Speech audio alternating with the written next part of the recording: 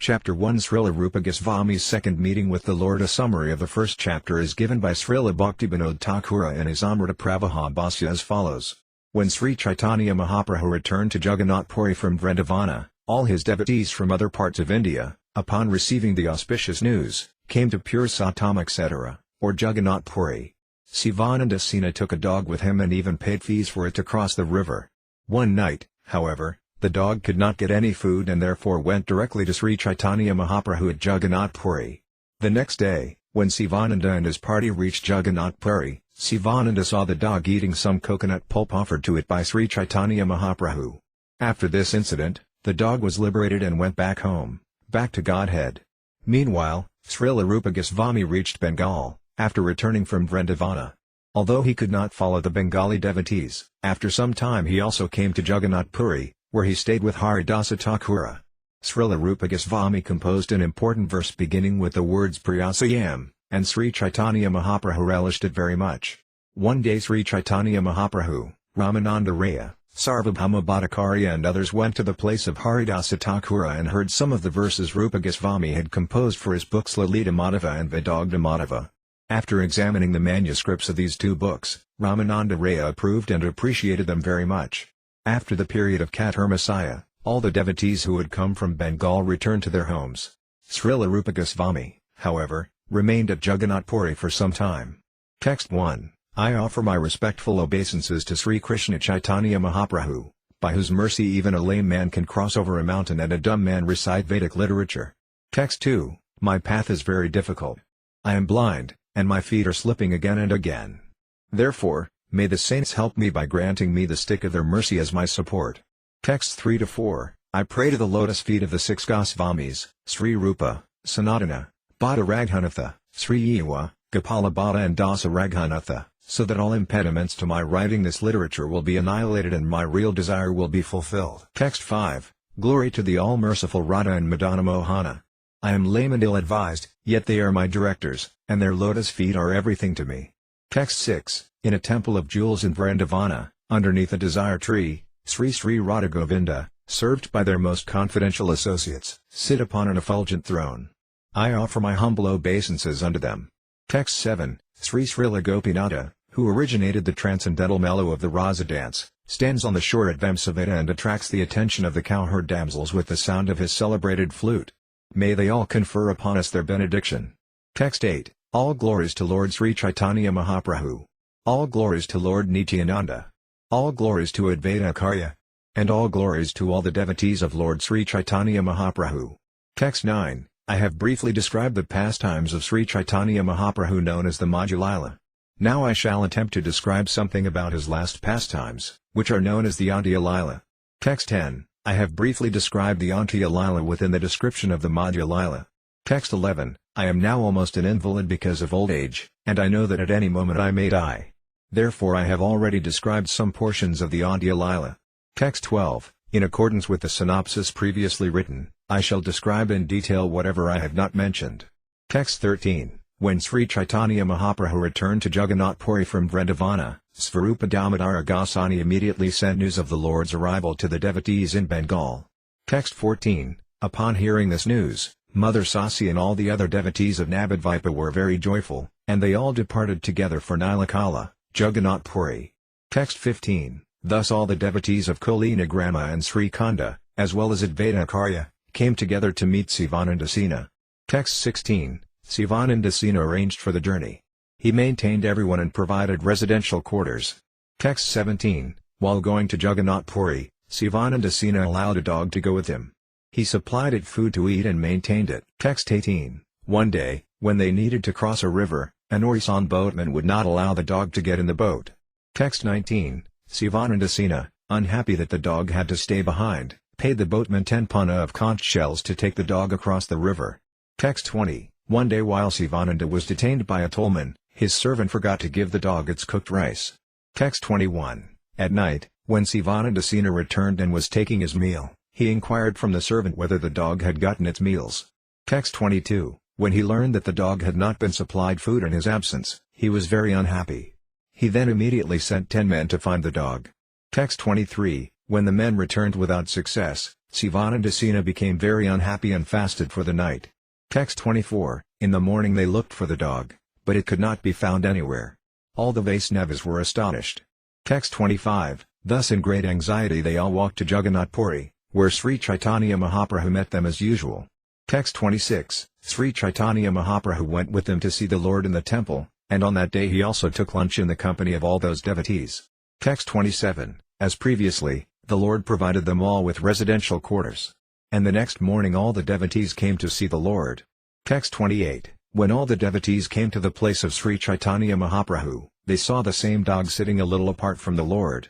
Text 29, furthermore, Sri Caitanya Mahaprabhu was throwing remnants of green coconut pulp to the dog.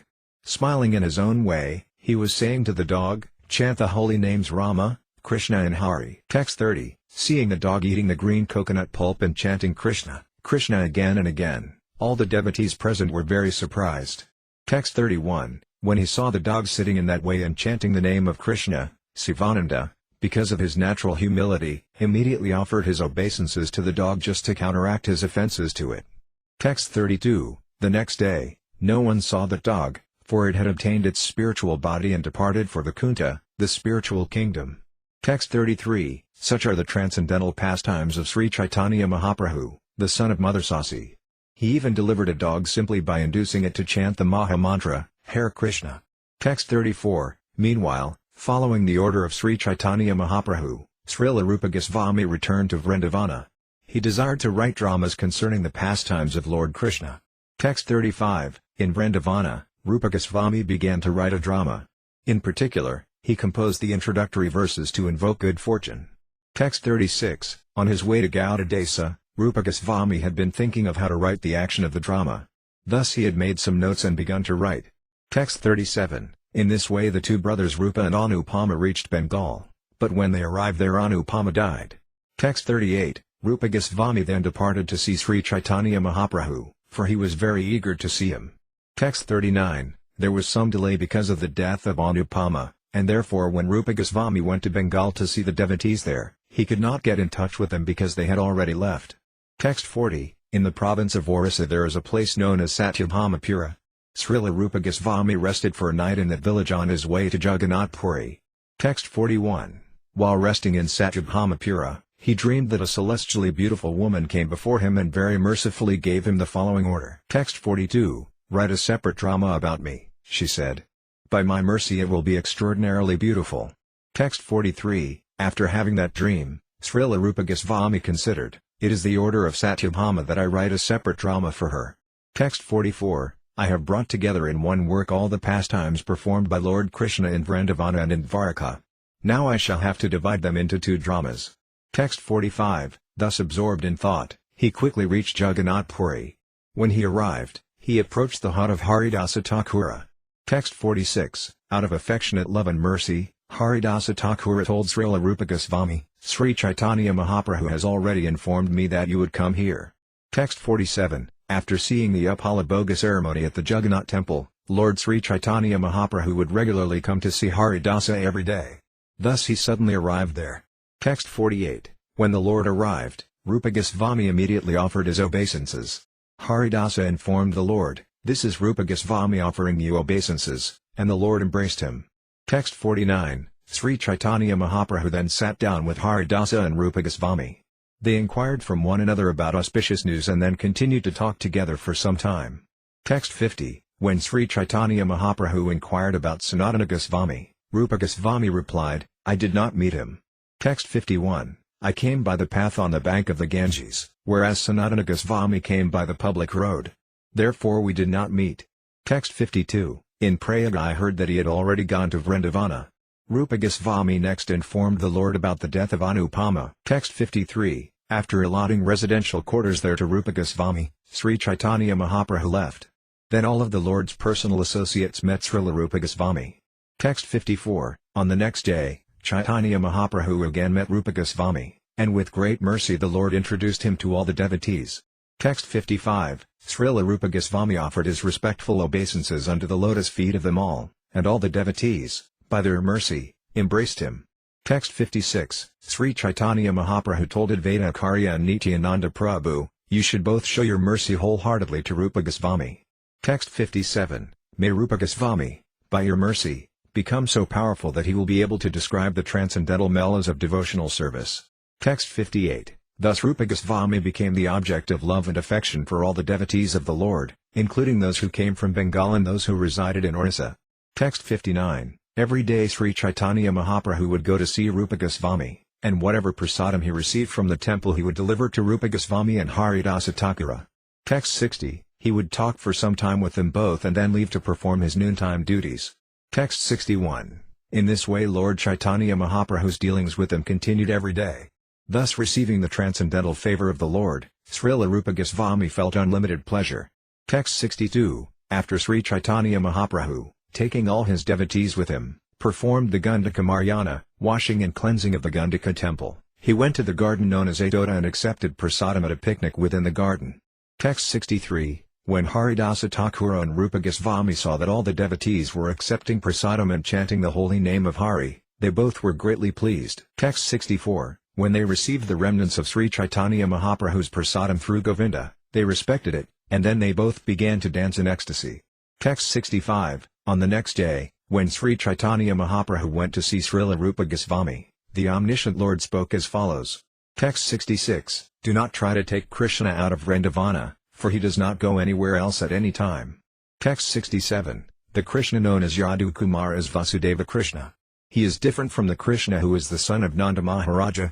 Yadu Kumara Krishna manifests his pastimes in the cities of Mathura and Dwaraka, but Krishna the son of Nanda Maharaja never at any time leaves Vrindavana. Text 68. After saying this, Caitanya Mahaprabhu went to perform his noontime duties, leaving Srila Rupa Goswami somewhat surprised.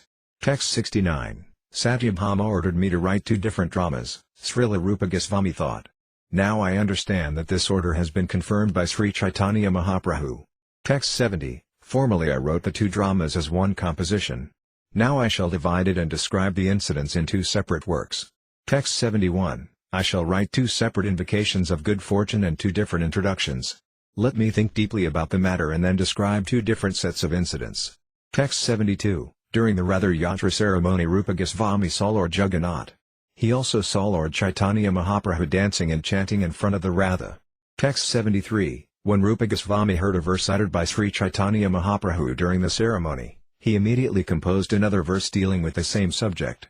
Text 74. I have already described all these incidents, but I still wish to add briefly something more. Text 75. Generally Sri Caitanya Mahaprabhu recited a verse while dancing and chanting before the Ratha, but no one knew why he was reciting that particular verse. Text 76. Only Svarupa Damodar Goswami knew the purpose for which the Lord recited that verse. According to the Lord's attitude, he used to quote other verses to enable the Lord to relish mellows.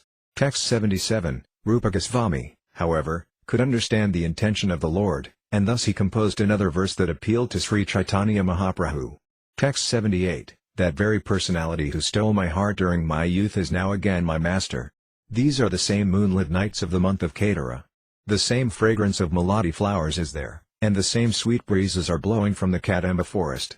In our intimate relationship, I am also the same lover, yet still my mind is not happy here. I am eager to go back to that place on the bank of the Riva under the Vedasi tree. That is my desire. Text 79. My dear friend, now I have met my very old and dear friend Krishna on this field of Kurukshetra. I am the same Radharani, and now we are meeting together. It is very pleasant, but I would still like to go to the bank of the Yamuna beneath the trees of the forest there. I wish to hear the vibration of his sweet flute playing the 5th note within that forest of Vrindavana. Text 80. After writing this verse on a palm leaf, Rupa Goswami put it somewhere in his thatched roof and went to bathe in the sea. Text 81. At that time, Sri Caitanya Mahaprabhu went there to meet him, and when he saw the leaf pushed into the roof and saw the verse, he began to read it. Text 82. After reading the verse, Sri Caitanya Mahaprabhu was overwhelmed by ecstatic love. At that very time, Rupa Goswami returned, having finished bathing in the sea. Text 83. Seeing the Lord, Sri Rupa Goswami fell flat in the courtyard to offer obeisances.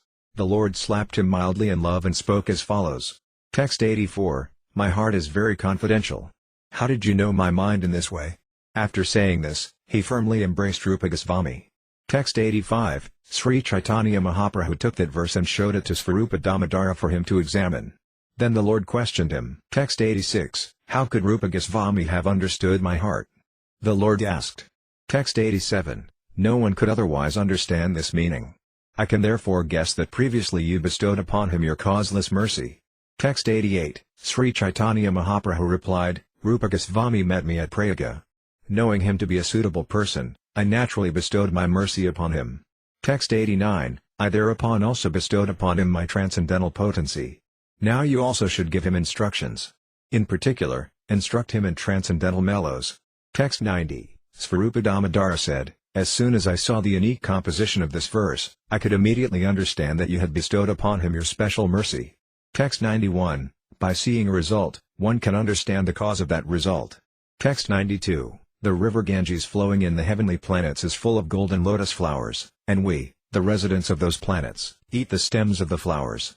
Thus we are very beautiful, more so than the inhabitants of any other planet. This is due to the law of cause and effect, for if one eats food in the mode of goodness, the mode of goodness increases the beauty of his body.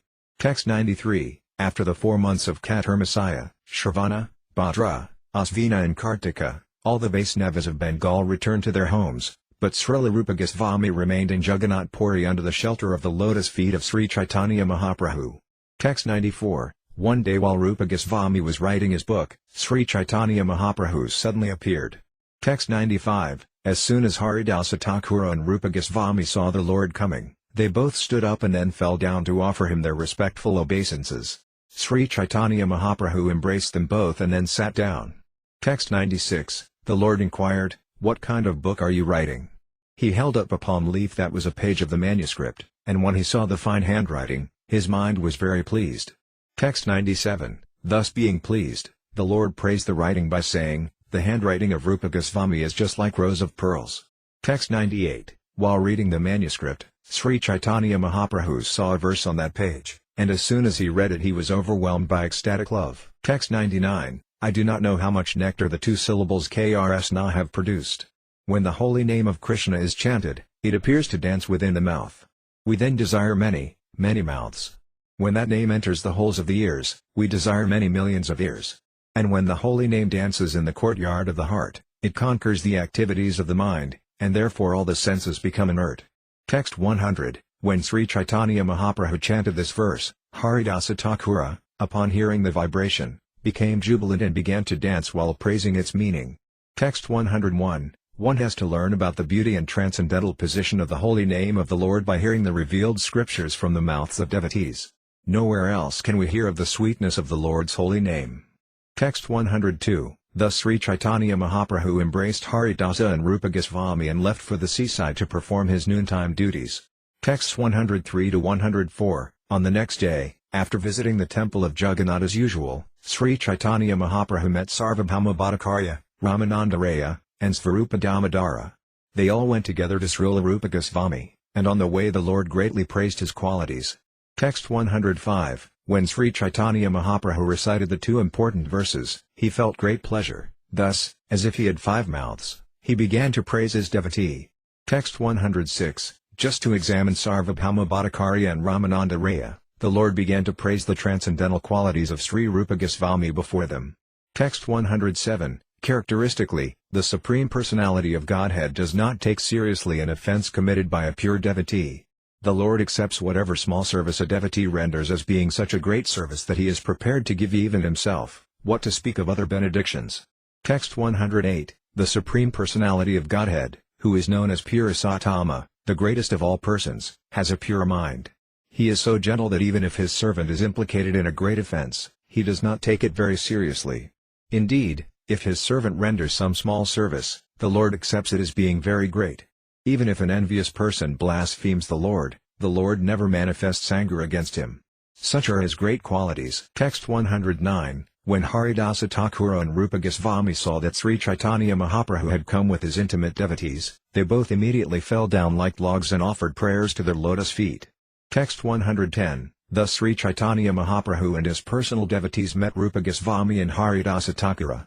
The Lord then sat down in an elevated place with his devotees. Text 111, Rupa Goswami and Haridasa Thakura sat at the foot of the elevated place where Sri Caitanya Mahaprabhu was sitting. Although everyone asked them to sit on the same level as the Lord and his associates, they did not do so. Text 112. When Sri Caitanya Mahaprabhu ordered Rupa Goswami to read the verse they had previously heard, Rupa Goswami, because of great shyness, did not read it but instead remained silent. Text 113. Then Svarupa Damodar Goswami recited the verse, and when all the devotees heard it, their minds were struck with wonder. Text 114. My dear friend, now I have met my very old and dear friend Krishna on this field of Kurukshetra. I am the same Radharani, and now we are meeting together. It is very pleasant, but I would still like to go to the bank of the Yamuna beneath the trees of the forest there. I wish to hear the vibration of his sweet flute playing the fifth note within that forest of Vrindavana. Text 115. After hearing this verse, Ramananda Raya and Sarvabhauma Bhattacharya said to Caitanya Mahaprabhu, without your special mercy, how could this Rupa Goswami have understood your mind? Text 116. Srila Ramananda Raya said that previously Sri Caitanya Mahaprabhu had empowered his heart so that he could express elevated and conclusive statements to which even Lord Brahma has no access. Text 117. Had you not previously bestowed your mercy on him, they said, it would not have been possible for him to express your internal feelings. Text 118. Then Sri Caitanya Mahaprabhu said, my dear Rupa, please recite that verse from your drama which, upon being heard, makes all people's unhappiness and lamentation go away. Text 119. When the Lord persisted in asking this again and again, Rupa Goswami recited that verse, as follows. Text 120. I do not know how much nectar the two syllables Krishna have produced. When the holy name of Krishna is chanted, it appears to dance within the mouth. We then desire many, many mouths. When that name enters the holes of the ears, we desire many millions of ears. And when the holy name dances in the courtyard of the heart, it conquers the activities of the mind, and therefore all the senses become inert. Text 121. When all the devotees of Sri Caitanya Mahaprabhu, especially Sri Ramananda Raya, heard this verse, they were all filled with transcendental bliss and were struck with wonder. Text 122. Everyone admitted that although they had heard many statements glorifying the holy name of the Lord, they had never heard such sweet descriptions as those of Rupa Goswami. Text 123. Ramananda Raya inquired, what kind of drama are you writing? We can understand that it is a mine of conclusive statements. Text 124. Svarupa Damodar replied for Srila Rupa Goswami. He wanted to compose a drama about the pastimes of Lord Krishna. He planned to describe in one book both the pastimes of Vrindavana and those of Dvaraka and Mathura. Text 125. He began it in that way, but now, following the order of Sri Caitanya Mahaprabhu, he has divided it in two and is writing two plays, one concerning the pastimes of Mathura and Dvaraka and the other concerning the pastimes of Vrindavana. Text 126. The two plays are called Vidagdha Madhava and Lalita Madhava. Both of them wonderfully describe ecstatic emotional love of God. Text 127. Ramananda Raya said, please recite the introductory verse of the Vidagdha Madhava so that I can hear and examine it. Thus Sri Rupa Goswami, being ordered by Sri Caitanya Mahaprabhu, recited the verse, 1.1. Text 128. May the pastimes of Sri Krishna reduce the miseries existing in the material world and nullify all unwanted desires. The pastimes of the Supreme Personality of Godhead are like sikarini, a blend of yogurt and sugar candy. They overpower the pride of even the nectar produced on the moon, for they distribute the sweet fragrance of the concentrated loving affairs of Srimati Radharani and the Gopas. Text 129. Ramananda Raya said, now please recite the description of the glories of your worshipable deity. Rupa Goswami, however, hesitated due to embarrassment because Sri Caitanya Mahaprabhu was present. Text 130. The Lord, however, encouraged Rupa Goswami, saying, why are you embarrassed? You should recite it so the devotees can hear the good fruit of your writing. Text 131. When Rupa Goswami thus recited his verse, Caitanya Mahaprabhu disapproved of it because it described his personal glories. He expressed the opinion that it was an exaggerated explanation. Text 132. May the Supreme Lord who is known as the Son of Srimati Sasadevi be transcendentally situated in the innermost core of your heart. Resplendent with the radiance of molten gold, he has descended in the age of Kali by his causeless mercy to bestow what no incarnation has ever offered before, the most elevated mellow of devotional service, the mellow of conjugal love. Text 133. All the devotees present so greatly appreciated this verse that they expressed their gratitude to Sri Rupa Goswami for his transcendental recitation. Text 134. Ramananda Raya inquired, how have you introduced the assembly of the players? Text 135. When the entrance of the actors is set in motion by the arrival of a suitable time, the entrance is called pravartika. Text 136. Springtime had arrived, and the full moon of that season inspired the Supreme Personality of Godhead, who is complete in everything, with new attraction to meet the beautiful Srimati Radharani at night to increase the beauty of their pastimes. Text 137. Ramananda Raya said, "Please recite the Prarakana portion so that I may hear and examine it." Text 138. The devotees now present are constantly thinking of the Supreme Lord and are therefore highly advanced. This work named Vidagdha Madhava depicts the characteristic pastimes of Lord Krishna with decorations of poetic ornaments. And the inner grounds of the forest of Vrindavana provide a suitable platform for the dancing of Krishna with the gopis. Therefore I think that the pious activities of persons like us, who have tried to advance in devotional service, have now attained maturity. Text 139. O learned devotees, I am by nature ignorant and low, yet even though it is for me that the Vidagdha Madhava has come, it is filled with descriptions of the transcendental attributes of the Supreme Personality of Godhead. Therefore, will not such a literature bring about the attainment of the highest goal of life? Although its wood may be ignited by a low-class man, fire can nevertheless purify gold. Similarly, although I am very low by nature, this book may help cleanse the dirt from within the hearts of the golden devotees. Text 140. Then Ramananda Raya inquired from Rupa Goswami about the causes of the loving affairs between Krishna and the gopis, such as previous attachment, transformations of love, endeavors for love, and exchanges of letters disclosing the gopis' awakening love for Krishna. Text 141. Srila Rupa Goswami gradually informed Ramananda Raya about everything he asked. Hearing his explanations, all the devotees of Sri Caitanya Mahaprabhu were struck with wonder. Text 142. Experiencing previous attachment to Krishna, Purvaraga, Srimati Radharani thought, since I have heard the name of a person called Krishna, I have practically lost my good sense. Then, there is another person who plays his flute in such a way that after I hear the vibration, intense madness arises in my heart. And again there is still another person to whom my mind becomes attached when I see his beautiful lightning-like effulgence in his picture. Therefore I think that I am greatly condemned, for I have become simultaneously attached to three persons. It would be better for me to die because of this. Text 143. My dear friend, these palpitations of Srimati Radharani's heart are extremely difficult to cure. Even if one applied some medical treatment, it would only end in defamation. Text 144. O dearly beautiful one, the artistic loveliness of your picture is now impressed within my mind. Since you are now living within my mind, wherever I wish to run because I am agitated by impressions of you, I find that you, O my friend, are blocking my way. Text 145. Upon seeing peacock feathers in front of her, this girl suddenly begins trembling. When she sometimes sees a necklace of gunja, small conch shells, she sheds tears and cries loudly. I do not know what kind of new ecstatic influence has entered the heart of this poor girl. It has imbued her with the dancing attitude of a player creating wonderful, unprecedented dances on a stage. Text 146. Srimati Radharani said to her constant companion Visakha, my dear friend, if Krishna is unkind to me, there will be no need for you to cry, for it will not be due to any fault of yours. I shall then have to die, but afterwards please do one thing for me, to observe my funeral ceremony. Place my body with its arms embracing a tamala tree like creepers so that I may remain forever in Vrindavana undisturbed. That is my last request. Text 147. Ramananda Raya inquired, what are the characteristics of emotional love?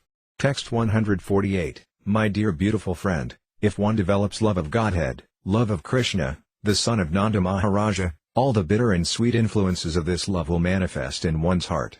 Such love of Godhead acts in two ways. The poisonous effects of love of Godhead defeat the severe and fresh poison of the serpent.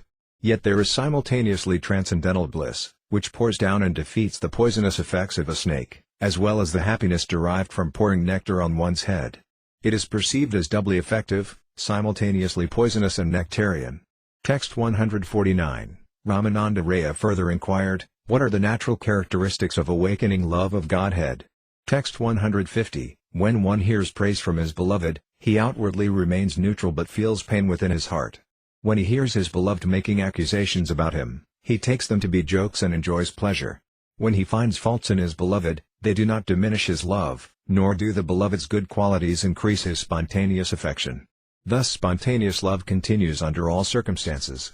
That is how spontaneous love of Godhead acts within a heart. Text 151. Upon hearing of my cruelty, moon-faced Radharani may establish some kind of tolerance in her aggrieved heart. But then she might turn against me. Or, indeed, being fearful of the lusty desires invoked by the bow of formidable Cupid, she might even give up her life. Alas! I have foolishly uprooted the soft creeper of her desire just when it was ready to bear fruit. Text 152, desiring the happiness of his association and embraces, my dear friend, I disregarded even my superiors and relaxed my shyness and gravity before them. Furthermore, although you are my best friend, more dear to me than my own life, I have given you so much trouble. Indeed, I even put aside the vow of dedication to my husband, a vow kept by the most elevated women. Oh, alas! Although he is now neglecting me, I am so sinful that I am still living. Therefore I must condemn my so-called patience. Text 153, I was engaged in my own playful activities in my home, and because of my childish innocence I did not know right from wrong. Therefore, is it good for you to have forced us into being so much attracted to you and then to have neglected us? Now you are indifferent to us. Do you think this is right? Text 154, our hearts are so polluted by miserable conditions that we are certainly going to Pluto's kingdom. Nevertheless, Krishna does not give up his beautiful loving smiling, which is full of cheating tricks. O Srimati Radharani, you are very intelligent. How could you have developed such great loving affection for this deceitful debauchee from the neighborhood of the cowherds? Text 155, O Lord Krishna, you are just like an ocean. The river of Srimati Radharani has reached you from a long distance, leaving far behind the tree of her husband, breaking through the bridge of social convention, and forcibly crossing the hills of elder relatives. Coming here because of fresh feelings of love for you, that river has now received your shelter, but now you are trying to turn her back by the waves of unfavorable words. How is it that you are spreading this attitude? Text 156, Srila Ramananda Raya further inquired, how have you described Vrindavana, the vibration of the transcendental flute, and the relationship between Krishna and Radhika? Text 157, please tell me all this, for your poetic ability is wonderful. After offering obeisances to Ramananda Raya, Rupa Goswami gradually began answering his inquiries. Text 158, the sweet, fragrant honey oozing from newly grown mango buds is again and again attracting groups of bumblebees, and this forest is trembling in the softly moving breezes from the Malaya hills, which are full of sandalwood trees. Thus the forest of Vrindavana is increasing my transcendental pleasure. Text 159, my dear friend, see how this forest of Vrindavana is full of transcendental creepers and trees. The tops of the creepers are full of flowers, and intoxicated bumblebees are buzzing around them, humming songs that please the ear and surpass even the Vedic hymns. Text 160, my dear friend, this forest of Vrindavana is giving great pleasure to our senses in various ways. Somewhere bumblebees are singing in groups, and in some places mild breezes are cooling the entire atmosphere. Somewhere the creepers and tree twigs are dancing, the malika flowers are expanding their fragrance, and an overabundance of juice is constantly flowing in showers from pomegranate fruits. Text 161, the flute of Krishna's pastimes measures 3 fingers in length, and it is bedecked with Indranila gems. At the ends of the flute are Aruna gems, rubies, glittering beautifully, and between its ends the flute is plated with gold set ablaze by diamonds. This auspicious flute, pleasing to Krishna, is glittering in his hand with transcendental brilliance. Text 162, my dear friend the flute, it appears that you have been born of a very good family, for your residence is in the hands of Sri Krishna. By birth you are simple and are not at all crooked. Why then have you taken initiation into this dangerous mantra that enchants the assembled gopas? Text 163, my dear friend the flute, you are actually full of many holes or faults. You are light, hard, juiceless and full of knots. But what kind of pious activities have engaged you in the service of being kissed by the Lord and embraced by his hands? Text 164, the transcendental vibration of Krishna's flute blocked the movements of the rain clouds, struck the Gandharvas full of wonder, and agitated the meditation of great saintly persons like Sanaka and Sanandana. It created wonder in Lord Brahma, wrought intense curiosity that agitated the mind of Bali Maharaja, who was otherwise firmly fixed, made Maharaja Ananta, the carrier of the planets, whirl around, and penetrated the strong coverings of the universe. Thus the sound of the flute in the hands of Krishna created a wonderful situation. Text 165, the beauty of Krishna's eyes surpasses the beauty of white lotus flowers, his yellow garments surpass the brilliance of fresh decorations of kumkuma, his ornaments of selected forest flowers subdue the hankering for the best of garments, and his bodily beauty possesses mind-attracting splendor greater than the jewels known as Marakattamani, emeralds. Text 166, O most beautiful friend, Please accept the Supreme Personality of Godhead, who is standing before you full of transcendental bliss. The borders of his eyes roam from side to side, and his eyebrows move slowly like bumblebees on his lotus-like face. Standing with his right foot placed below the knee of his left leg, the middle of his body curved in 3 places, and his neck gracefully tilted to the side, he takes his flute to his pursed lips and moves his fingers upon it here and there. Text 167, O beautiful-faced one, who is this creative person standing before us? With the sharp chisels of his loving glances, he is splitting the hard stones of many women's devotion to their husbands.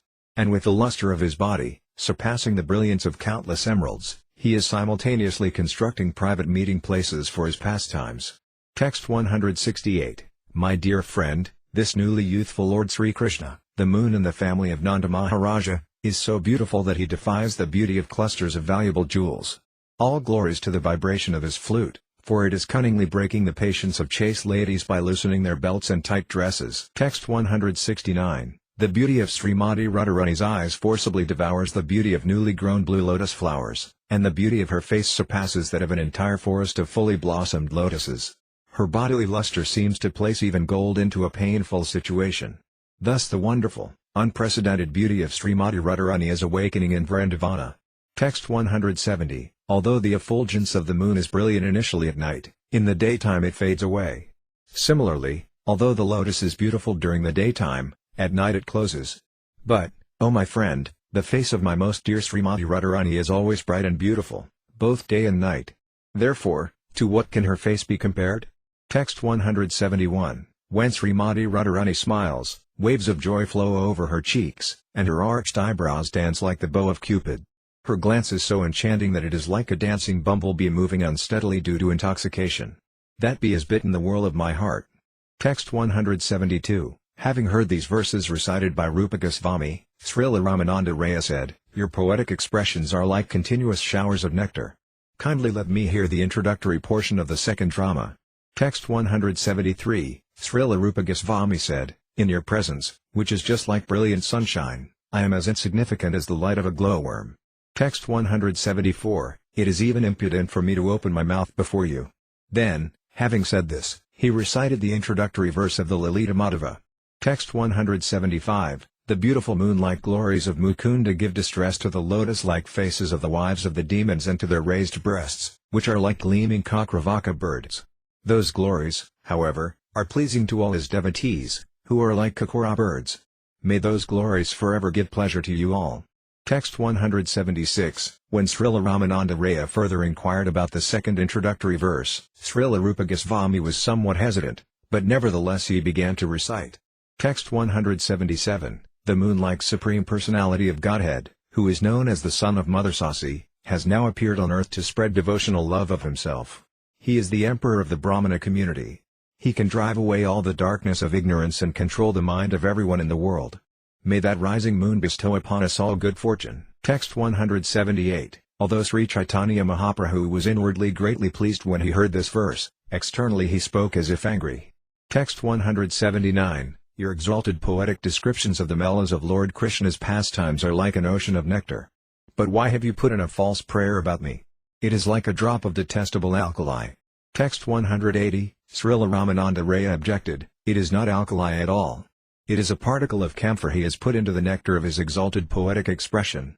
Text 181, Sri Caitanya Mahaprabhu said, My dear Ramananda Raya, you are jubilant at hearing these poetic expressions, but I am ashamed to hear them, for people in general will joke about the subject of this verse. Text 182, Ramananda Raya said, Instead of joking, people in general will feel great pleasure in hearing such poetry, for the initial remembrance of the worshipable deity invokes good fortune. Text 183, Ramananda Raya inquired, By which subdivision of style do the players enter? Rupa Goswami then began to speak specifically about this subject. Text 184, While dancing on the stage after having killed the ruler of uncivilized men, Kamsa, Lord Krishna, master of all arts, will at the proper time accept the hand of Srimati Radharani, who is qualified with all transcendental attributes. Text 185, This introduction is technically called Uchatyaka, and the whole scene is called Vithi. You are so expert in dramatic expression that each of my statements before you is like a wave from an ocean of impudence. Text 186, To explain an unclear word, Men generally join it with other words. Such an attempt is called uchatyaka. Text 187. When Ramananda Raya requested Srila Rupa Goswami to speak further about various portions of the play, Srila Rupa Goswami briefly quoted his Lalita Madhava. Text 188. The dust from cows and calves on the road creates a kind of darkness indicating that Krishna is returning home from the pasture. Also, the darkness of evening provokes the Gopas to meet Krishna. Thus the pastimes of Krishna and the Gopas are covered by a kind of transcendental darkness and are therefore impossible for ordinary scholars of the Vedas to see. Text 189. May the sweet sound of Lord Krishna's flute, his authorized messenger, be glorified, for it expertly releases Srimati Radharani from her shyness and attracts her from her home to the forest. Text 190. My dear friend, who is this fearless young man? He is as bright as a lightning cloud, and he wanders in his pastimes like a maddened elephant. From where has he come to Vrindavana? Alas, by his restless movements and attractive glances he is plundering from the vault of my heart the treasure of my patience. Text 191. Srimati Radharani is the Ganges in which the elephant of my mind enjoys pastimes. She is the shining of the full autumn moon for the kakura birds of my eyes. She is the dazzling ornament, the bright and beautiful arrangement of stars, on the border of the sky of my chest. Now today I have gained Srimati Radharani because of the highly elevated state of my mind. Text 192. After hearing this, Srila Ramananda Raya submitted at the lotus feet of Sri Caitanya Mahaprabhu the super excellence of Srila Rupa Goswami's poetic expression and began to praise it as if he had thousands of mouths. Text 193. Srila Ramananda Raya said, "This is not a poetic presentation, it is a continuous shower of nectar. Indeed, it is the essence of all ultimate realizations, appearing in the form of plays." Text 194. The wonderful descriptions of Rupa Goswami are superb arrangements to express loving affairs. Hearing them will plunge the heart and ears of everyone into a whirlpool of transcendental bliss. Text 195. What is the use of a bowman's arrow or a poet's poetry if they penetrate the heart but do not cause the head to spin? Text 196. Without your mercy such poetic expressions would be impossible for an ordinary living being to write. My guess is that you have given him the power. Text 197. Sri Caitanya Mahaprabhu replied, I met Srila Rupa Goswami at Prayaga. He attracted and satisfied me because of his qualities. Text 198. Sri Caitanya Mahaprabhu praised the metaphors and other literary ornaments of Srila Rupa Goswami's transcendental poetry. Without such poetic attributes, he said, there is no possibility of preaching transcendental mellows. Text 199. Sri Caitanya Mahaprabhu requested all his personal associates to bless Rupa Goswami so that he might continuously describe the pastimes of Vrindavana, which are full of emotional love of Godhead. Text 200. Sri Caitanya Mahaprabhu said, Srila Rupa Goswami's elder brother, whose name is Sanatana Goswami, is such a wise and learned scholar that no one is equal to him. Text 201. Sri Caitanya Mahaprabhu told Ramananda Raya, Sanatana Goswami's renunciation of material connections is just like yours. Humility, renunciation and excellent learning exist in him simultaneously. Text 202. I empowered both of these brothers to go to Vrindavana to expand the literature of bhakti. Text 203. Srila Ramananda Raya replied to Sri Caitanya Mahaprabhu, My Lord, you are the Supreme Personality of Godhead. If you like, you can cause even a wooden doll to dance. Text 204. I see that the truths regarding transcendental mellows that you expounded through my mouth are all explained in the writings of Srila Rupa Goswami. Text 205. Because of your causeless mercy toward your devotees, you want to describe the transcendental pastimes in Vrindavana. Anyone empowered to do this can bring the entire world under your influence. Text 206. Sri Caitanya Mahaprabhu then embraced Rupa Goswami and asked him to offer prayers at the lotus feet of all the devotees present. Text 207. Advaita Acharya, Nityananda Prabhu and all the other devotees showed their causeless mercy to Rupa Goswami by embracing him in return. Text 208. Seeing Sri Caitanya Mahaprabhu's special mercy towards Srila Rupa Goswami and seeing his personal qualities, all the devotees were struck with wonder. Text 209. Then, when Sri Caitanya Mahaprabhu left with all of his devotees, Haridasa Thakura also embraced Srila Rupa Goswami. Text 210. Haridasa Thakura told him, There is no limit to your good fortune. No one can understand the glories of what you have described. Text 211. Sri Rupa Goswami said, I do not know anything. The only transcendental words I can utter are those which Sri Caitanya Mahaprabhu makes me speak. Text 212. Although I am the lowest of men and have no knowledge, the Lord has mercifully bestowed upon me the inspiration to write transcendental literature about devotional service. Therefore I offer my obeisances at the lotus feet of Sri Caitanya Mahaprabhu, the Supreme Personality of Godhead, who has given me the chance to write these books. Text 213. In this way Srila Rupa Goswami passed his time in close association with Haridasa Thakura by discussing the pastimes of Lord Krishna in great happiness. Text 214. All the devotees of Sri Caitanya Mahaprabhu thus spent 4 months with him.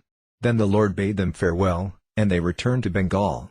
Text 215. Srila Rupa Goswami, however, stayed at the lotus feet of Sri Caitanya Mahaprabhu, and when the Dola Yatra festival took place, he saw it in great happiness with the Lord. Text 216. After the Dola Yatra festival ended, Sri Caitanya Mahaprabhu bade farewell to Rupa Goswami also. The Lord empowered him and bestowed upon him all kinds of mercy. Text 217. Now go to Vrindavana and stay there, the Lord said. You may send here your elder brother, Sanatana. Text 218. When you go to Vrindavana, stay there, preach transcendental literature and excavate the lost holy places. Text 219. Establish the service of Lord Krishna and preach the melas of Lord Krishna's devotional service. I shall also go to Vrindavana once more. Text 220. Having thus spoken, Sri Caitanya Mahaprabhu embraced Rupa Goswami, who then placed the lotus feet of the Lord upon his head.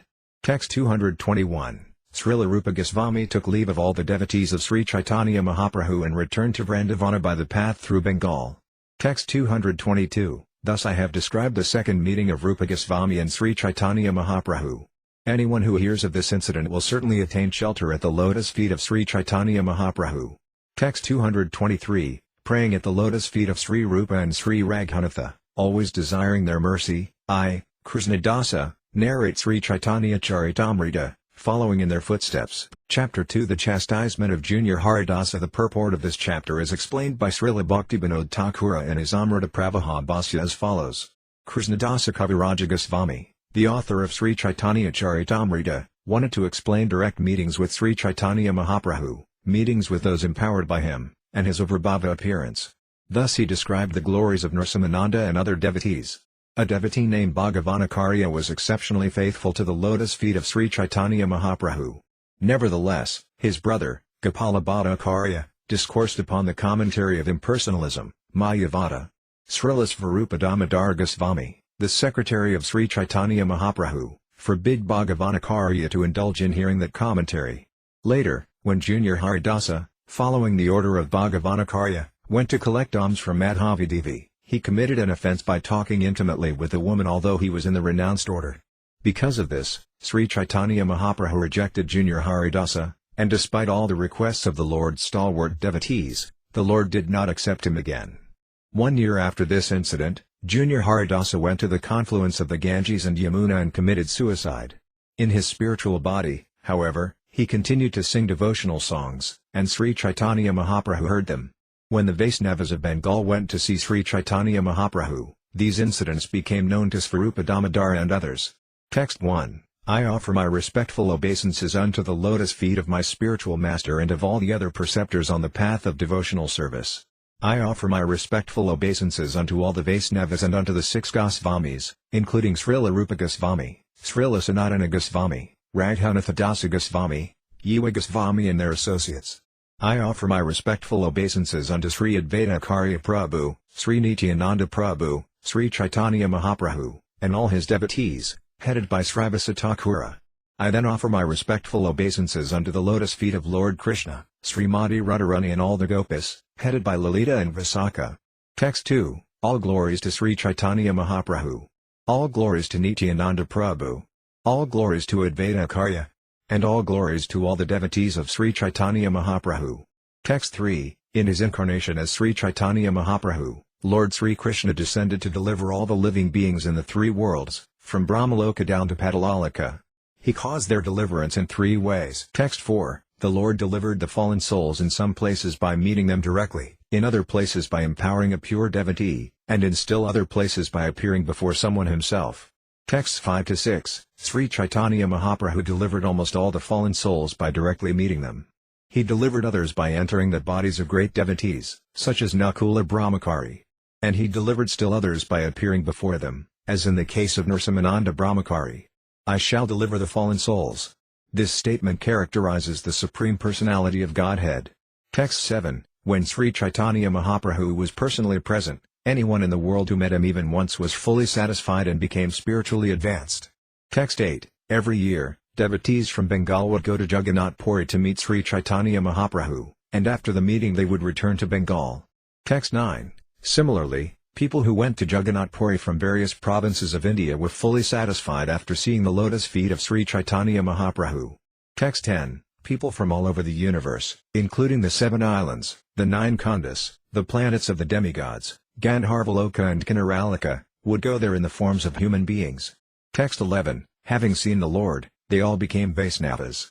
Thus in ecstatic love of Godhead they chanted the Hare Krishna mantra and danced. Text 12. Thus by direct meetings, Sri Caitanya Mahaprabhu delivered the 3 worlds. Some people, however, were entangled in material activities and could not go. Text 13. To deliver people in regions throughout the universe who could not meet him, Sri Caitanya Mahaprabhu personally entered the bodies of pure devotees. Text 14. Thus he empowered living beings, his pure devotees, by manifesting in them so much of his own devotion that people in all other countries became devotees by seeing them.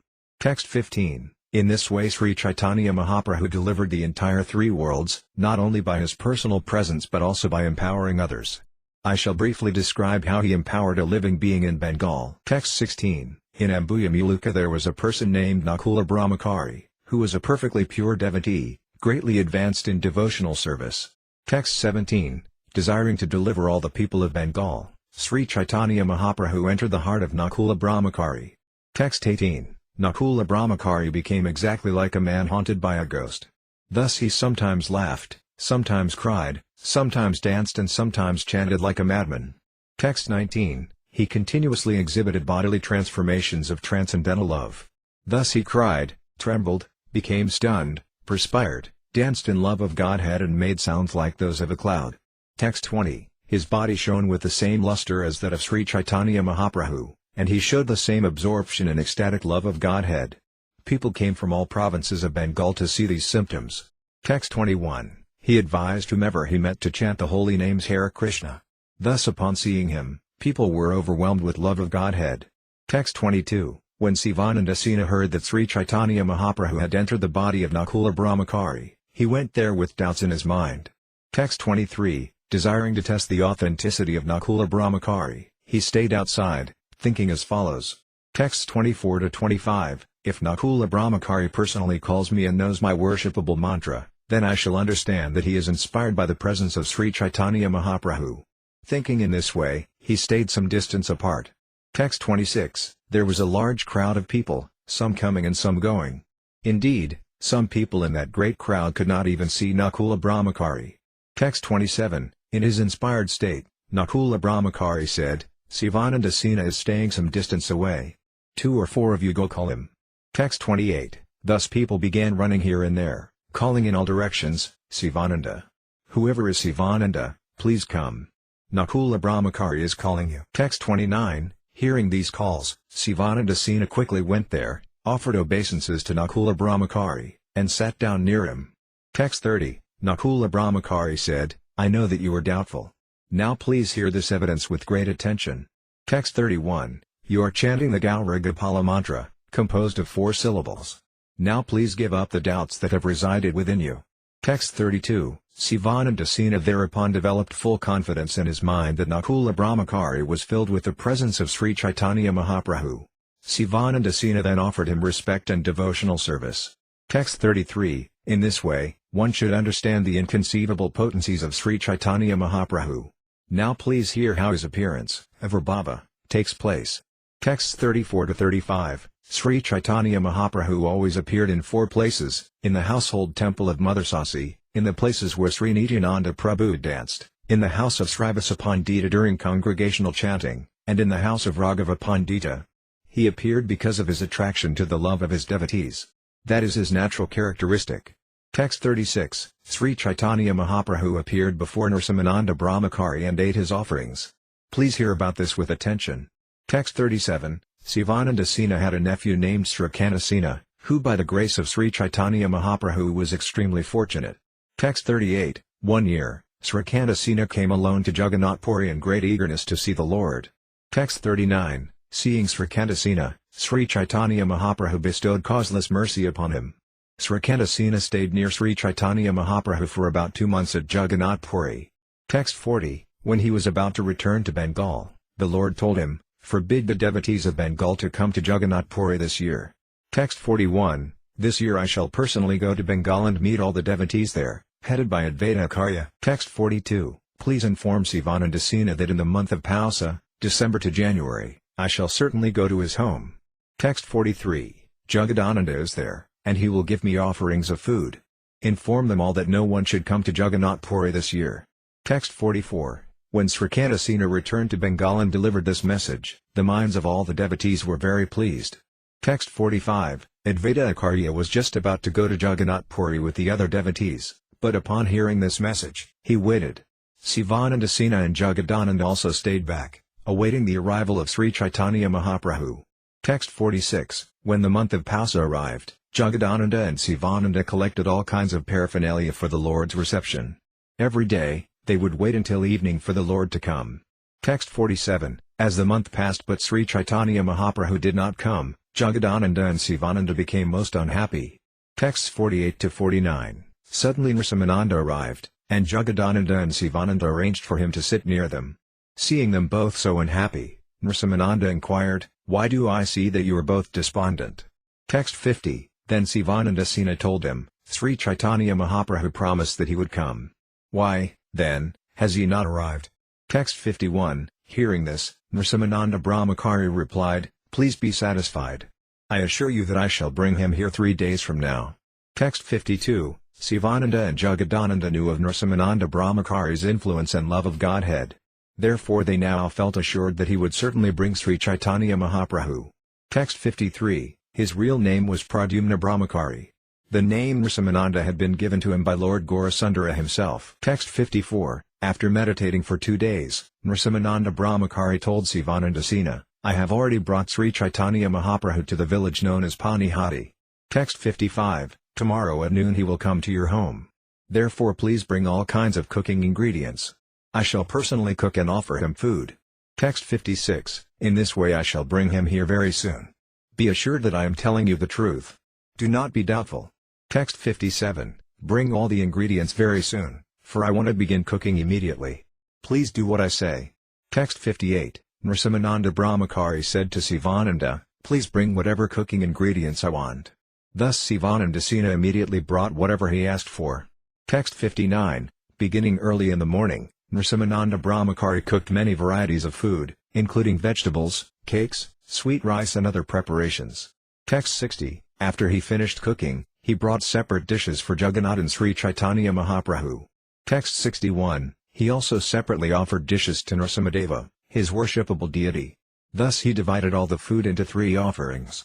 Then, outside the temple, he began to meditate upon the Lord. Text 62, in his meditation he saw Sri Caitanya Mahaprabhu quickly come, sit down and eat all 3 offerings, leaving behind no remnants. Text 63, Pradyumna Brahmachari was overwhelmed by transcendental ecstasy upon seeing Caitanya Mahaprabhu eating everything. Thus tears flowed from his eyes. Nevertheless, he expressed dismay, saying, "Alas, alas! My dear Lord, what are you doing? You are eating everyone's food." Text 64, my dear Lord, you are one with Jagannath, therefore I have no objection to your eating his offering. But why are you touching the offering for Lord Nrsimhadeva? Text 65, I think that Nrsimhadeva could not eat anything today, and therefore he is fasting. If the master fasts, how can the servant live? Text 66, although Nrsimha Brahmachari felt jubilation within his heart to see Sri Caitanya Mahaprabhu eating everything, for the sake of Lord Nrsimhadeva he externally expressed disappointment. Text 67, Sri Caitanya Mahaprabhu is the Supreme Personality of Godhead himself. Therefore there is no difference between him, Lord Jagannath, and Lord Nrsimhadeva. Text 68, Pradyumna Brahmachari was deeply eager to understand this fact.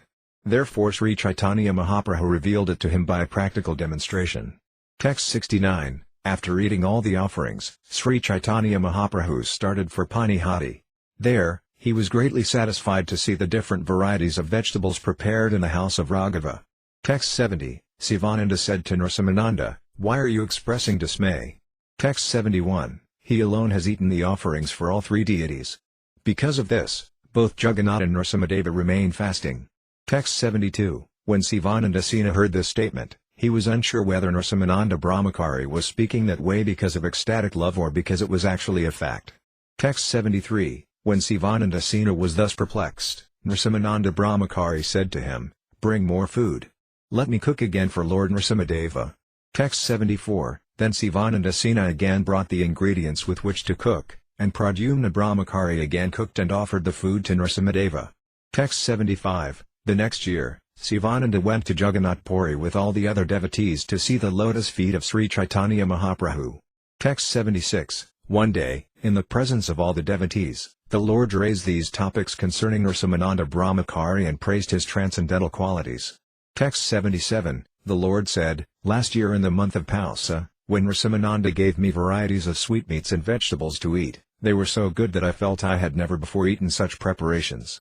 Text 78. Hearing this, all the devotees were struck with wonder, and Sivananda became confident that the incident was true. Text 79. In this way Sri Caitanya Mahaprabhu used to eat at the temple of Sasamata every day and also visit the house of Srivasa Thakura when Kirtana was performed. Text 80. Similarly, he was always present when Nityananda Prabhu danced, and he regularly appeared at the house of Raghava. Text 81. Lord Gaurasundara is greatly influenced by the love of his devotees. Therefore wherever there is pure devotion to the Lord himself, subdued by such love, appears, and his devotees see him. Text 82. Influenced by the loving affairs of Sivananda Sena, Sri Caitanya Mahaprabhu came again and again. Therefore who can estimate the limits of his love? Text 83. Thus I have described the appearance of Sri Caitanya Mahaprabhu. Anyone who hears about these incidents can understand the transcendental opulence of the Lord. Text 84. At Jagannath Puri, in the association of Sri Caitanya Mahaprabhu, lived Bhagavanacharya, who was certainly a gentleman, a learned scholar and a great devotee. Text 85. He was fully absorbed in thoughts of fraternal relationships with God. He was an incarnation of a cowherd boy, and thus his dealings with Svarupa Damodar Goswami were very friendly. Text 86. He sought the shelter of Sri Caitanya Mahaprabhu's lotus feet with full surrender. Sometimes he would invite the Lord to dine at his home. Text 87. Bhagavanacharya prepared varieties of rice and vegetables at home and brought the Lord there alone to eat.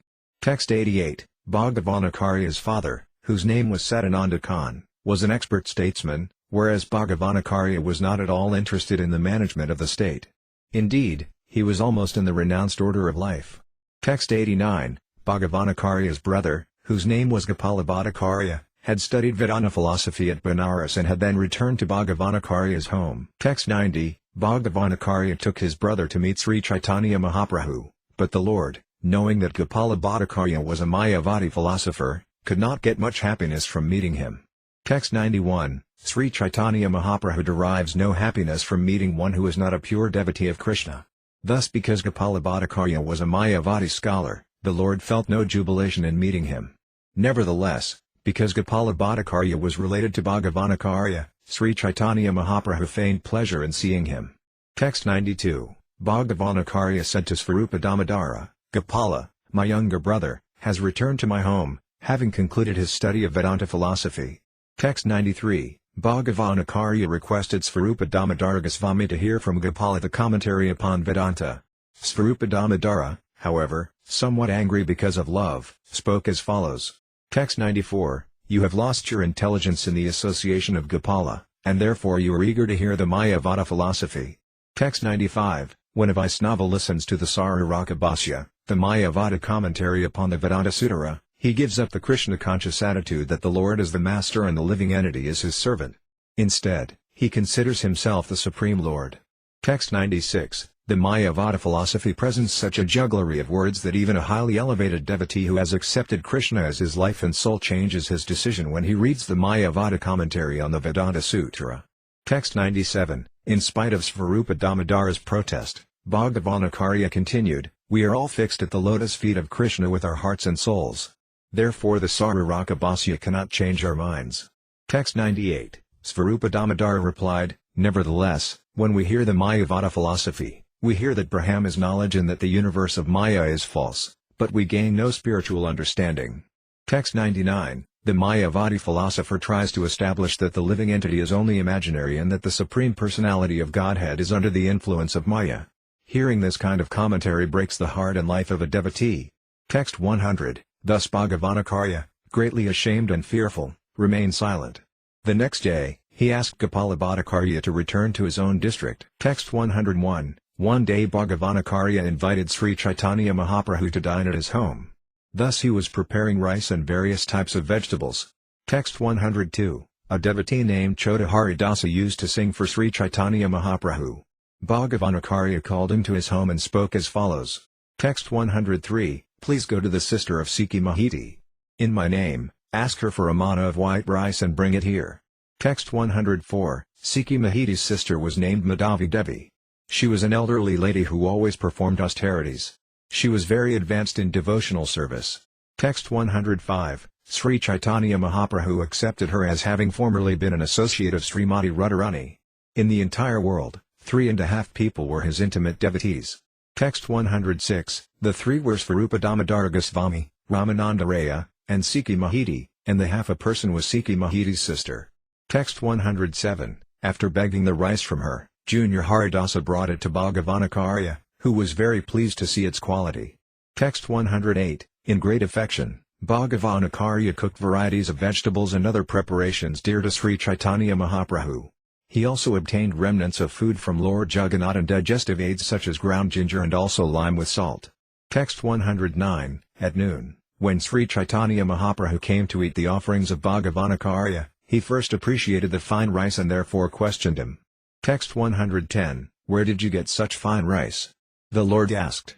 Text 111, when Sri Caitanya Mahaprabhu asked who had begged the rice and brought it back, Bhagavanakarya mentioned the name of Junior Haridasa. Text 112, praising the quality of the rice, Sri Caitanya Mahaprabhu partook of the prasadam. Then, after returning to his residence, he gave the following order to Govinda, his personal assistant. Text 113, from this day forward, do not allow Chota Haridasa to come here. Text 114, when Junior Haridasa heard that he had been ordered not to approach Sri Caitanya Mahaprabhu, he was very unhappy. No one could understand why he had been ordered not to come. Text 115, Haridasa fasted continuously for 3 days. Then Svarupa Damodara Goswami and other confidential devotees approached Sri Caitanya Mahaprabhu to inquire from him. Text 116, what great offense has Junior Haridasa committed? Why has he been forbidden to come to your door? He has now been fasting for 3 days. Text 117, the Lord replied, I cannot tolerate seeing the face of a person who has accepted the renounced order of life but who still talks intimately with a woman. Text 118, so strongly do the senses adhere to the objects of their enjoyment that indeed a wooden statue of a woman attracts the mind of even a great saintly person. Text 119, one should not sit closely with one's mother, sister or daughter, for the senses are so strong that they may attract even a person advanced in knowledge. Text 120, there are many persons with little in their possession who accept the renounced order of life like monkeys. They go here and there engaging in sense gratification and speaking intimately with women. Text 121, after saying this, Sri Caitanya Mahaprabhu entered his room. Seeing him in such an angry mood, all the devotees fell silent. Text 122, the next day, all the devotees together approached the lotus feet of Sri Caitanya Mahaprabhu to submit an appeal on behalf of Junior Haridasa. Text 123, Haridasa has committed a small offense, they said. Therefore, O Lord, please be merciful to him. Now he has received a sufficient lesson. In the future he will not commit such an offense. Text 124, Sri Caitanya Mahaprabhu said, my mind is not under my control. It does not like to see anyone in the renounced order who talks intimately with women. Text 125, you should all tend to your respective engagements. Give up this useless talk. If you speak this way again, I shall go away, and you will no longer see me here. Text 126, hearing this, all the devotees covered their ears with their hands, got up and went about their respective duties. Text 127, Sri Caitanya Mahaprabhu also left that place to perform his noon duties. No one could understand his pastimes. Text 128, the next day, all the devotees went to Sri Paramananda Puri and requested him to pacify the Lord. Text 129, Paramananda Puri thereupon went alone to the residence of Sri Caitanya Mahaprabhu. The Lord, after offering him obeisances, seated him by his side with great respect. Text 130, the Lord inquired, what is your order? For what purpose have you come here? Paramananda Puri then submitted his prayer that the Lord show favor to Junior Haridasa. Text 131. Hearing this request, Sri Caitanya Mahaprabhu replied, "My dear Lord, please hear me. It is better for you to stay here with all the Vaisnavas." Text 132. Please give me permission to go to Alalanatha. I shall remain there alone, only Govinda will go with me. Text 133. After saying this, the Lord called for Govinda. Offering obeisances to Paramananda Puri, he got up and began to leave. Text 134. In great haste Paramananda Puri Goswami went before him and with great humility persuaded him to sit down in his room. Text 135. Paramananda Puri said, "My dear Lord Chaitanya, you are the independent personality of Godhead. You can do whatever you like. Who can say anything above you?"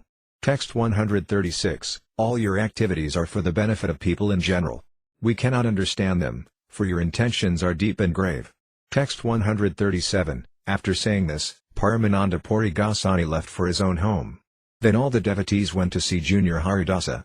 Text 138. Svarupa Damodara Goswami said, "Please hear us, Haridasa, for we all wish you well. Please believe this." Text 139. At present Sri Caitanya Mahaprabhu is persisting in his mood of anger because he is the independent Supreme Personality of Godhead. At some time, however, he will surely be merciful, for at heart he is very kind. Text 140. The Lord is persisting, and if you also persist, his persistence will increase. It is better for you to bathe and take prasadam. In due course, his anger will automatically subside. Text 141. Having said this, Svarupa Damodara Goswami induced Haridasa to bathe and take prasadam. After thus reassuring him, he returned home. Text 142. When Sri Caitanya Mahaprabhu went to see Lord Jagannath in the temple, Haridasa would stay a long distance away and see him. Text 143. Sri Caitanya Mahaprabhu is the ocean of mercy. Who can understand him? When he chastises his dear devotees, he certainly does so to re-establish the principles of religion or duty. Text 144. After all the devotees saw this example, a mentality of fear grew among them. Therefore they all stopped talking with women, even in dreams. Text 145. In this way a complete year passed for Junior Haridasa, but still there was not a sign of Sri Caitanya Mahaprabhu's mercy toward him. Text 146. Thus at the end of one night, Junior Haridasa, after offering Sri Caitanya Mahaprabhu his respectful obeisances, departed for Prayaga without saying anything to anyone. Text 147. Junior Haridasa had conclusively decided to attain shelter at the lotus feet of Sri Caitanya Mahaprabhu. Thus he entered deep into the water at Triveni, the confluence of the Ganges and Yamuna at Prayaga, and in this way gave up his life. Text 148. Immediately after committing suicide in this way, he went in his spiritual body to Sri Caitanya Mahaprabhu and received the mercy of the Lord. However, he still remained invisible. Text 149. In a spiritual body resembling that of a Gandharva, Junior Haridasa, although invisible, would sing at night for Sri Caitanya Mahaprabhu to hear. No one but the Lord, however, knew of this. Text 150. One day Sri Caitanya Mahaprabhu inquired from the devotees, "Where is Haridasa? Now you may bring him here." Text 151. The devotees all replied, "One night at the end of a full year, Junior Haridasa got up and went away. No one knows where he has gone." Text 152. While hearing the devotees lament, Sri Caitanya Mahaprabhu was mildly smiling. Thus all the devotees were very much astonished. Texts 153 to 154. One day Jagadananda, Svarupa, Govinda, Kesasvara, Sankara, Damodara and Mukunda all went to bathe in the sea. They could hear Haridasa singing from a distant place as if calling them in his original voice. Text 155. No one could see him, but they could hear him singing in a sweet voice. Therefore all the devotees, headed by Govinda, made this guess. Text 156. Haridasa must have committed suicide by drinking poison, and because of this sinful act, he has now become a Brahmana ghost. Text 157. We cannot see his material form, they said, but still we hear his sweet singing. Therefore he must have become a ghost. Text 158. Junior Haridasa chanted the Hare Krishna mantra throughout his entire life and served the Supreme Lord Sri Caitanya Mahaprabhu. Moreover, he is dear to the Lord and has died in a holy place. Text 159. Haridasa cannot have been degraded, he must have attained liberation. This is a pastime of Sri Caitanya Mahaprabhu's. You will all understand it later. Text 160. A devotee returned to Navadvipa from Prayaga and told everyone the details of Junior Haridasa's suicide. Text 161. He explained how Junior Haridasa had made his resolution and had thus entered the waters at the confluence of the Yamuna and Ganges. Hearing these details, Srivasa Thakura and the other devotees were very surprised. Text 162. At the end of the year, Sivananda Sena came to Jagannath Puri as usual, accompanied by the other devotees, and thus in great happiness met Sri Caitanya Mahaprabhu. Text 163. When Srivasa Thakura inquired from Sri Caitanya Mahaprabhu, "Where is Junior Haridasa?" the Lord replied, "A person is sure to achieve the results of his fruitive activities."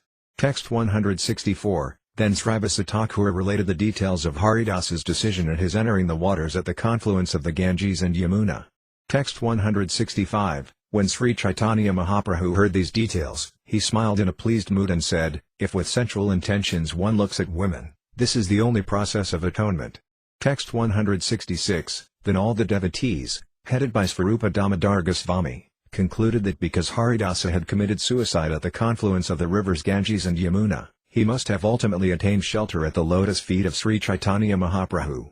Text 167. In this way, Sri Caitanya Mahaprabhu, the son of Mother Sasi, performs his pastimes, which greatly satisfy the ears and minds of pure devotees who hear about them. Text 168. This incident manifests the mercy of Sri Caitanya Mahaprabhu, his teaching that a sannyasi should remain in the renounced order, and the deep attachment to him felt by his faithful devotees. Text 169. It also demonstrates the glories of holy places and shows how the Lord accepts his faithful devotee. Thus the Lord fulfilled 5 or 7 purposes by performing one pastime.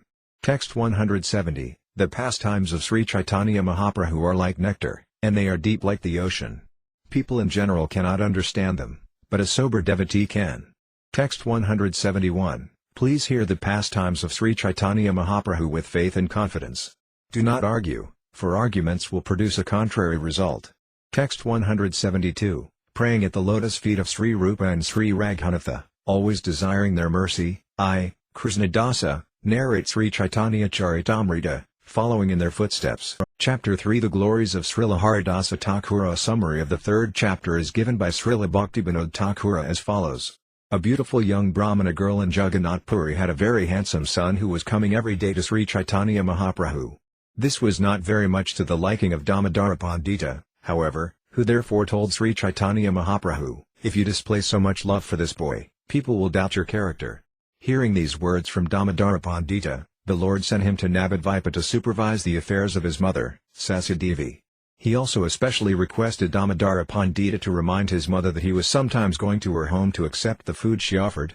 Thus, following the order of Sri Caitanya Mahaprabhu, Damodara Pandita went to Navadvipa, taking with him all kinds of prasadam from Lord Jagannath.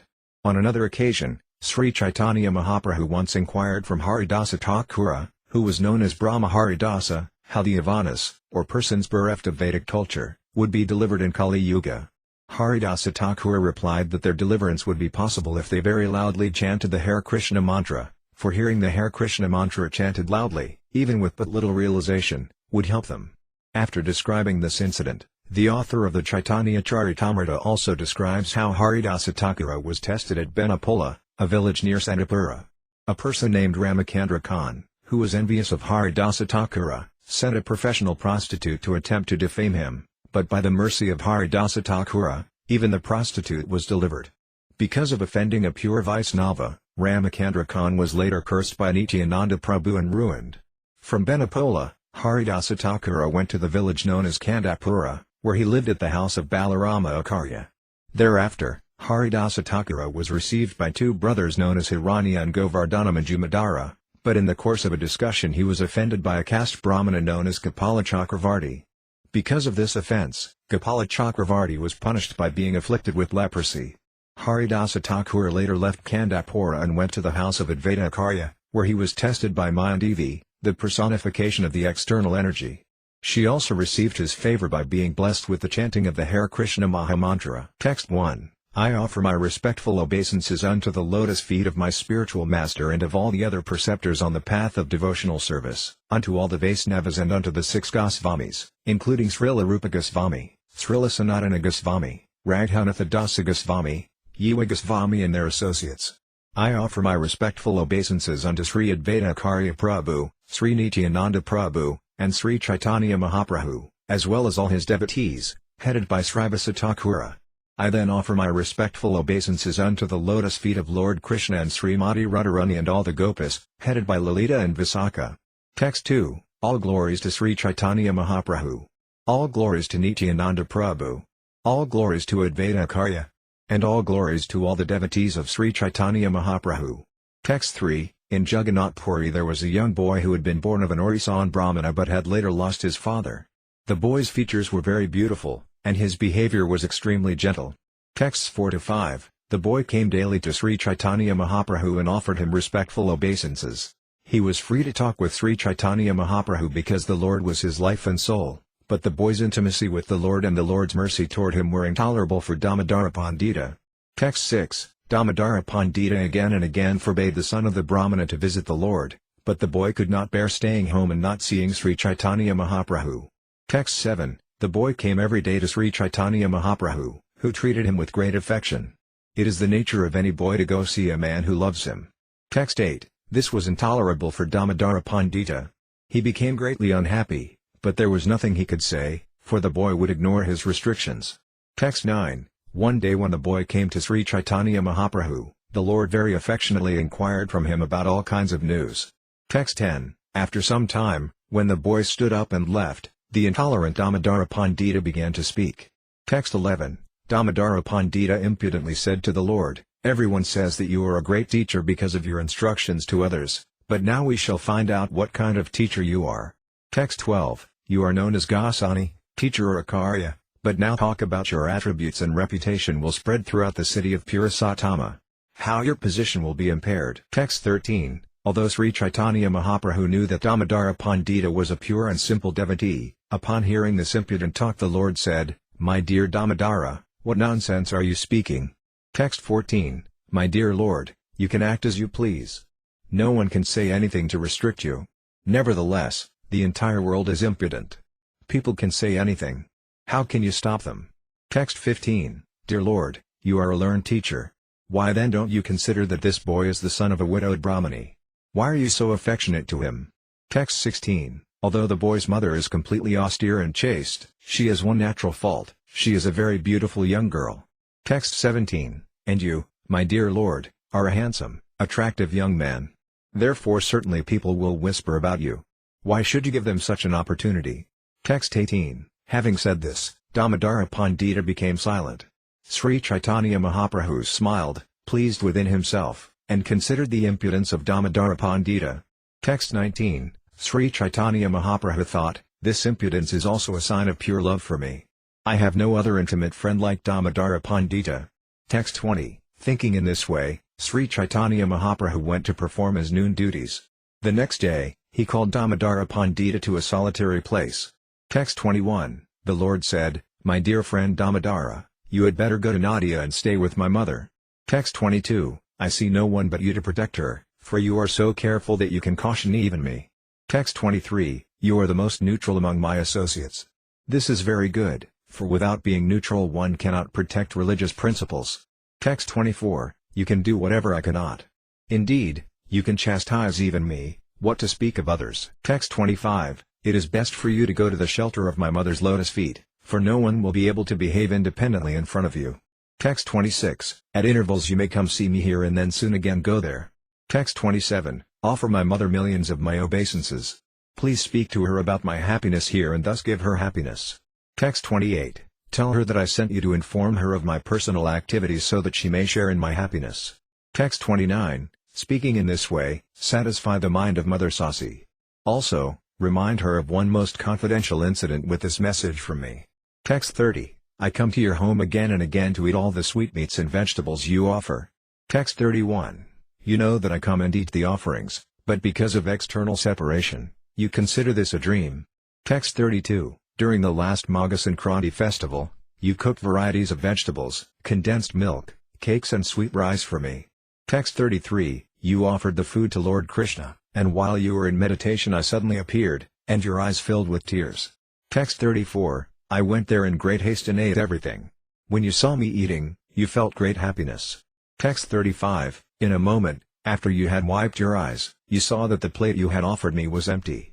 Then you thought, I dreamt as if Nimai were eating everything. Text 36, in the condition of external separation, you were again under illusion, thinking that you had not offered the food to Lord Vishnu.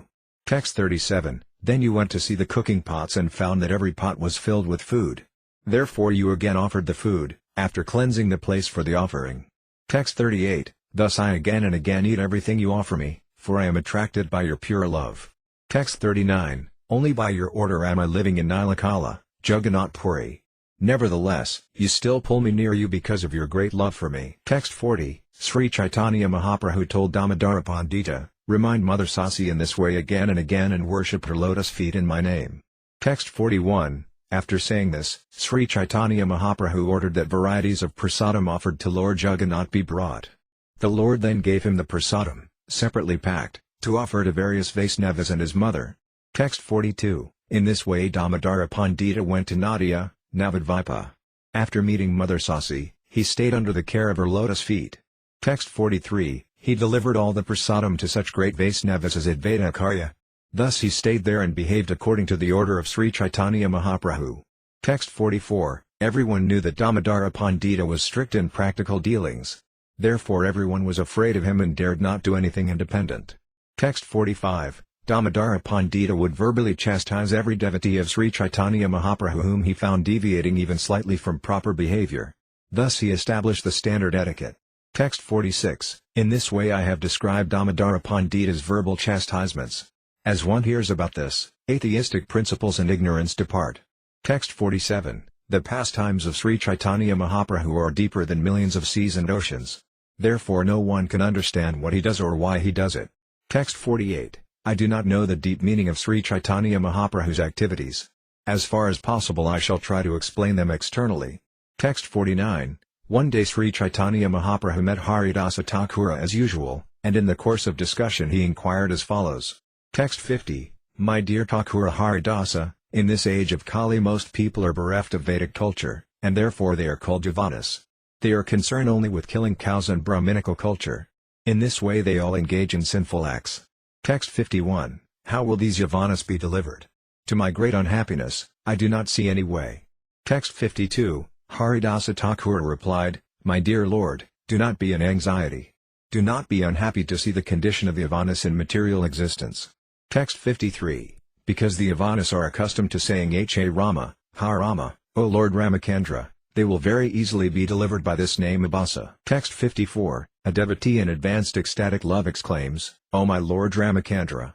O my Lord Ramacandra! But the Yavanas also chant, H.A. Rama, Ha Rama. Just see their good fortune. Text 55, Namakarya Haridasa Thakura, the authority on the chanting of the holy name, said, the chanting of the Lord's holy name to indicate something other than the Lord is an instance of name Abhasa. Even when the holy name is chanted in this way, its transcendental power is not destroyed. Text 56, even Amulka who is being killed by the tusk of a boar and who cries in distress again and again, Ha Rama attains liberation. What then to speak of those who chant the holy name with veneration and faith? Text 57, Ajamala was a great sinner during his life, but at the time of death he accidentally called for his youngest son, whose name was Narayana, and the attendants of Lord Vishnu came to relieve him from the bonds of Yamaraja, the superintendent of death. Text 58, the word Rama consists of the two syllables Ari and Ma. These are unseparated and are decorated with the loving word Ha, meaning O. Text 59, the letters of the holy name have so much spiritual potency that they act even when uttered improperly. Text 60, if a devotee once utters the holy name of the Lord, or if it penetrates his mind or enters his ear, which is the channel of oral reception, that holy name will certainly deliver him from material bondage, whether vibrated properly or improperly, with correct or incorrect grammar, or properly joined or vibrated in separate parts. O Brahmana, the potency of the holy name is therefore certainly great. However, if one uses the vibration of the holy name for the benefit of the material body, for material wealth and followers, or under the influence of greed or atheism, in other words, if one utters the name with offenses, such chanting will not produce the desired result very soon. Therefore one should diligently avoid offenses in chanting the holy name of the Lord. Text 61, Namakarya Haridasa Thakura continued, if one offenselessly utters the holy name even imperfectly, one can be freed from all the results of sinful life. Text 62, O reservoir of all good qualities, just worship Sri Krishna, the purifier of all purifiers, the most exalted of the personalities worshipped by choice poetry. Worship him with a faithful, unflinching mind, without duplicity and in a highly elevated manner. Thus worship the Lord, whose name is like the sun, for just as a slight appearance of the sun dissipates the darkness of night, so a slight appearance of the holy name of Krishna can drive away all the darkness of ignorance that arises in the heart due to greatly sinful activities performed in previous lives. Text 63, even a faint light from the holy name of the Lord can eradicate all the reactions of sinful life. Text 64, while dying, Ajamala chanted the holy name of the Lord, intending to call his son Narayana. Nevertheless, he attained the spiritual world. What then to speak of those who chant the holy name with faith and reverence? Text 65, because of even the faintest rays of the effulgence of the Lord's holy name, one can attain liberation. We can see this in all the revealed scriptures. The evidence appears in the story of Ajamala in Srimad Bhagavatam. Text 66, as Sri Caitanya Mahaprabhu heard this from Haridasa Thakura, the happiness within his heart increased, but as a matter of course, he still inquired further. Text 67, on this earth there are many living entities, the Lord said, some moving and some not moving. What will happen to the trees, plants, insects and other living entities? How will they be delivered from material bondage? Text 68, Haridasa Thakura replied, my dear Lord, the deliverance of all moving and non-moving living entities takes place only by your mercy. You have already granted this mercy and delivered them. Text 69, you have loudly chanted the Hare Krishna mantra, and everyone, moving or not moving, has benefited by hearing it. Text 70, my Lord, the moving entities who have heard your loud Sankirtana have already been delivered from bondage to the material world, and after the non-moving living entities like trees hear it, there is an echo. Text 71, actually, however, it is not an echo, it is the kirtana of the non-moving living entities.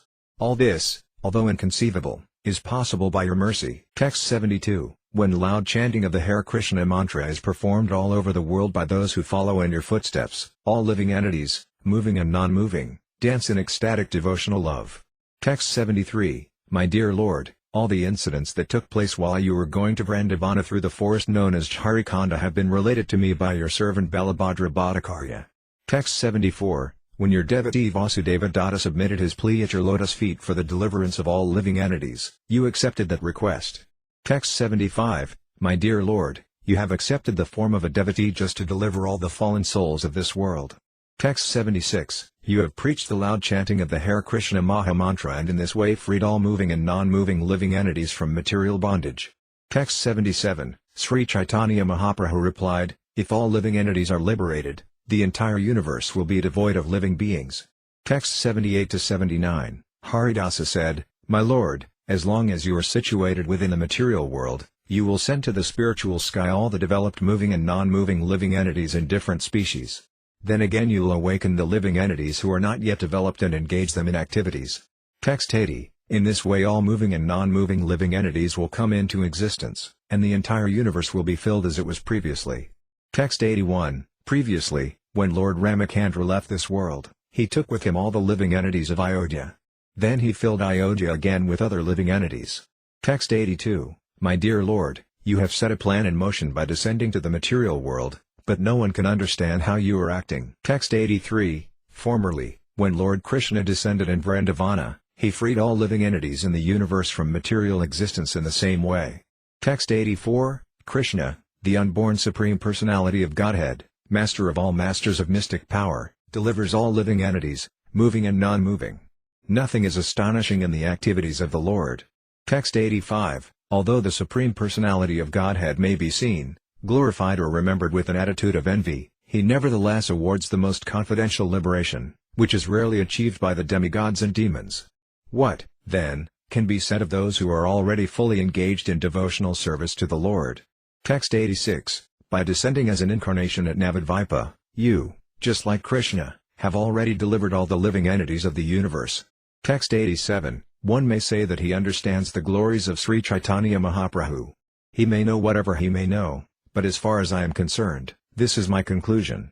Text 88, my dear Lord, your pastimes are just like an ocean of nectar. It is not possible for me to conceive how great that ocean is or even to understand a drop of it. Text 89, hearing all this, Sri Caitanya Mahaprabhu was astonished. "These are actually my confidential pastimes," he thought. How could Haridasa have understood them?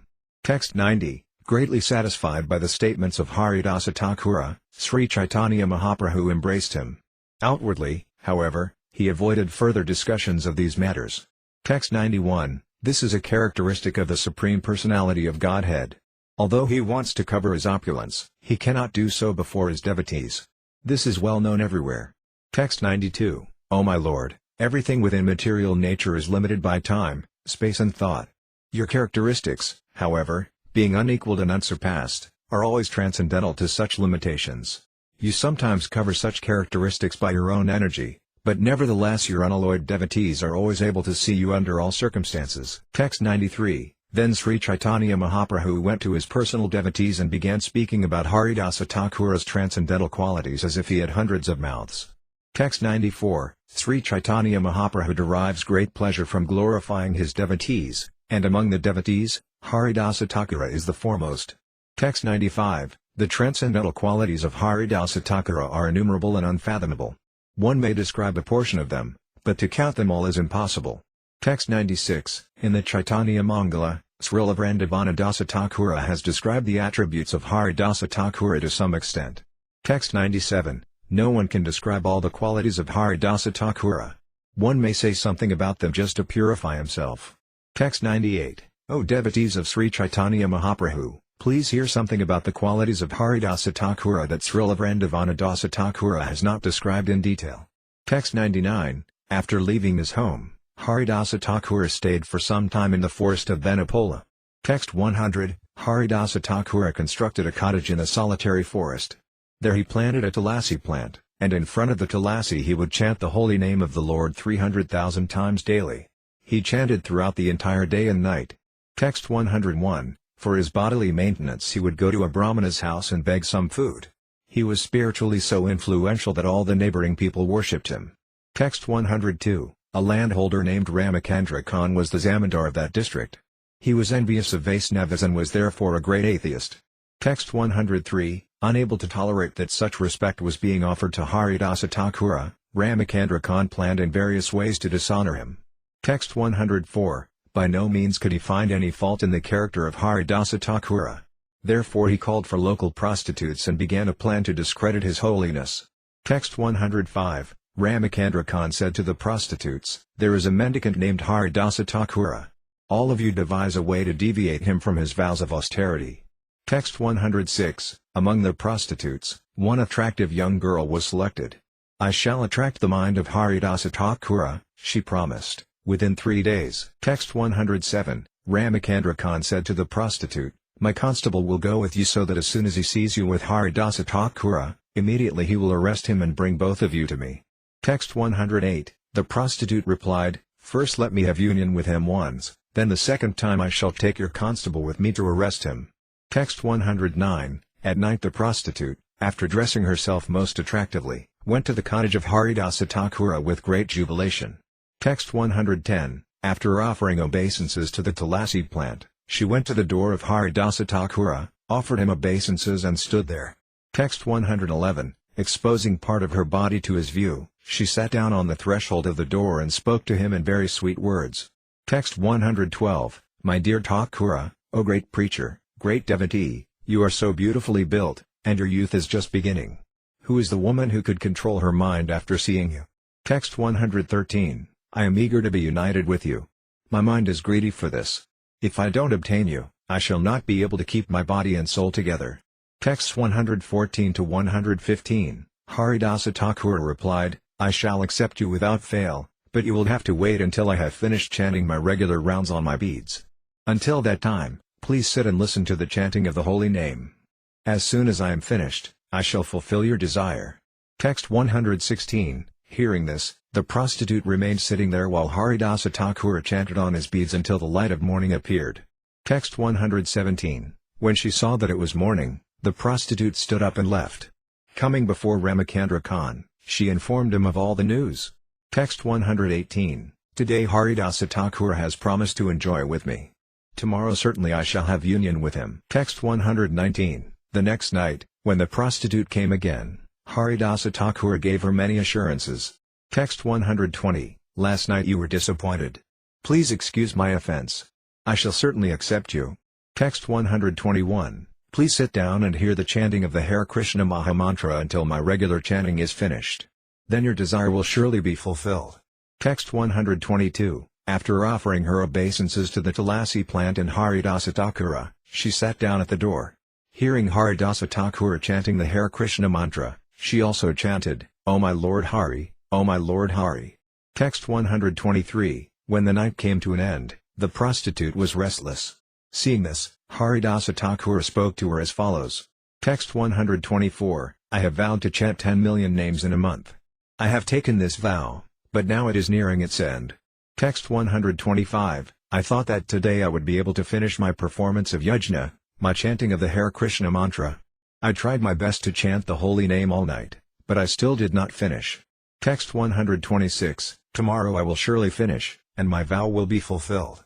Then it will be possible for me to enjoy with you in full freedom. Text 127, the prostitute returned to Ramachandra Khan and informed him of what had happened. The next day she came earlier, at the beginning of the evening, and stayed with Haridasa Thakura. Text 128, after offering obeisances to the tulasi plant and Haridasa Thakura, she sat down on the threshold of the room. Thus she began to hear Haridasa Thakura's chanting, and she also personally chanted Hari, Hari, the holy name of the Lord. Text 129, today it will be possible for me to finish my chanting, Haridasa Thakura informed her. Then I shall satisfy all your desires. Text 130, the night ended while Haridasa Thakura was chanting, but by his association the mind of the prostitute had changed. Text 131, the prostitute, now purified, fell at the lotus feet of Haridasa Thakura and confessed that Ramachandra Khan had appointed her to pollute him. Text 132, because I have taken the profession of a prostitute, she said, I have performed unlimited sinful acts. My Lord, be merciful to me. Deliver my fallen soul. Text 133, Haridasa Thakura replied, I know everything about the conspiracy of Ramachandra Khan. He is nothing but an ignorant fool. Therefore his activities do not make me feel unhappy. Text 134, on the very day Ramachandra Khan was planning his intrigue against me, I would have left this place immediately, but because you came to me I stayed here for 3 days to deliver you. Text 135, the prostitute said, kindly act as my spiritual master. Instruct me in my duty, by which I can get relief from material existence. Text 136, Haridasa Thakura replied, immediately go home and distribute to the Brahmanas whatever property you have. Then come back to this room and stay here forever in Krishna consciousness. Text 137, chant the Hare Krishna mantra continuously and render service to the tulasi plant by watering her and offering prayers to her. In this way you will very soon get the opportunity to be sheltered at the lotus feet of Krishna. Text 138, after thus instructing the prostitute about the process of chanting the Hare Krishna mantra, Haridasa Thakura stood up and left, continuously chanting Hari, Hari. Text 139, thereafter, the prostitute distributed to the Brahmanas whatever household possessions she had, following the order of her spiritual master. Text 140, the prostitute shaved her head clean in accordance with Vaisnava principles and stayed in that room wearing only one cloth. Following in the footsteps of her spiritual master, she began chanting the holy name of Krishna 300,000 times a day. She chanted throughout the entire day and night. Text 141, she worshipped the tulasi plant, following in the footsteps of her spiritual master.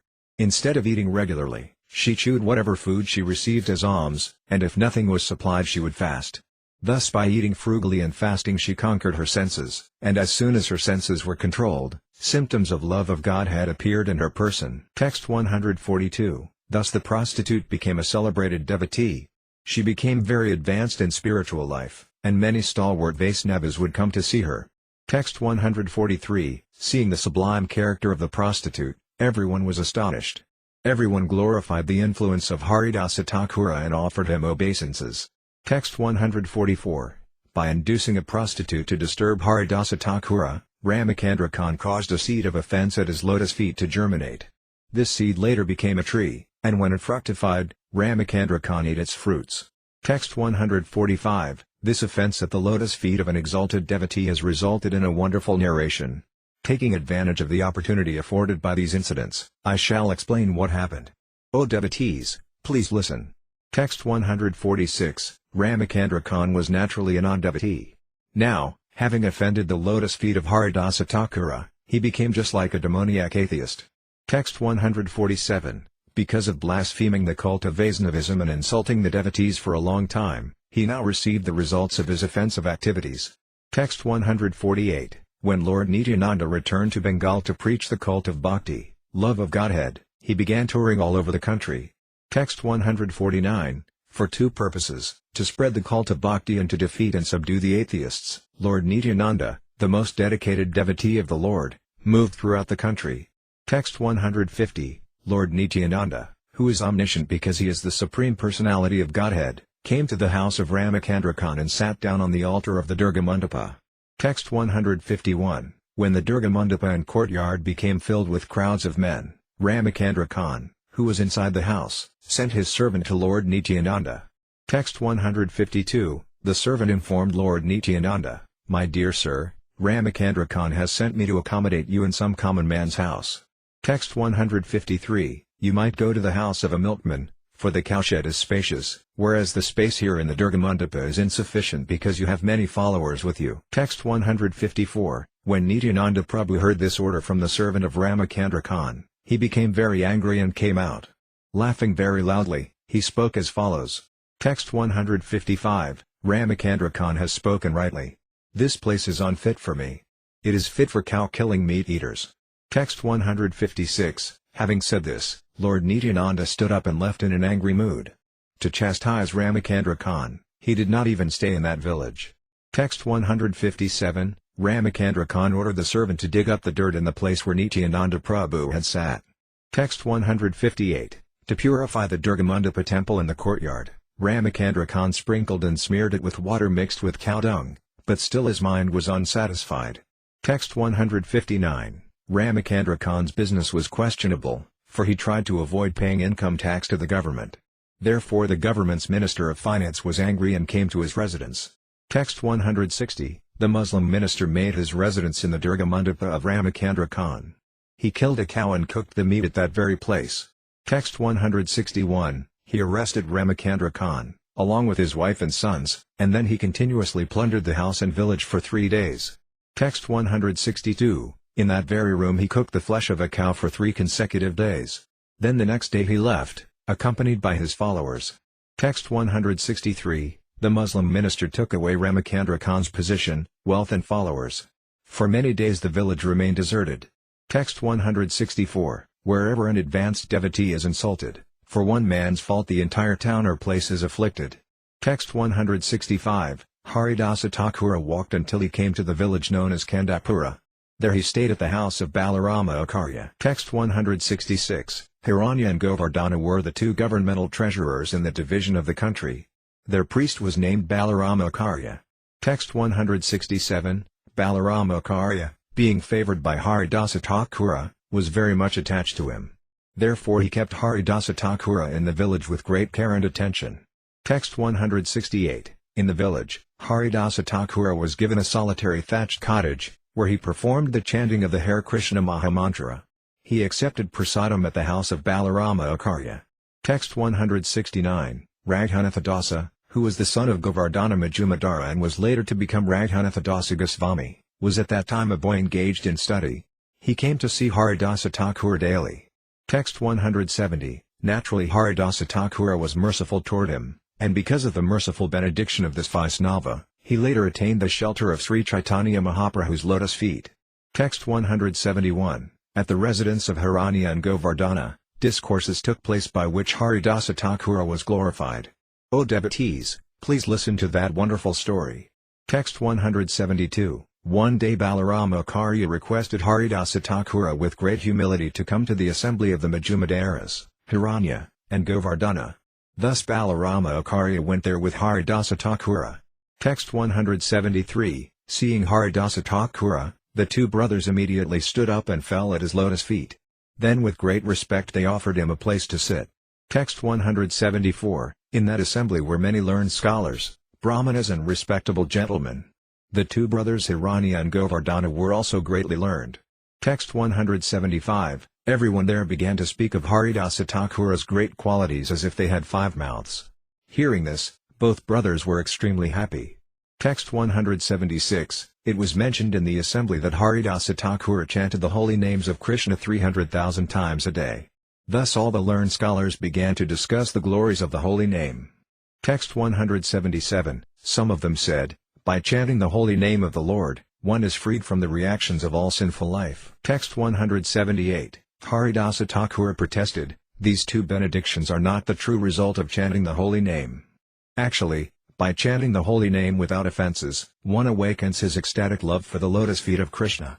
Text 179, when a person is actually advanced and takes pleasure in chanting the holy name of the Lord, who is very dear to him, he is agitated and loudly chants the holy name. He also laughs, cries, becomes agitated and chants just like a madman, not caring for outsiders. Text 180, liberation and extinction of the reactions of sinful life are 2 concomitant byproducts of chanting the holy name of the Lord. An example is found in the gleams of morning sunlight. Text 181, as the rising sun immediately dissipates all the world's darkness, which is deep like an ocean, so the holy name of the Lord, if chanted once without offenses, dissipates all the reactions of a living being's sinful life. All glories to that holy name of the Lord, which is auspicious for the entire world. Text 182, after reciting this verse, Haridasa Thakura said, O learned scholars, please explain the meaning of this verse. Text 183, Haridasa Thakura said, as the sun begins to rise, even before it is visible it dissipates the darkness of night. Text 184, with the first glimpse of sunlight, fear of thieves, ghosts and demons immediately disappears, and when the sun is actually visible, everything is manifest, and everyone begins performing his religious activities and regulative duties. Text 185, similarly, the first hint that offenseless chanting of the Lord's holy name has awakened dissipates the reactions of sinful life immediately. And when one chants the holy name offenselessly, one awakens to service and ecstatic love at the lotus feet of Krishna. Text 186, liberation is the insignificant result derived from a glimpse of the awakening of offenseless chanting of the holy name. Text 187, while dying, Ajamala chanted the holy name of the Lord, intending to call his son Narayana. Nevertheless, he attained the spiritual world.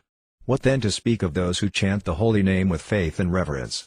Text 188, liberation, which is unacceptable for a pure devotee, is always offered by Krishna without difficulty. Text 189, my devotees do not accept Salakya, Sarsti, Sarupya, Samipya or oneness with me, even if I offer these liberations, in preference to serving me. Text 190, at the house of Hiranya and Govardhana Majumadara, a person named Gopala Chakravarti was officially the chief tax collector. Text 191, this Gopala Chakravarti lived in Bengal.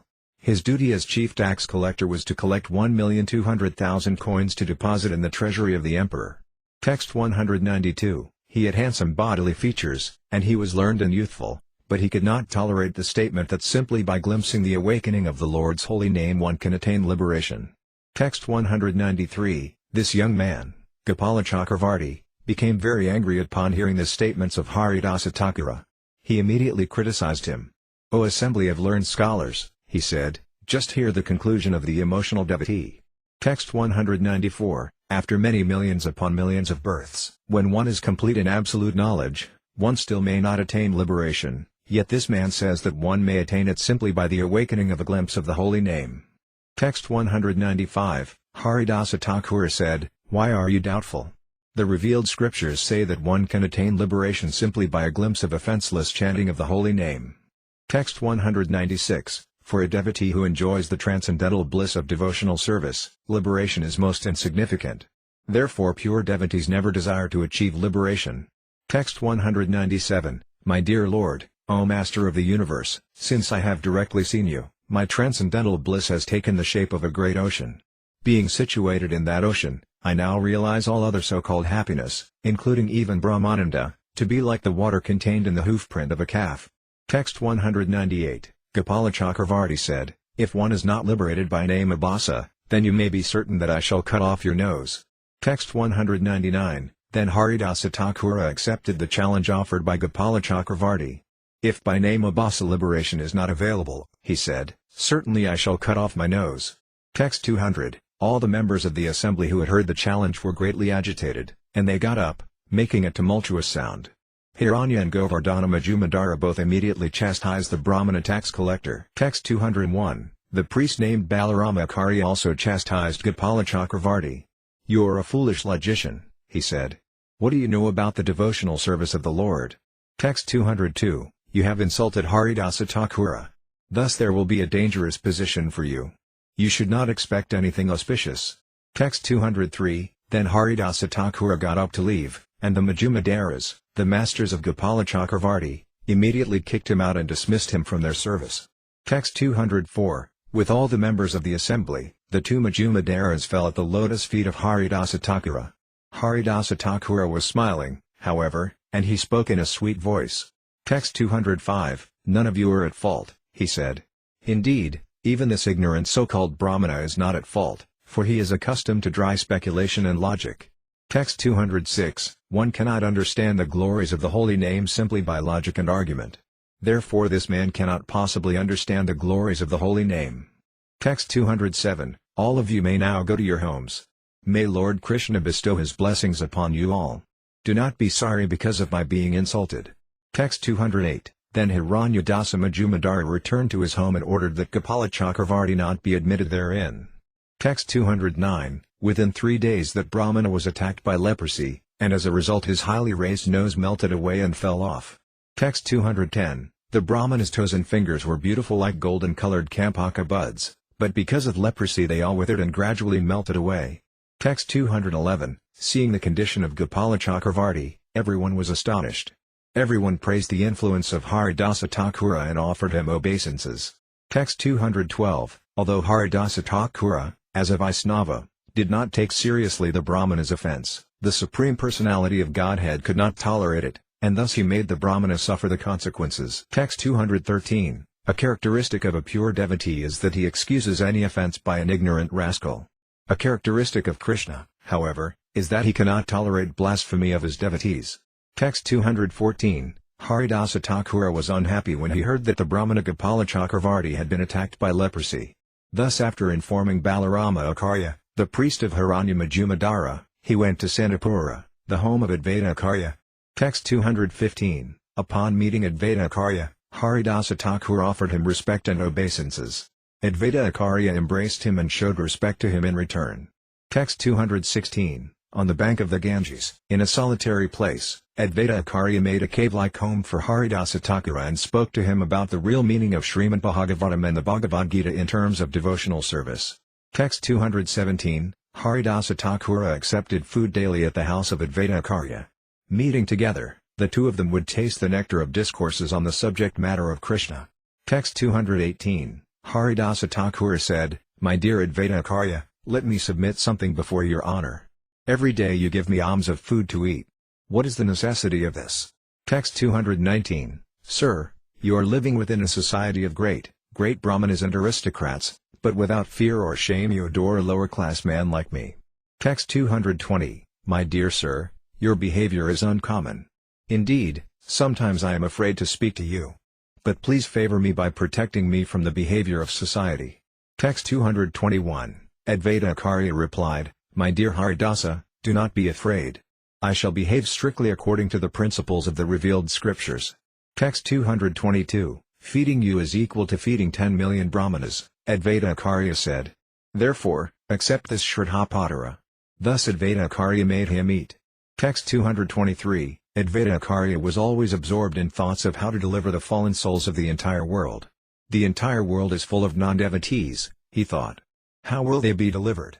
Text 224. Determined to deliver all the fallen souls, Advaita Acharya decided to cause Krishna to descend.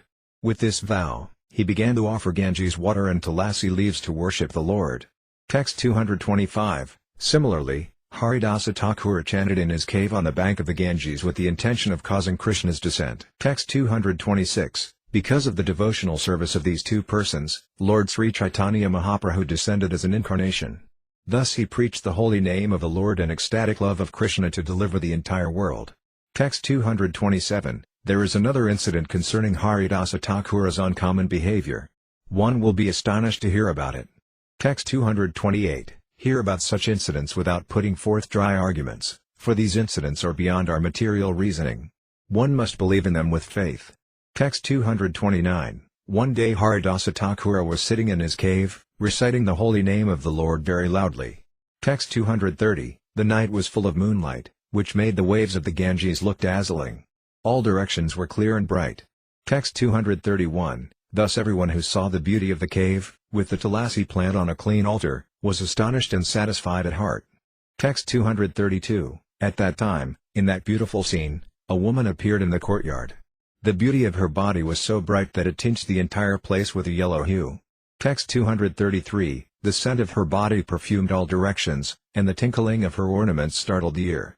Text 234. After coming there, the woman offered obeisances to the tulasi plant, and after circumambulating the tulasi plant she came to the door of the cave where Haridasa Thakura was sitting. Text 235. With folded hands she offered obeisances at the lotus feet of Haridasa Thakura.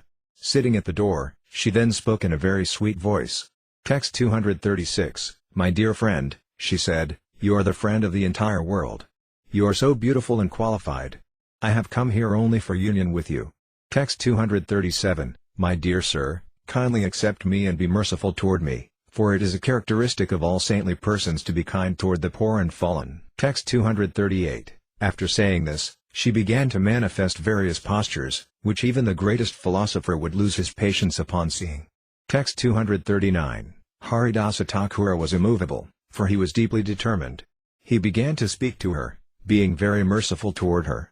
Text 240. I have been initiated into a vow to perform a great sacrifice by chanting the holy name a certain number of times every day. Text 241. As long as the vow to chant is unfulfilled, I do not desire anything else. When I finish my chanting, then I have an opportunity to do anything. Text 242. Sit down at the door and hear the chanting of the Hare Krishna Mahamantra. As soon as the chanting is finished, I shall satisfy you as you desire. Text 243. After saying this, Haridasa Thakura continued to chant the holy name of the Lord. Thus the woman sitting before him began to hear the chanting of the holy name. Text 244. In this way, as he chanted and chanted, the morning approached, and when the woman saw that it was morning, she got up and left. Text 245. For 3 days she approached Haridasa Thakura in this way, exhibiting various feminine postures that would bewilder the mind of even Lord Brahma. Text 246. Haridasa Thakura was always absorbed in thoughts of Krishna and the holy name of Krishna. Therefore the feminine poses the woman exhibited were just like crying in the forest. Text 247. At the end of the night of the 3rd day, the woman spoke to Haridasa Thakura as follows. Text 248. My dear sir, for 3 days you have cheated me by giving me false assurances, for I see that throughout the entire day and night your chanting of the holy name is never finished. Text 249. Haridasa Thakura said, My dear friend, what can I do? I have made a vow. How, then, can I give it up? Text 250. After offering obeisances to Haridasa Thakura, the woman said, I am the illusory energy of the Supreme Personality of Godhead. I came here to test you. Text 251. I have previously captivated the mind of even Brahma, what to speak of others? Your mind alone have I failed to attract. Text 252-253. My dear sir, you are the foremost devotee. Simply seeing you and hearing you chant the holy name of Krishna has purified my consciousness.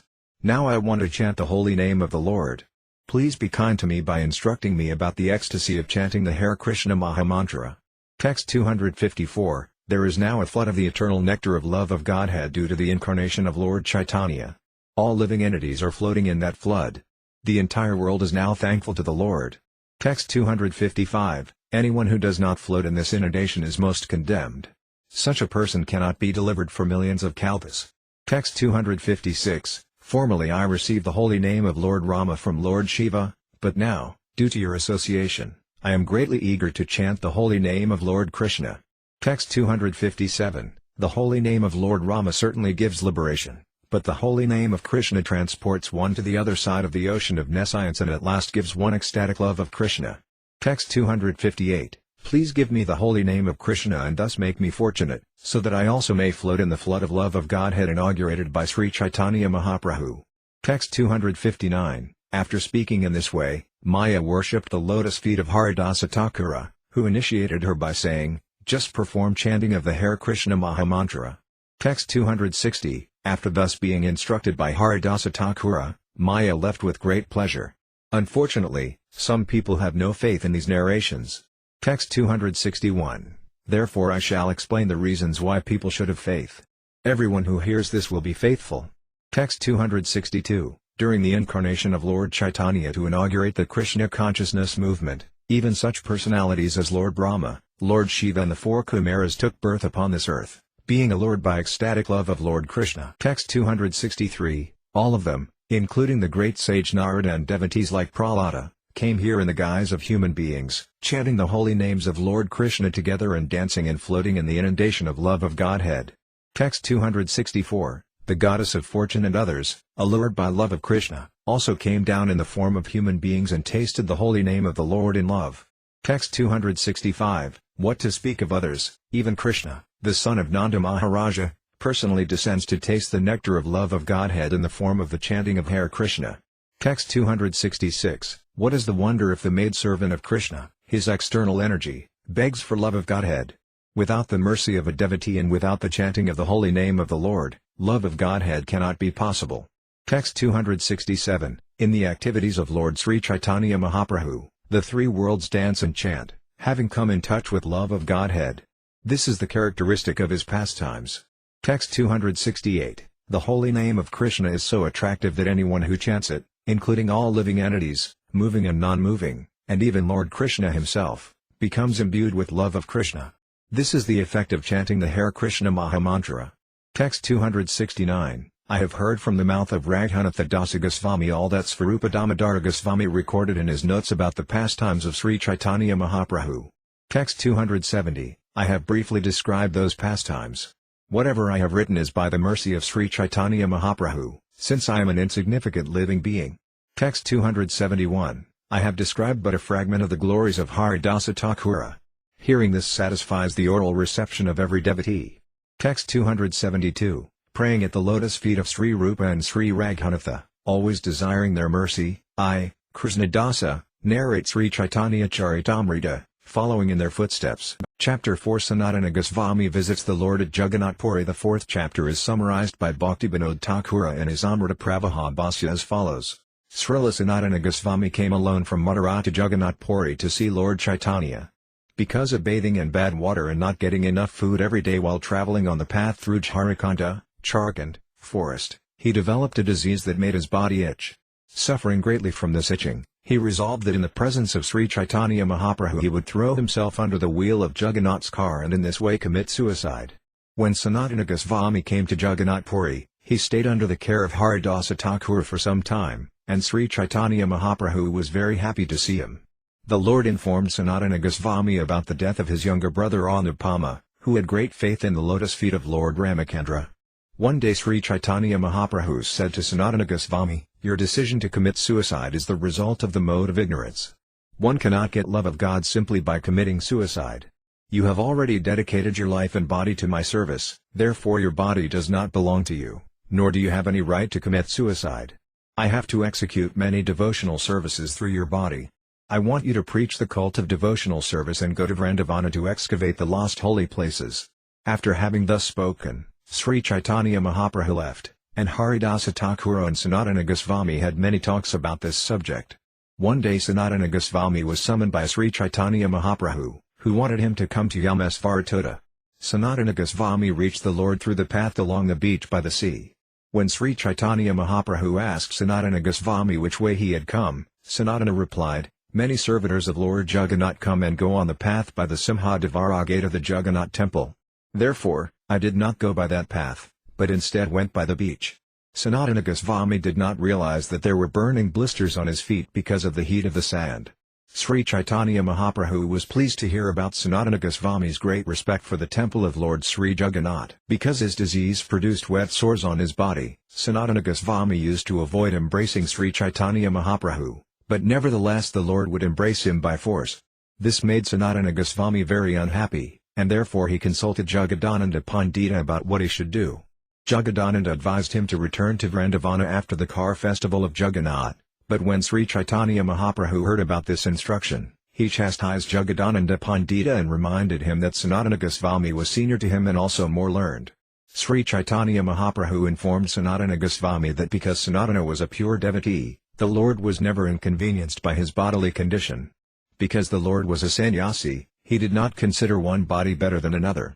The Lord also informed him that he was maintaining Sanatana and the other devotees just like a father. Therefore the moisture oozing from Sanatana's itching skin did not affect the Lord at all. After speaking with Sanatana Goswami in this way, the Lord again embraced him, and after this embrace, Sanatana Goswami became free from the disease.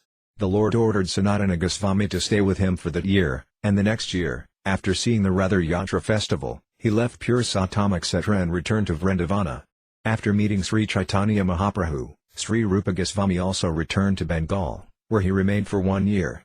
Whatever money he owned, he distributed among his relatives, the Brahmanas and the temples. In this way he completely retired and returned to Vrindavana to meet Sanatana Goswami. After narrating these incidents, Krishnadasa Kaviraja Goswami has given a list of the main books of Sanatana Goswami, Srila Rupa Goswami, and Yiva Goswami. Text 1. When Sanatana Goswami returned from Vrindavana, Sri Caitanya Mahaprabhu affectionately saved him from his determination to commit suicide. Then, after testing him, Sri Caitanya Mahaprabhu purified his body. Text 2. All glories to Lord Chaitanya. All glories to Lord Nityananda. All glories to Advaita Kendra. And all glories to all the devotees of Lord Sri Caitanya Mahaprabhu. Text 3. When Srila Rupa Goswami returned from Jagannath Puri to Bengal, Sanatana Goswami went from Mathura to Jagannath Puri to see Sri Caitanya Mahaprabhu. Text 4. Sanatana Goswami walked alone on the path through the Jharikhanda forest in central India. Sometimes he fasted, and sometimes he would eat. Text 5. Because of bad water in the Jharikhanda forest and because of fasting, Sanatana Goswami contracted a disease that made his body itch. Thus he was afflicted with itching sores from which fluid oozed. Text 6. In disappointment, Sanatana Goswami considered, I am of a low caste, and my body is useless for devotional service. Text 7. When I go to Jagannath Puri, I shall not be able to see Lord Jagannath, nor shall I always be able to see Sri Caitanya Mahaprabhu. Text 8. I have heard that the residential quarters of Sri Caitanya Mahaprabhu are near the temple of Jagannath. But I shall not have the power to go near the temple. Text 9. The servants of Lord Jagannath generally move about tending to their duties, but if they touch me I shall be an offender. Text 10. Therefore if I sacrifice this body in a good place, my unhappiness will be mitigated and I shall attain an exalted destination. Text 11. During the Ratha Yatra festival, when Lord Jagannath comes out of the temple, I shall give up this body under the wheel of his car. Text 12. After seeing Lord Jagannath, I shall give up my body under the wheel of the car in the presence of Sri Caitanya Mahaprabhu. This will be the highest benediction of my life. Text 13. Having made this resolution, Sanatana Goswami went to Nalakala, where he asked directions from people and approached the residence of Haridasa Thakura. Text 14. He offered his respects to the lotus feet of Haridasa Thakura, who knew him and thus embraced him. Text 15. Sanatana Goswami was very eager to see the lotus feet of Sri Caitanya Mahaprabhu. Therefore Haridasa Thakura said, the Lord is coming here very soon. Text 16. At that very moment, Sri Caitanya Mahaprabhu, after visiting the temple of Jagannath to see the offering of Upalabhoga, morning refreshments, came with his other devotees to see Haridasa Thakura. Text 17. Seeing Sri Caitanya Mahaprabhu, both Haridasa Thakura and Sanatana Goswami immediately fell flat like rods to offer obeisances. The Lord then lifted Haridasa and embraced him. Text 18. Haridasa Thakura said to Sri Caitanya Mahaprabhu, here is Sanatana Goswami offering his obeisances. Seeing Sanatana Goswami, the Lord was greatly surprised. Text 19. When Sri Caitanya Mahaprabhu came forward to embrace him, Sanatana backed away and spoke as follows. Text 20. My Lord, please do not touch me. I fall at your lotus feet. I am the lowest of men, having been born of a low caste. Besides that, I have infections on my body. Text 21. Sri Caitanya Mahaprabhu, however, embraced Sanatana Goswami by force. Thus the moisture oozing from the itching sores touched the transcendental body of Sri Caitanya Mahaprabhu. Text 22. The Lord introduced all the devotees to Sanatana Goswami, who offered his respectful obeisances under the lotus feet of them all. Text 23. The Lord and his devotees sat on a raised platform, and below that sat Haridasa Thakura and Sanatana Goswami. Text 24. Sri Caitanya Mahaprabhu inquired from Sanatana about news of his well-being. Sanatana replied, everything is auspicious because I have seen your lotus feet. Text 25. When the Lord asked about all the Vaisnavas at Mathura, Sanatana Goswami informed him of their good health and fortune. Text 26, Sri Caitanya Mahaprabhu informed Sanatana Goswami, Srila Rupa Goswami was here for 10 months. He left for Bengal just 10 days ago. Text 27, your brother Anupama is now dead. He was a very good devotee who had firm conviction in Raghunatha, Lord Ramacandra. Text 28, Sanatana Goswami said, I was born in a low family, for my family commits all kinds of religious acts that violate the scriptural injunctions. Text 29, my Lord, without hatred for my family you have accepted me as your servant. Only by your mercy is there good fortune in my family. Text 30, from the very beginning of his childhood, my younger brother Anupama was a great devotee of Raghunatha, Lord Ramacandra, and he worshipped him with great determination. Text 31, he always chanted the holy name of Raghunatha and meditated upon him. He continuously heard about the activities of the Lord from the Ramayana and chanted about them. Text 32, Rupa and I are his elder brothers. He stayed with us continuously. Text 33, he heard Srimad Bhagavatam and talks about Lord Krishna with us, and both of us examined him. Text 34, Dear Vallabha, we said, please hear from us. Lord Krishna is supremely attractive. His beauty, sweetness and pastimes of love are without limit. Text 35, engage yourself in devotional service to Krishna with the two of us. We three brothers shall stay together and enjoy discussing the pastimes of Lord Krishna. Text 36, in this way we spoke to him again and again, and because of this persuasion and his respect for us, his mind turned somewhat toward our instructions. Text 37, Vallabha replied, my dear brothers, how can I disobey your orders? Initiate me into the Krishna mantra so that I may perform devotional service to Lord Krishna. Text 38, after saying this, at night he began to think, how shall I give up the lotus feet of Lord Raghunatha? Text 39, he stayed up all night and cried. In the morning, he came to us and submitted the following plea. Text 40, I have sold my head at the lotus feet of Lord Ramacandra. I cannot take it away. That would be too painful for me. Text 41, the two of you please be merciful to me and order me in such a way that life after life I may serve the lotus feet of Lord Raghunatha. Text 42, it is impossible for me to give up the lotus feet of Lord Raghunatha. When I even think of giving them up, my heart breaks. Text 43, upon hearing this, we each embraced him and encouraged him by saying, you are a great saintly devotee, for your determination in devotional service is fixed. In this way we praised him. Text 44, my dear Lord, the family upon which you bestow even a little mercy is always fortunate, for such mercy makes all miseries disappear. Text 45, Sri Caitanya Mahaprabhu said, there was a similar incident concerning Murari Gupta. Formerly I examined him, and his determination was similar. Text 46, glorious is that devotee who does not give up the shelter of his Lord, and glorious is that Lord who does not abandon his servant. Text 47, if by chance a servant falls down and goes somewhere else, glorious is that master who captures him and brings him back by the hair. Text 48, it is very good that you have arrived here. Now stay in this room with Haridasa Thakura. Text 49, both of you are expert in understanding the mellas of Lord Krishna's devotional service. Therefore you should both continue relishing the taste for such activities and chanting the Hare Krishna Mahamantra. Text 50, having said this, Sri Caitanya Mahaprabhu got up and left, and through Govinda he sent prasadam for them to eat. Text 51, in this way, Sanatana Goswami stayed under the care of Sri Caitanya Mahaprabhu. He would see the wheel on the pinnacle of the Jagannath temple and offer respectful obeisances. Text 52, every day Sri Caitanya Mahaprabhu would go there to meet these two stalwart devotees and discuss topics of Krishna with them for some time. Text 53, the offerings of prasadam in the temple of Lord Jagannath were of the highest quality. Sri Caitanya Mahaprabhu would bring this prasadam and deliver it to the two devotees.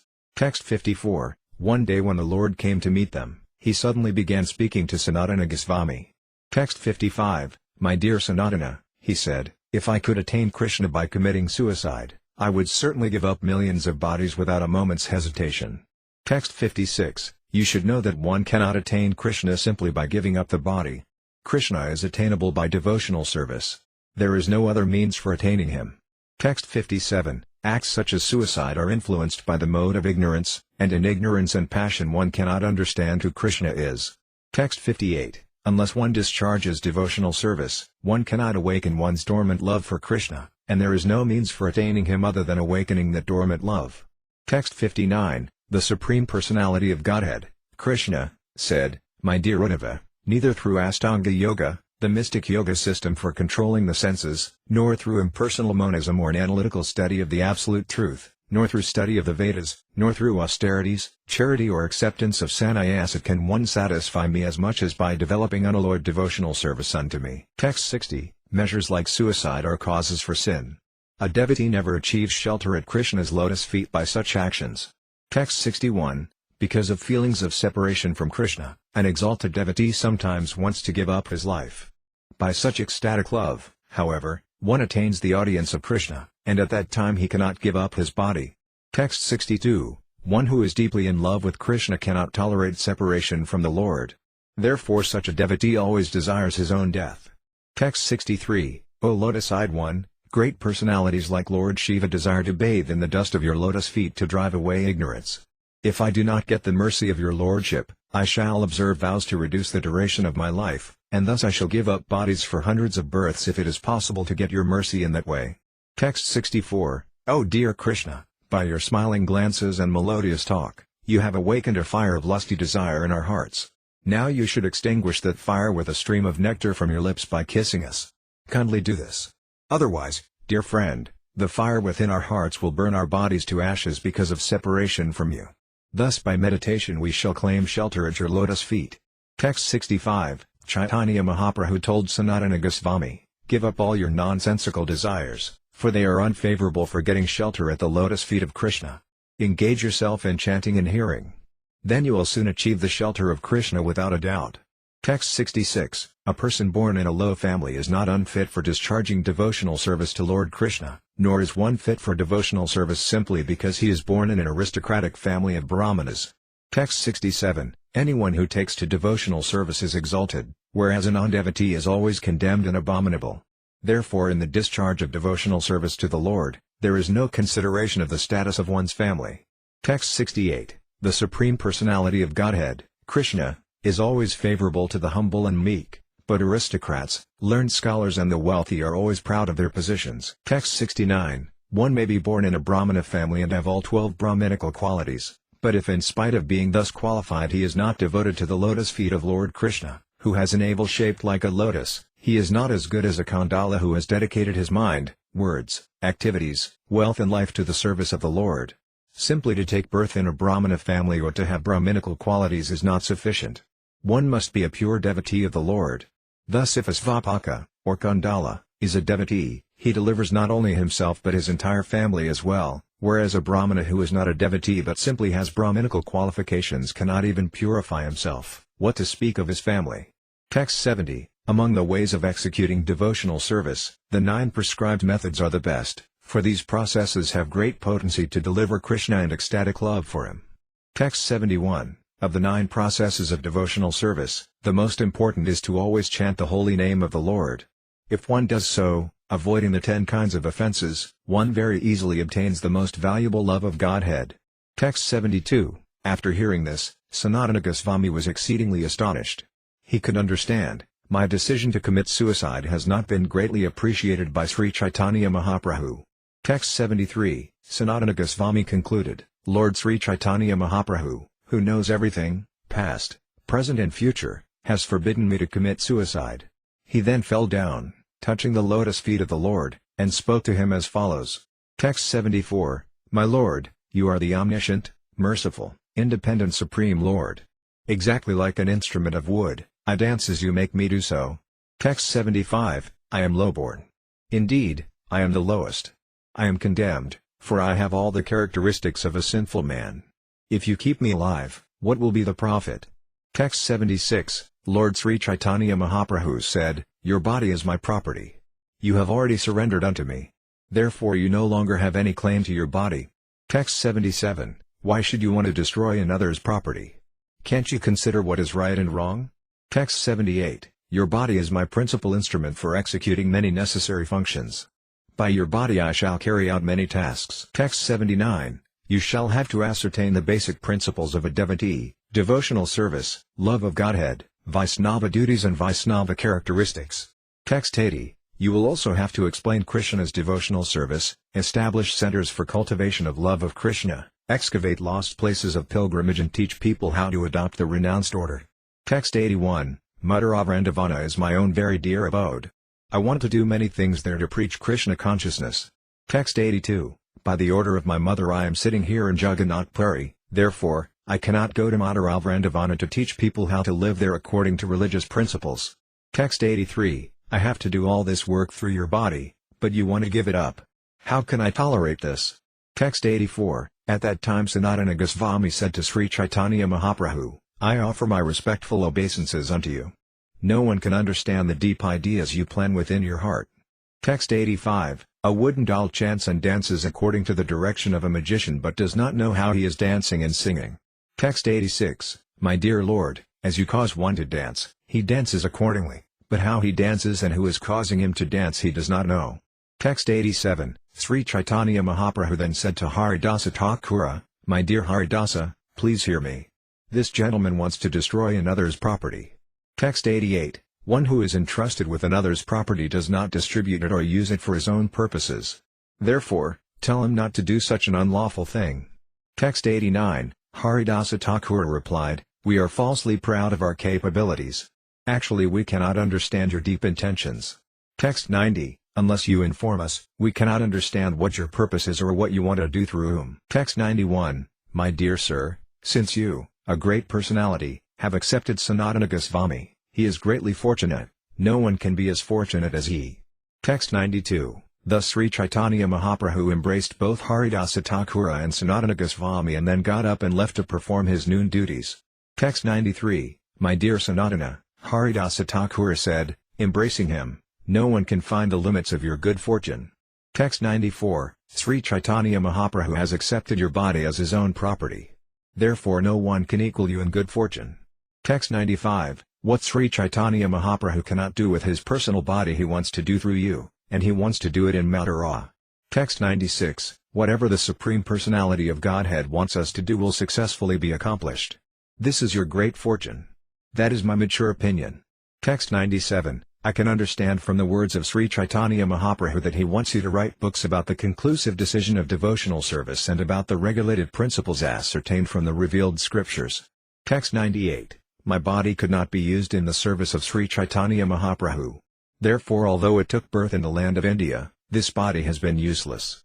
Text 99. Sanatana Goswami replied, O Haridasa Thakura, who is equal to you?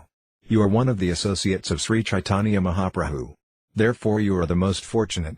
Text 100. The mission of Sri Caitanya Mahaprabhu, for which he has descended as an incarnation, is to spread the importance of chanting the holy name of the Lord. Now instead of personally doing so, he is spreading it through you. Text 101. My dear sir, you are chanting the holy name 300,000 times daily and informing everyone of the importance of such chanting. Text 102. Some behave very well but do not preach the cult of Krishna consciousness, whereas others preach but do not behave properly. Text 103. You simultaneously perform both duties in relation to the holy name by your personal behavior and by your preaching. Therefore you are the spiritual master of the entire world, for you are the most advanced devotee in the world. Text 104. In this way the two of them passed their time discussing subjects concerning Krishna. Thus they enjoyed life together. Text 105. During the time of Ratha Yatra, all the devotees arrived from Bengal to visit the car festival as they had done previously. Text 106. During the Ratha Yatra festival, Sri Caitanya Mahaprabhu again danced before the car of Jagannath. When Sanatana Goswami saw this, his mind was astonished. Text 107. The Lord's devotees from Bengal stayed at Jagannath Puri during the 4 months of the rainy season, and Lord Sri Caitanya Mahaprabhu introduced Sanatana Goswami to them all.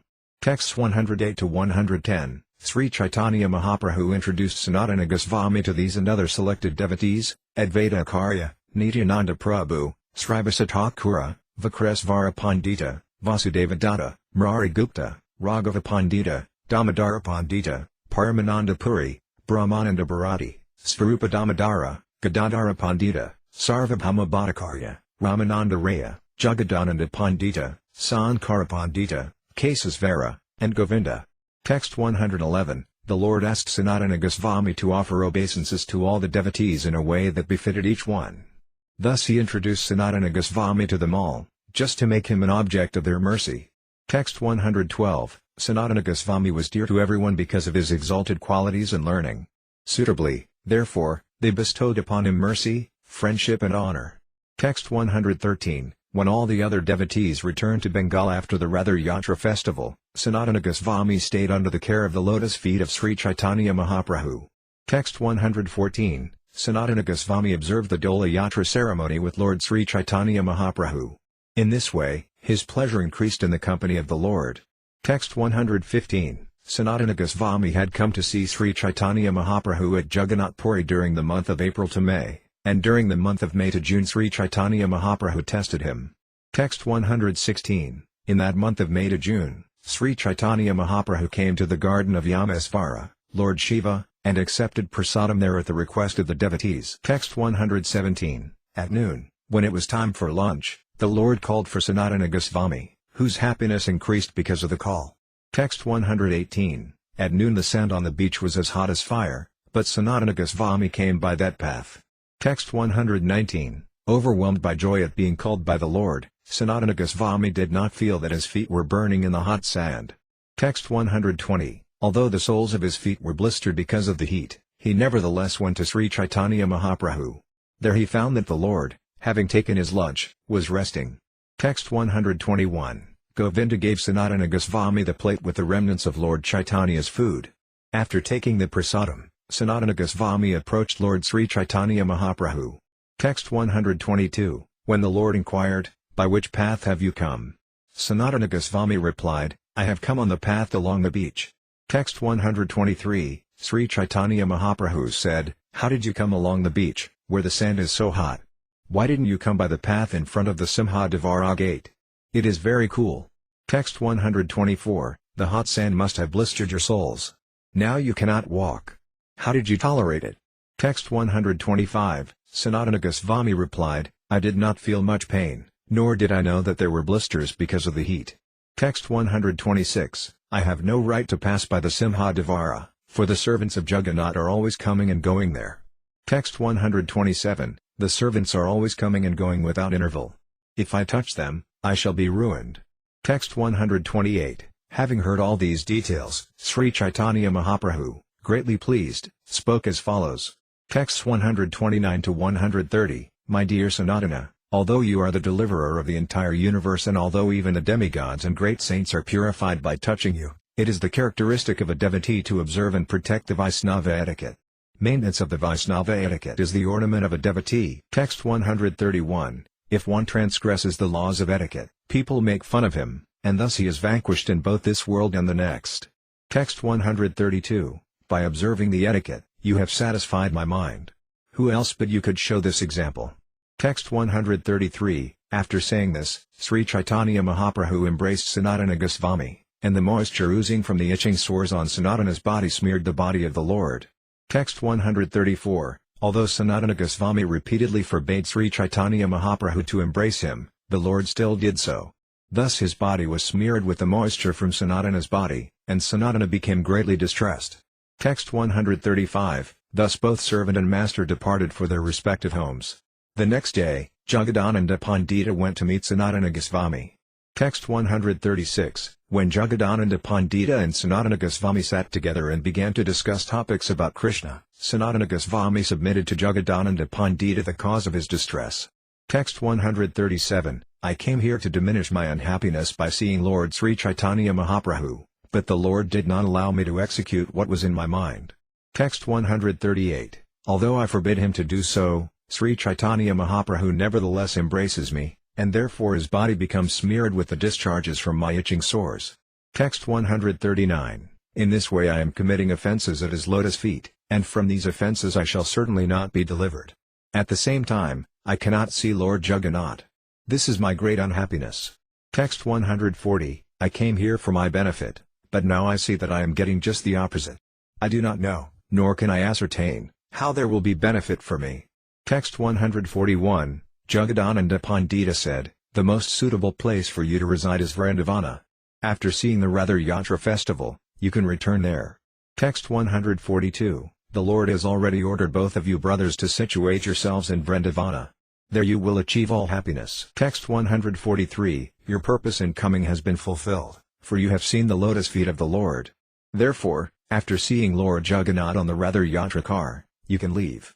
Text 144. Sanatana Goswami replied, "You have given me very good advice. I shall certainly go there, for that is the place the Lord has given me for my residence." Text 145. After talking in this way, Sanatana Goswami and Jagadananda Pandita returned to their respective duties. The next day, Sri Caitanya Mahaprabhu went to see Haridasa and Sanatana Goswami. Text 146. Haridasa Thakur offered obeisances to the lotus feet of Sri Caitanya Mahaprabhu, and the Lord embraced him in ecstatic love. Text 147. Sanatana Goswami offered his obeisances and dandavats from a distant place, but Sri Caitanya Mahaprabhu called him again and again to embrace him. Text 148. Out of fear of committing offences, Sanatana Goswami did not come forward to meet Sri Caitanya Mahaprabhu. The Lord, however, went forward to meet him. Text 149. Sanatana Goswami backed away, but Sri Caitanya Mahaprabhu caught him by force and embraced him. Text 150. The Lord took them both with him and sat down in a sacred place. Then Sanatana Goswami, who was advanced in renunciation, began to speak. Text 151. I came here for my benefit, he said, but I see that I am getting just the opposite. I am unfit to render service. I simply commit offences day after day. Text 152. By nature I am lowborn. I am a contaminated reservoir of sinful activities. If you touch me, sir, that will be a great offense on my part. Text 153. Moreover, blood is running from infected itching sores on my body, smearing your body with moisture, but still you touch me by force. Text 154. My dear sir, you do not have even a pinch of aversion to touching my body, which is in a horrible condition. Because of this offense, everything auspicious will be vanquished for me. Text 155. Therefore I see that I will get nothing auspicious by staying here. Kindly give me orders allowing me to return to Vrindavana after the Ratha Yatra festival. Text 156. I have consulted Jagadananda Pandita for his opinion, and he has also advised me to return to Vrindavana. Text 157. Hearing this, Sri Caitanya Mahaprabhu, in an angry mood, began to chastise Jagadananda Pandita. Text 158. Jagadananda Pandita, is only a new boy, but he has become so proud that he thinks himself competent to advise a person like you. Text 159. In affairs of spiritual advancement and even in ordinary dealings, you are on the level of his spiritual master. Yet not knowing his own value, he dares to advise you. Text 160. My dear Sanatana, you are on the level of my advisor, for you are an authorized person. But Jaga wants to advise you. This is but the impudence of a naughty boy. Text 161. When Sri Caitanya Mahaprabhu was thus chastising Jagadananda Pandita, Sanatana Goswami fell at the Lord's feet and said, I can now understand the fortunate position of Jagadananda.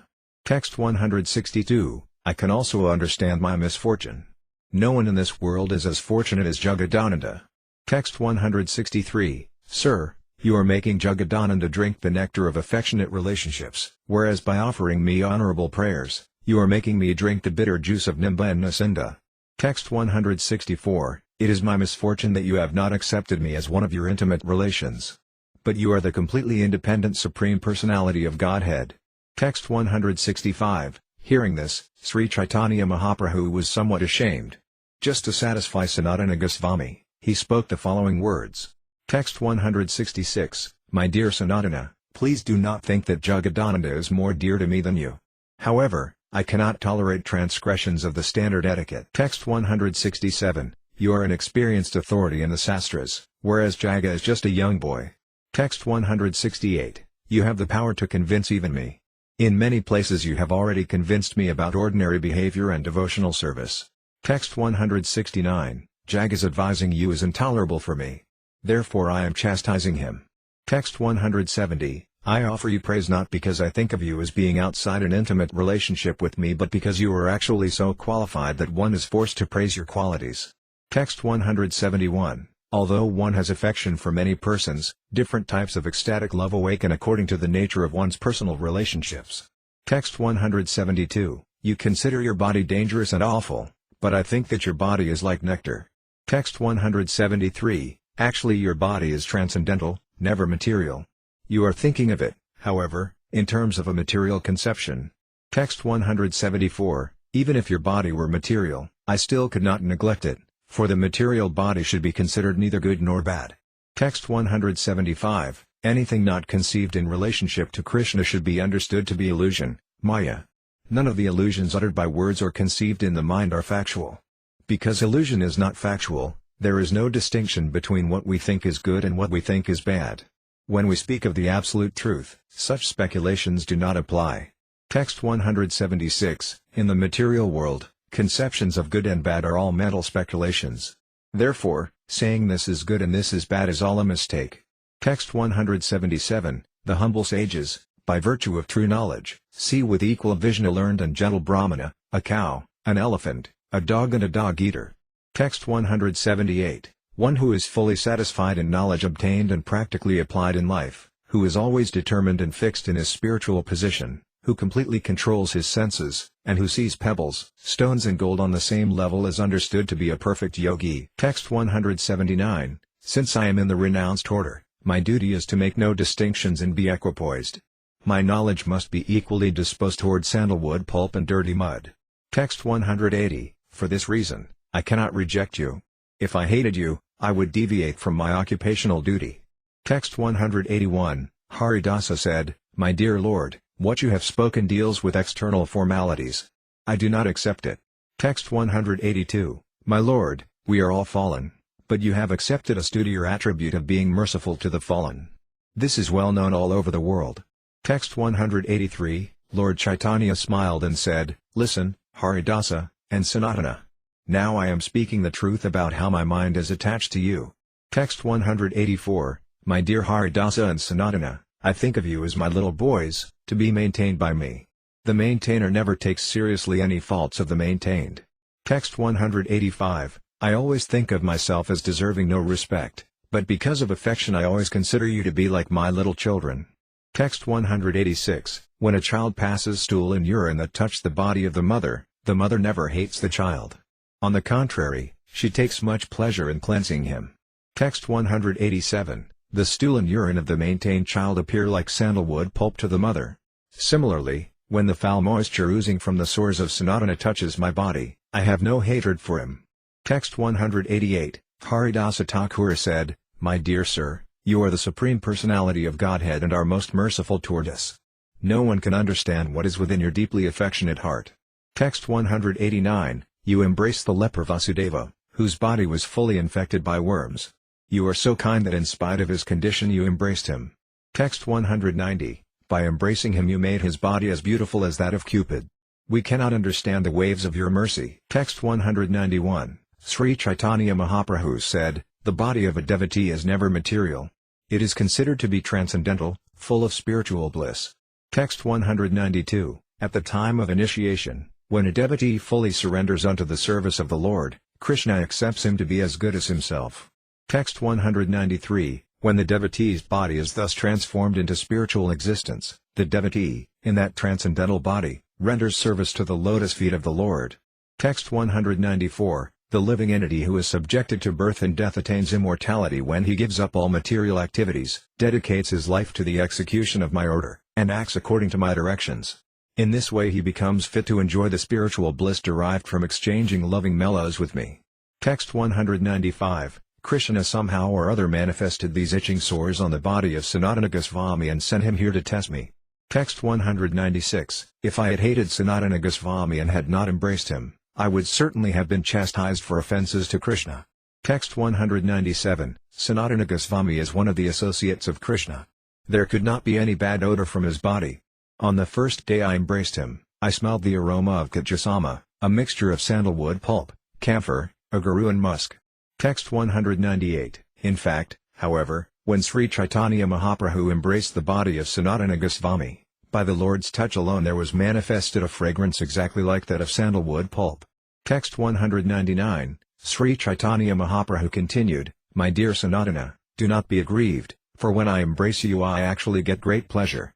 Text 200, stay with me at Jagannath Puri for 1 year, and after that I shall send you to Vrindavana.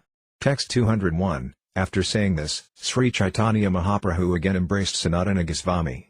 Thus immediately Sanatana's sores disappeared, and his entire body resembled the color of gold. Text 202, seeing the change, Haridasa Thakur, greatly astonished, told the Lord, this is your pastime. Text 203, my dear Lord, You made Sanatana Goswami drink the water of Charikanda, and you actually generated the consequent itching sores on his body. Text 204, after thus causing these itching sores, you examine Sanatana Goswami.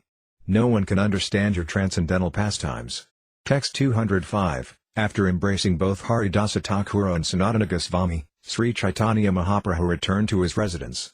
Then Haridasa Thakura and Sanatana Goswami, in great ecstatic love, began to describe the Lord's transcendental attributes. Text 206, in this way Sanatana Goswami stayed under the care of Sri Caitanya Mahaprabhu and discussed the transcendental qualities of Sri Caitanya Mahaprabhu with Haridasa Thakura. Text 207, after they saw the Dola Yatra festival, Sri Caitanya Mahaprabhu instructed Sanatana Goswami fully about what to do in Vrindavana and bade him farewell. Text 208, the scene of separation that took place when Sanatana Goswami and Sri Caitanya Mahaprabhu took leave of each other is so piteous that it cannot be described herein. Text 209, Sanatana Goswami decided to go to Vrindavana by the very forest path Sri Caitanya Mahaprabhu had traversed. Text 210, Sanatana Goswami noted from Balabhadra Bhattakarya all the villages, rivers and hills where Sri Caitanya Mahaprabhu had performed his pastimes. Text 211, Sanatana Goswami met all the devotees of Sri Caitanya Mahaprabhu and then, travelling by that same path, visited the places through which Sri Caitanya Mahaprabhu had passed. Text 212, as soon as Sanatana Goswami visited a place where Sri Caitanya Mahaprabhu had performed his pastimes on the way, he was immediately filled with ecstatic love. Text 213, in this way Sanatana Goswami reached Vrindavana. Later Rupa Goswami came and met him. Text 214, Srila Rupa Goswami had been delayed in Bengal for a year because he was dividing his money among his relatives to situate them in their proper positions. Text 215, he collected whatever money he had accumulated in Bengal and divided it among his relatives, the brahmanas and the temples. Text 216, thus after finishing all the tasks he had on his mind, he returned to Vrindavana fully satisfied. Text 217, the brothers met at Vrindavana, where they stayed to execute the will of Sri Caitanya Mahaprabhu. Text 218, Srila Rupa Goswami and Sanatana Goswami collected many revealed scriptures, and from the evidence in those scriptures they excavated all the lost sites of pilgrimage. Thus they established temples for the worship of Lord Krishna. Text 219, Srila Sanatana Goswami compiled the Brihad Bhagavatamrita. From this book one can understand who is a devotee, what is the process of devotional service, and who is Krishna, the absolute truth. Text 220, Srila Sanatana Goswami wrote a commentary on the 10th canto known as Dasama Tippani, from which we can understand the transcendental pastimes and ecstatic love of Lord Krishna. Text 221, he also compiled the Hari Bhakti Vilasa, from which we can understand the standard behavior of a devotee and the full extent of a Vaishnava's duty. Text 222, Srila Sanatana Goswami also compiled many other books. Who can enumerate them? The basic principle of all these books is to show us how to love Madana Mohana and Govindaji. Text 223, Srila Rupa Goswami also wrote many books, the most famous of which is the Bhakti Rasamrita Sindhu. From that book one can understand the essence of devotional service to Krishna and the transcendental mellows one can derive from such service. Text 224, Srila Rupa Goswami also compiled the book named Ujjvala Nilamani, from which one can understand, to the fullest limits, the loving affairs of Sri Sri Radha and Krishna. Text 225, Srila Rupa Goswami also compiled two important dramas named Vidagdha Madhava and Lalita Madhava, from which one can understand all the mellows derived from the pastimes of Lord Krishna. Text 226, Srila Rupa Goswami compiled 100,000 verses, beginning with the book Dana Kelly Komudi. In all these scriptures he elaborately explained the transcendental mellows of the activities of Vrindavana. Text 227, the son of Sri Vallabha, or Anupama, Srila Rupa Goswami's younger brother, was the great learned scholar named Srila Yiva Goswami. Text 228, after renouncing everything, Srila Yiva Goswami went to Vrindavana. Later he also wrote many books on devotional service and expanded the work of preaching. Text 229, in particular, Srila Yiva Goswami compiled a book named Bhagavata Sundarbha, or Sat Sundarbha, which is the essence of all scriptures. From this book one can obtain a conclusive understanding of devotional service and the Supreme Personality of Godhead. Text 230, he also compiled the book named Gopalachampu, which is the essence of all Vedic literature. In this book he has exhibited the ecstatic loving transactions and pastimes of Radha and Krishna in Vrindavana. Text 231, in the Sat Sundarbha Srila Yiva Goswami set forth the truths about transcendental love of Krishna. In this way he expanded 400,000 verses in all his books. Text 232. When Yuva Goswami wanted to go to Mathura from Bengal, he requested permission from Srila Nityananda Prabhu. Text 233. Because of Yuva Goswami's relationship with Rupa Goswami and Sanatana Goswami, who were greatly favored by Sri Caitanya Mahaprabhu, Lord Nityananda Prabhu placed his feet on the head of Srila Yuva Goswami and embraced him. Text 234. Lord Nityananda Prabhu ordered, "Yes, go soon to Vrindavana. That place has been awarded to your family, to your father and uncles, by Sri Caitanya Mahaprabhu, and therefore you must go there immediately." Text 235. By the order of Nityananda Prabhu, he went to Vrindavana and actually achieved the result of his order, for he compiled many books for a long time and preached the cult of bhakti from there.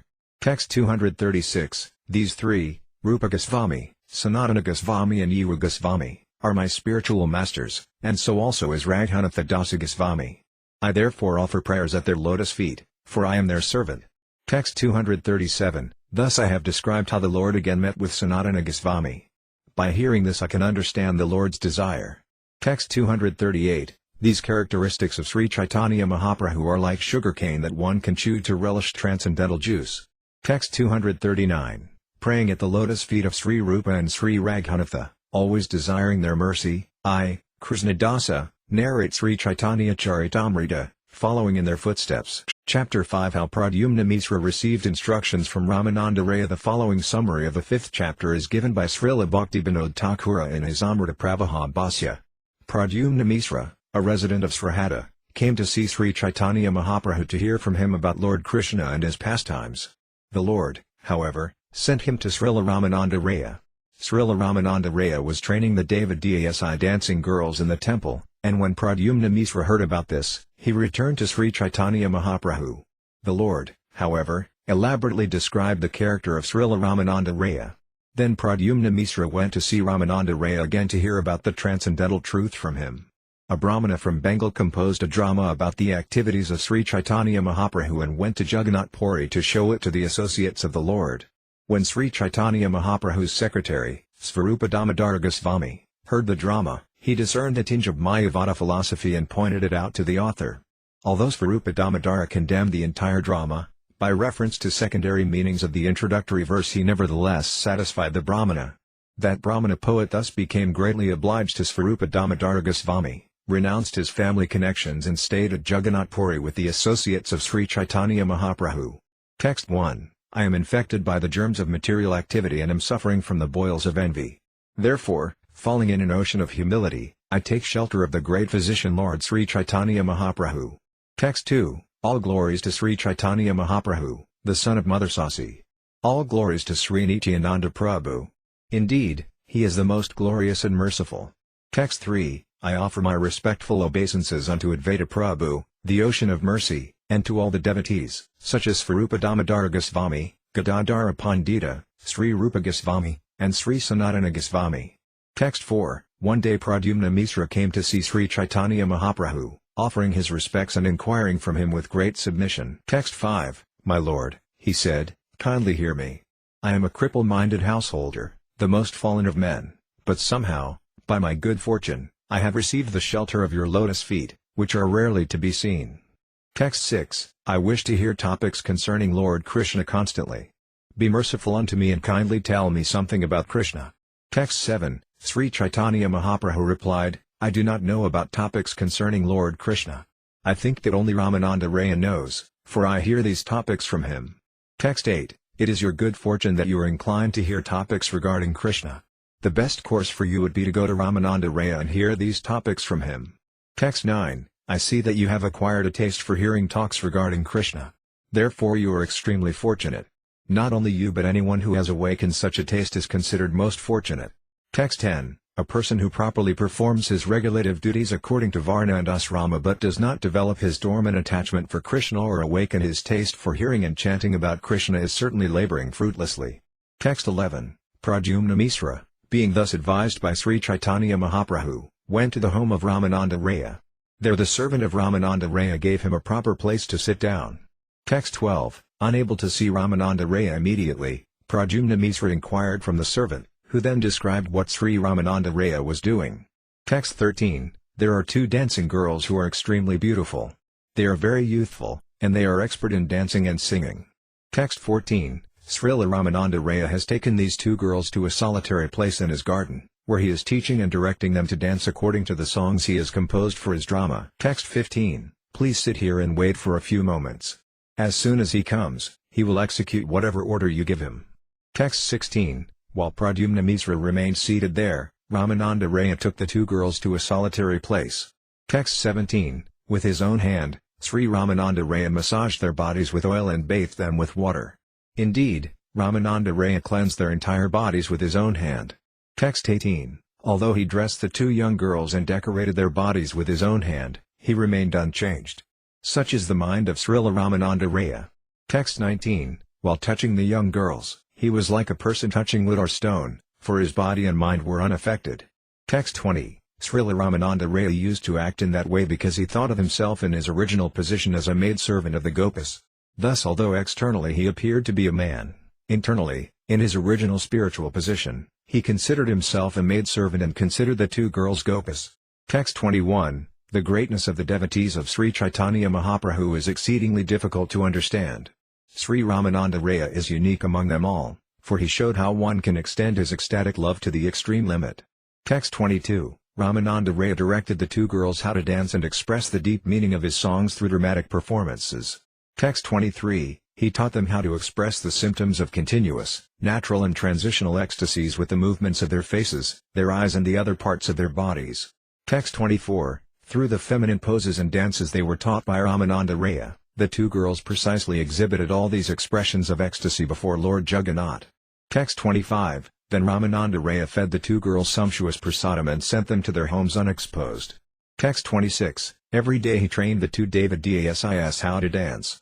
Who among the small living entities, their minds always absorbed in material sense gratification, could understand the mentality of Sri Ramananda Raya? Text 27. When the servant informed Ramananda Raya of Pradyumna Misra's arrival, Ramananda Raya immediately went to the assembly room.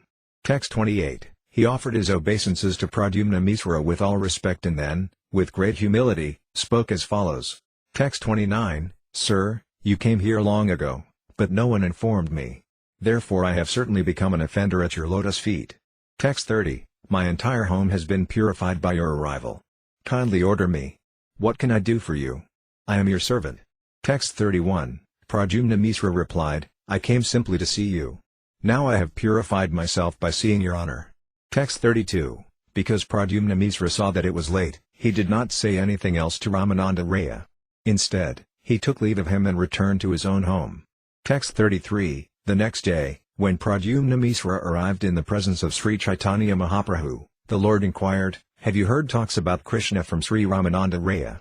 Text 34. Pradyumna Misra thereupon described the activities of Sri Ramananda Raya. After hearing about these activities, Sri Caitanya Mahaprabhu began to speak. Texts 35-36, I am a sannyasi, he said, and I certainly consider myself renounced. But what to speak of seeing a woman, if I even hear the name of a woman, I feel changes in my mind and body. Therefore who could remain unmoved by the sight of a woman? It is very difficult. Text 37, everyone please hear these topics about Ramananda Raya, although they are so wonderful and uncommon that they should not be spoken. Text 38, the two professional dancing girls are beautiful and youthful, yet Sri Ramananda Raya personally massages their entire bodies with oil. Text 39, he personally bathes and dresses them and decorates them with ornaments. In this way, he naturally sees and touches the private parts of their bodies. Text 40, nevertheless, the mind of Sri Ramananda Raya never changes, although he teaches the girls how to physically express all the transformations of ecstasy. Text 41, his mind is as steady as wood or stone. Indeed, it is wonderful that even when he touches such young girls, his mind never changes. Text 42, the authority for such acts is the prerogative of Ramananda Raya alone, for I can understand that his body is not material but has been completely transformed into a spiritual entity. Text 43, he alone, and no one else, can understand the position of his mind. Text 44, but I can make a guess in terms of directions from the Sastra. The Vedic scripture Srimad Bhagavatam gives the direct evidence in this matter. Texts 45-46, when one hears or describes with great faith the pastimes of Lord Krishna, such as his rasa dance with the gopis, the disease of lusty desires in his heart and the agitation caused by the three modes of material nature are immediately nullified, and he becomes sober and silent. Text 47, tasting transcendental, effulgent, sweetly ecstatic love of Krishna, such a person can enjoy life 24 hours a day in the transcendental bliss of the sweetness of Krishna's pastimes. Text 48, a transcendentally sober person who, with faith and love, continually hears from a realized soul about the activities of Lord Krishna in his rasa dance with the gopis, or one who describes such activities, can attain full transcendental devotional service at the lotus feet of the Supreme Personality of Godhead. Thus lusty material desires, which are the heart disease of all materialistic persons, are for him quickly and completely vanquished. Texts 49 to 50, if a transcendentally situated person, following in the footsteps of Srila Rupa Goswami, hears and speaks about the Rasa-līlā dance of Krishna and is always absorbed in thoughts of Krishna while serving the Lord day and night within his mind, what shall I say about the result? It is so spiritually exalted that it cannot be expressed in words. Such a person is an eternally liberated associate of the Lord, and his body is completely spiritualized. Although he is visible to material eyes, he is spiritually situated, and all his activities are spiritual. By the will of Krishna, such a devotee is understood to possess a spiritual body. Text 51, Srila Ramananda Raya is situated on the path of spontaneous love of Godhead. Therefore he is in his spiritual body, and his mind is not materially affected. Text 52, I also hear topics about Krishna from Ramananda Raya. If you want to hear such topics, go to him again. Text 53, you can mention my name before him, saying, he has sent me to hear about Lord Krishna from you. Text 54, go hastily, while he is in the assembly room. Hearing this, Pradyumna Misra immediately departed. Text 55, Pradyumna Misra went to Ramananda Raya, who offered him respectful obeisances and said, please order me. For what purpose have you come? Text 56, Pradyumna Misra answered, Sri Caitanya Mahaprabhu has sent me to hear topics about Lord Krishna from you. Text 57, hearing this, Ramananda Raya became absorbed in ecstatic love and began to speak with great transcendental pleasure. Text 58, following the instruction of Sri Caitanya Mahaprabhu, you have come to hear about Krishna. This is my great fortune. How else would I get such an opportunity? Text 59, saying this, Sri Ramananda Raya took Pradyumna Misra to a secluded place and inquired from him, what kind of Krishna Katha do you want to hear from me? Text 60, Pradyumna Misra replied, kindly tell me about the same topics you spoke about at Vidayanagara. Text 61, you are an instructor even for Sri Caitanya Mahaprabhu, what to speak of others? I am but a beggar Brahmana, and you are my maintainer. Text 62, I do not know how to inquire, for I do not know what is good and what is bad. Seeing me to be poor in knowledge, kindly speak whatever is good for me by your own good will. Text 63, thereupon Ramananda Raya gradually began speaking on topics of Krishna. Thus the ocean of the transcendental mellows of those topics became agitated. Text 64, he began personally posing questions and then answering them with conclusive statements. When afternoon came, the topics still did not end. Text 65, the speaker and listener spoke and heard in ecstatic love. Thus they forgot their bodily consciousness. How, then, could they perceive the end of the day? Text 66, the servant informed them, the day has already ended. Then Ramananda Raya ended his discourses about Krishna. Text 67, Ramananda Raya paid great respect to Pradyumna Misra and bade him farewell. Pradyumna Misra said, I have become very satisfied. He then began to dance. Text 68, after returning home, Pradyumna Misra bathed and ate his meal. In the evening he came to see the lotus feet of Sri Caitanya Mahaprabhu. Text 69, in great happiness he worshipped the lotus feet of Sri Caitanya Mahaprabhu. The Lord inquired, have you heard topics about Krishna? Text 70, Pradyumna Misra said, my dear Lord, you have made me extremely obliged to you because you have drowned me in a nectarian ocean of talks about Krishna. Text 71, I cannot properly describe the discourses of Ramananda Raya, for he is not an ordinary human being. He is fully absorbed in the devotional service of the Lord. Text 72, there is one other thing Ramananda Raya said to me, do not consider me the speaker in these talks about Krishna.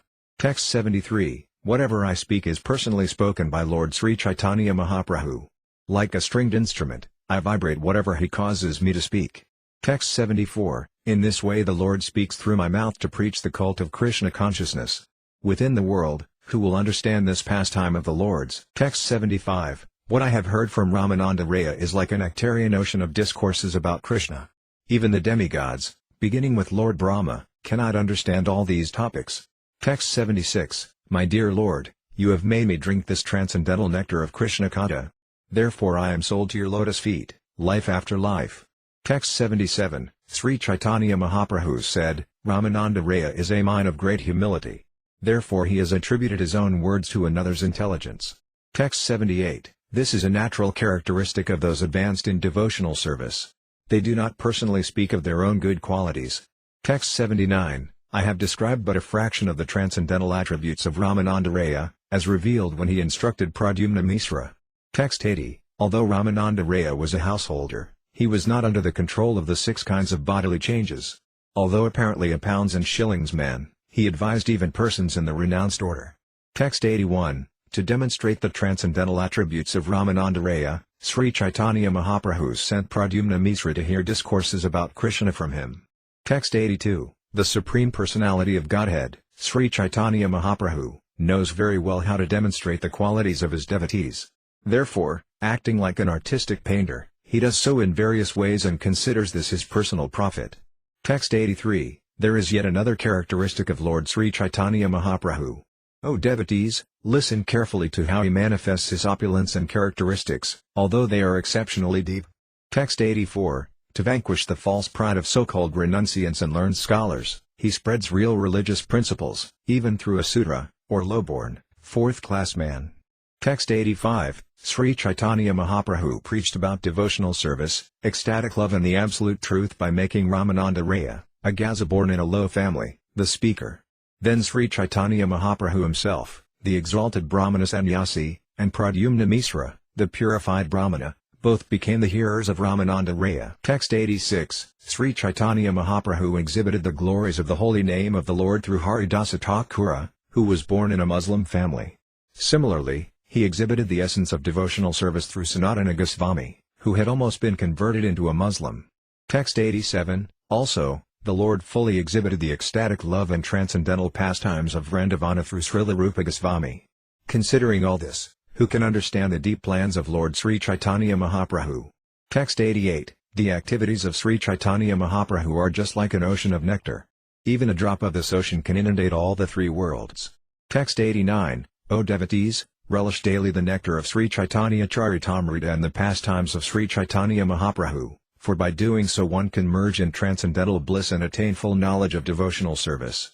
Text 90, Thus Lord Sri Caitanya Mahaprabhu, accompanied by his associates, his pure devotees, enjoyed transcendental bliss in Jagannath Puri, Nilakala, by preaching the bhakti cult in many ways. Text 91, A Brahmana from Bengal wrote a drama about the characteristics of Sri Caitanya Mahaprabhu and came with his manuscript to induce the Lord to hear it. Text 92, The Brahmana was acquainted with Bhagavanakarya, one of the devotees of Sri Caitanya Mahaprabhu. Therefore after meeting him at Jagannath Puri, the Brahmana made his residence at Bhagavanakarya's home. Text 93, First the Brahmana induced Bhagavanakarya to hear the drama, and then many other devotees joined Bhagavanakarya in listening to it. Text 94, All the Vaisnavas praised the drama, saying, Very good, very good. They also desired that Sri Caitanya Mahaprabhu hear the drama. Text 95, Customarily, anyone who composed a song, verse, literary composition or poem about Sri Caitanya Mahaprabhu first had to bring it to Svarupa Damodar Goswami to be heard. Text 96, If passed by Svarupa Damodar Goswami, it could be presented for Sri Caitanya Mahaprabhu to hear. Text 97, If there were a hint that transcendental mellows overlapped in a manner contrary to the principles of the bhakti cult, Sri Caitanya Mahaprabhu would not tolerate it and would become very angry. Text 98, Therefore Sri Caitanya Mahaprabhu would not hear anything before Svarupa Damodara heard it first. The Lord made this etiquette a regulative principle.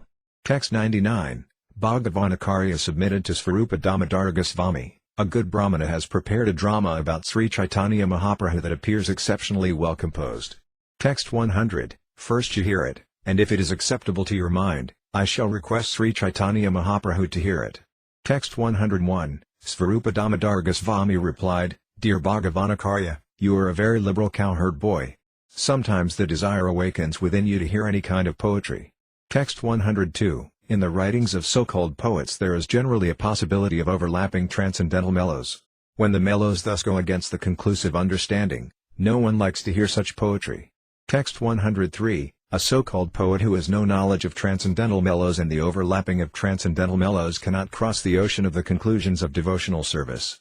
Texts 104 to 105, a poet who does not know the grammatical regulative principles, who is unfamiliar with metaphorical ornaments, especially those employed in drama, and who does not know how to present the pastimes of Lord Krishna is condemned.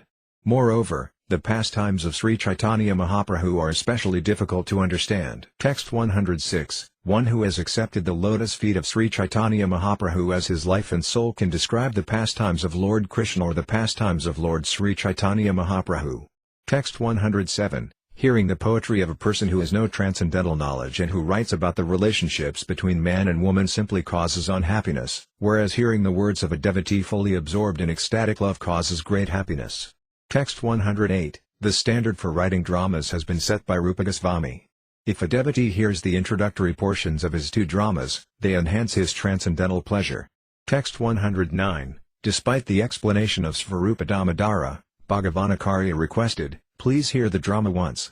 If you hear it, you can consider whether it is good or bad. Text 110, for 2 or 3 days Bhagavanacharya continually asked Svarupa Damodara Goswami to hear the poetry. Because of his repeated requests, Svarupa Damodara Goswami wanted to hear the poetry written by the Brahmana from Bengal. Text 111, Svarupa Damodara Goswami sat down with other devotees to hear the poetry, and then the poet began to read the introductory verse. Text 112, the Supreme Personality of Godhead has assumed a golden complexion and has become the soul of the body named Lord Jagannath, whose blooming lotus eyes are widely expanded. Thus he has appeared in Jagannath Puri and brought dull matter to life. May that Lord, Sri Krishna Caitanya Deva, bestow all good fortune upon you. Text 113, when everyone present heard the verse, they all commended the poet, but Svarupa Damodara Goswami requested him, kindly explain this verse. Text 114, the poet said, Lord Jagannath is a most beautiful body, and Sri Caitanya Mahaprabhu, who is exceptionally grave, is the owner of that body. Text 115, Sri Caitanya Mahaprabhu has appeared here in Nilakala, Jagannath Puri, to spiritualize the entire dull material world. Text 116, hearing this, everyone present was greatly happy. But Svarupa Damodara, who alone was very unhappy, began to speak in great anger. Text 117, you are a fool, he said. You have brought ill fortune upon yourself, for you have no knowledge of the existence of the two lords, Jagannath Deva, and Sri Caitanya Mahaprabhu, nor have you faith in them. Text 118, Lord Jagannath is completely spiritual and full of transcendental bliss, but you have compared him to a dull, destructible body composed of the inert, external energy of the Lord. Text 119, you have calculated Sri Caitanya Mahaprabhu, who is the Supreme Personality of Godhead, full in 6 opulences, to be on the level of an ordinary living being. Instead of knowing him as the Supreme Fire, you have accepted him as a spark. Text 120, Svarupa Damodara continued, because you have committed an offense to Lord Jagannath and Sri Caitanya Mahaprabhu, you will attain a hellish destination.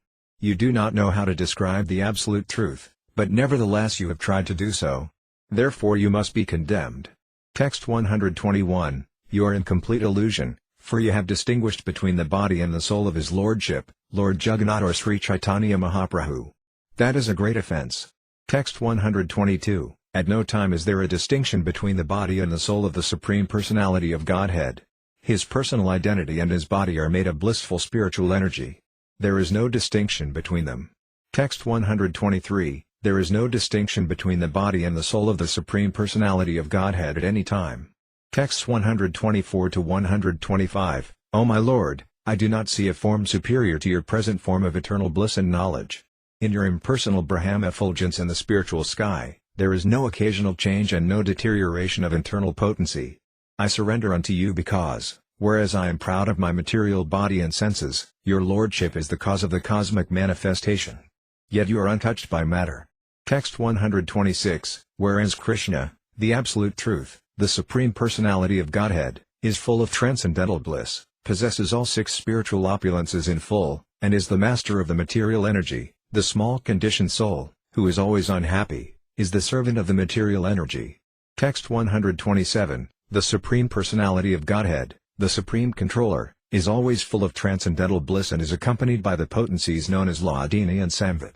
The conditioned soul, however, is always covered by ignorance and embarrassed by the threefold miseries of life. Thus he is a treasure house of all kinds of tribulations. Text 128. Hearing this explanation, all the members of the assembly were struck with wonder. Svarupa Damodar Goswami has spoken the real truth, they admitted. The Brahmana from Bengal has committed an offense by wrongly describing Lord Jagannath and Lord Sri Caitanya Mahaprabhu. Text 129. When the Bengali poet heard this chastisement from Svarupa Damodar Goswami, he was ashamed, fearful and astonished. Indeed, being like a duck in a society of white swans, he could not say anything. Text 130. Seeing the poet's unhappiness, Svarupa Damodar Goswami, who was naturally very kind-hearted, advised him so that he could derive some benefit. Text 131. If you want to understand Srimad Bhagavatam, he said, you must approach a self-realized Vaishnava and hear from him. You can do this when you have completely taken shelter of the lotus feet of Sri Caitanya Mahaprabhu. Text 132. Svarupa Damodara continued, associate regularly with the devotees of Sri Caitanya Mahaprabhu, for then only will you understand the waves of the ocean of devotional service. Text 133. Only if you follow the principles of Sri Caitanya Mahaprabhu and his devotees will your learning be successful. Then you will be able to write about the transcendental pastimes of Krishna without material contamination. Text 134. You have composed this introductory verse to your great satisfaction, but the meaning you have expressed is contaminated by offences to both Lord Jagannath and Sri Caitanya Mahaprabhu. Text 135. You have written something irregular, not knowing the regulative principles, but the goddess of learning, Sarasvati, has used your words to offer her prayers to the Supreme Lord. Text 136. Sometimes demons, and even Lord Indra, the king of heaven, chastised Krishna, but Mother Sarasvati, taking advantage of their words, offered prayers to the Lord. Text 137. Lord Indra said, this Krishna, who is an ordinary human being, is talkative, childish, impudent and ignorant, although he thinks himself very learned. The cowherd men in Vrindavana have offended me by accepting him. This has not been greatly appreciated by me. Text 138. Indra, the king of heaven, being too proud of his heavenly opulences, became like a madman. Thus bereft of his intelligence, he could not restrain himself from speaking nonsensically about Krishna. Text 139. Thus Indra thought, I have properly chastised Krishna and defamed him. But Sarasvati, the goddess of learning, took this opportunity to offer prayers to Krishna. Text 140. The word Vikala is used to refer to a person who can speak according to Vedic authority, and the word Balisa means innocent. Krishna spoke the Vedic knowledge, yet he always presents himself as a prideless, innocent boy. Text 141. When there is no one else to receive obeisances, one may be called an Amra, or one who offers obeisances to no one. This is the meaning of the word Stabda. And because no one is found to be more learned than Krishna, he may be called Aina, indicating that nothing is unknown to him. Text 142. The word Panditamani can be used to indicate that Krishna is honored even by learned scholars. Nevertheless, because of affection for his devotees, Krishna appears like an ordinary human being and may therefore be called Marcha. Text 143. The demon Jarasandha chastised Krishna, saying, you are the lowest of human beings. I shall not fight with you, for you killed your own relatives. Text 144. Mother Sarasvati takes Purusatama to mean Purusatama, he to whom all men are subordinate. Text 145. Nescience, or Maya, may be called Bandhu because she entangles everyone in the material world. Therefore by using the word Bandhuhan, Mother Sarasvati says that Lord Krishna is the vanquisher of Maya. Text 146. Sisapala also blasphemed Krishna in this way, but the goddess of learning, Sarasvati, offered her prayers to Krishna even by his words. Text 147. In that way, although your verse is blasphemous according to your meaning, Mother Sarasvati has taken advantage of it to offer prayers to the Lord. Text 148. There is no difference between Lord Jagannath and Krishna, but here Lord Jagannath is fixed as the absolute person appearing in wood. Therefore he does not move. Text 149. Thus Lord Jagannath and Sri Caitanya Mahaprabhu, although appearing as two, are one because they are both Krishna, who is one alone. Text 150. The supreme desire to deliver the entire world meets in the two of them, and for that reason also they are one and the same. Text 151. To deliver all the materially contaminated people of the world, that same Krishna has descended in the moving form of Lord Sri Caitanya Mahaprabhu.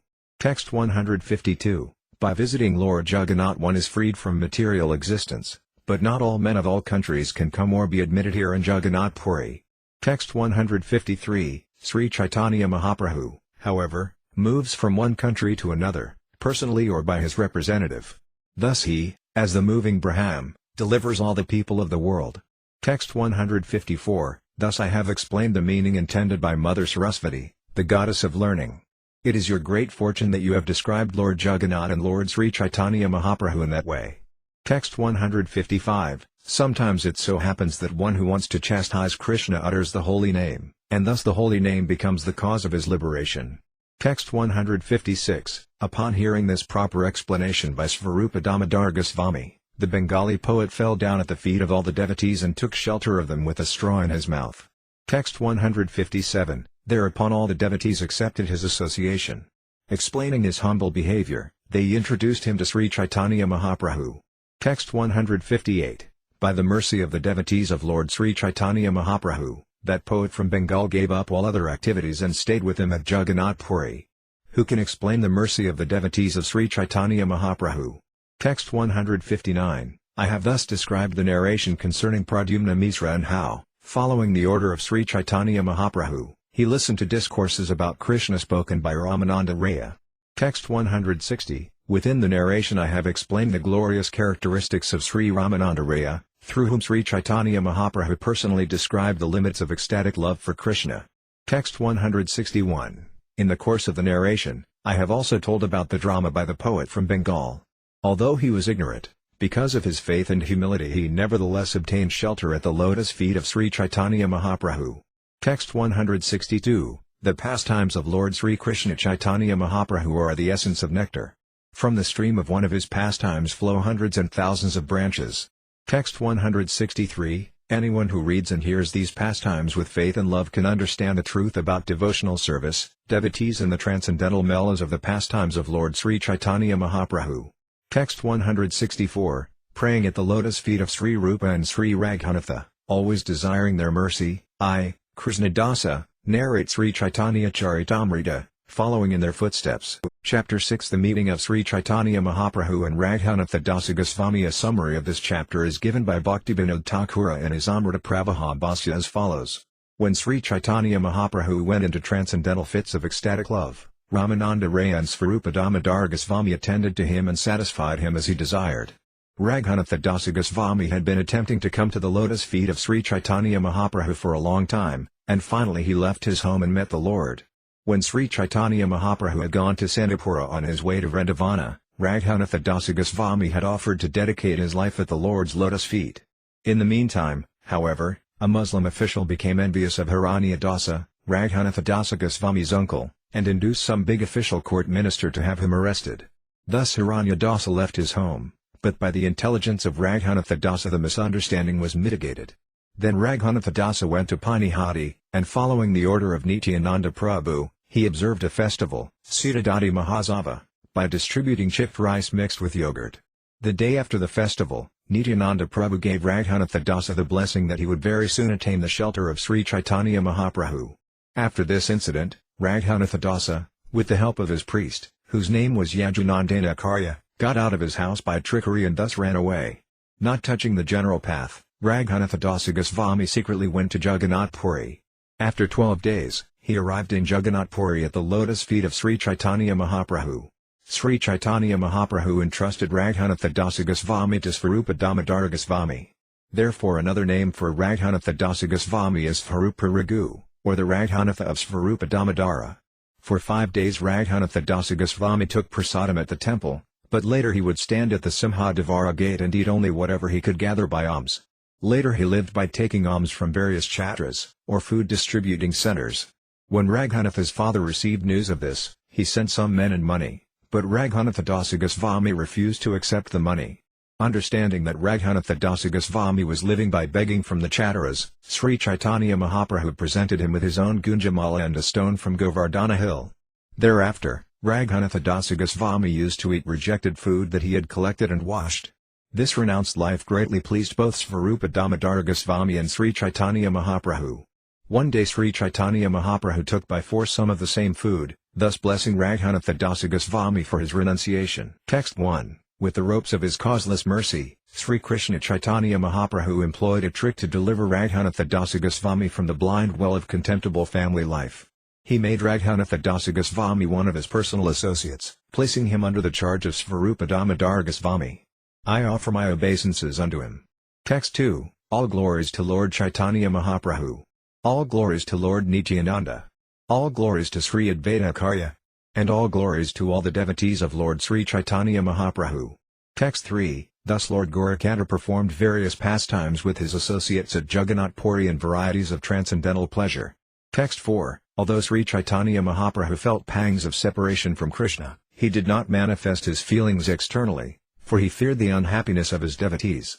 Text 5, The transformations undergone by the Lord when he manifested severe unhappiness due to separation from Krishna cannot be described. Text 6, When the Lord acutely felt pangs of separation from Krishna, only Sri Ramananda Rayas talks about Krishna and the sweet songs of Svarupa Damodara kept him alive. Text 7, Because the Lord associated with various devotees during the day, his mind was somewhat diverted, but at night the pangs of separation from Krishna increased very rapidly. Text 8, Two people, Ramananda Raya and Svarupa Damodar Goswami, stayed with the Lord to pacify him by reciting various verses about Krishna's pastimes and by singing appropriate songs for his satisfaction. Text 9, Previously, when Lord Krishna was personally present, Subala, one of his cowherd boyfriends, gave him happiness when he felt separation from Radharani. Similarly, Ramananda Raya helped give happiness to Lord Sri Caitanya Mahaprabhu. Text 10, Previously, when Srimati Radharani felt the pangs of separation from Krishna, her constant companion Lalita kept her alive by helping her in many ways. Similarly, when Sri Caitanya Mahaprabhu felt Radharani's emotions, Svarupa Damodar Goswami helped him maintain his life. Text 11, To describe the fortunate position of Ramananda Raya and Svarupa Damodar Goswami is extremely difficult. They were renowned as intimately confidential friends of Sri Caitanya Mahaprabhu. Text 12, The Lord thus enjoyed his life with his devotees. O devotees of Lord Sri Caitanya Mahaprabhu, now hear how Raghunatha Dasa Goswami met the Lord. Text 13, When Raghunatha Dasa, during his family life, went to meet Sri Caitanya Mahaprabhu at Sandipura, the Lord gave him worthy instructions by his causeless mercy. Text 14, Instead of becoming a so-called renunciant, Raghunatha Dasa, following the instructions of the Lord, returned home and played exactly like a pounds and shillings man. Text 15, Raghunatha Dasa was inwardly completely renounced, even in family life, but he did not express his renunciation externally. Instead, he acted just like an ordinary businessman. Seeing this, his father and mother were satisfied. Text 16, When he received a message that Lord Sri Caitanya Mahaprabhu had returned from Mathura city, Raghunatha Dasa endeavored to go to the lotus feet of the Lord. Text 17, At that time there was a Muslim official collecting the taxes of Saptagrama. Text 18, When Hiranya Dasa, Raghunatha Dasa's uncle, made an agreement with the government to collect taxes, the Muslim Qadri, or tax collector, having lost his position, became extremely envious of him. Text 19, Hiranya Dasa was collecting 2 million coins and therefore should have delivered 1,500,000 to the government. Instead, he was giving only 1,200,000, thus making an extra profit of 300,000 coins. Seeing this, the Muslim Qadri, who was a Turk, became his rival. Text 20, After sending a confidential account to the government treasury, the Qadri brought the minister in charge. The Qadri came, wanting to arrest Hiranya Dasa, but Hiranya Dasa had left home. Therefore the Qadri arrested Raghunatha Dasa. Text 21, Every day, the Muslim would chastise Raghunatha Dasa and tell him, Bring your father and his elder brother. Otherwise you will be punished. Text 22, The Qadri wanted to beat him, but as soon as he saw Raghunatha's face, his mind changed, and he could not beat him. Text 23, Indeed, the Qadri was afraid of Raghunatha Dasa because Raghunatha Dasa belonged to the Kayastha community. Although the Qadri would chastise him with oral vibrations, he was afraid to beat him. Text 24, While this was going on, Raghunatha Dasa thought of a tricky method of escape. Thus he humbly submitted this plea at the feet of the Muslim Qadri. Text 25, My dear sir, my father and his elder brother are your brothers. All brothers always fight about something. Text 26, Sometimes brothers fight among themselves, and sometimes they have very friendly dealings. There is no certainty when such changes will take place. Thus I am sure that although today you are fighting, tomorrow you three brothers will be sitting together in peace. Text 27, Just as I am my father's son, so I am also yours. I am your dependent, and you are my maintainer. Text 28, for a maintainer to punish the person he maintains is not good. You are expert in all the scriptures. Indeed, you are like a living saint. Text 29, when the Muslim heard Raghunatha Das's appealing voice, his heart softened. He began to cry, and tears glided down his beard. Text 30, the Muslim Qadri told Raghunatha Dasa, you are my son from this day on. Today, by some means, I shall have you released. Text 31, after informing the minister, the Qadri released Raghunatha Dasa and then began to speak to him with great affection.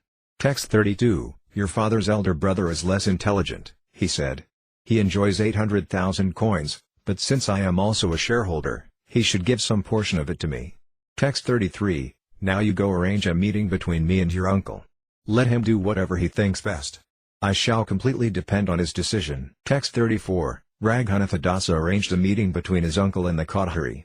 The matter was settled, and everything was peaceful. Text 35, in this way Raghunatha Dasa passed 1 year exactly like a first-class business manager, but the next year he again decided to leave home. Text 36, he got up alone one night and left, but his father caught him in a distant place and brought him back. Text 37, this became almost a daily affair. Raghunatha would run away from home, and his father would again bring him back. Then Raghunatha Dasa's mother spoke to his father as follows. Text 38, our son has become mad, she said. Just keep him by binding him with ropes. His father, being very unhappy, replied to her as follows. Text 39, Raghunatha Dasa, our son, has opulences like Indra, the heavenly king, and his wife is as beautiful as an angel. Yet all this could not tie down his mind. Text 40, how then could we keep this boy home by binding him with ropes? It is not possible even for one's father to nullify the reactions of one's past activities. Text 41, Lord Sri Caitanya Mahaprabhu has fully bestowed his mercy on him. Who can keep home such a madman of Caitanya-caritamrta?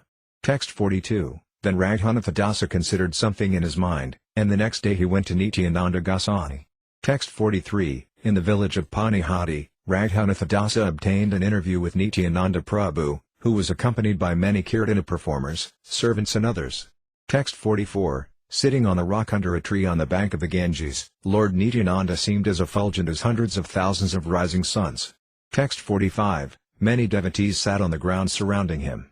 Seeing the influence of Nityananda Prabhu, Raghunatha Dasa was astonished. Text 46, Raghunatha Dasa offered his obeisances by falling prostrate at a distant place, and the servant of Nityananda Prabhu pointed out, there is Raghunatha Dasa, offering you obeisances.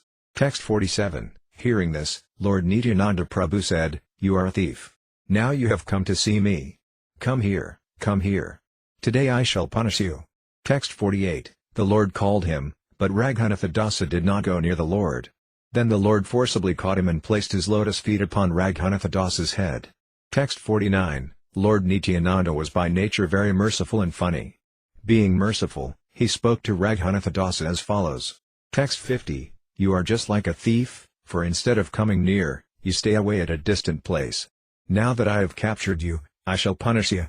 Text 51, make a festival and feed all my associates yogurt and chipped rice. Hearing this, Raghunatha Dasa was greatly pleased.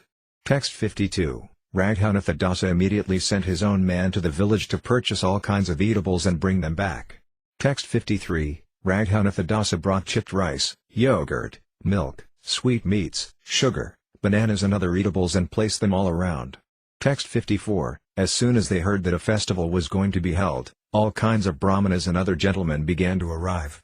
Thus there were innumerable people. Text 55, seeing the crowd increasing, Raghunatha Dasa arranged to get more eatables from other villages. He also brought 200 to 400 large, round earthen pots. Text 56, he also obtained 5 or 7 especially large earthen pots, and in these pots a brahmana began soaking chipped rice for the satisfaction of Lord Nityananda. Text 57, in one place, chipped rice was soaked in hot milk in each of the large pots. Then half the rice was mixed with yogurt, sugar and bananas. Text 58, the other half was mixed with condensed milk and a special type of banana known as campa kala. Then sugar, clarified butter and camphor were added. Text 59, after Nityananda Prabhu had changed his cloth for a new one and sat on a raised platform, the Brahmana brought before him the 7 huge pots. Text 60, on that platform, all the most important associates of Sri Nityananda Prabhu, as well as other important men, sat down in a circle around the Lord. Text 61, among them were Ramadasa, Sundarananda, Gadadharadasa, Mrari, Kamalakara, Sadasiva, and Purandara. Text 62, Dhananjaya, Jagadisa, Paramasvaradasa, Mahesa, Gordasa and Hodakrishnadasa were also there. Text 63, similarly, Uttaranadatta Thakura and many other personal associates of the Lord sat on the raised platform with Nityananda Prabhu. No one could count them all. Text 64, hearing about the festival, all kinds of learned scholars, brahmanas and priests went there. Lord Nityananda Prabhu honored them and made them sit on the raised platform with him. Text 65, everyone was offered 2 earthen pots. In one was put chipped rice with condensed milk, and in the other chipped rice with yogurt. Text 66, all the other people sat in groups around the platform. No one could count how many people there were. Text 67, each and every one of them was supplied 2 earthen pots, one of chipped rice soaked in yogurt and the other of chipped rice soaked in condensed milk. Text 68, some of the brahmanas, not having gotten a place on the platform, went to the bank of the Ganges with their 2 earthen pots and soaked their chipped rice there. Text 69, others, who could not get a place even on the bank of the Ganges, got down into the water and began eating their 2 kinds of chipped rice. Text 70, thus some sat on the platform, some at the base of the platform, and some on the bank of the Ganges, and they were all supplied 2 pots each by the 20 men who distributed the food. Text 71, at that time, Raghava Pandita arrived there. Seeing the situation, he began to laugh in great surprise. Text 72, he brought many kinds of food cooked in ghee and offered to the Lord. This prasadam he first placed before Lord Nityananda and then distributed among the devotees. Text 73, Raghava Pandita said to Lord Nityananda, for you, sir, I have already offered food to the deity, but you are engaged in a festival here, and so the food is lying there untouched. Text 74, Lord Nityananda replied, let me eat all this food here during the day, and I shall eat at your home at night. Text 75, I belong to a community of cowherd boys, and therefore I generally have many cowherd associates with me. I am happy when we eat together in a picnic like this by the sandy bank of the river. Text 76, Lord Nityananda made Raghava Pandita sit down and had 2 pots delivered to him also. There were 2 kinds of chipped rice soaked in them. Text 77, when chipped rice had been served to everyone, Lord Nityananda Prabhu, in meditation, brought Sri Caitanya Mahaprabhu. Text 78, when Sri Caitanya Mahaprabhu arrived, Lord Nityananda Prabhu stood up. They then saw how the others were enjoying the chipped rice with yogurt and condensed milk. Text 79, from each and every pot, Lord Nityananda Prabhu took 1 morsel of chipped rice and pushed it into the mouth of Sri Caitanya Mahaprabhu as a joke. Text 80, Sri Caitanya Mahaprabhu, also smiling, took a morsel of food, pushed it into the mouth of Nityananda and laughed as he made Lord Nityananda eat it. Text 81, in this way Lord Nityananda was walking through all the groups of eaters, and all the Vaisnavas standing there were seeing the fun. Text 82, no one could understand what Nityananda Prabhu was doing as he walked about. Some, however, who were very fortunate, could see that Lord Sri Caitanya Mahaprabhu was also present. Text 83, then Nityananda Prabhu smiled and sat down. On his right side he kept 4 pots of chipped rice that had not been made from boiled paddy. Text 84, Lord Nityananda offered Sri Caitanya Mahaprabhu a place and had him sit down. Then together the 2 brothers began eating chipped rice. Text 85, seeing Lord Caitanya Mahaprabhu eating with him, Lord Nityananda Prabhu became very happy and exhibited varieties of ecstatic love. Text 86, Lord Nityananda Prabhu ordered, all of you eat, chanting the holy name of Hari. Immediately the holy names Hari, Hari resounded, filling the entire universe. Text 87, when all the Vaisnavas were chanting the holy names Hari, Hari and eating, they remembered how Krishna and Balarama ate with their companions the cowherd boys on the bank of the Yamuna. Text 88, Sri Caitanya Mahaprabhu and Lord Nityananda Prabhu are extremely merciful and liberal. It was Raghunatha Dasa's good fortune that they accepted all these dealings. Text 89, who can understand the influence and mercy of Lord Nityananda Prabhu? He is so powerful that he induced Lord Sri Caitanya Mahaprabhu to come eat chipped rice on the bank of the Ganges. Text 90, all the confidential devotees who were cowherd boys, headed by Sri Ramadasa, were absorbed in ecstatic love. They thought the bank of the Ganges to be the bank of the Yamuna. Text 91, when the shopkeepers of many other villages heard about the festival, they arrived there to sell chipped rice, yogurt, sweetmeats and bananas. Text 92, as they came, bringing all kinds of food, Raghunatha Dasa purchased it all. He gave them the price for their goods and later fed them the very same food. Text 93. Anyone who came to see how these funny things were going on was also fed chipped rice, yogurt and bananas. Text 94. After Lord Nityananda Prabhu finished eating, he washed his hands and mouth and gave Raghunatha Dasa the food remaining in the 4 pots. Text 95. There was food remaining in the 3 other big pots of Lord Nityananda, and a Brahmana distributed it to all the devotees, giving a morsel to each. Text 96. Then a Brahmana brought a flower garland, placed the garland on Nityananda Prabhu's neck and smeared sandalwood pulp all over his body. Text 97. When a servant brought betel nuts and offered them to Lord Nityananda, the Lord smiled and chewed them. Text 98. With his own hands Lord Nityananda Prabhu distributed to all the devotees whatever flower garlands, sandalwood pulp and betel nuts remained. Text 99. After receiving the remnants of food left by Lord Nityananda Prabhu, Raghunatha Dasa, who was greatly happy, ate some and distributed the rest among his own associates. Text 100. Thus I have described the pastimes of Lord Nityananda Prabhu in relation to the celebrated festival of chipped rice and yogurt. Text 101. Nityananda Prabhu rested for the day, and when the day ended he went to the temple of Raghava Pandita and began congregational chanting of the holy name of the Lord. Text 102. Lord Nityananda Prabhu first influenced all the devotees to dance, and finally he himself began dancing, thus inundating the entire world in ecstatic love.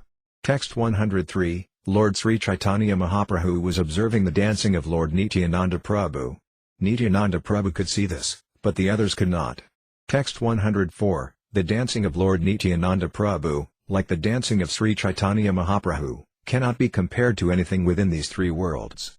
Text 105. No one can properly describe the sweetness of Lord Nityananda's dancing.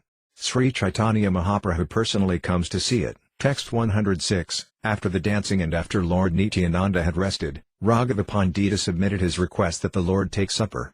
Text 107. Lord Nityananda Prabhu sat down for supper with his personal associates and made a sitting place on his right side for Sri Caitanya Mahaprabhu. Text 108. Sri Caitanya Mahaprabhu came there and sat down at his place. Seeing this, Raghava Pandita felt increasing happiness. Text 109. Raghava Pandita brought the prasadam before the 2 brothers and thereafter distributed prasadam to all the other Vaisnavas. Text 110. There were varieties of cakes, sweet rice and fine cooked rice that surpassed the taste of nectar. There were also varieties of vegetables. Text 111. The food prepared and offered to the deity by Raghava Pandita was like the essence of nectar. Sri Caitanya Mahaprabhu came there again and again to eat such prasadam. Text 112. When Raghava Pandita offered the food to the deity after cooking, he would make a separate offering for Sri Caitanya Mahaprabhu. Text 113. Every day, Sri Caitanya Mahaprabhu would eat at the house of Raghava Pandita. Sometimes he would give Raghava Pandita the opportunity to see him. Text 114. Raghava Pandita would bring and distribute prasadam to the 2 brothers, feeding them with great attention. They ate everything, and therefore there were no remnants left. Text 115. He brought so many presentations that no one could know them perfectly. Indeed, it was a fact that the Supreme Mother, Radharani, personally cooked in the house of Raghava Pandita. Text 116. Srimati Radharani received from Durvasa Muni the benediction that whatever she cooked would be sweeter than nectar. That is the special feature of her cooking. Text 117. Aromatic and pleasing to see, the food was the essence of all sweetness. Thus the 2 brothers, Lord Caitanya Mahaprabhu and Lord Nityananda Prabhu, ate it with great satisfaction. Text 118. All the devotees present requested Raghunatha Dasa to sit down and take prasadam, but Raghava Pandita told them, he will take prasadam later. Text 119. All the devotees took prasadam, filling themselves to the brim. Thereafter, chanting the holy name of Hari, they stood up and washed their hands and mouths. Text 120. After eating, the 2 brothers washed their hands and mouths. Then Raghava Pandita brought flower garlands and sandalwood pulp and decorated them. Text 121. Raghava Pandita offered them betel nuts and worshipped their lotus feet. He also distributed betel nuts, flower garlands and sandalwood pulp to the devotees. Text 122. Raghava Pandita, being very merciful toward Raghunatha Dasa, offered him the dishes with the remnants of food left by the 2 brothers. Text 123. He said, Lord Sri Caitanya Mahaprabhu has eaten this food. If you take his remnants, you will be released from the bondage of your family. Text 124. The Supreme Personality of Godhead always resides either in the heart or in the home of a devotee. This fact is sometimes hidden and sometimes manifest, for the Supreme Personality of Godhead is fully independent. Text 125, the Supreme Personality of Godhead is all-pervasive, and therefore he resides everywhere. Anyone who doubts this will be annihilated. Text 126, in the morning, after taking his bath in the Ganges, Nityananda Prabhu sat down with his associates beneath the same tree under which he had previously sat. Text 127, Raghunatha went there and worshipped Lord Nityananda's lotus feet. Through Raghava Pandita, he submitted his desire. Text 128, I am the lowest of men, the most sinful, fallen and condemned. Nevertheless, I desire to attain shelter at the lotus feet of Sri Caitanya Mahaprabhu. Text 129, like a dwarf who wants to catch the moon, I have tried my best many times, but I have never been successful. Text 130, every time I tried to go away and give up my home relationships, my father and mother unfortunately kept me bound. Text 131, no one can attain the shelter of Sri Caitanya Mahaprabhu without your mercy, but if you are merciful, even the lowest of men can attain shelter at his lotus feet. Text 132, although I am unfit and greatly afraid to submit this plea, I nevertheless request you, sir, to be especially merciful toward me by granting me shelter at the lotus feet of Sri Caitanya Mahaprabhu. Text 133, placing your feet on my head, give me the benediction that I may achieve the shelter of Sri Caitanya Mahaprabhu without difficulty. I pray for this benediction. Text 134, after hearing this appeal by Raghunatha, Lord Nityananda Prabhu smiled and told all the devotees, Raghunatha standard of material happiness is equal to that of Indra, the king of heaven. Text 135, because of the mercy bestowed upon him by Sri Caitanya Mahaprabhu, Raghunatha, although situated in such material happiness, does not like it at all. Therefore let every one of you be merciful toward him and give him the benediction that he may very soon attain shelter at the lotus feet of Sri Caitanya Mahaprabhu. Text 136, one who experiences the fragrance of the lotus feet of Lord Krishna does not value even a standard of happiness available in Brahmaloka, the topmost planet. And what to speak of heavenly happiness? Text 137, Lord Krishna, the Supreme Personality of Godhead, is offered sublime, poetic prayers by those trying to attain his favor. Thus he is known as Uttamasloka. Being very eager to gain the association of Lord Krishna, King Bharata, although in the prime of youth, gave up his very attractive wife, affectionate children, most beloved friends and opulent kingdom, exactly as one gives up stool after excreting it. Text 138, then Lord Nityananda Prabhu called Raghunatha near him, placed his lotus feet upon Raghunatha's head and began to speak. Text 139, my dear Raghunatha, he said, since you arranged the feast on the bank of the Ganges, Sri Caitanya Mahaprabhu came here just to show you his mercy. Text 140, by his causeless mercy he ate the chipped rice and milk. Then, after seeing the dancing of the devotees at night, he took his supper. Text 141, Lord Sri Caitanya Mahaprabhu, Gaurahari, came here personally to deliver you. Now rest assured that all the impediments meant for your bondage are gone. Text 142, Sri Caitanya Mahaprabhu will accept you and place you under the charge of his secretary, Svarupa Damodara. You will thus become one of the most confidential internal servants and will attain shelter at the lotus feet of Sri Caitanya Mahaprabhu. Text 143, being assured of all this, return to your own home. Very soon, without impediments, you will attain shelter at the lotus feet of Lord Sri Caitanya Mahaprabhu. Text 144, Lord Nityananda had Raghunatha blessed by all the devotees, and Raghunatha offered his respects to their lotus feet. Text 145, after taking leave of Lord Nityananda Prabhu and then all the other Vaisnavas, Sri Raghunatha consulted secretly with Raghava Pandita. Text 146, after consulting with Raghava Pandita, he secretly delivered 100 gold coins and about 7 tolas of gold into the hand of Nityananda Prabhu's treasurer. Text 147, Raghunatha admonished the treasurer, do not speak about this to Lord Nityananda Prabhu now, but when he returns home, kindly inform him about this presentation. Text 148, thereupon, Raghava Pandita took Raghunatha to his home. After inducing him to see the deity, he gave Raghunatha a garland and sandalwood pulp. Text 149, he gave Raghunatha a large quantity of prasadam to eat on his way home. Then Raghunatha again spoke to Raghava Pandita. Text 150, I want to give money, he said, just to worship the lotus feet of all the great devotees, servants and sub-servants of Lord Nityananda Prabhu. Text 151, as you think fit, give 20, 15, 12, 10 or 5 coins to each of them. Text 152, Raghunatha Dasa drew up an account of the amount to be given and submitted it to Raghava Pandita, who then made up a list showing how much money was to be paid to each and every devotee. Text 153, with great humility, Raghunatha Dasa placed 100 gold coins and about 2 tulas of gold before Raghava Pandita for all the other devotees. Text 154, after taking dust from the feet of Raghava Pandita, Raghunatha Dasa returned to his home, feeling greatly obligated to Lord Nityananda Prabhu because of having received his merciful benediction. Text 155, from that day on, he did not go into the interior section of the house. Instead, he would sleep on the Durga Mandapa, the place where Mother Durga was worshipped. Text 156, there, however, the watchman alertly kept guard. Raghunatha Dasa was thinking of various means by which to escape their vigilance. Text 157, at that time, all the devotees of Bengal were going to Jagannath Puri to see Lord Chaitanya Mahaprabhu. Text 158, Raghunatha Dasa could not accompany them, for they were so famous that he would have been caught immediately. Text 159 to 160, thus Raghunatha Dasa thought deeply about how to escape, and one night while he was sleeping on the Durga Mandapa, the priest Yajunandana-acharya entered the house when only 4 dandas remained until the end of the night. Text 161, Yajunandana-acharya was the priest and spiritual master of Raghunatha Dasa.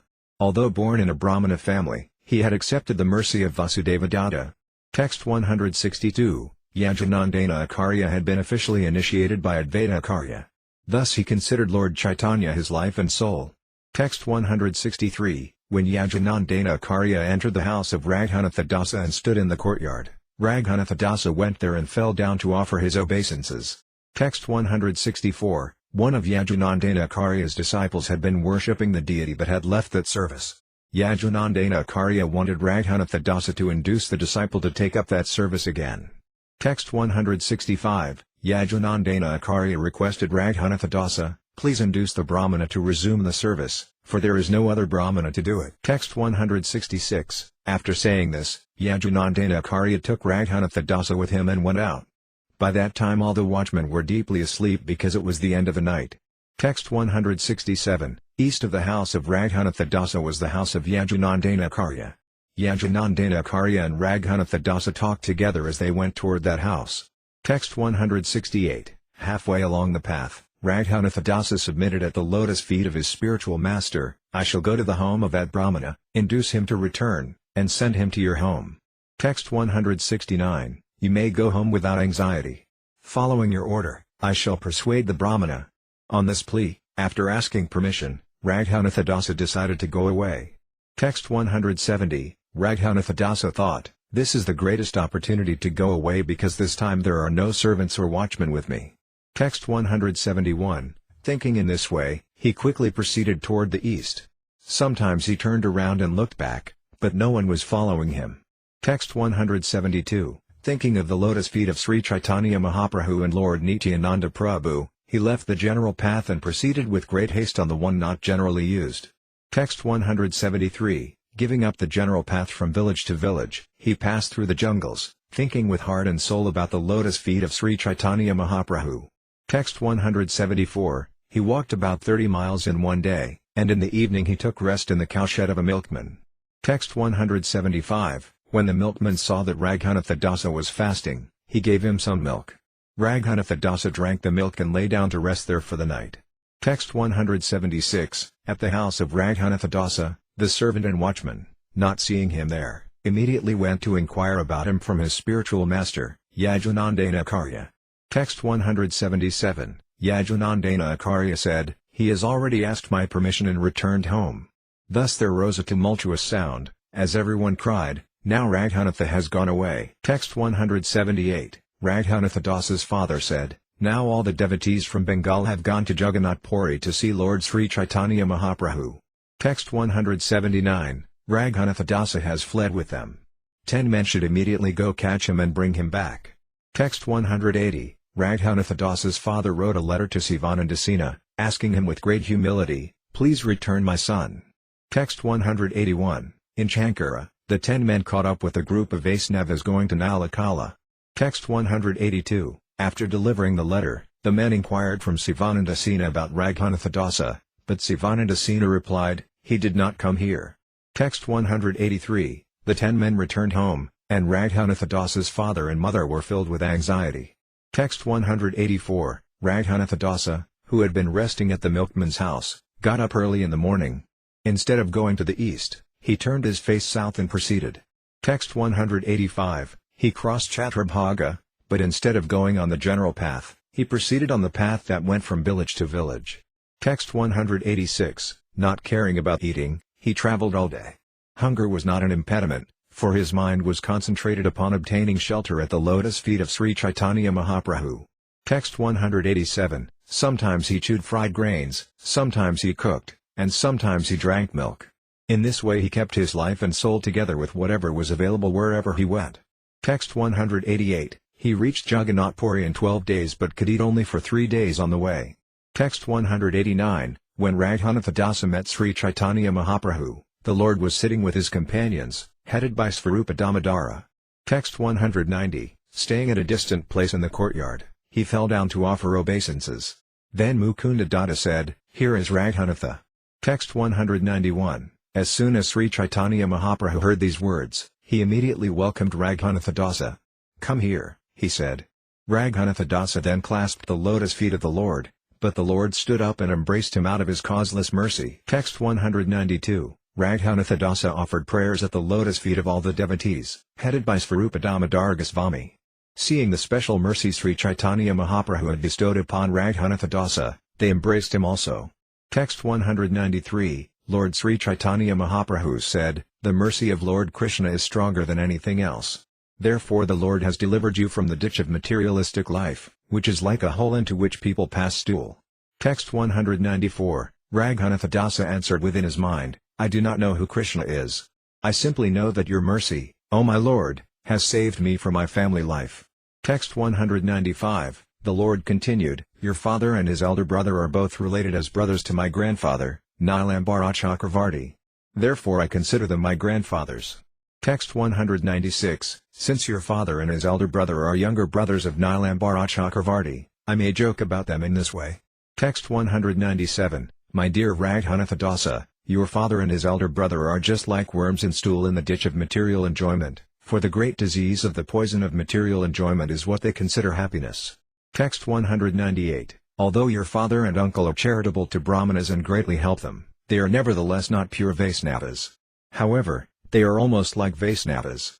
Text 199, those who are attached to materialistic life and are blind to spiritual life must act in such a way that they are bound to repeated birth and death by the actions and reactions of their activities.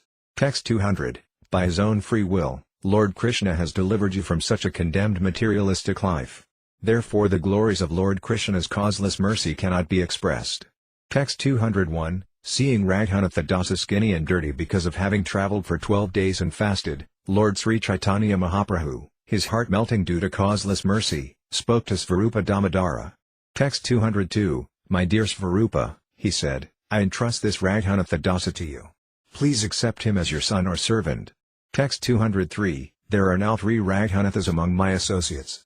From this day forward, this Raghunatha should be known as the Raghu of Svarupa Damodara. Text 204, saying this, Sri Caitanya Mahaprabhu grasped the hand of Raghunath Dasa and entrusted him to the hands of Svarupa Damodara Goswami.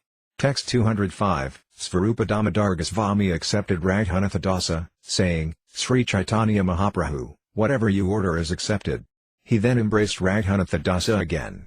Text 206, I cannot properly express the affection of Sri Caitanya Mahaprabhu for his devotees. Being merciful toward Raghunath Dasa, the Lord spoke as follows to Govinda. Text 207, on the way, Raghunath Dasa has fasted and undergone hardships for many days. Therefore, take good care of him for some days so that he may eat to his satisfaction. Text 208, then Sri Caitanya Mahaprabhu told Raghunath Dasa, go bathe in the sea. Then see Lord Jagannath in the temple and return here to take your meal. Text 209, after saying this, Sri Caitanya Mahaprabhu got up and went to perform his midday duties, and Raghunatha met all the devotees present. Text 210, having seen the causeless mercy of Sri Caitanya Mahaprabhu upon Raghunatha Dasa, all the devotees, struck with wonder, praised his good fortune. Text 211, Raghunatha Dasa took his bath in the sea and saw Lord Jagannath. Then he returned to Govinda, the personal servant of Sri Caitanya Mahaprabhu. Text 212, Govinda offered him a plate with the remnants of food left by Sri Caitanya Mahaprabhu, and Raghunatha Dasa accepted the prasadam with great happiness. Text 213, Raghunatha Dasa stayed under the care of Svarupa Damodar Goswami, and Govinda supplied him remnants of Sri Caitanya Mahaprabhu's food for 5 days. Text 214, beginning from the 6th day, Raghunatha Dasa would stand at the gate known as Simhadevara to beg alms after the Puspanjali ceremony, in which flowers were offered to the Lord. Text 215, after finishing their prescribed duties, the many servants of Lord Jagannath, who were known as Vijayas, return home at night. Text 216, if they see a Vaisnava standing at the Simhadevara begging alms, out of mercy they arrange with the shopkeepers to give him something to eat. Text 217, thus it is a custom for all time that a devotee who has no other means of support stands at the Simhadevara gate to receive alms from the servants. Text 218, a completely dependent Vaisnava thus chants the holy name of the Lord all day and sees Lord Jagannath with full freedom. Text 219, it is a custom for some Vaisnavas to beg from the charity booths and eat whatever they obtain, whereas others stand at night at the Simhadevara gate, begging alms from the servants. Text 220, renunciation is the basic principle sustaining the lives of Sri Caitanya Mahaprabhu's devotees. Seeing this renunciation, Sri Caitanya Mahaprabhu, the Supreme Personality of Godhead, is extremely satisfied. Text 221, Govinda said to Sri Caitanya Mahaprabhu, Raghunatha Dasa no longer takes prasadam here. Now he stands at the Simhadevara, where he begs some alms to eat. Text 222, when Sri Caitanya Mahaprabhu heard this, he was greatly satisfied. Raghunatha Dasa has done well, he said. He has acted suitably for a person in the renounced order. Text 223, a person in the renounced order should always chant the holy name of the Lord. He should beg some alms to eat, and he should sustain his life in this way. Text 224, a vairagi, a person in the renounced order, should not depend on others. If he does so, he will be unsuccessful, and he will be neglected by Krishna. Text 225, if a renunciant is eager for his tongue to taste different foods, his spiritual life will be lost, and he will be subservient to the tastes of his tongue. Text 226, the duty of a person in the renounced order is to chant the Hare Krishna mantra always. He should satisfy his belly with whatever vegetables, leaves, fruits and roots are available. Text 227, one who is subservient to the tongue and who thus goes here and there, devoted to the genitals and the belly, cannot attain Krishna. Text 228, the next day, Raghunatha Dasa inquired at the lotus feet of Svarupa Damodara about his duty. Text 229, I do not know why I have given up household life, he said. What is my duty? Kindly give me instructions.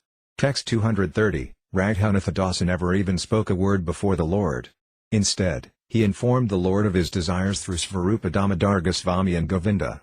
Text 231, the next day, Svarupa Damodar Goswami submitted to Lord Sri Caitanya Mahaprabhu, Raghunatha Dasa has this to say at your lotus feet. Text 232, I do not know my duty or the goal of my life. Therefore, please personally give me instructions from your transcendental mouth.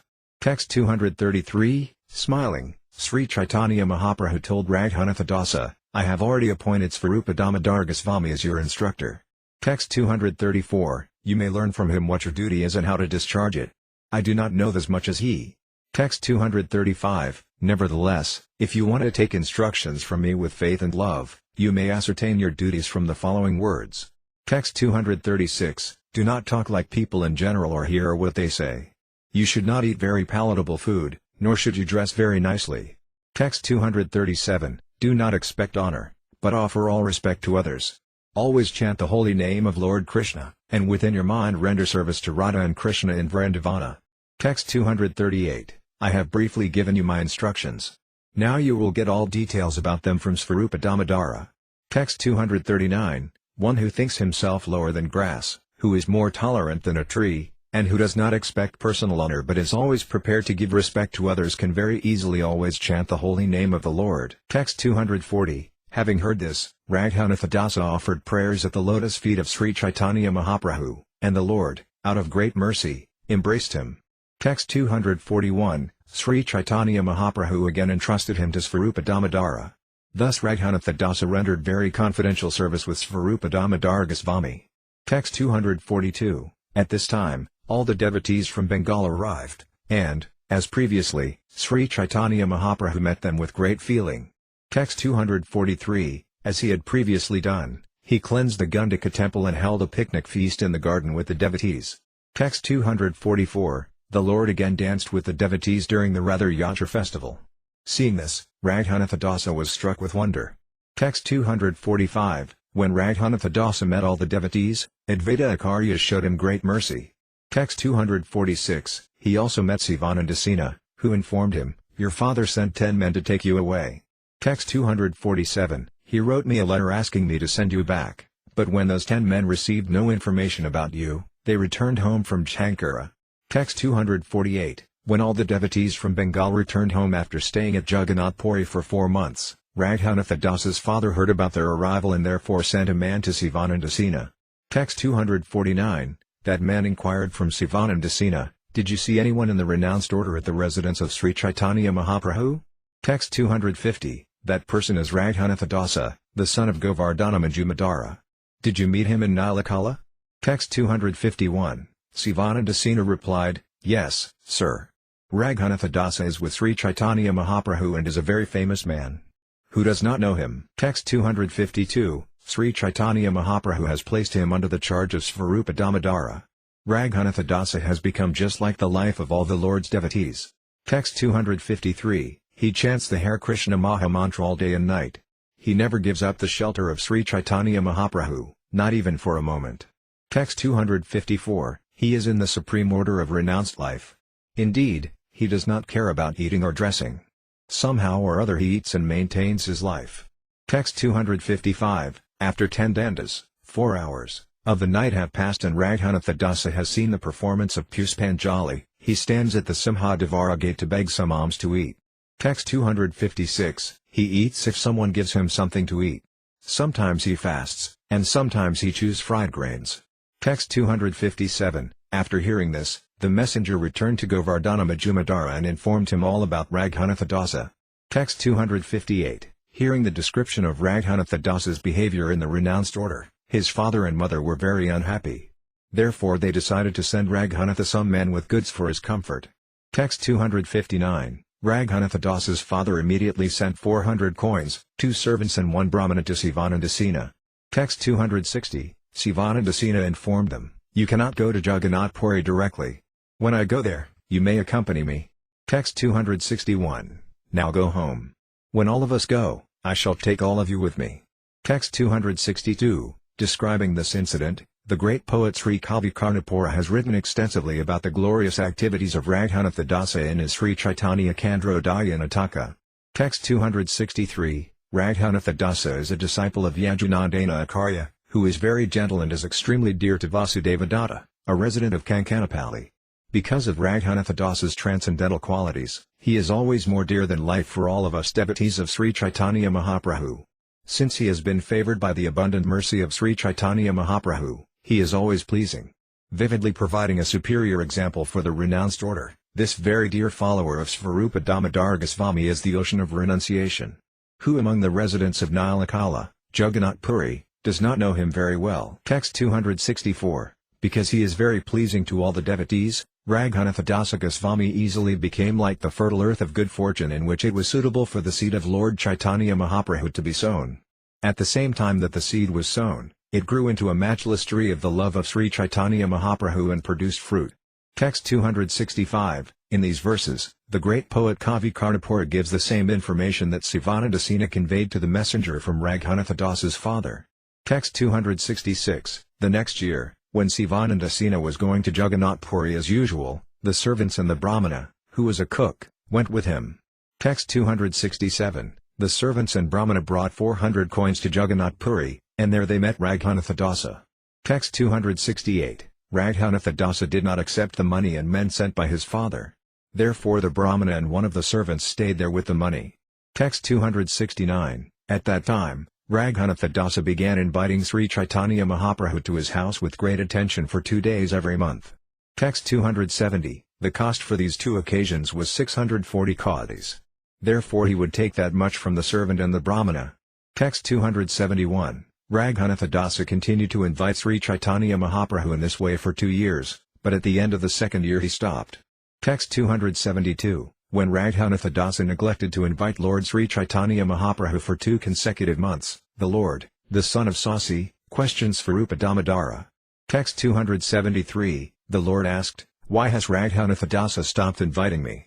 Text 274. I invite Sri Caitanya Mahaprabhu by accepting goods from materialistic people. I know that the Lord's mind is not satisfied by this. Text 275. My consciousness is impure because I accept all these goods from people who are interested only in pounds, shillings and pence.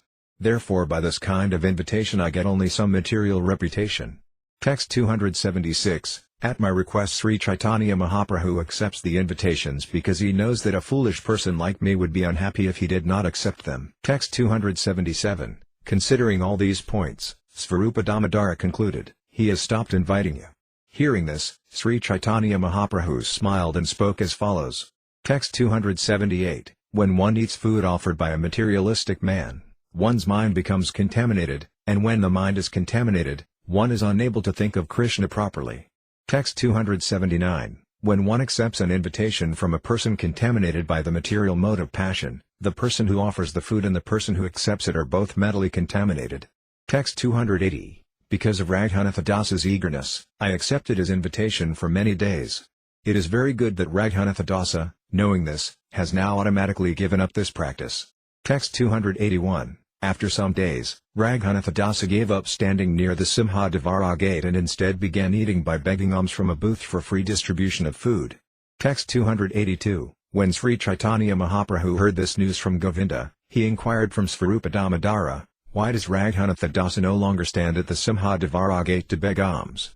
Text 283. Svarupa Damodara replied, Raghunatha Dasa felt unhappy standing at the Simhadevara. Therefore he is now going at midday to beg alms from the charity booth. Text 284. Hearing this news, Sri Caitanya Mahaprabhu said, he has done very well by no longer standing at the Simhadevara gate. Such begging of alms resembles the behavior of a prostitute. Text 285. Here is a person coming near. He will give me something. This person gave me something last night. Now another person is coming near. He may give me something. The person who just passed did not give me anything, but another person will come, and he will give me something. Thus a person in the renounced order gives up his neutrality and depends on the charity of this person or that. Thinking in this way, he adopts the occupation of a prostitute. Text 286. If one goes to the booth where free food is distributed and fills his belly with whatever he obtains, there is no chance of further unwanted talk, and one can very peacefully chant the Hare Krishna Mahamantra. Text 287. After saying this, Sri Caitanya Mahaprabhu again bestowed his mercy upon Raghunatha Dasa by giving him a stone from Govardhana hill and a garland of small conch shells. Text 288. Previously, when Sankarananda Sarasvati had returned from Vrindavana, he had brought the stone from Govardhana hill and also the garland of conch shells. Text 289. He presented Sri Caitanya Mahaprabhu with these two items, the garland of conch shells and the stone from Govardhana hill. Text 290. Upon receiving these two uncommon items, Sri Caitanya Mahaprabhu was extremely happy. While chanting, he would put the garland around his neck. Text 291. The Lord would put the stone to his heart or sometimes to his eyes. Sometimes he would smell it with his nose and sometimes place it on his head. Text 292. The stone from Govardhana was always moist with tears from his eyes. Sri Caitanya Mahaprabhu would say, this stone is directly the body of Lord Krishna. Text 293. For 3 years he kept the stone and garland. Then, greatly satisfied by the behavior of Raghunatha Dasa, the Lord delivered both of them to him. Text 294. Sri Caitanya Mahaprabhu instructed Raghunatha Dasa, this stone is the transcendental form of Lord Krishna. Worship the stone with great eagerness. Text 295. Sri Caitanya Mahaprabhu continued, worship this stone in the mode of goodness like a perfect Brahmana, for by such worship you will surely attain ecstatic love of Krishna without delay. Text 296. For such worship, one needs a jug of water and a few flowers from a tulasi tree. This is worship in complete goodness when performed in complete purity. Text 297. With faith and love, you should offer 8 soft tulasi flowers, each with 2 tulasi leaves, 1 on each side of each flower. Text 298. After thus advising him how to worship, Lord Sri Caitanya Mahaprabhu personally offered Raghunatha Dasa the Govardhana Sila with his transcendental hand. As advised by the Lord, Raghunatha Dasa worshipped the Sila in great transcendental jubilation. Text 299, Svarupa Damodara gave Raghunatha Dasa 2 cloths, each about 6 inches long, a wooden platform and a jug in which to keep water. Text 300, thus Raghunatha Dasa began worshipping the stone from Govardhana, and as he worshipped he saw the Supreme Personality of Godhead, Krishna, the son of Nanda Maharaja, directly in the stone. Text 301, thinking of how he had received the Govardhana Sila directly from the hands of Sri Caitanya Mahaprabhu, Raghunatha Dasa was always overflooded with ecstatic love. Text 302, the amount of transcendental bliss that Raghunatha Dasa enjoyed simply by offering water and tulasi is impossible to achieve even if one worships the deity with 16 kinds of paraphernalia. Text 303, after Raghunatha Dasa had thus worshipped the Govardhana Sila for some time, Svarupa Damodara one day spoke to him as follows.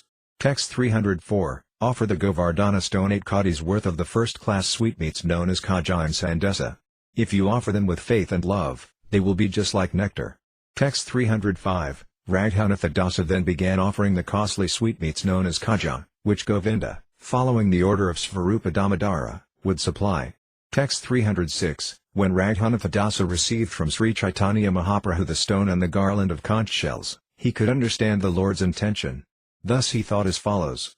Text 307, by offering me the Govardhana Sila, Sri Caitanya Mahaprabhu has offered me a place near Govardhana Hill, and by offering me the garland of conch shells, he has offered me shelter at the lotus feet of Srimati Radharani. Text 308, Raghunatha Dasa's transcendental bliss was boundless. Forgetting everything external, he served the lotus feet of Sri Caitanya Mahaprabhu with his body and mind. Text 309, who could list the unlimited transcendental attributes of Raghunatha Dasa? His strict regulative principles were exactly like lines on a stone. Text 310, Raghunatha Dasa spent more than 22 hours out of every 24 chanting the Hare Krishna Mahamantra and remembering the lotus feet of the Lord. He ate and slept for less than an hour and a half, and on some days that also was impossible. Text 311, topics concerning his renunciation are wonderful. Throughout his life he never allowed his tongue sense gratification. Text 312, he never touched anything to wear except a small torn cloth and a patchwork wrapper. Thus he very rigidly executed the order of Sri Caitanya Mahaprabhu. Text 313, whatever he ate was only to keep his body and soul together, and when he ate he would reproach himself thus. Text 314, if one's heart has been cleansed by perfect knowledge and one has understood Krishna, the Supreme Brahman, he then gains everything. Why should such a person act like a debauchee by trying to maintain his material body very carefully? Text 315, Lord Jagannath's prasadam is sold by shopkeepers, and that which is not sold decomposes after 2 or 3 days. Text 316, all the decomposed food is thrown before the cows from Tailanga at the Simhadevara gate. Because of its rotten odor, even the cows cannot eat it. Text 317, at night Raghunatha Dasa would collect the decomposed rice, bring it home and wash it with ample water. Text 318, then he ate the hard inner portion of the rice with salt. Text 319, one day Svarupa Damodara saw the activities of Raghunatha Dasa. Thus he smiled and asked for a small portion of that food and ate it. Text 320, Svarupa Damodara said, you eat such nectar every day, but you never offer it to us. What is your character? Text 321, when Sri Caitanya Mahaprabhu heard news of this from the mouth of Govinda, he went there the next day and spoke as follows. Text 322, what nice things are you eating? Why don't you give anything to me? Saying this, he forcibly took a morsel and began to eat. Text 323, when Sri Caitanya Mahaprabhu was taking another morsel of food, Svarupa Damodara caught him by the hand and said, it is not fit for you. Thus he forcibly took the food away. Text 324, Sri Caitanya Mahaprabhu said, of course, every day I eat varieties of prasadam, but I have never tasted such nice prasadam as that which Raghunatha is eating.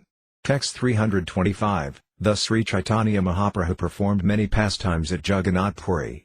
Seeing the severe penances performed by Raghunatha Dasa in the renounced order, the Lord was greatly satisfied. Text 326, in his poem known as the Gauranga Stavakalpavriksha, Raghunatha Dasa has described his personal deliverance. Text 327, although I am a fallen soul, the lowest of men, Sri Caitanya Mahaprabhu delivered me from the blazing forest fire of great material opulence by his mercy. He handed me over in great pleasure to Svarupa Damodara, his personal associate. The Lord also gave me the garland of small conch shells that he wore on his chest and a stone from Govardhana hill, although they were very dear to him. That same Lord Sri Caitanya Mahaprabhu awakens within my heart and makes me mad after him. Text 328. Thus I have described the meeting of Raghunatha Dasa with Sri Caitanya Mahaprabhu. Anyone who hears about this incident attains the lotus feet of Sri Caitanya Mahaprabhu.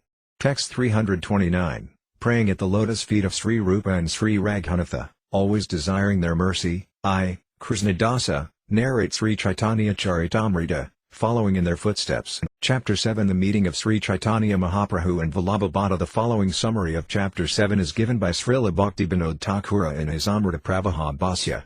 In this chapter, Lord Sri Caitanya Mahaprabhu's meeting with Vallabhabhata is described.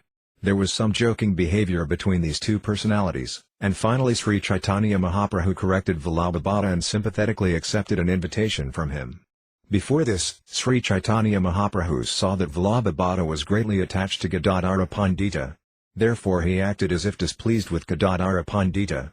Later, when Vallabhabhata became intimately connected with the Lord advised him to take instructions from Gadadhara Pandita. Thus the Lord expressed his feelings of love for Gadadhara Pandita. Text 1. Let me offer my respectful obeisances unto the devotees of Sri Caitanya Mahaprabhu.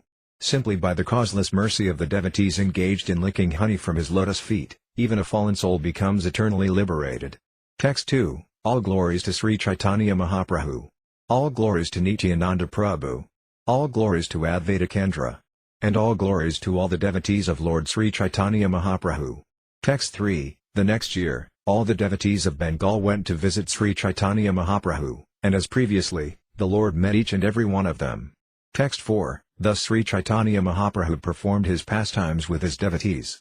Then a learned scholar named Vallabhabhata went to Jagannath Puri to meet the Lord. Text 5. When Vallabhabhata arrived, he offered his obeisances at the lotus feet of the Lord. Accepting him as a great devotee, the Lord embraced him. Text 6. With great respect, Sri Caitanya Mahaprabhu seated Vallabhabhata near him. Then Vallabhabhata very humbly began to speak. Text 7. For a long time, he said, I have desired to see you, my Lord. Now Lord Jagannath has fulfilled this desire, therefore I am seeing you. Text 8. One who receives your audience is fortunate indeed, for you are the Supreme Personality of Godhead himself. Text 9. Since one who remembers you is purified, why should it be astonishing that one becomes purified by seeing you? Text 10. One can immediately purify his entire house simply by remembering exalted personalities, to say nothing of directly seeing them, touching their lotus feet, washing their feet or offering them places to sit. Text 11. The fundamental religious system in the age of Kali is the chanting of the holy name of Krishna. Unless empowered by Krishna, one cannot propagate the Sankirtana movement. Text 12. You have spread the Sankirtana movement of Krishna consciousness. Therefore it is evident that you have been empowered by Lord Krishna. There is no question about it.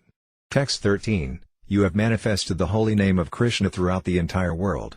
Anyone who sees you is immediately absorbed in ecstatic love of Krishna. Text 14. Without being especially empowered by Krishna, one cannot manifest ecstatic love of Krishna, for Krishna is the only one who gives ecstatic love. That is the verdict of all revealed scriptures. Text 15. There may be many all-auspicious incarnations of the personality of Godhead, but who other than Lord Sri Krishna can bestow love of God upon the surrendered souls? Text 16. Sri Caitanya Mahaprabhu replied, My dear Vallabhabhata, you are a learned scholar. Kindly listen to me. I am a sannyasi of the Mayavada school. Therefore I have no chance of knowing what Krishna Bhakti is. Text 17. Nevertheless, my mind has become purified because I have associated with Advaita Acharya, who is directly the Supreme Personality of Godhead. Text 18. He is unparalleled in his understanding of all the revealed scriptures and the devotional service of Lord Krishna. Therefore he is called Advaita Acharya. Text 19. He is such a great personality that by his mercy he can convert even the meat-eaters, mulkas, to the devotional service of Krishna. Who, therefore, can estimate the power of his Vaishnavism? Text 20. Lord Nityananda Prabhu, the Avaduta, is also directly the Supreme Personality of Godhead. He is always intoxicated with the madness of ecstatic love. Indeed, he is an ocean of love of Krishna. Text 21. Sarvabhauma Bhattacharya perfectly knows the 6 philosophical theses. He is therefore the spiritual master of the entire world in teaching the 6 paths of philosophy. He is the best of devotees. Text 22. Sarvabhauma Bhattacharya has shown me the limit of devotional service. Only by His mercy have I understood that devotional service to Krishna is the essence of all mystic yoga. Text 23. Srila Ramananda Raya is the ultimate knower of the transcendental mellows of Lord Krishna's devotional service. He has instructed me that Lord Krishna is the Supreme Personality of Godhead. Text 24. Through the mercy of Ramananda Raya, I have understood that ecstatic love of Krishna is the highest goal of life and that spontaneous love of Krishna is the highest perfection. Text 25. The servant, friend, superior and conjugal lover are the shelters of the transcendental mellows called Dasya, Sakhya, Vatsalya and Sringara. Text 26. There are two kinds of emotion, bhava. Emotion with an understanding of the Lord's full opulences is called Aisvarya Jnana Yukta, and pure, uncontaminated emotion is called Kevala. One cannot achieve shelter at the lotus feet of Krishna, the son of Maharajananda, simply by knowing his opulences. Text 27. The Supreme Personality of Godhead, Krishna, the son of Mother Yasoda, is accessible to those devotees engaged in spontaneous loving service, but he is not as easily accessible to mental speculators, to those striving for self-realization by severe austerities and penances, or to those who consider the body the same as the self. Text 28. The word Atmabhuta means personal associates. Through the understanding of the Lord's opulence, the goddess of fortune could not receive the shelter of Krishna, the son of Nanda Maharaja. Text 29. When Lord Sri Krishna was dancing with the Gopas in the Rasa-līlā, the Gopas were embraced around the neck by the Lord's arms. This transcendental favor was never bestowed upon the goddess of fortune or the other consorts in the spiritual world. Nor was such a thing ever imagined by the most beautiful girls in the heavenly planets, girls whose bodily luster and aroma resemble the beauty and fragrance of lotus flowers. And what to speak of worldly women, who may be very, very beautiful according to material estimation. Text 30. In pure Krishna consciousness, a friend mounts the shoulder of Krishna, and Mother Yasoda binds the Lord. Text 31. In pure Krishna consciousness, without knowledge of the Lord's opulences, a devotee considers Krishna his friend or son. Therefore this devotional attitude is praised even by Sukadeva Goswami and Vyasadeva, the supreme authority. Text 32. Neither those who are engaged in self-realization, appreciating the Brahma effulgence of the Lord, nor those engaged in devotional service while accepting the Supreme Personality of Godhead as Master, nor those who are under the clutches of Maya, thinking the Lord an ordinary person, can understand that certain exalted personalities, after accumulating volumes of pious activities, are now playing with the Lord in friendship as cowherd boys. Text 33. When Mother Yasoda saw all the universes within Krishna's mouth, she was astonished for the time being. The Lord is worshipped like Indra and other demigods by the followers of the three Vedas, who offer him sacrifices. He is worshipped as impersonal Brahman by saintly persons who understand his greatness through studying the Upanishads, as the Purusa by great philosophers who analytically study the universe, as the all-pervading Supersoul by great yogis, and as the Supreme Personality of Godhead by devotees. Nevertheless, Mother Yasoda considered the Lord her own son. Text 34. O Brahmana, what pious activities did Nanda Maharaja perform to receive the Supreme Personality of Godhead Krishna as his son? And what pious activities did Mother Yasoda perform that made the absolute Supreme Personality of Godhead Krishna call her mother and suck her breasts? Text 35. Even if a pure devotee sees the opulence of Krishna, he does not accept it. Therefore pure consciousness is more exalted than consciousness of the Lord's opulence. Text 36. Ramananda Raya is extremely aware of transcendental mellows. He is incessantly absorbed in the happiness of ecstatic love of Krishna. It is he who has taught me all this. Text 37. It is impossible to describe the influence and knowledge of Ramananda Raya, for only by his mercy have I understood the unalloyed love of the residents of Vrindavana. Text 38. The transcendental mellows of ecstatic love are personified by Svarupa Damodara. By his association I have understood Vrindavana's transcendental mellow of conjugal love. Text 39. The unalloyed love of the Gopas and Srimati Radharani is without any trace of material lust. The criterion of such transcendental love is that its only purpose is to satisfy Krishna. Text 40. O dearly beloved! Your lotus feet are so soft that we place them gently on our breasts, fearing that your feet will be hurt. Our lives rest only in you. Our minds, therefore, are filled with anxiety that your tender feet might be wounded by pebbles as you roam about on the forest path. Text 41. Obsessed with pure love, without knowledge of opulences, the Gopas sometimes chastise Krishna. That is a symptom of pure ecstatic love. Text 42. O dear Krishna, we Gopas have neglected the order of our husbands, sons, family, brothers and friends and have left their company to come to you. You know everything about our desires.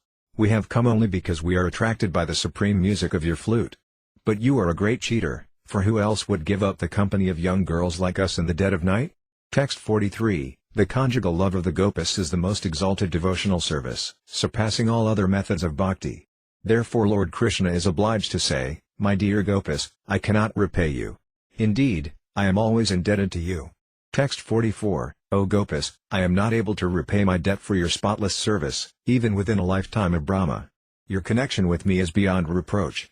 You have worshipped me, cutting off all domestic ties, which are difficult to break. Therefore please let your own glorious deeds be your compensation. Text 45. Completely distinct from love of Krishna and opulence, pure love of Krishna is on the highest level. On the surface of the world there is no devotee greater than Uddhava. Text 46. Uddhava desires to take on his head the dust of the gopis' lotus feet. I have learned about all these transcendental loving affairs of Lord Krishna from Svarupa Damodara. Text 47. The gopis of Vrindavana have given up the association of their husbands, sons and other family members, who are very difficult to give up, and they have forsaken the path of chastity to take shelter of the lotus feet of Mukunda, Krishna, which one should search for by Vedic knowledge. Oh, let me be fortunate enough to become one of the bushes, creepers or herbs in Vrindavana, for the gopis trample them and bless them with the dust of their lotus feet. Text 48. Haridasa Thakura, the teacher of the holy name, is the most exalted of all pure devotees. Every day he chants 300,000 holy names of the Lord. Text 49. I have learned about the glories of the Lord's holy name from Haridasa Thakura, and by his mercy I have understood these glories. Texts 50-52. Acharya-arjuna, Acharyanidhi, Gadadhara Pandita, Jagadananda, Damodara, Sankara, Vakresvara, Kasisvara, Mukunda, Vasudeva, Murari and many other devotees have descended in Bengal to preach to everyone the glories of the holy name of Krishna and the value of love for him. I have learned from them the meaning of devotional service to Krishna. Text 53. Knowing that Vallabhabhada's heart was full of pride, Sri Caitanya Mahaprabhu spoke these words, hinting at how one can learn about devotional service. Text 54. Vallabhabhada was thinking, I am a great Vaisnava. Having learned all the conclusions of Vaisnava philosophy, I can understand the meaning of Srimad Bhagavatam and explain it very well. Text 55. Such pride had existed for a long time within the mind of Vallabhabhada, but as he heard the preaching of Sri Caitanya Mahaprabhu, his pride was cut down. Text 56. When Vallabhabhada heard from the mouth of Sri Caitanya Mahaprabhu about the pure Vaisnavism of all these devotees, he immediately desired to see them. Text 57. Vallabhabhada said, where do all these Vaisnavas live, and how can I see them? Text 58. Sri Caitanya Mahaprabhu replied, although some of them live in Bengal and some in other states, they have all come here to see the Ratha Yatra festival. Text 59. At present they are all living here. Their residences are in various quarters. Here you will get the audience of them all. Text 60. Thereafter, with great submission and humility, Vallabhabhada invited Sri Caitanya Mahaprabhu to dine at his home. Text 61. The next day, when all the Vaisnavas came to the abode of Sri Caitanya Mahaprabhu, the Lord introduced Vallabhabhada to them all. Text 62. He was surprised to see the brilliance of their faces. Indeed, among them Vallabhabhada seemed just like a glowworm. Text 63. Then Vallabhabhada brought in a great quantity of Lord Jagannath's Mahaprasadam and sumptuously fed Lord Sri Caitanya Mahaprabhu and his associates. Text 64. All the sannyasi associates of Sri Caitanya Mahaprabhu, headed by Paramananda Puri, sat on one side and thus partook of the prasadam. Text 65. Sri Caitanya Mahaprabhu sat in the midst of the devotees. Advaita Acharya and Lord Nityananda each sat on one side of the Lord. The other devotees sat in front of the Lord and behind him. Text 66. The devotees from Bengal, whom I am unable to count, all sat down in lines in the courtyard. Text 67. When Vallabhabhada saw the devotees of Sri Caitanya Mahaprabhu, he was greatly surprised, and in devotion he offered his obeisances at the lotus feet of each and every one of them. Text 68. Svarupa Damodara, Jagadananda, Kasisvara, and Sankara, along with Raghava and Damodara Pandita, took charge of distributing the prasadam. Text 69. Vallabhabhada had brought a large quantity of Mahaprasadam offered to Lord Jagannath. Thus all the sannyasis sat down to eat with Sri Caitanya Mahaprabhu. Text 70. Accepting the prasadam, all the Vaisnavas chanted the holy names Hari. Hari. The rising vibration of the holy name of Hari filled the entire universe. Text 71. When all the Vaisnavas had finished eating, Vallabhabhada brought a large quantity of garlands, sandalwood pulp, spices and betel. He worshipped the devotees very respectfully and became extremely happy. Text 72. On the day of the car festival, Sri Caitanya Mahaprabhu began the congregational chanting. As he had done previously, he divided all the devotees into 7 groups. Text 73-74, 7 devotees, Advaita, Nityananda, Haridasa Thakura, Vakresvara, Srivasa Thakura, Raghava Pandita and Gadadhara Pandita, formed 7 groups and began dancing. Sri Caitanya Mahaprabhu, chanting Haribol, wandered from one group to another. Text 75, 14 mridangas resounded with the loud congregational chanting, and in each group was a dancer whose dance of ecstatic love inundated the entire world. Text 76, seeing all this, Vallabhabhata was completely astonished. He was overwhelmed by transcendental bliss and lost himself. Text 77, then Sri Caitanya Mahaprabhu stopped the dancing of the others, and as he had done previously, he personally began to dance. Text 78, seeing the beauty of Sri Caitanya Mahaprabhu and the awakening of his ecstatic love, Vallabhabhata concluded, here is Lord Krishna, without a doubt. Text 79, thus Vallabhabhata witnessed the car festival. He was simply astonished by the characteristics of Sri Caitanya Mahaprabhu. Text 80, one day, after the festival was over, Vallabhabhata went to the abode of Sri Caitanya Mahaprabhu and submitted a request at the lotus feet of the Lord. Text 81, I have written some commentary on Srimad Bhagavatam, he said. Would your lordship kindly hear it? Text 82, the Lord replied, I do not understand the meaning of Srimad Bhagavatam. Indeed, I am not a suitable person to hear its meaning. Text 83, I simply sit and try to chant the holy name of Krishna, and although I chant all day and night, I nevertheless cannot complete the chanting of my prescribed number of rounds. Text 84, Vallabhabhata said, I have tried to describe elaborately the meaning of Krishna's holy name. Kindly hear the explanation. Text 85, Lord Sri Caitanya Mahaprabhu replied, I do not accept many different meanings for the holy name of Krishna. I know only that Lord Krishna is Syamasundara and Yasodanandana. That's all I know. Text 86, the only purport of the holy name of Krishna is that he is dark blue like a tamala tree and is the son of Mother Yasoda. This is the conclusion of all the revealed scriptures. Text 87, I conclusively know these 2 names, Syamasundara and Yasodanandana. I do not understand any other meanings, nor have I the capacity to understand them. Text 88, being omniscient, Lord Sri Caitanya Mahaprabhu could understand that Vallabhabhata's explanations of Krishna's name and Srimad Bhagavatam were useless. Therefore he did not care about them. Text 89, when Sri Caitanya Mahaprabhu rigidly declined to hear his explanations, Vallabhabhata went home feeling morose. His faith in the Lord and devotion to him changed. Text 90, thereafter, Vallabhabhata went to the home of Gadadhara Pandita. He kept coming and going, showing affection in various ways, and thus maintained a relationship with him. Text 91, because Sri Caitanya Mahaprabhu did not take Vallabhabhata very seriously, none of the people in Jagannath Puri would hear any of his explanations. Text 92, ashamed, insulted and unhappy, Vallabhabhata went to Gadadhara Pandita. Text 93, approaching him with great humility, Vallabhabhata said, I have taken shelter of you, my dear sir. Kindly be merciful to me and save my life. Text 94, please hear my explanation of the meaning of Lord Krishna's name. In that way the mud of the shame that has come upon me will be washed off. Text 95, thus Pandita Goswami fell into a dilemma. He was in such doubt that he could not decide alone what to do. Text 96, although Gadadhara Pandita Goswami did not want to hear it, Vallabhabhata began to read his explanation with great force. Text 97, because Vallabhabhata was a learned Brahmana, Gadadhara Pandita could not forbid him. Thus he began to think of Lord Krishna. My dear Lord Krishna, he requested, please protect me in this danger. I have taken shelter of you. Text 98, Sri Caitanya Mahaprabhu is present in everyone's heart, and he will certainly know my mind. Therefore I do not fear him.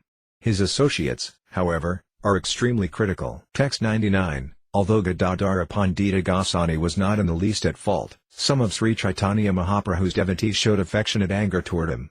Text 100, every day, Vallabhabhata would come to the place of Sri Caitanya Mahaprabhu to engage in unnecessary arguments with Advaita Acharya and other great personalities, such as Svarupa Damodara.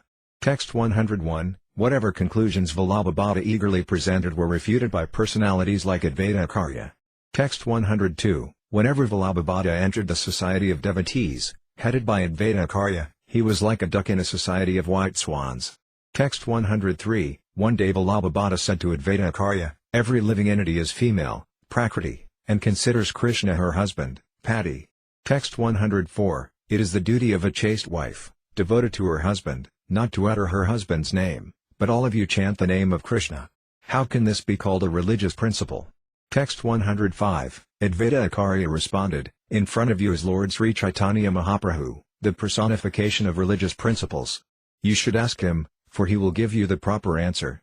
Text 106, hearing this, Lord Sri Caitanya Mahaprabhu said, my dear Vallabhabhata, you do not know religious principles. Actually, the first duty of a chaste woman is to carry out the order of her husband. Text 107, the order of Krishna is to chant his name incessantly. Therefore one who is chaste and adherent to the husband Krishna must chant the Lord's name, for she cannot deny the husband's order.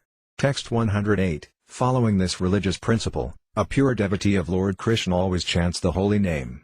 As a result of this, he gets the fruit of ecstatic love for Krishna. Text 109, hearing this, Vallabhabhata was speechless. He returned home greatly unhappy and began to consider thus. Texts 110 to 111, every day I am defeated in this assembly. If by chance I am one day victorious, that will be a great source of happiness for me, and all my shame will go away. But what means shall I adopt to establish my statements? Text 112, the next day when he came to the assembly of Sri Caitanya Mahaprabhu, he sat down after offering obeisances to the Lord and said something with great pride. Text 113, in my commentary on Srimad Bhagavatam, he said, I have refuted the explanations of Sridhara Svami. I cannot accept his explanations. Text 114, whatever Sridhara Svami reads he explains according to the circumstances. Therefore he is inconsistent in his explanations and cannot be accepted as an authority. Text 115, Sri Caitanya Mahaprabhu smilingly replied, one who does not accept the Svami, husband, as an authority I consider a prostitute. Text 116, after saying this, Sri Caitanya Mahaprabhu became very grave. All the devotees present derived great satisfaction from hearing this statement. Text 117, Sri Caitanya Mahaprabhu descended as an incarnation for the benefit of the entire world. Thus he knew the mind of Vallabhabhata very well. Text 118, by various hints and refutations, Lord Caitanya, the Supreme Personality of Godhead, corrected Vallabhabhata exactly as Krishna had cut down the false pride of Indra. Text 119, an ignorant living being does not recognize his actual profit. Because of ignorance and material pride, he sometimes considers profit a loss, but when his pride is cut down he can actually see his true benefit. Text 120, returning home that night, Vallabhabhata thought, previously, at Prayaga, Lord Caitanya was very kind to me. Text 121, he accepted my invitation with his other devotees, and he was kind to me. Why has he now changed so much here at Jagannath Puri? Text 122, being very proud of my learning, I am thinking, let me become victorious. Sri Caitanya Mahaprabhu, however, is trying to purify me by nullifying this false pride, for a characteristic of the Supreme Personality of Godhead is that he acts for everyone's welfare. Text 123, I am falsely proud, advertising myself as a learned scholar. Therefore Sri Caitanya Mahaprabhu insults me just to favor me by cutting down this false pride.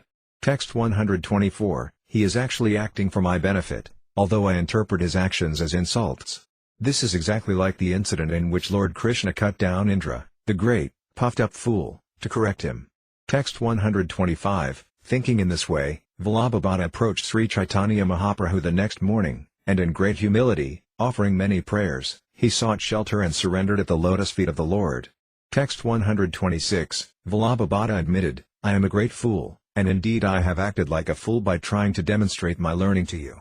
Text 127, my dear Lord, you are the Supreme Personality of Godhead. You have showed mercy to me in a way just befitting your position by insulting me to cut down all my false pride. Text 128, I am an ignorant fool, for I interpret as an insult what is meant for my benefit. In this way I am just like King Indra, who out of ignorance tried to surpass Krishna, the Supreme Lord. Text 129, my dear Lord, you have cured the blindness of my false pride by smearing my eyes with the ointment of your mercy. You have bestowed so much mercy upon me that my ignorance is now gone.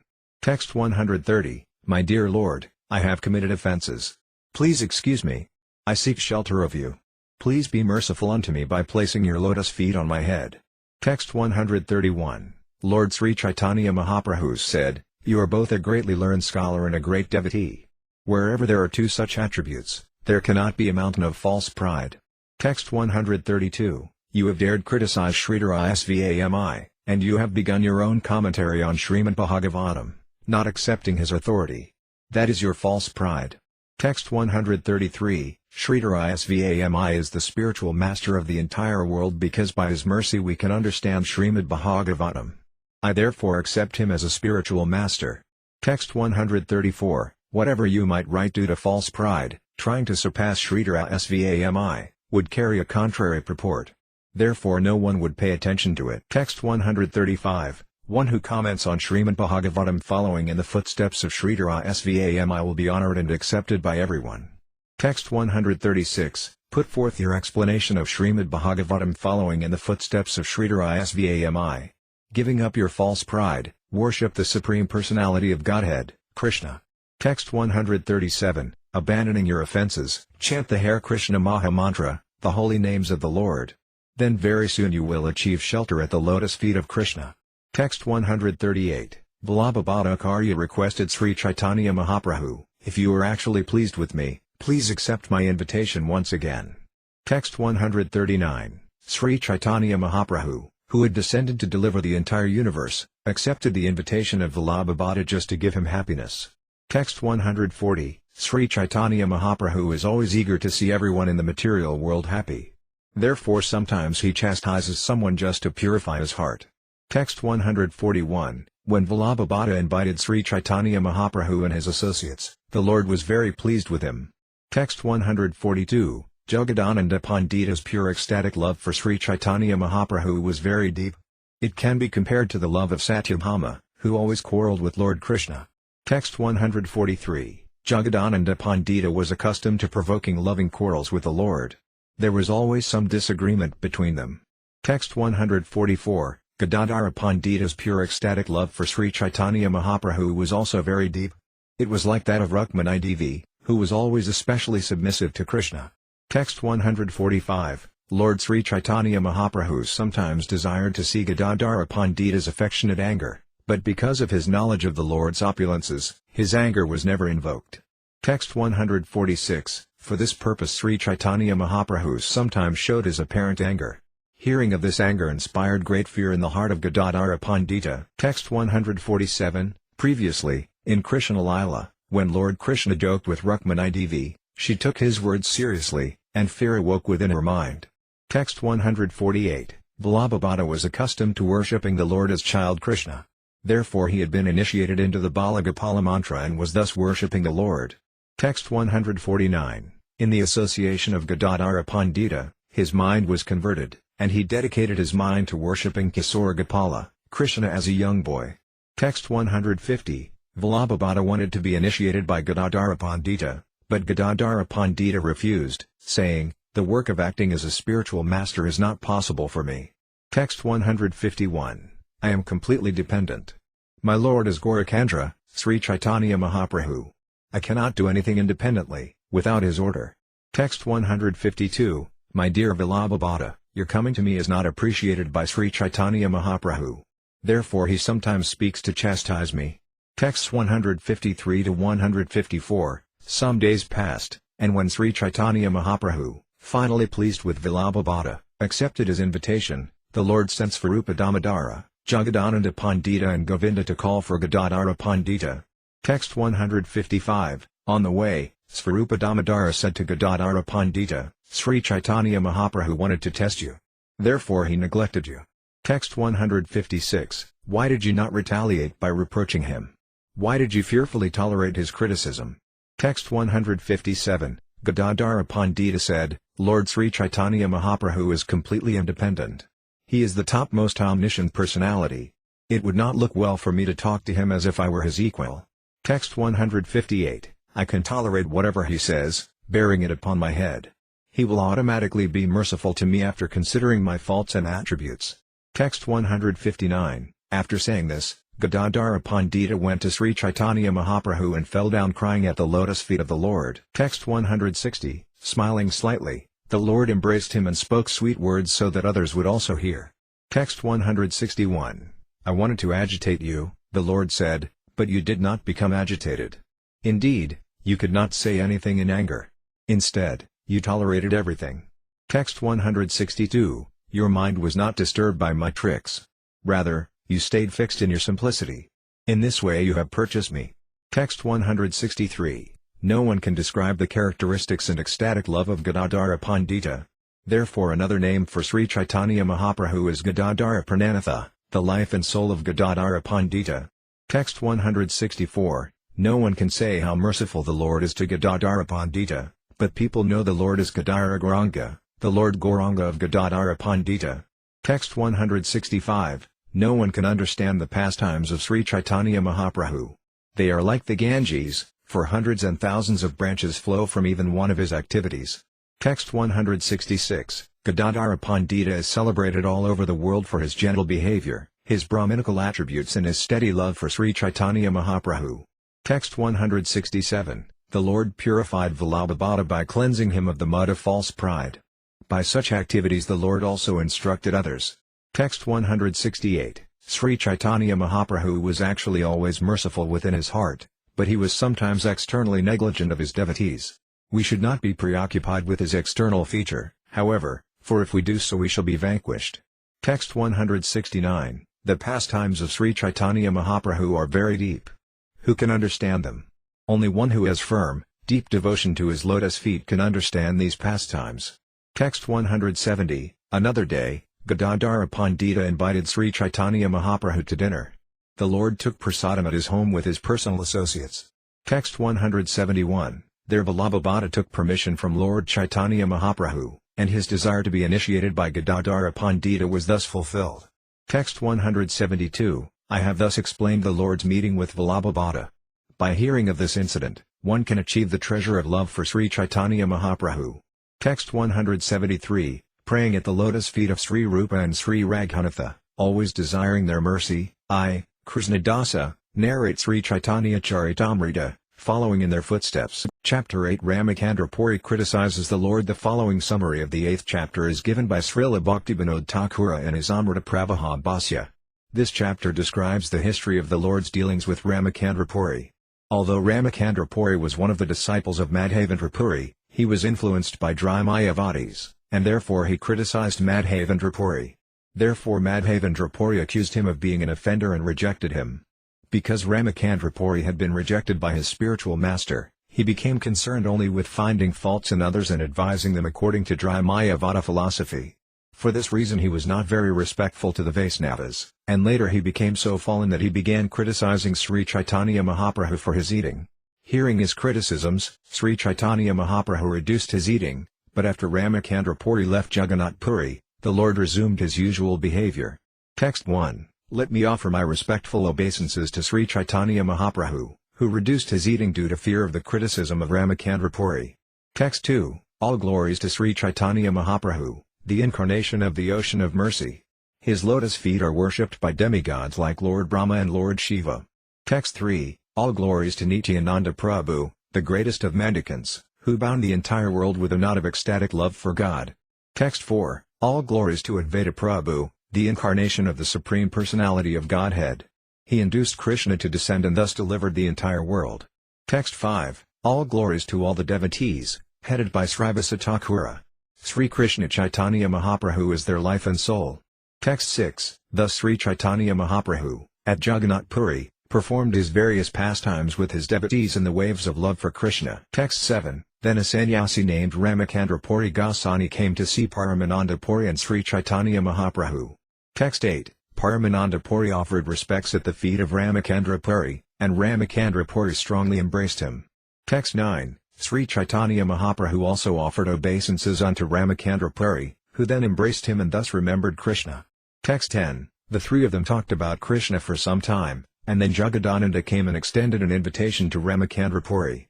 Text 11, a large quantity of the remnants of food from Lord Jagannath was brought in for distribution.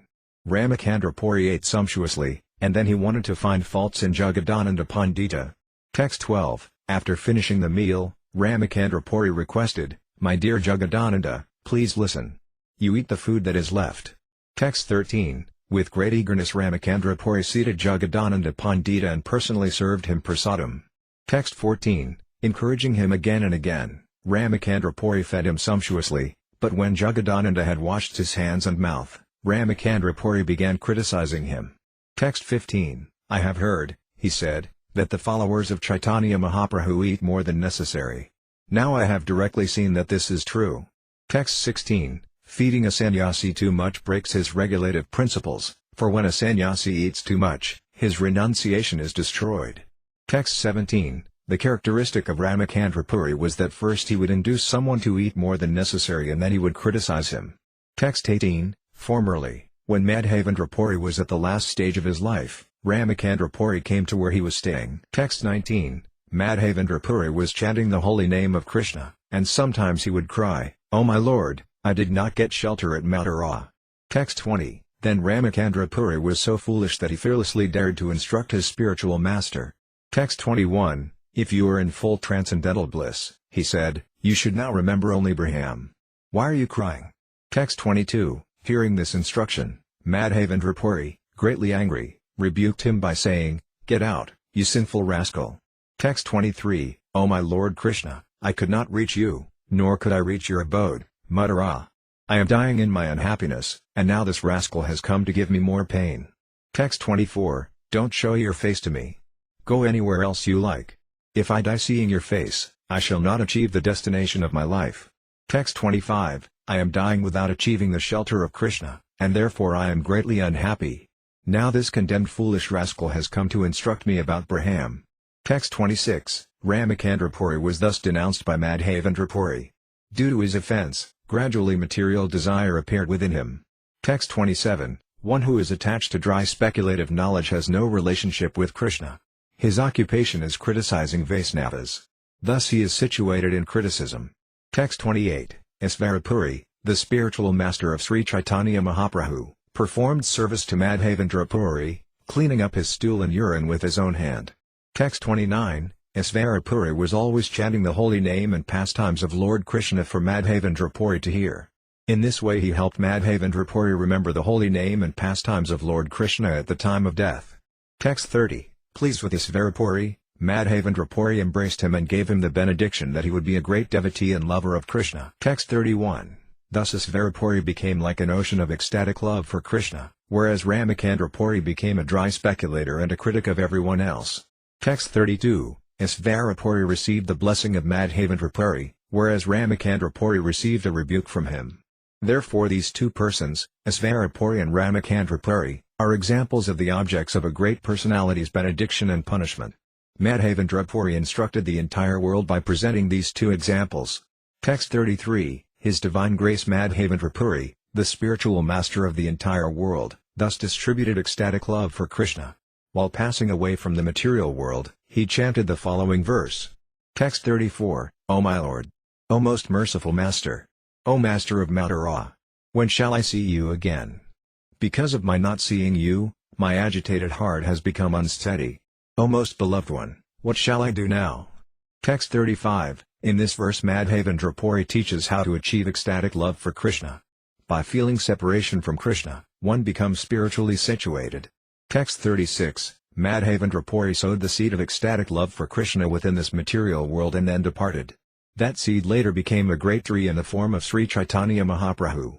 Text 37, I have incidentally described the passing away of Madhavendra Puri. Anyone who hears this must be considered very fortunate. Text 38, thus Ramacandra Puri stayed at Jagannath Puri. As is customary for those in the renounced order, he would sometimes stay someplace and then go away. Text 39, there was no certainty of where Ramacandra Puri would take his meal, for he would do so even uninvited.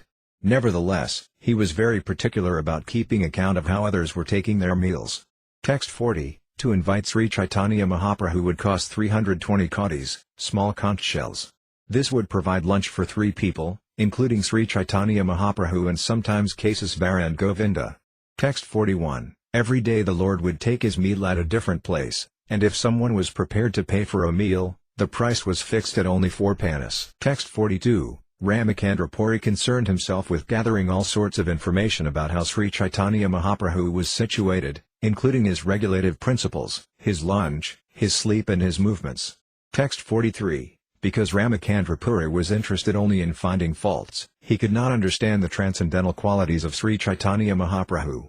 His only concern was finding faults, but still he could not find any. Text 44, at last he found a fault. How can a person in the renounced order eat so many sweetmeats? He said. If one eats sweets, controlling the senses is very difficult. Text 45, in this way Ramacandra Puri blasphemed Sri Caitanya Mahaprabhu before everyone, but nevertheless he would regularly come to see the Lord every day. Text 46, when they met, the Lord would offer him respectful obeisances, considering him a god-brother of his spiritual master. Ramacandra Puri's business, however, was to search for faults in the Lord.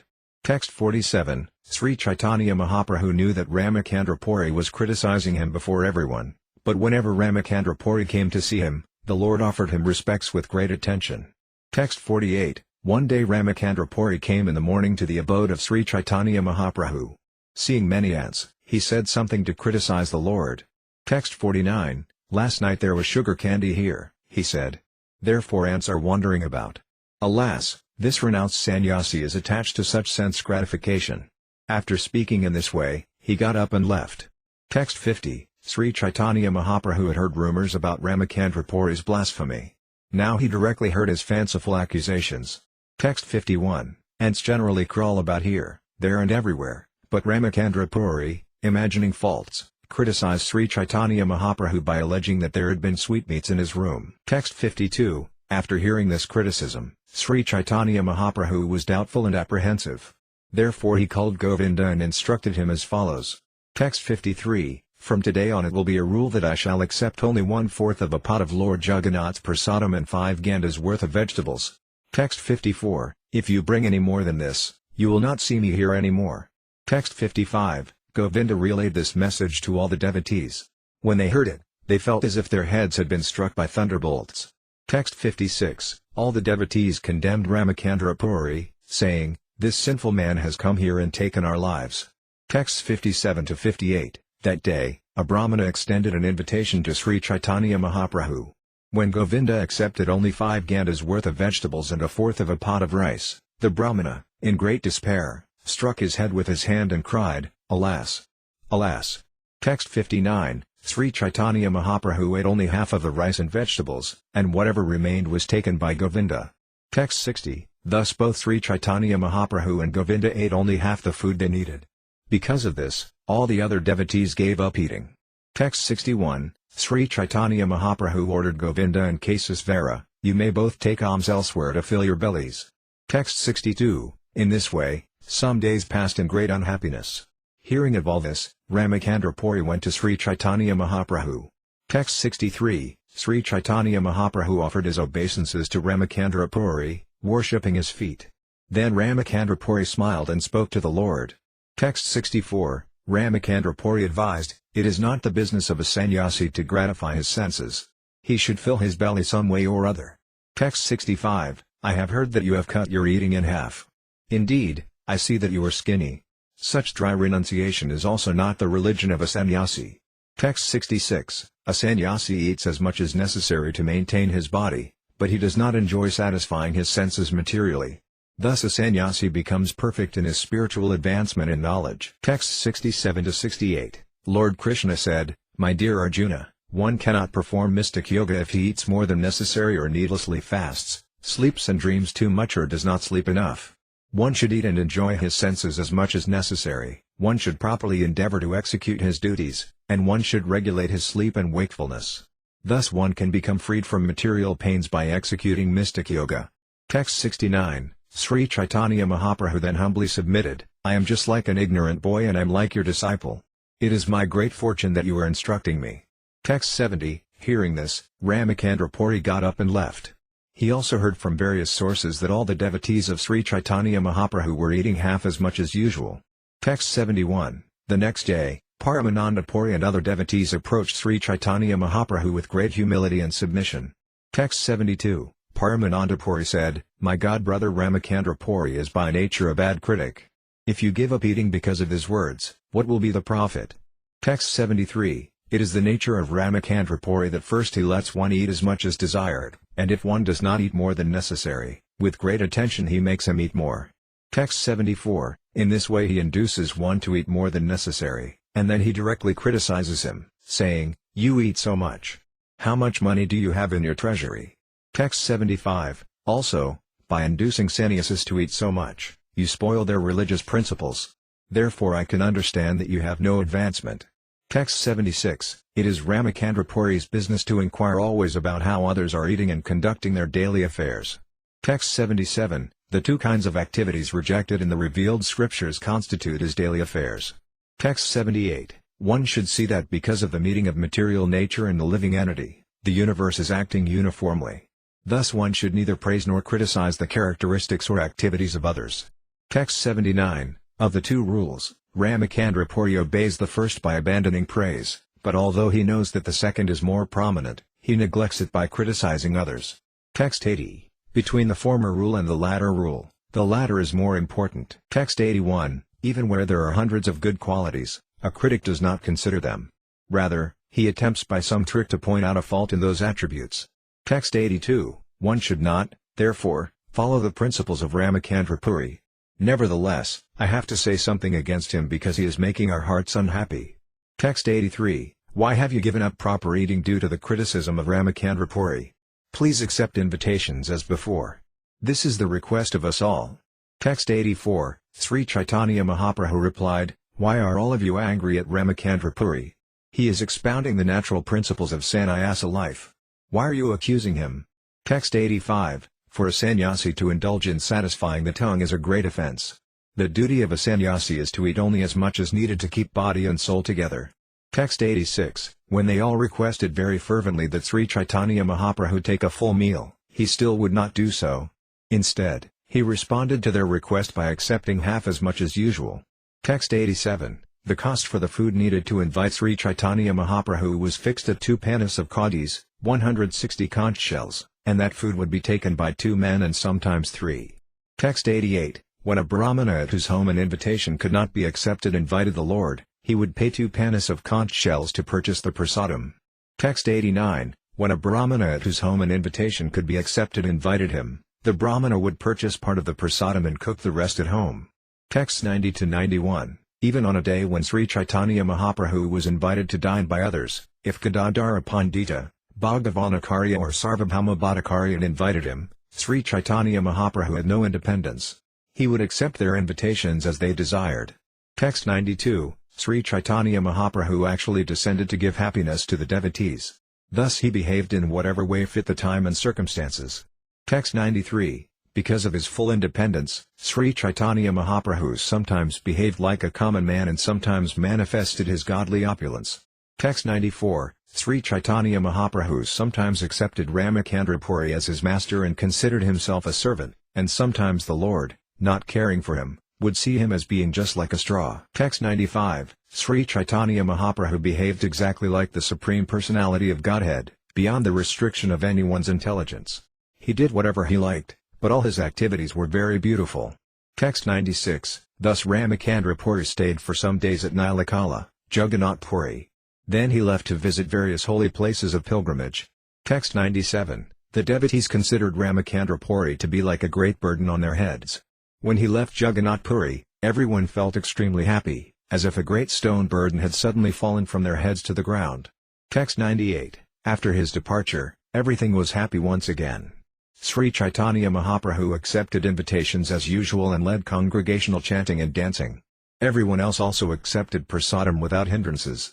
Text 99. If one's spiritual master rejects him, one becomes so fallen that he, like Ramacandra-puri, commits offenses even to the Supreme Personality of Godhead. Text 100. Sri Caitanya Mahaprabhu did not consider the offenses of Ramacandra-puri, for the Lord considered him as spiritual master. However, his character instructed everyone about the result of offending the spiritual master. Text 101. The character of Sri Caitanya Mahaprabhu is full of nectar. Hearing about it is pleasing to the ear and mind. Text 102. I write about the character of Sri Caitanya Mahaprabhu. O readers, please hear with attention, for thus you will easily receive ecstatic love for the lotus feet of Lord Sri Krishna.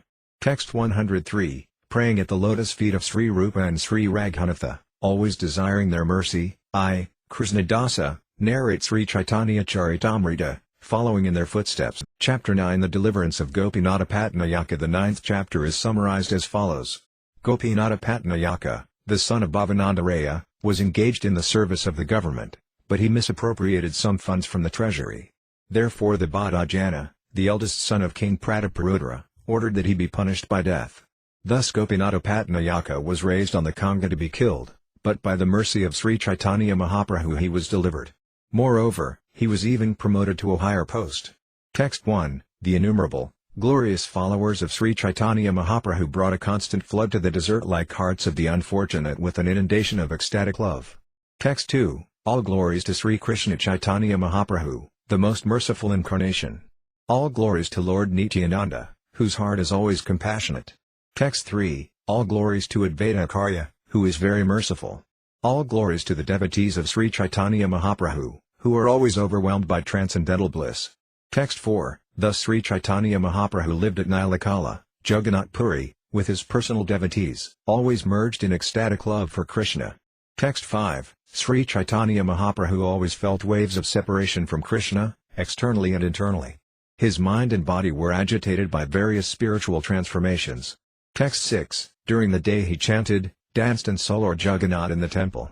At night he tasted transcendental bliss in the company of Ramananda Raya and Svarupa Damodara.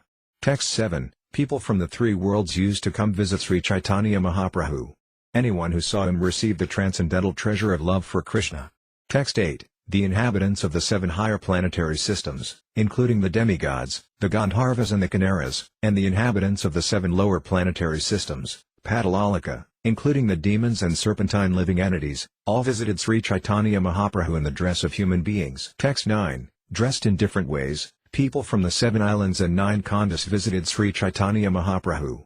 Text 10, Prahlada Maharaja, Bali Maharaja, Vyasadeva, Sukadeva Goswami and other great sages came to visit Sri Caitanya Mahaprabhu. Upon seeing him, they became unconscious in ecstatic love for Krishna. Text 11, Being unable to see Sri Caitanya Mahaprabhu, the populace outside his room would make a tumultuous sound.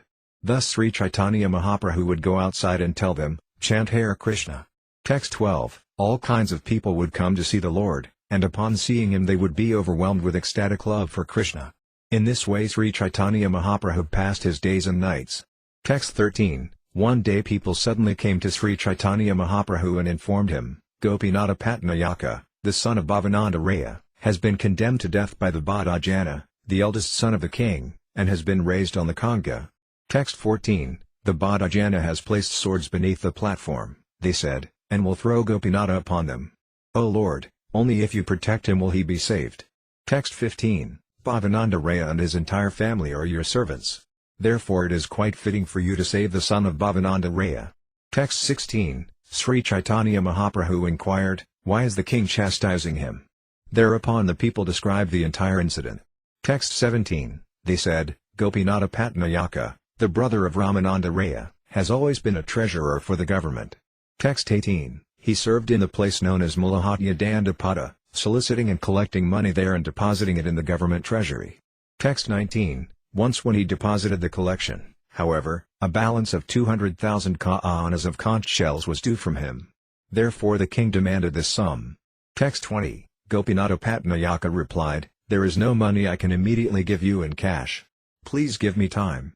Gradually I shall purchase and sell my gross goods and in this way fill your treasury. Text 21, There are 10 to 12 good horses. Take them immediately for a proper price. After saying this, he brought all the horses to the door of the king. Text 22, One of the princes knew how to estimate the price of horses very well. Thus the king sent for him to come with his ministers and friends. Text 23, The prince, however, purposely gave a reduced estimate for the value of the horses. When Gopinatha Patnayaka heard the price quoted, he was very angry. Text 24, That prince had a personal idiosyncrasy of turning his neck and facing the sky, looking here and there again and again. Text 25, Gopinatha Patnayaka criticized the prince. He was unafraid of the prince because the king was very kind toward him. Text 26, Gopinatha Patnayaka said, My horses never turn their necks or look upward. Therefore the price for them should not be reduced. Text 27, Hearing this criticism, the prince became very angry. Going before the king, he made some false allegations against Gopinatha Patnayaka. Text 28, This Gopinatha Patnayaka, he said, is unwilling to pay the money due. Instead, he is squandering it under some pretext. If you issue an order, I can put him on the Conga and thus realize the money. Text 29, the king replied, you can adopt whatever means you think best. Any device by which you can somehow or other realize the money is all right. Text 30, thus the prince went back, raised Gopinatha Patnayaka onto the platform of the Conga and spread swords below upon which to throw him. Text 31, after hearing this explanation, Sri Caitanya Mahaprabhu replied with affectionate anger. Gopinatha Patnayaka does not want to pay the king the money that is due, the Lord said. How then is the king at fault in punishing him? Text 32, Gopinatha Patnayaka is in charge of collecting money on behalf of the government, but he misappropriates it. Not fearing the king, he squanders it to see dancing girls. Text 33, if one is intelligent, let him perform service to the government, and after paying the government, he can spend whatever money is left. Text 34, at that time another person came there in great haste, bringing the news that Vinyanatha Raya and his entire family had been arrested. Text 35, Sri Caitanya Mahaprabhu said, the king must personally realize the money that is due. I am but a sannyasi, a member of the renounced order. What can I do? Text 36, then all the devotees, headed by Svarupa Damodar Goswami, fell at the lotus feet of Sri Caitanya Mahaprabhu and submitted the following plea. Text 37, all the members of Ramananda Raya's family are your eternal servants. Now they are in danger. It is not befitting for you to be indifferent to them in this way.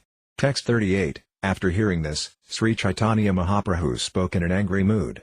You want to order me to go to the king, he said. Text 39, your opinion is that I should go to the king's palace and spread my cloth to beg money from him. Text 40, of course, a sannyasi or brahmana may beg for up to 5 gandas, but why should he be granted the inappropriate sum of 200,000 kaanas of conch shells? Text 41, then another person came with the news that Gopinatha had already been set up to be thrown upon the points of the swords. Text 42, hearing this news, all the devotees again appealed to the Lord, but the Lord replied, I am a beggar. It is impossible for me to do anything about this. Text 43, therefore if you want to save him, you should all pray together at the lotus feet of Jagannath. Text 44, Lord Jagannath is the Supreme Personality of Godhead. He possesses all potencies. Therefore he is able to act freely and can do and undo whatever he likes. Text 45, when Sri Caitanya Mahaprabhu replied in this way, an officer named Harikandana went to the king and spoke with him. Text 46, after all, he said, Gopinatha Patnayaka is your faithful servant. To condemn a servant to death is not good behavior. Text 47, his only fault is that he owes some money to the government. If he is killed, however, what profit will there be? The government will be the loser, for it will not get the money. Text 48, it would be better to take the horses for a proper price and let him gradually repay the balance. Why are you killing him unnecessarily? Text 49, the king answered in surprise, I did not know about all this. Why should his life be taken? I only want the money from him. Text 50, go there and adjust everything. I want only the payment, not his life. Text 51, Harikandana then returned and informed the prince of the king's desire, and immediately Gopinatha Patnayaka was taken down from the Conga. Text 52, then he was told that the king demanded the money due him and asked what means he would adopt to pay it. Kindly take my horses, he replied, for a proper price. Text 53, I shall gradually pay the balance as I can. Without consideration, however, you were going to take my life. What can I say? Text 54, then the government took all the horses for a proper price, a time was set for payment of the balance, and Gopinatha Patnayaka was released. Text 55, Sri Caitanya Mahaprabhu inquired from the messenger, what was Vinyanatha doing when he was arrested and brought there? Text 56, the messenger replied, he was fearlessly, incessantly chanting the Maha Mantra, Hare Krishna, Krishna Krishna, Hare Rama, Rama Rama, Hare. Text 57, he counted the chants on the fingers of both hands, and after he had finished chanting 1,000 times, he would make a mark on his body. Text 58, hearing this news, the Lord was very pleased. Who can understand the mercy of the Lord upon his devotee? Text 59, at that time Kasi Misra came to the residence of Sri Caitanya Mahaprabhu, and the Lord talked with him with some agitation. Text 60, I cannot stay here any longer, the Lord said. I shall go to Allalanatha. There are too many disturbances here, and I cannot get any rest. Text 61, all the family members of Bhavananda Raya are engaged in government service, but they spend the government's revenue in various ways. Text 62. What is the fault on the part of the king? He wants the government's money. However, when they are punished for failing to pay the government its due, they come to me to release them. Text 63. When the king put Gopinatha Patnayaka on the Kanga, messengers came 4 times to inform me about the incident. Text 64. As a beggar sannyasi, a mendicant, I wish to live alone in a solitary place, but these people come to tell me about their unhappiness and disturb me. Text 65. Jagannath has saved him once from death today, but if tomorrow he again does not pay what he owes the treasury, who will give him protection? Text 66. If I hear about the activities of materialistic persons, my mind becomes agitated. There is no need for me to stay here and be disturbed in that way. Text 67. Kasi Misra caught hold of the Lord's lotus feet and said, "Why should you be agitated by these affairs?" Text 68. You are a renounced sannyasi. What connections do you have? One who worships you for some material purpose is blind to all knowledge. Text 69. Kasi Misra continued, if one engages in devotional service for your satisfaction, this will result in his increasingly awakening his dormant love for you. But if one engages in your devotional service for material purposes, he should be considered a number 1 fool. Text 70. It is only for your sake that Ramananda Raya resigned from the governorship of South India and Sanatana Goswami gave up his post as minister. Text 71. It is for your sake that Raghunatha Dasa gave up all his family relationships. His father sent money and men here to serve him. Text 72. However, because he has received the mercy of your lotus feet, he does not even accept his father's money. Instead he eats by begging alms from centers for the distribution of food. Text 73. Gopinatha Patnayaka is a good gentleman. He does not desire material benefits from you. Text 74. It is not Gopinatha who sent all those men so that you would release him from his plight. Rather, his friends and servants, seeing his distressed condition, informed you because they all knew that Gopinatha is a soul surrendered unto you. Text 75. Gopinatha Patnayaka is a pure devotee who worships you only for your satisfaction. He does not care about his personal happiness or distress, for that is the business of a materialist. Text 76. One who engages in your devotional service 24 hours a day, desiring only your mercy, will very soon attain shelter at your lotus feet. Text 77. One who seeks your compassion and thus tolerates all kinds of adverse conditions due to the karma of his past deeds, who engages always in your devotional service with his mind, words and body, and who always offers obeisances unto you is certainly a bona fide candidate for becoming your unalloyed devotee. Text 78. Kindly stay here at Jagannath Puri. Why should you go to Allalanatha? Henceforward, no one will approach you about material affairs. Text 79. Finally Kasi Misra told the Lord, if you want to give protection to Gopinatha, then Lord Jagannath, who protected him today, will also protect him in the future. Text 80. After saying this, Kasi Misra left the abode of Sri Caitanya Mahaprabhu and returned to his own temple. At noon King Prataparudra came to Kasi Misra's home. Text 81. As long as King Prataparudra stayed in Purushotama, he performed one regular duty. Text 82. He would come daily to the house of Kasi Misra to massage his lotus feet. The king would also hear from him about how opulently Lord Jagannath was being served.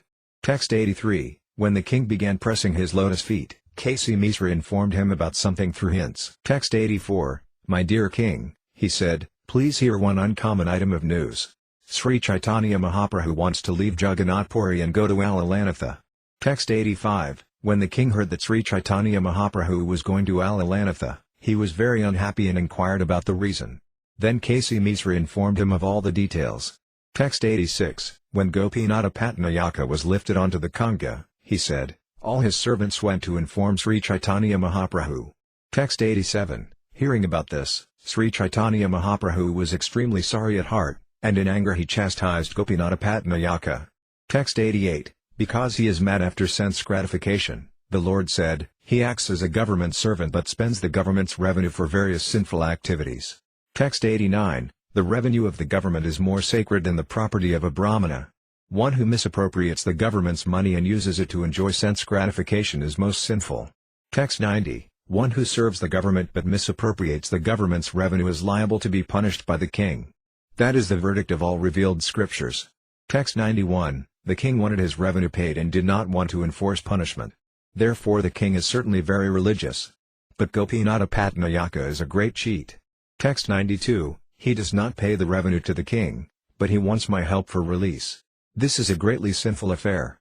I cannot tolerate it here. Text 93, Therefore I shall leave Jagannath Puri and go to Allalanatha, where I shall live peacefully and not hear about all these affairs of materialistic people. Text 94, When King Prataparudra heard all these details, he felt great pain in his mind.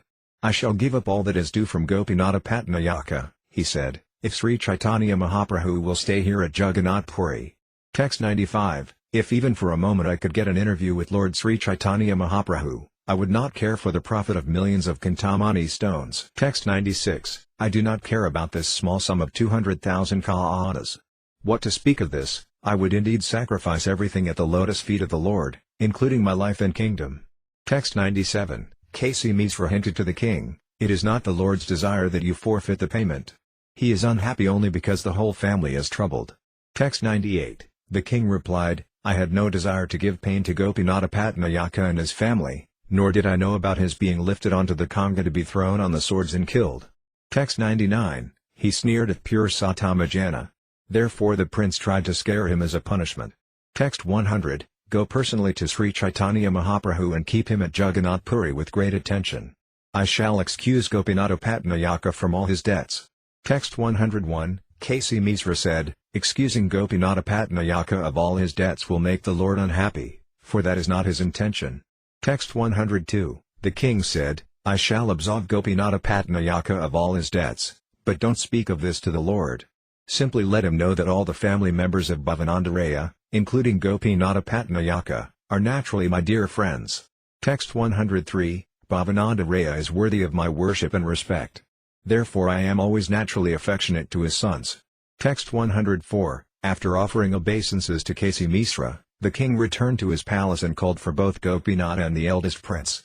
Text 105, the king told Gopinatha Patnayaka, you are excused for all the money you owe the treasury, and the place known as Mulahatya Dandapada is again given to you for collections.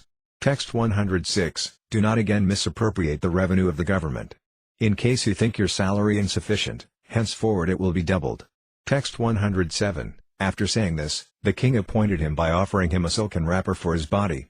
Go to Sri Caitanya Mahaprabhu, he said. After taking permission from him, go to your home. I bid you farewell. Now you may go. Text 108, by the mercy of Sri Caitanya Mahaprabhu, one can certainly become spiritually advanced. Indeed, no one can estimate the results of his mercy. Text 109, Gopinatha Patnayaka achieved the result of kingly opulence due to but a glimpse of the Lord's mercy. Therefore no one can calculate the full value of his mercy. Text 110, Gopinatha Patnayaka was lifted onto the Kanga to be killed, and all his money was taken away, but instead his debts were excused, and he was appointed collector in the same place. Text 111, on one hand Gopinatha Patnayaka was unable to clear his debt even by selling all his possessions, but on the other his salary was doubled, and he was honored with the silken wrapper. Text 112, it was not the desire of Lord Caitanya Mahaprabhu that Gopinatha Patnayaka be excused of his debt to the government, nor was it his desire that his salary be doubled or that he be reappointed collector at the same place. Text 113, when Gopinatha Patnayaka's servant went to Sri Caitanya Mahaprabhu and informed the Lord of his plight, the Lord was somewhat agitated and dissatisfied. Text 114, the Lord had no intention of awarding his devotee the happiness of material opulence, yet simply because of his being informed, such a great result was obtained.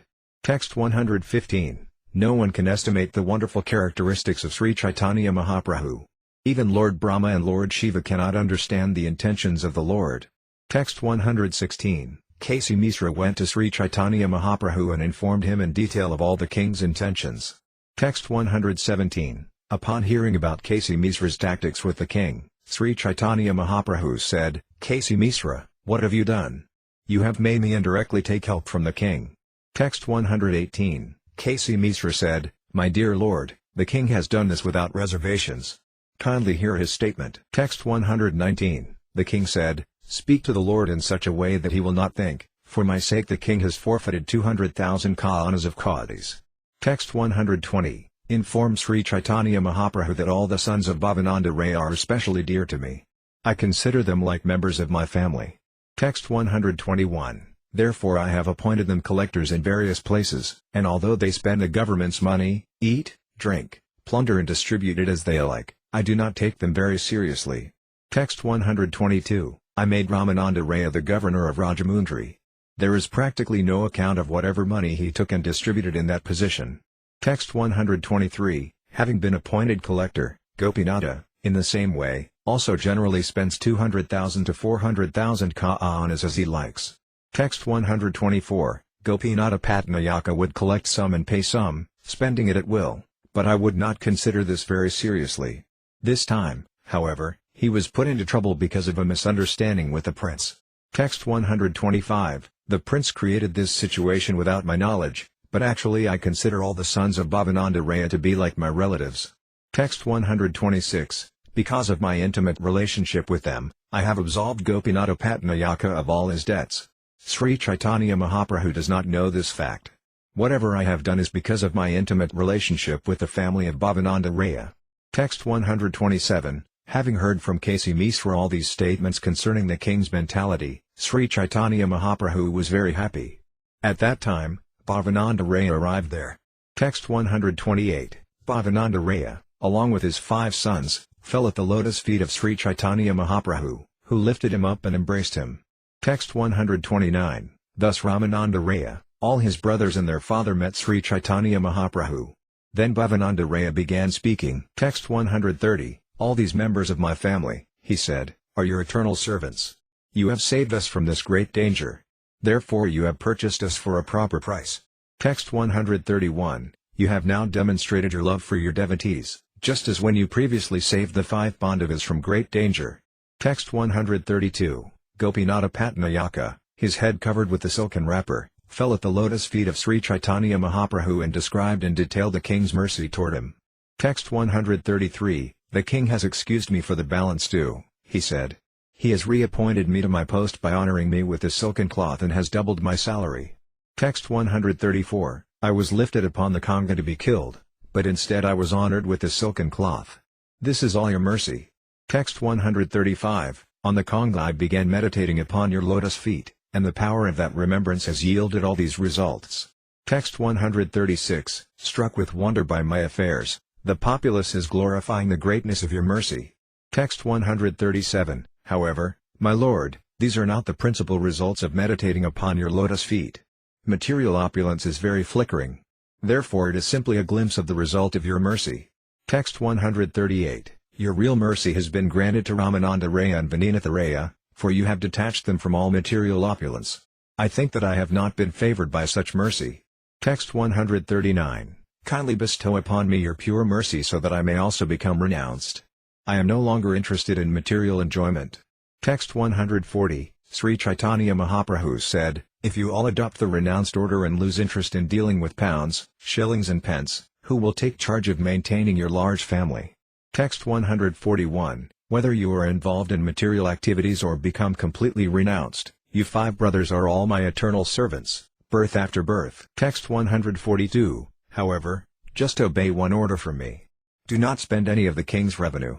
Text 143, first you should pay the revenue due the king, and then you may spend the balance for religious and fruitive activities.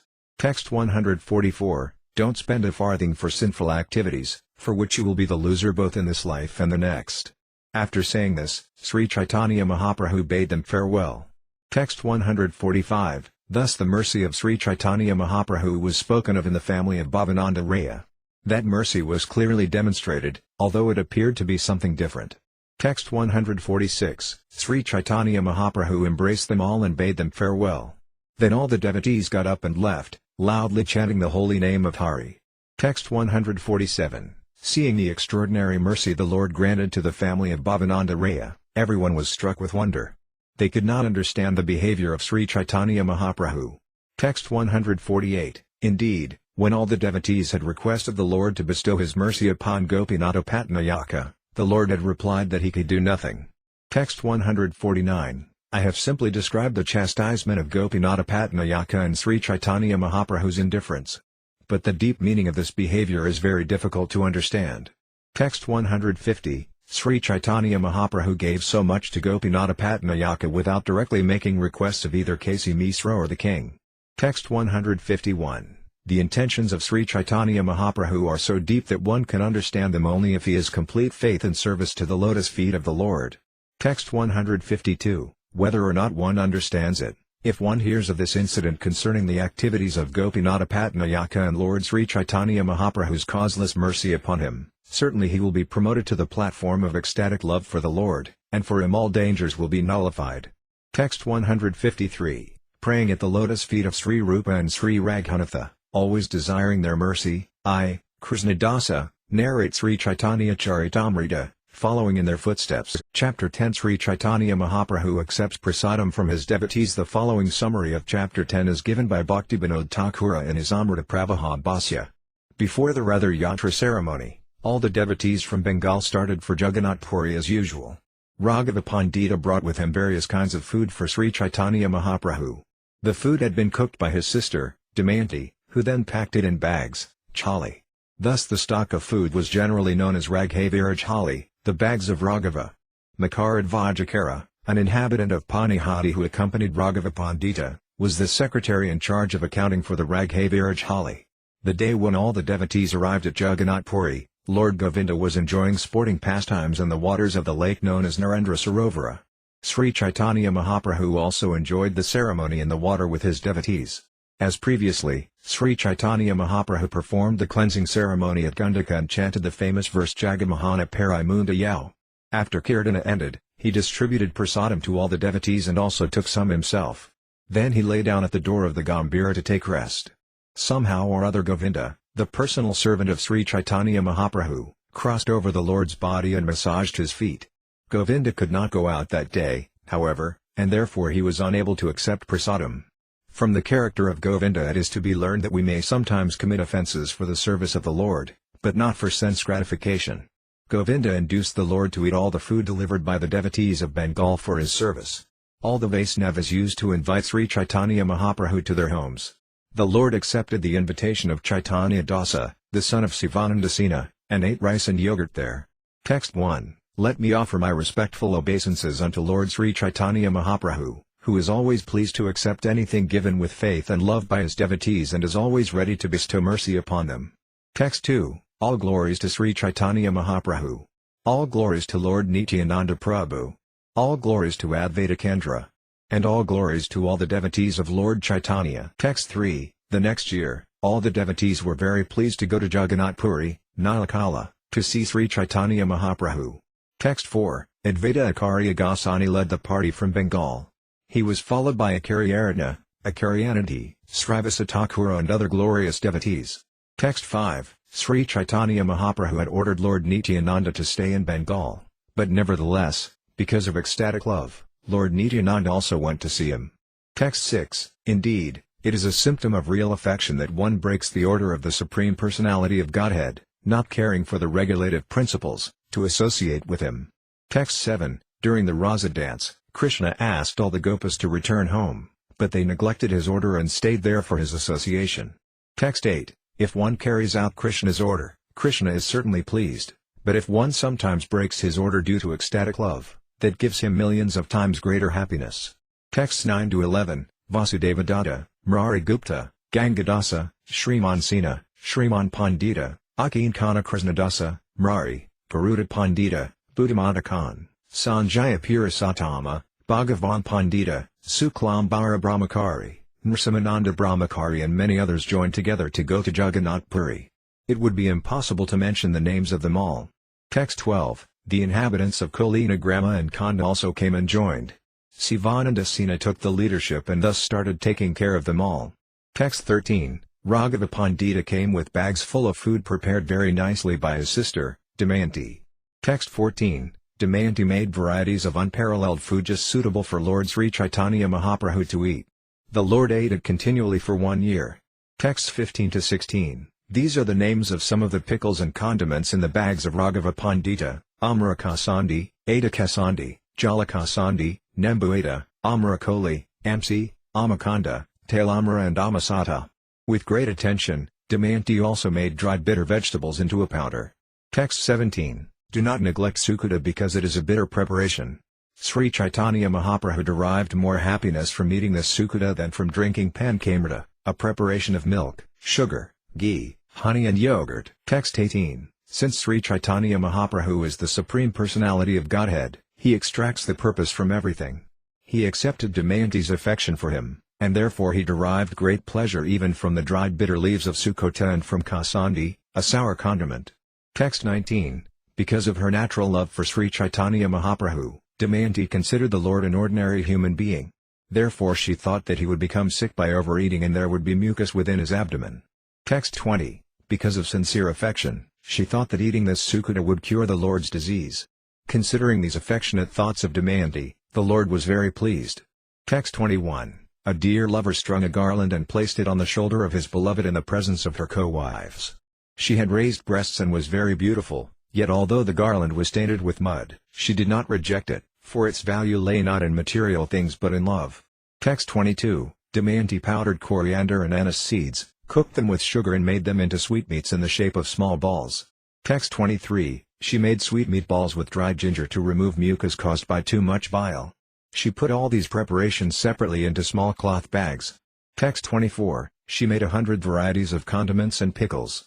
She also made koli sunti, koli kurna, koli kanda and many other preparations. How many should I name? Text 25. She made many sweetmeats in the shape of balls. Some were made with powdered coconut, and others looked as white as the water of the Ganges. In this way she made many varieties of long-lasting sugar confections. Text 26. She made long-lasting cheese, many varieties of sweetmeats with milk and cream, and many other varied preparations, such as amrita kurpura. Text 27. She made flat rice from fine, unboiled, sali paddy and filled a large bag made of new cloth. Text 28. She made some of the flat rice into puffed rice, fried it in ghee, cooked it in sugar juice, mixed in some camphor and rolled it into balls. Texts 29 to 30. She powdered fried grains of fine rice, moistened the powder with ghee and cooked it in a solution of sugar. Then she added camphor, black pepper, cloves, cardamom and other spices and rolled the mixture into balls that were very palatable and aromatic. Text 31. She took parched rice from fine paddy, fried it in ghee, cooked it in a sugar solution, mixed in some camphor and thus made a preparation called yukta or mudki. Text 32. Another variety of sweet was made with fused peas that were powdered, fried in ghee and then cooked in sugar juice. Camphor was added, and then the mixture was rolled into balls.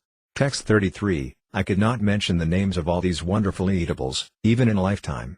Damayanti made hundreds and thousands of varieties. Text 34. Damayanti made all these preparations following the order of her brother, Raghava Pandita. Both of them had unlimited affection for Sri Caitanya Mahaprabhu and were advanced in devotional service. Text 35. Damayanti took earth from the Ganges, dried it, powdered it, strained it through a fine cloth, mixed in aromatic ingredients and rolled it into small balls. Text 36. The condiments and similar items were put into thin earthen pots, and everything else was put into small cloth bags. Text 37. From small bags Damayanti made bags that were twice as large. Then with great attention she filled all the large ones with the small ones. Text 38. She then wrapped and sealed each and every bag with great attention. The bags were carried by 3 bearers, one after another. Text 39. Thus I have briefly described the bags that have become famous as Raghaviraj Hali. Text 40. The superintendent for all those bags was Makarad Vajakara, who kept them with great attention like his very life. Text 41. Thus all the Vaisnavas from Bengal went to Jagannath Puri. By chance, they arrived on the day when Lord Jagannath performs pastimes in the water.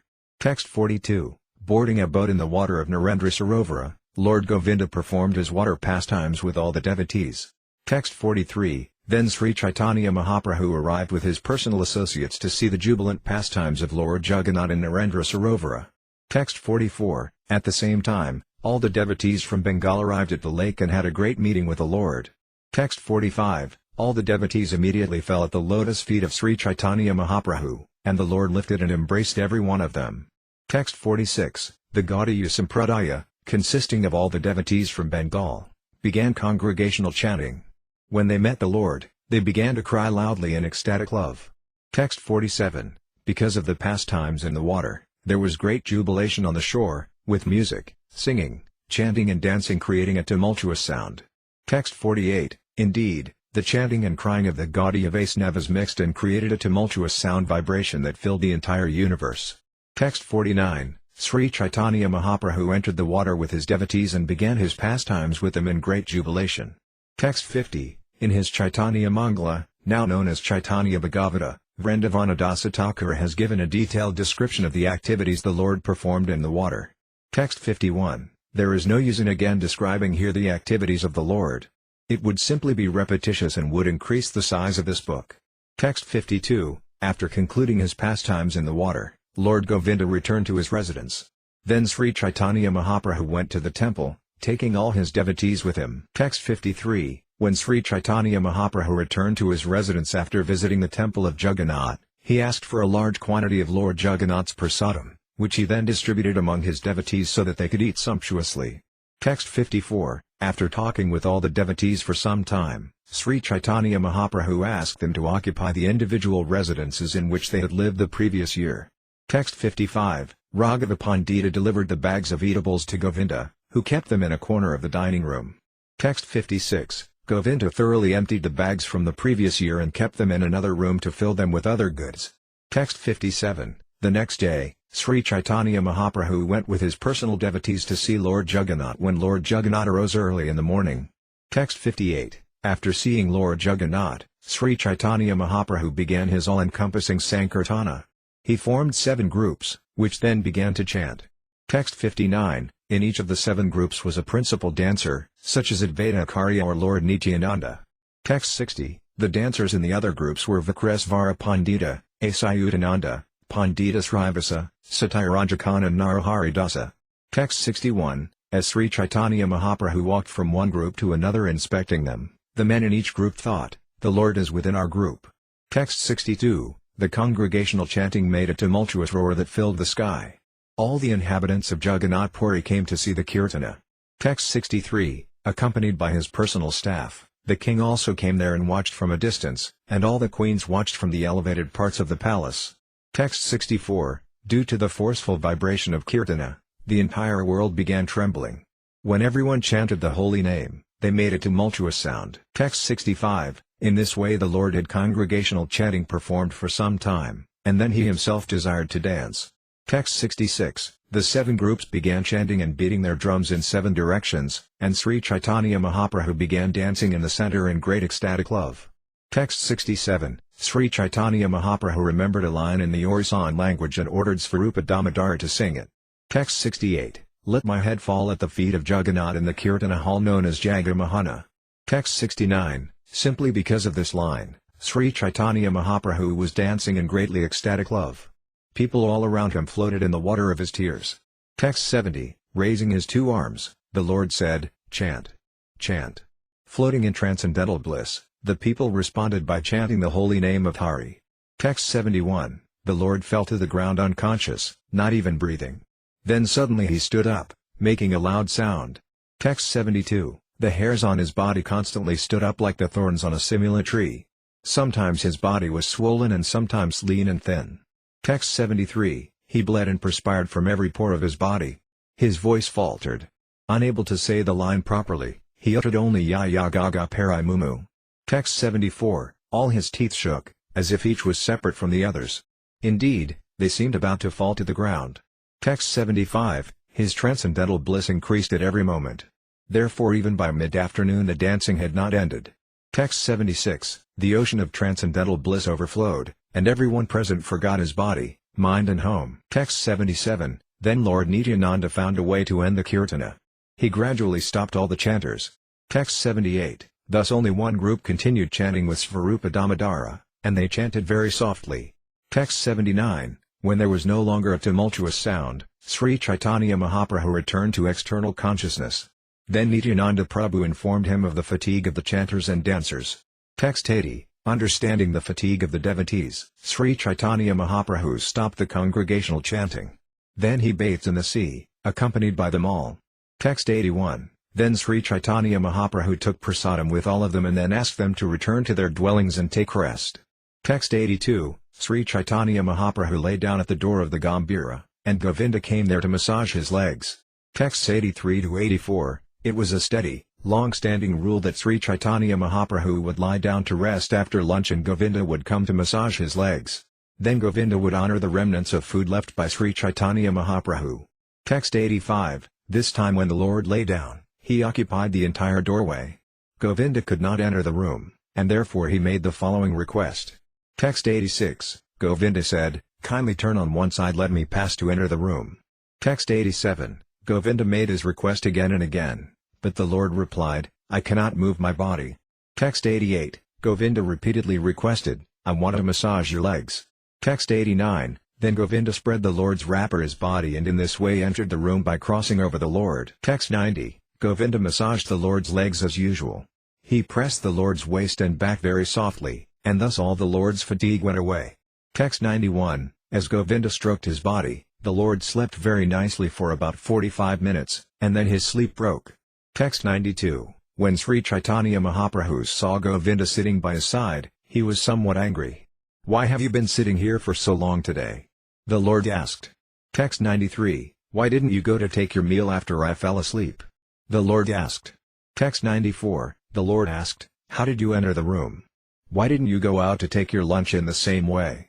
Text 95, Govinda mentally replied, my duty is to serve, even if I have to commit offenses or go to hell. Text 96, I would not mind committing hundreds and thousands of offenses for the service of the Lord, but I greatly fear committing even a glimpse of an offense for my own self. Text 97, thinking in this way, Govinda kept silent. He did not reply to the Lord's inquiry. Text 98, it was Govinda's practice to go take lunch when the Lord was asleep. On that day, however, seeing the Lord's weariness, Govinda continued massaging his body. Text 99, there was no way to go. How could he leave? When he thought of crossing over the Lord's body, he considered it a great offense. Text 100, these are some of the finer points of etiquette in devotional service. Only one who has received the mercy of Sri Caitanya Mahaprabhu can understand these principles. Text 101, the Lord is very interested in manifesting the exalted qualities of his devotees, and that is why he engineered this incident. Text 102, thus I have briefly described Sri Caitanya Mahaprabhu's dancing in the hall of the Jagannath temple. The servants of Sri Caitanya Mahaprabhu sing about this dancing even now. Text 103, accompanied by his personal associates, Sri Caitanya Mahaprabhu washed and swept the Gandhika temple, cleansing it as usual. Text 104, the Lord danced and chanted and then enjoyed a picnic in the garden as he had done before. Text 105, as previously, he danced in front of the Jagannath car and observed the festival of Haripankami. Text 106, all the devotees from Bengal stayed in Jagannath Puri for the 4 months of the rainy season and observed many other ceremonies, such as the anniversary of Lord Krishna's birth. Text 107, formerly, when all the devotees had arrived from Bengal, they all desired to give Sri Caitanya Mahaprabhu something to eat. Text 108, each devotee would bring a certain type of prasadam. He would entrust it to Govinda and request him, please arrange that the Lord will surely eat this prasadam. Text 109, some brought pita, a coconut preparation, some brought sweet balls, and some brought cakes and sweet rice. The prasadam was of different varieties, all very costly. Text 110, Govinda would present the prasadam and say to Sri Caitanya Mahaprabhu, this has been given by such and such devotee. The Lord, however, would not actually eat it. He would simply say, keep it in storage. Text 111, Govinda kept accumulating the food, and soon it filled a corner of the room. There was quite enough to feed at least 100 people. Text 112, all the devotees asked Govinda with great eagerness, have you given Sri Caitanya Mahaprabhu the prasadam brought by me?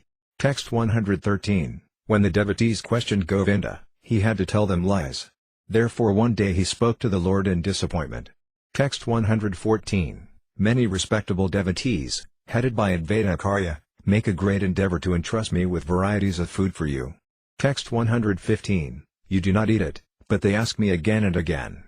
How long shall I go on cheating them? How shall I be freed from this responsibility? Text 116, Sri Caitanya Mahaprabhu replied, why are you so foolishly unhappy? Bring here to me whatever they have given you. Text 117, Sri Caitanya Mahaprabhu sat down to eat. Then Govinda offered him the preparations one after another, and as he did so he spoke the name of the person who had given each one. Text 118, these preparations, pita, sweet rice, cakes made with cream, and also amrita gudika, menda and a pot of camphor, have been given by Advaita Acharya. Text 119, next there are varieties of food, cakes, cream, amrita manda and padmasini, given by Srivasa Pandita. Text 120, all these are gifts of Acharya-rtna, and these varieties of gifts are from Acharyanidhi. Text 121, and all these varieties of food have been given by Vasudeva Datta, Murari Gupta, and Buddhamata Khan. Text 122, these are gifts given by Shriman Sena, Shriman Pandita, and Nandana-karya. Please eat them all. Text 123, here are the preparations made by the inhabitants of Kulinagrama, and these have been made by the inhabitants of Kanda.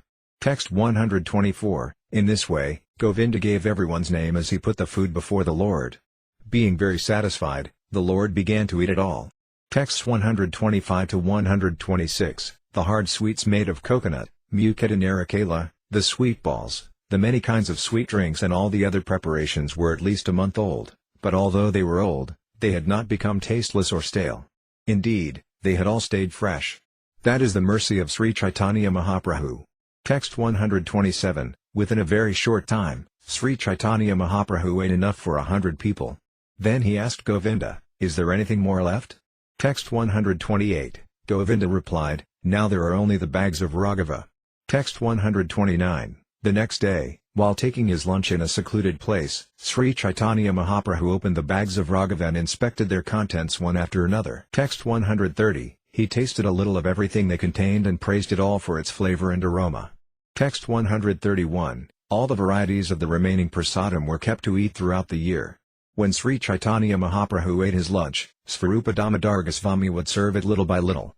Text 132, sometimes Sri Caitanya Mahaprabhu would take some of it at night. The Lord certainly enjoys preparations made with faith and love by his devotees. Text 133, thus Sri Caitanya Mahaprabhu spent the entire period of Chaturmasaya, the 4 months of the rainy season, in the happiness of discussing topics of Krishna with his devotees. Text 134, from time to time, Advaita Acharya and others would invite Sri Caitanya Mahaprabhu for home-cooked rice and varieties of vegetables. Texts 135 to 136, they offered pungent preparations made with black pepper, sweet and sour preparations, ginger, salty preparations, limes, milk, yogurt, sugar candy, 2 or 4 kinds of spinach, soup made with bitter melon, eggplant mixed with nimble leaves, and fried patola. Text 137, they also offered fulabadi, liquid mung dal and many vegetables, all cooked according to the Lord's taste. Text 138, they would mix these preparations with the remnants of food from Lord Jagannath. When Sri Caitanya Mahaprabhu accepted the invitations, he went sometimes alone and sometimes with his associates. Text 139, devotees like Acharya-rtna, Acharyanidhi, Nandana-karya, Raghava Pandita and Srivasa were all of the Brahmana caste. Texts 140 to 141, they would extend invitations to the Lord. Vasudevadatta, Gadadharadasa, Mrarigupta, the inhabitants of Kulinagrama and Kanda and many other devotees who were not Brahmanas by caste would purchase food offered to Lord Jagannath and then extend invitations to Sri Caitanya Mahaprabhu. Text 142, now hear about the invitation Sivanandasena extended to the Lord. His eldest son was named Chaitanya Dasa. Text 143, when Sivananda brought his son, Chaitanya Dasa, to be introduced to the Lord, Sri Caitanya Mahaprabhu inquired about his name. Text 144, when the Lord heard that his name was Chaitanya Dasa, he said, what kind of name have you given him? It is very difficult to understand. Text 145, Sivanandasena replied, he has kept the name that appeared to me from within. Then he invited Sri Caitanya Mahaprabhu for lunch. Text 146, Sivanandasena had bought very costly remnants of Lord Jagannath's food. He brought it in and offered it to Sri Caitanya Mahaprabhu, who sat down to accept the prasadam with his associates. Text 147, because of Sivanandasena's glories, Sri Caitanya Mahaprabhu ate all kinds of prasadam to honor his request. However, the Lord ate more than necessary, and therefore his mind was dissatisfied. Text 148, the next day, Chaitanya Dasa, the son of Sivanandasena, extended an invitation to the Lord. He could understand the Lord's mind, however, and therefore he arranged for a different kind of food. Text 149, he offered yogurt, limes, ginger, soft bada and salt.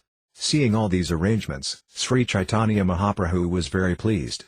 Text 150, Sri Caitanya Mahaprabhu said, this boy knows my mind. Therefore I am very satisfied to accept his invitation.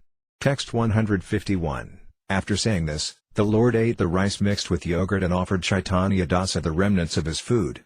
Text 152, the 4 months of Chaturmasaya passed in this manner, with the Lord accepting invitations from his devotees. Because of a heavy schedule of invitations, however, some of the Vaisnavas could not get an open day on which to invite the Lord. Text 153, Every month Gadadhara Pandita and Sarvabhauma Bhattacharya had fixed dates on which Sri Caitanya Mahaprabhu would accept their invitations. Texts 154 to 155, Gopinatha Acharya, Jagadananda, Kesasvara, Bhagavan, Ramabhadra Acharya, Sankara, and Vikresvara, who were all Brahmanas, extended invitations to Sri Caitanya Mahaprabhu and offered him food cooked at home, whereas other devotees would pay 2 panas of small conch shells to purchase Jagannath's prasadam and then invite the Lord. Text 156. At first the cost of Jagannath prasadam for an invitation was 4 panas of conch shells, but when Ramachandra Puri was there, the price was cut in half. Text 157. The devotees who came from Bengal stayed with Sri Caitanya Mahaprabhu for 4 consecutive months, and then the Lord bade them farewell. After the Bengali devotees departed, the devotees who were the Lord's constant companions at Jagannath Puri stayed with the Lord. Text 158. Thus I have described how Sri Caitanya Mahaprabhu accepted invitations and how he accepted and tasted the prasadam offered by his devotees. Text 159. In the midst of that narration are descriptions of Raghava Pandita's bags of food and the dancing in the temple of Jagannath. Text 160. One who hears about the pastimes of Sri Caitanya Mahaprabhu with faith and love will certainly attain ecstatic love for the lotus feet of Sri Caitanya Mahaprabhu without fail. Text 161. Narrations of Sri Caitanya Mahaprabhu's activities are just like nectar to hear. Indeed, they satisfy both the ears and mind. One who tastes the nectar of these activities is certainly very fortunate. Text 162. Praying at the lotus feet of Sri Rupa and Sri Raghunatha, always desiring their mercy, I, Krishnadasa, narrate Sri Caitanya-caritamrta, following in their footsteps. Chapter 11. The passing of Haridasa Thakura. The summary of this chapter is given by Srila Bhaktivinoda Thakura in his Amrita Pravaha Bhasya as follows. In this chapter it is described how Brahma Haridasa Thakur gave up his body with the consent of Sri Caitanya Mahaprabhu, and how the Lord himself personally performed the funeral ceremony and carried the body to the sea. He personally entombed the body, covered it with sand and erected a platform on the site. After taking a bath in the sea, he personally begged prasadam of Jagannath from shopkeepers and distributed prasadam to the assembled devotees. Text 1. Let me offer my respectful obeisances unto Haridasa Thakura and his master, Sri Caitanya Mahaprabhu, who danced with the body of Haridasa Thakura on his lap. Text 2. All glories to Lord Sri Caitanya Mahaprabhu, who is very merciful and who is very dear to Advaita Acharya and Lord Nityananda. Text 3. All glories to the master of Srinivasa Thakura. All glories to the master of Haridasa Thakura. All glories to the dear master of Gadadhara Pandita. All glories to the master of the life of Svarupa Damodara. Text 4. All glories to Lord Sri Caitanya, who is very dear to Kasi Misra. He is the Lord of the life of Jagadananda and the Lord of Rupa Gosvami, Sanatana Gosvami and Raghunatha Dasa Gosvami. Text 5. All glories to the transcendental form of Sri Caitanya Mahaprabhu, who is Krishna himself, the Supreme Personality of Godhead. My dear Lord, kindly give me shelter at your lotus feet by your causeless mercy. Text 6. All glories to Lord Nityananda, who is the life and soul of Sri Caitanya Mahaprabhu. My dear Lord, kindly give me engagement in devotional service at your lotus feet. Text 7. All glories to Advaita Acharya, who is treated by Sri Caitanya Mahaprabhu as superior due to his age and respectability. Please give me engagement in devotional service at your lotus feet. Text 8. All glories to all the devotees of Sri Caitanya Mahaprabhu, for the Lord is their life and soul. All of you, kindly bestow devotional service upon me. Text 9. All glories to Rupa Gosvami, Sanatana Gosvami, Yiva Gosvami, Raghunatha Dasa Gosvami, Raghunatha Bhatta Gosvami, and Gopala Bhatta Gosvami, the 6 Gosvamis of Vrindavana. They are all my masters. Text 10. I am writing this narration of the pastimes and attributes of the Lord by the mercy of Sri Caitanya Mahaprabhu and his associates. I do not know how to write properly, but I am purifying myself by writing this description. Text 11. Sri Caitanya Mahaprabhu thus resided at Jagannath Puri with his personal devotees and enjoyed the congregational chanting of the Hare Krishna Maha Mantra. Text 12. In the daytime Sri Caitanya Mahaprabhu engaged in dancing and chanting and in seeing the temple of Lord Jagannath. At night, in the company of his most confidential devotees, such as Ramananda Raya and Svarupa Damodar Gosvami, he tasted the nectar of the transcendental melas of Lord Sri Krishna's pastimes. Text 13. Sri Caitanya Mahaprabhu very happily passed his days in this way at Nilakala, Jagannath Puri. Feeling separation from Krishna, he exhibited many transcendental symptoms all over his body. Text 14. Day after day the symptoms increased, and at night they increased even more. All these symptoms, such as transcendental anxiety, agitation and talking like a madman, were present, just as they are described in the Sastras. Text 15, Svarupa Damodara Goswami and Ramananda Raya, the chief assistants in Sri Caitanya Mahaprabhu's pastimes, remained with him both day and night. Text 16, one day Govinda, the personal servant of Sri Caitanya Mahaprabhu, went in great jubilation to deliver the remnants of Lord Jagannath's food to Haridasa Thakura. Text 17, when Govinda came to Haridasa, he saw that Haridasa Thakura was lying on his back and chanting his rounds very slowly. Text 18, please rise and take your Mahaprasadam, Govinda said. Text 19, I have not finished chanting my regular number of rounds. How, then, can I eat? But you have brought Mahaprasadam, and how can I neglect it? Text 20, saying this, he offered prayers to the Mahaprasadam, took a little portion, and ate it. Text 21, the next day, Sri Caitanya Mahaprabhu went to Haridasa's place and inquired from him, Haridasa, are you well? Text 22, Haridasa offered his obeisances to the Lord and replied, my body is all right, but my mind and intelligence are not well. Text 23, Sri Caitanya Mahaprabhu further inquired from Haridasa, can you ascertain what your disease is? Text 24, now that you have become old, the Lord said, you may reduce the number of rounds you chant daily. You are already liberated, and therefore you need not follow the regulative principles very strictly. Text 25, your role in this incarnation is to deliver the people in general. You have sufficiently preached the glories of the holy name in this world. Text 26, the Lord concluded, now, therefore, please reduce the fixed number of times you chant the Hare Krishna Mahamantra. Text 27, I was born in an inferior family, and my body is most abominable. I always engage in low work. Therefore, I am the lowest, most condemned of men. Text 28, I am unseeable and untouchable, but you have accepted me as your servant. This means that you have delivered me from a hellish condition and raised me to the Vaikunta platform. Text 29, my dear Lord, you are the fully independent personality of Godhead. You act by your own free will. You cause the whole world to dance and act as you like. Text 30, my dear Lord, by your mercy you have made me dance in many ways. For example, I was offered the Shraddhapatra, which should have been offered to first-class brahmanas. I ate from it even though I was born in a family of meat-eaters.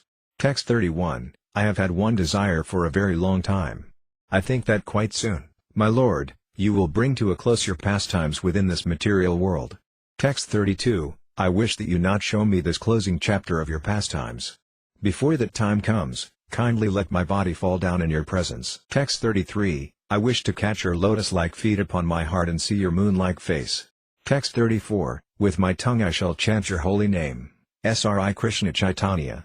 That is my desire. Kindly let me give up my body in this way. Text 35, O most merciful Lord, if by your mercy it is possible, kindly grant my desire. Text 36, let this low-born body fall down before you. You can make possible this perfection of all my desires. Text 37, Sri Caitanya Mahaprabhu said, my dear Haridasa, Krishna is so merciful that he must execute whatever you want. Text 38, but whatever happiness is mine is all due to your association. It is not fitting for you to go away and leave me behind. Text 39, catching the lotus feet of Sri Caitanya Mahaprabhu, Haridasa Thakura said, my Lord, do not create an illusion.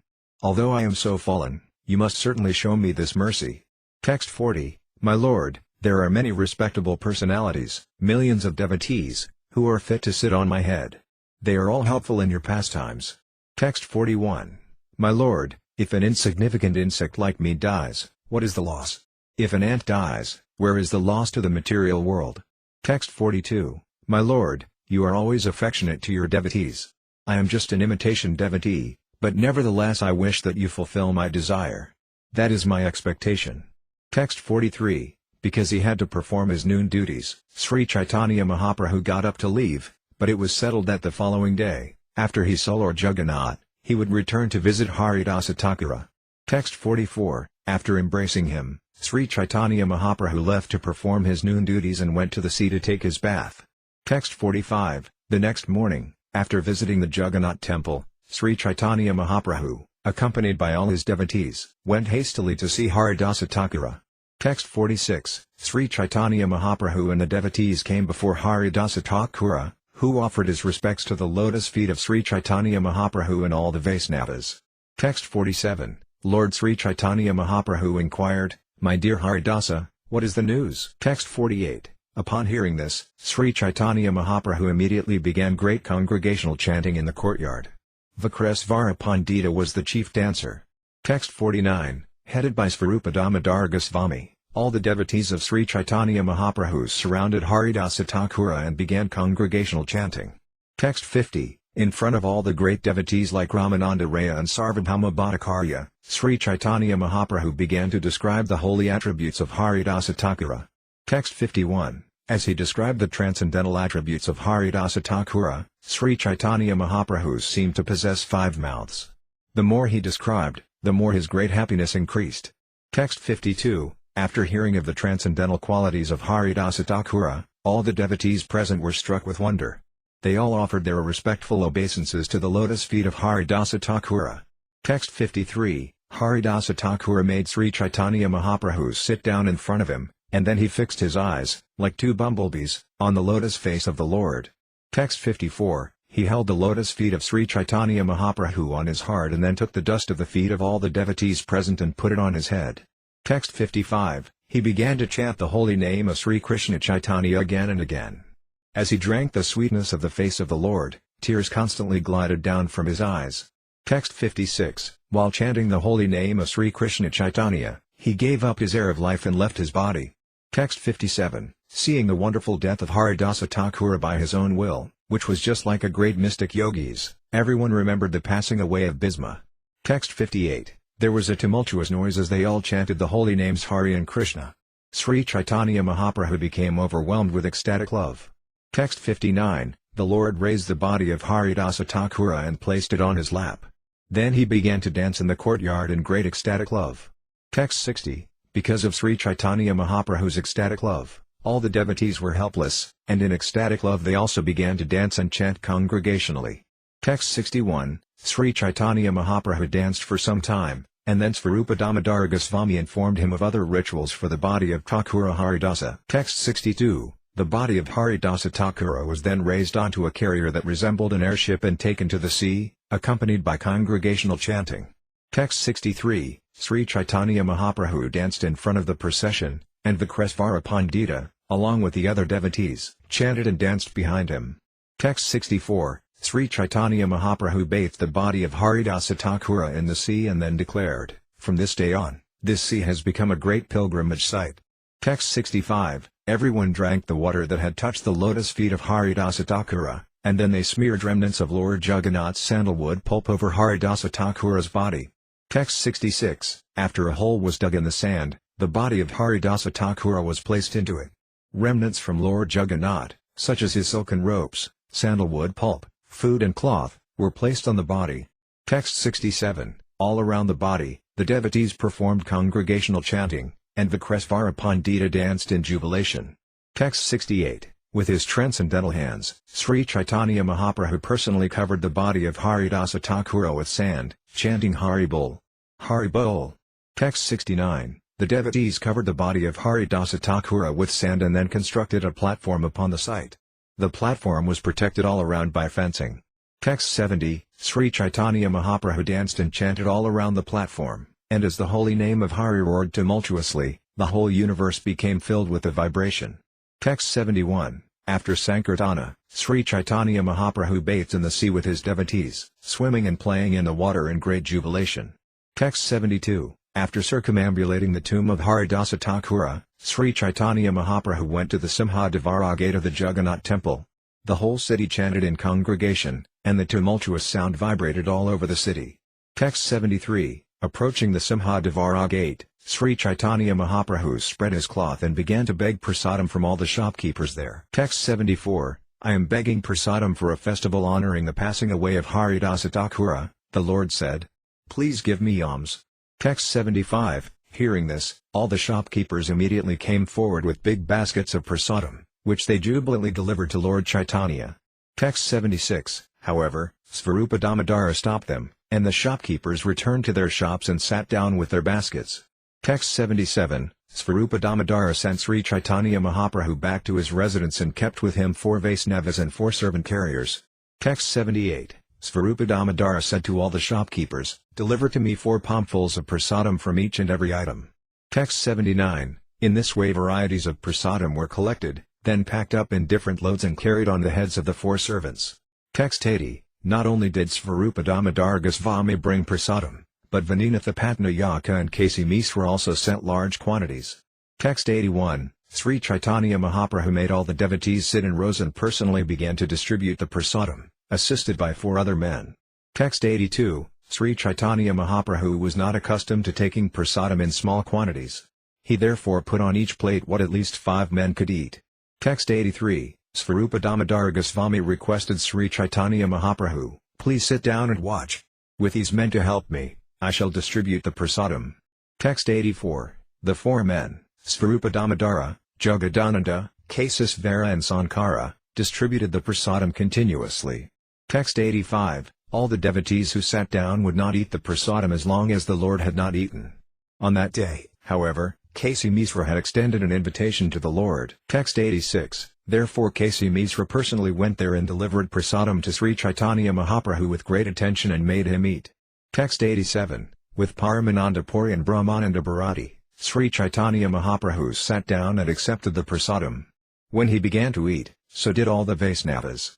Text 88. Everyone was filled up to the neck because Sri Caitanya Mahaprabhu kept telling the distributors, "Give them more. Give them more." Text 89. After all the devotees finished accepting prasadam and had washed their hands and mouths, Sri Caitanya Mahaprabhu decorated each of them with a flower garland and sandalwood pulp. Text 90. Overwhelmed with ecstatic love, Sri Caitanya Mahaprabhu offered a benediction to all the devotees, which all the devotees heard with great satisfaction. Texts 91 to 93. Sri Caitanya Mahaprabhu gave this benediction: anyone who has seen the festival of Sri Haridasa Thakura's passing away, anyone who has chanted and danced here, anyone who has offered sand on the body of Haridasa Thakura, and anyone who has joined this festival to partake of the prasadam will achieve the favor of Krishna very soon. There is such wonderful power in seeing Haridasa Thakura. Text 94. Being merciful upon me, Krishna gave me the association of Haridasa Thakura. Being independent in his desires, he has now broken that association. Text 95. When Haridasa Thakura wanted to leave this material world, it was not within my power to detain him. Text 96. Simply by his will, Haridasa Thakura could give up his life and go away, exactly like Bhisma, who previously died simply by his own desire, as we have heard from Sastra. Text 97. Haridasa Thakura was the crown jewel on the head of this world. Without him, this world is now bereft of its valuable jewel. Text 98. Sri Caitanya Mahaprabhu then told everyone, "Say all glories to Haridasa Thakura, and chant the holy name of Hari." Saying this, he personally began to dance. Text 99. Everyone began to chant, "All glories to Haridasa Thakura," who revealed the importance of chanting the holy name of the Lord. Text 100. Thereafter, Sri Caitanya Mahaprabhu bade farewell to all the devotees, and he himself, with mixed feelings of happiness and distress, took rest. Text 101. Thus I have spoken about the victorious passing away of Haridasa Thakura. Anyone who hears this narration will certainly fix his mind firmly in devotional service to Krishna. Text 102. From the incident of Haridasa Thakura's passing away and the great care Sri Caitanya Mahaprabhu took in commemorating it, one can understand just how affectionate he is toward his devotees. Although he is the topmost of all sannyasis, he fully satisfied the desire of Haridasa Thakura. Text 103. When Haridasa Thakura was at the last stage of his life, Sri Caitanya Mahaprabhu gave him his company and allowed him to touch him. Thereafter, he took the body of Thakura Haridasa on his lap and personally danced with it. Text 104. Out of his causeless mercy the Lord personally covered the body of Haridasa Thakura with sand and personally begged alms from the shopkeepers. Then he conducted a great festival to celebrate the passing away of Haridasa Thakura. Text 105. Haridasa Thakura was not only the topmost devotee of the Lord but also a great and learned scholar. It was his great fortune that he passed away before Sri Caitanya Mahaprabhu. Text 106. The life and characteristics of Sri Caitanya Mahaprabhu are exactly like an ocean of nectar, one drop of which can please the mind and ear. Text 107. Anyone who desires to cross over the ocean of nescience, please hear with great faith the life and characteristics of Sri Caitanya Mahaprabhu. Text 108. praying at the lotus feet of Sri Rupa and Sri Raghunatha, always desiring their mercy. I, Krishnadasa, narrate Sri Caitanya-caritamrta, following in their footsteps. Chapter 12 The Loving Dealings between Lord Sri Caitanya Mahaprabhu and Jagadananda Pandita. A summary of the 12th chapter is given by Srila Bhaktivinoda Thakura in his Amrita Pravaha Bhasya as follows. This chapter discusses the transformations of ecstatic love that Sri Caitanya Mahaprabhu exhibited day and night. The devotees from Bengal again journeyed to Jagannath Puri to see Sri Caitanya Mahaprabhu. As usual, the leader was Sivananda Sena, who travelled with his wife and children. Because arrangements were delayed en route and Lord Nityananda did not have a suitable place to reside, he became somewhat disturbed. Thus he became very angry with Sivananda Sena, who was in charge of the affairs of the party, and kicked him in loving anger. Sivananda Sena felt highly favoured to have been kicked by Nityananda Prabhu, but his nephew Srikanta Sena became upset and therefore left their company. He met Sri Caitanya Mahaprabhu at Jagannath Puri before the rest of the party arrived. That year a devotee named Paramasvara Dasamodak also went with his family to see Sri Caitanya Mahaprabhu at Jagannath Puri. The devotees often invited Sri Caitanya Mahaprabhu to eat with them. When the Lord bade them all farewell, he talked very pleasingly with them. The year before, Jagadananda Pandita had been sent to Sasamata with prasadam and cloth. This year he returned to Puri with a big pot of floral-scented sandalwood oil to massage the Lord's head. The Lord, however, would not accept the oil, and because of his refusal, Jagadananda Pandita broke the pot in front of him and began to fast. The Lord tried to pacify him and asked Jagadananda Pandita to cook for him. Jagadananda Pandita became so pleased when Sri Caitanya Mahaprabhu accepted his cooking that he broke his fast. Text 1. O devotees, may the transcendental life and characteristics of Sri Caitanya Mahaprabhu always be heard, chanted and meditated upon with great happiness. Text 2. All glories to Sri Caitanya Mahaprabhu, who is all-merciful. All glories to Nityananda Prabhu, who is an ocean of mercy. Text 3. All glories to Advaita Acharya, who is also an ocean of mercy. All glories to all the devotees of Sri Caitanya Mahaprabhu, whose hearts are always filled with mercy. Text 4. The mind of Sri Caitanya Mahaprabhu was always morose because of a continuously manifested feeling of separation from Krishna. Text 5. The Lord would cry, O my Lord Krishna, my life and soul. O son of Maharajananda, where shall I go? Where shall I attain you? O Supreme Personality who play with your flute to your mouth. Text 6. This was his situation day and night. Unable to find peace of mind, he passed his nights with great difficulty in the company of Svarupa Damodara and Ramananda Raya. Text 7. Meanwhile, all the devotees journeyed from their homes in Bengal to see Sri Caitanya Mahaprabhu. Text 8. Headed by Sivananda Sena, Advaita Acharya and others, all the devotees assembled in Navadvipa. Text 9. The inhabitants of Kulina Grama and Khanda village also assembled at Navadvipa. Text 10. Because Nityananda Prabhu was preaching in Bengal, Sri Caitanya Mahaprabhu had ordered him not to come to Jagannath Puri. That year, however, he went with the rest of the party to see the Lord. Text 11. Srivasa Thakura was also there with his 3 brothers and his wife, Malini. Acharya was similarly accompanied by his wife. Text 12. The wife of Sivananda Sena also came, along with their 3 sons. Raghava Pandita joined them, carrying his famous bags of food. Text 13. Vasudeva Datta, Murari Gupta, Vidyanidhi and many other devotees went to see Sri Caitanya Mahaprabhu. Altogether, they numbered 200 or 300. Text 14. The devotees first saw Sasamata and took her permission. Then in great happiness they started for Jagannath Puri, congregationally chanting the holy name of the Lord.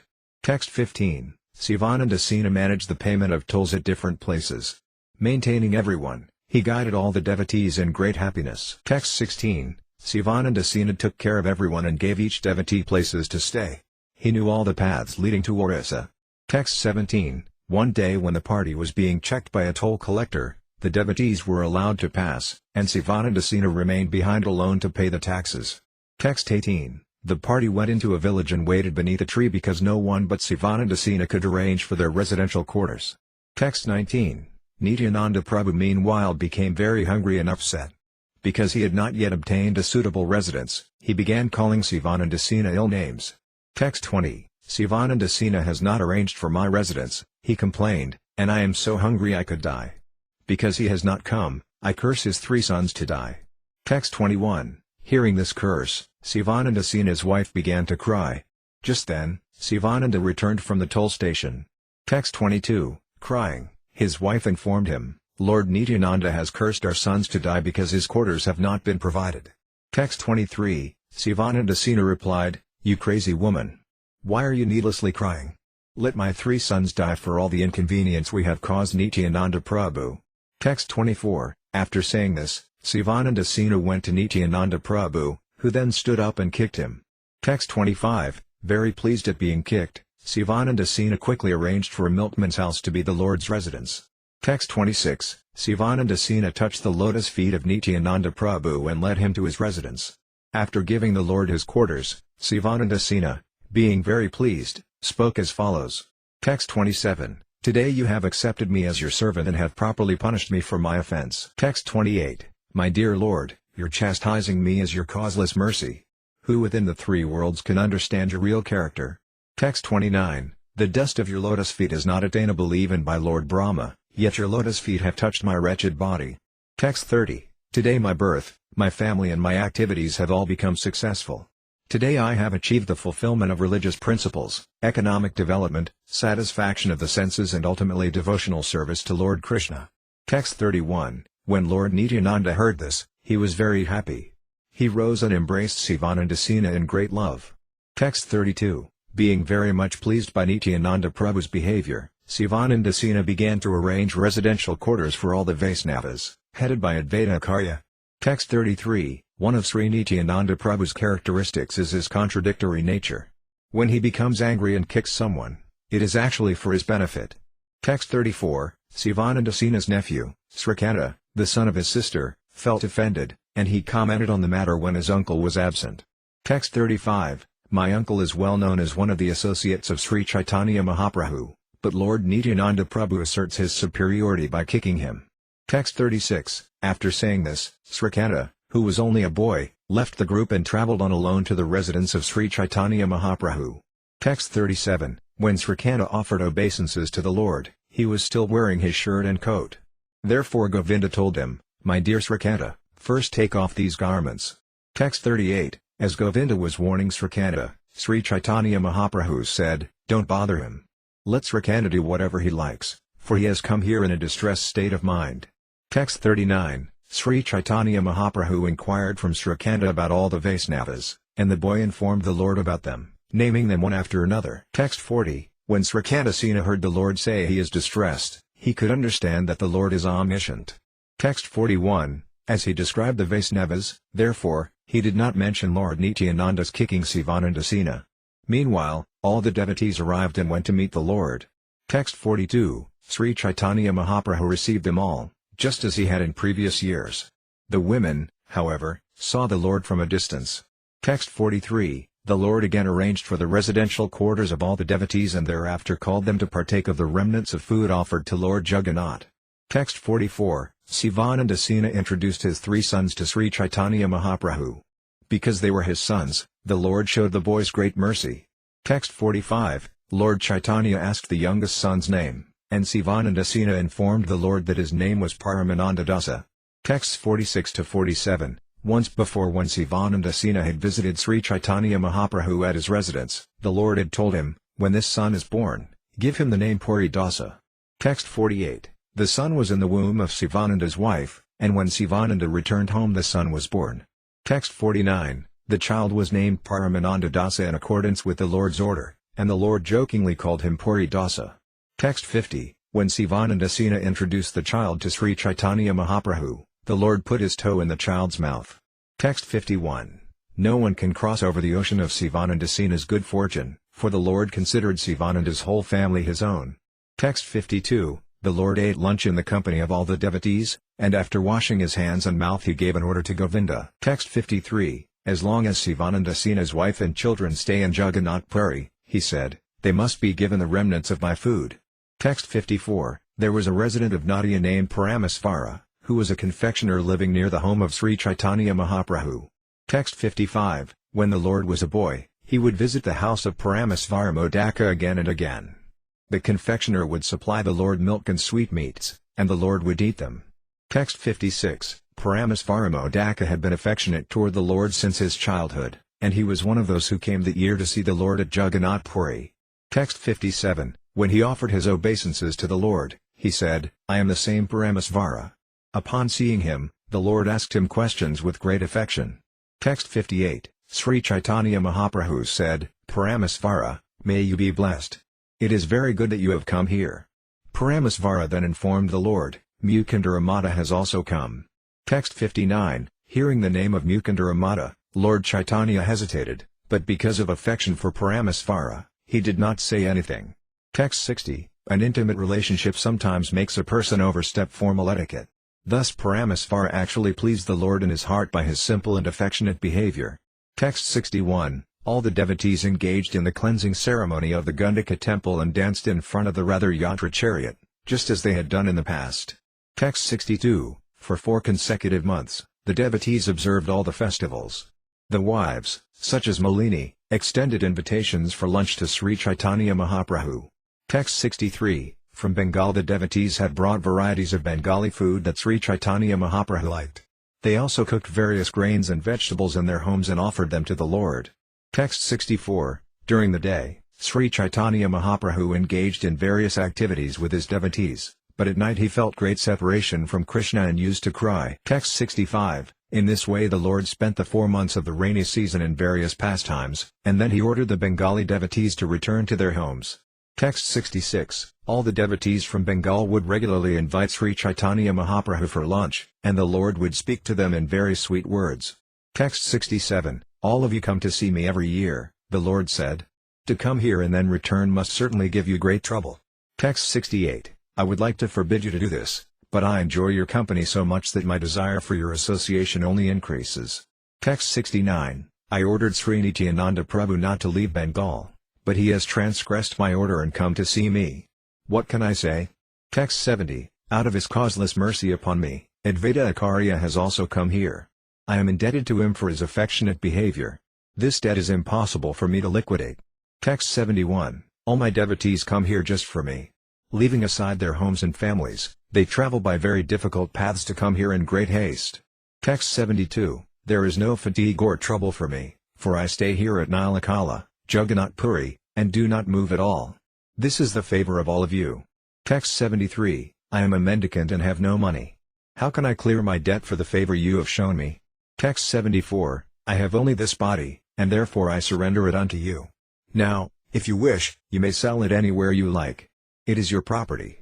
Text 75, when all the devotees heard these sweet words of Lord Sri Caitanya Mahaprabhu, their hearts melted, and they began to shed incessant tears. Text 76, catching hold of his devotees, the Lord embraced them all and began to cry and cry. Text 77, unable to leave, everyone remained there, and 5 to 7 more days thus passed by. Text 78, Advaita Prabhu and Lord Nityananda Prabhu submitted these words at the lotus feet of the Lord, the entire world is naturally obligated to you for your transcendental attributes. Text 79, yet you bind your devotees again with your sweet words. Under these circumstances, who can go anywhere? Text 80, then Sri Caitanya Mahaprabhu peacefully calmed them all and bade each of them farewell. Text 81, the Lord specifically advised Nityananda Prabhu, you should not come here again and again. You will have my association in Bengal. Text 82, the devotees of Sri Caitanya Mahaprabhu began their journey crying, while the Lord remained morosely at his residence. Text 83, the Lord bound everyone by his transcendental mercy. Who can repay his debt for the mercy of Sri Caitanya Mahaprabhu? Text 84, Sri Caitanya Mahaprabhu is the fully independent personality of Godhead and makes everyone dance as he likes. Leaving his company, therefore, all the devotees return to their homes in different parts of the country. Text 85, as a wooden doll dances to the will of a puppeteer, everything is accomplished by the will of the Lord. Who can understand the characteristics of the Supreme Personality of Godhead? Text 86, the previous year, Jagadananda Pandita, following the Lord's order, had returned to the city of Nadia to see Sasamata. Text 87, when he arrived, he offered prayers at her lotus feet and then offered her the cloth and prasadam of Lord Jagannath. Text 88, he offered obeisances to Sasamata in the name of Lord Chaitanya Mahaprabhu and informed her of all the Lord's submissive prayers to her. Text 89, Jagadananda's coming pleased Mother Sasi very much. As he talked of Lord Chaitanya Mahaprabhu, she listened day and night. Text 90, Jagadananda Pandita said, my dear mother, sometimes the Lord comes here and eats all the food you have offered. Text 91, after eating the food, the Lord says, Today mother has fed me up to my neck. Text 92. I go there and eat the food my mother offers, but she cannot understand that I am eating it directly. She thinks that this is a dream. Text 93. Sasamata said, I wish Nimai would eat all the nice vegetables I cook. That is my desire. Text 94. Sometimes I think that Nimai has eaten them, but afterwards I think that I was only dreaming. Text 95. In this way, Jagadananda Pandita and Mother Sasi talked day and night about the happiness of Sri Caitanya Mahaprabhu. Text 96. Jagadananda Pandita met all the other devotees in Nadia. They were all very happy to have him present. Text 97. Jagadananda Pandita thereafter went to meet Advaita Acharya, who also was very happy to have him. Text 98. Vasudeva Datta and Murari Gupta were so pleased to see Jagadananda Pandita that they kept him at their homes and would not allow him to leave. Text 99. They heard confidential narrations about Sri Caitanya Mahaprabhu from the mouth of Jagadananda Pandita and forgot themselves in the great happiness of hearing about the Lord. Text 100. Whenever Jagadananda Pandita went to visit a devotee's house, that devotee immediately forgot himself in great happiness. Text 101. All glories to Jagadananda Pandita. He is so favored by Sri Caitanya Mahaprabhu that anyone who meets him thinks, now I have gotten the association of Sri Caitanya Mahaprabhu directly. Text 102. Jagadananda Pandita stayed at the house of Sivananda Sena for some time, and they prepared about 16 seers of scented sandalwood oil. Text 103. They filled a large earthen pot with the aromatic oil, and with great care Jagadananda Pandita brought it to Nilakala, Jagannath Puri. Text 104. This oil was placed in the care of Govinda, and Jagadananda requested him, please rub this oil on the body of the Lord. Text 105. Govinda therefore told Sri Caitanya Mahaprabhu, Jagadananda Pandita has brought some scented sandalwood oil. Text 106. It is his desire that your lordship apply a little of this oil on your head so that blood pressure due to violent air will be considerably diminished. Text 107. He prepared a large jug of it in Bengal, and with great care he has brought it here. Text 108. The Lord replied, a sannyasi has no use for oil, especially perfumed oil such as this. Take it out immediately. Text 109. Deliver this oil to the temple of Jagannath, where it may be burned in the lamps. In this way, Jagadananda's labor in manufacturing the oil will be perfectly successful. Text 110. When Govinda informed Jagadananda Pandita of this message, Jagadananda remained silent, not saying even a word. Text 111. When 10 days had passed, Govinda again told Sri Caitanya Mahaprabhu, it is the desire of Jagadananda Pandita that your lordship accept the oil. Text 112. When the Lord heard this, he angrily said, why not keep a masseur to massage me? Text 113. Have I taken sannyasa for such happiness? Accepting this oil would bring my ruination, and all of you would laugh. Text 114. If someone passing on the road smelled this oil on my head, he would think me a dari sannyasi, a tantric sannyasi who keeps women. Text 115. Hearing these words of Sri Caitanya Mahaprabhu, Govinda remained silent. The next morning, Jagadananda went to see the Lord. Text 116. Sri Caitanya Mahaprabhu said to Jagadananda Pandita, my dear Pandita, you have brought me some oil from Bengal, but since I am in the renounced order, I cannot accept it. Text 117. Deliver the oil to the temple of Jagannath so that it may be burned in the lamps. Thus your labor in preparing the oil will be fruitful. Text 118. Jagadananda Pandita replied, who tells you all these false stories? I never brought any oil from Bengal. Text 119. After saying this, Jagadananda Pandita took the jug of oil from the room and threw it down before Sri Caitanya Mahaprabhu in the courtyard and broke it. Text 120. After breaking the jug, Jagadananda Pandita returned to his residence, bolted the door and lay down. Text 121. 3 days later, Sri Caitanya Mahaprabhu went to the door of his room and said, my dear Jagadananda Pandita, please get up. Text 122. I want you personally to cook my lunch today. I am going now to see the Lord in the temple. I shall return at noon. Text 123. After Sri Caitanya Mahaprabhu said this and left, Jagadananda Pandita got up from his bed, bathed and began to cook varieties of vegetables. Text 124. After finishing his noontime ritualistic duties, the Lord arrived for lunch. Jagadananda Pandita washed the Lord's feet and gave the Lord a sitting place. Text 125. He had cooked fine rice, mixed it with ghee and piled it high on a banana leaf. There were also varieties of vegetables, placed all around in pots made of banana tree bark. Text 126. On the rice and vegetables were tulasi flowers, and in front of the Lord were cakes, sweet rice and other prasadam of Jagannath. Text 127, the Lord said, "Spread another leaf with a helping of rice and vegetables so that today you and I may take lunch together." Text 128, Sri Caitanya Mahaprabhu kept his hands raised and would not accept the prasadam until Jagadananda Pandita, with great affection and love, spoke the following words. Text 129, "Please first take prasadam yourself, and I shall eat later. I shall not refuse your request." Text 130, in great happiness, Sri Caitanya Mahaprabhu then accepted the lunch. When he had tasted the vegetables, he again began to speak. Text 131, even when you cook in an angry mood, he said, the food is very delicious. This shows how pleased Krishna is with you. Text 132, because he will personally eat the food, Krishna makes you cook so nicely. Text 133, you offer such nectarian rice to Krishna. Who can estimate the limit of your fortune? Text 134, Jagadananda Pandita replied, he who will eat has cooked this. As far as I am concerned, I simply collect the ingredients. Text 135, Jagadananda Pandita continued to offer the Lord varieties of vegetables. Out of fear, the Lord said nothing but continued eating happily. Text 136, Jagadananda Pandita eagerly forced the Lord to eat so much that he ate 10 times more than on other days. Text 137, again and again when the Lord wished to get up, Jagadananda Pandita would feed him more vegetables. Text 138, Sri Caitanya Mahaprabhu dared not forbid him to feed him more. He just continued eating, fearful that Jagadananda would fast if he stopped.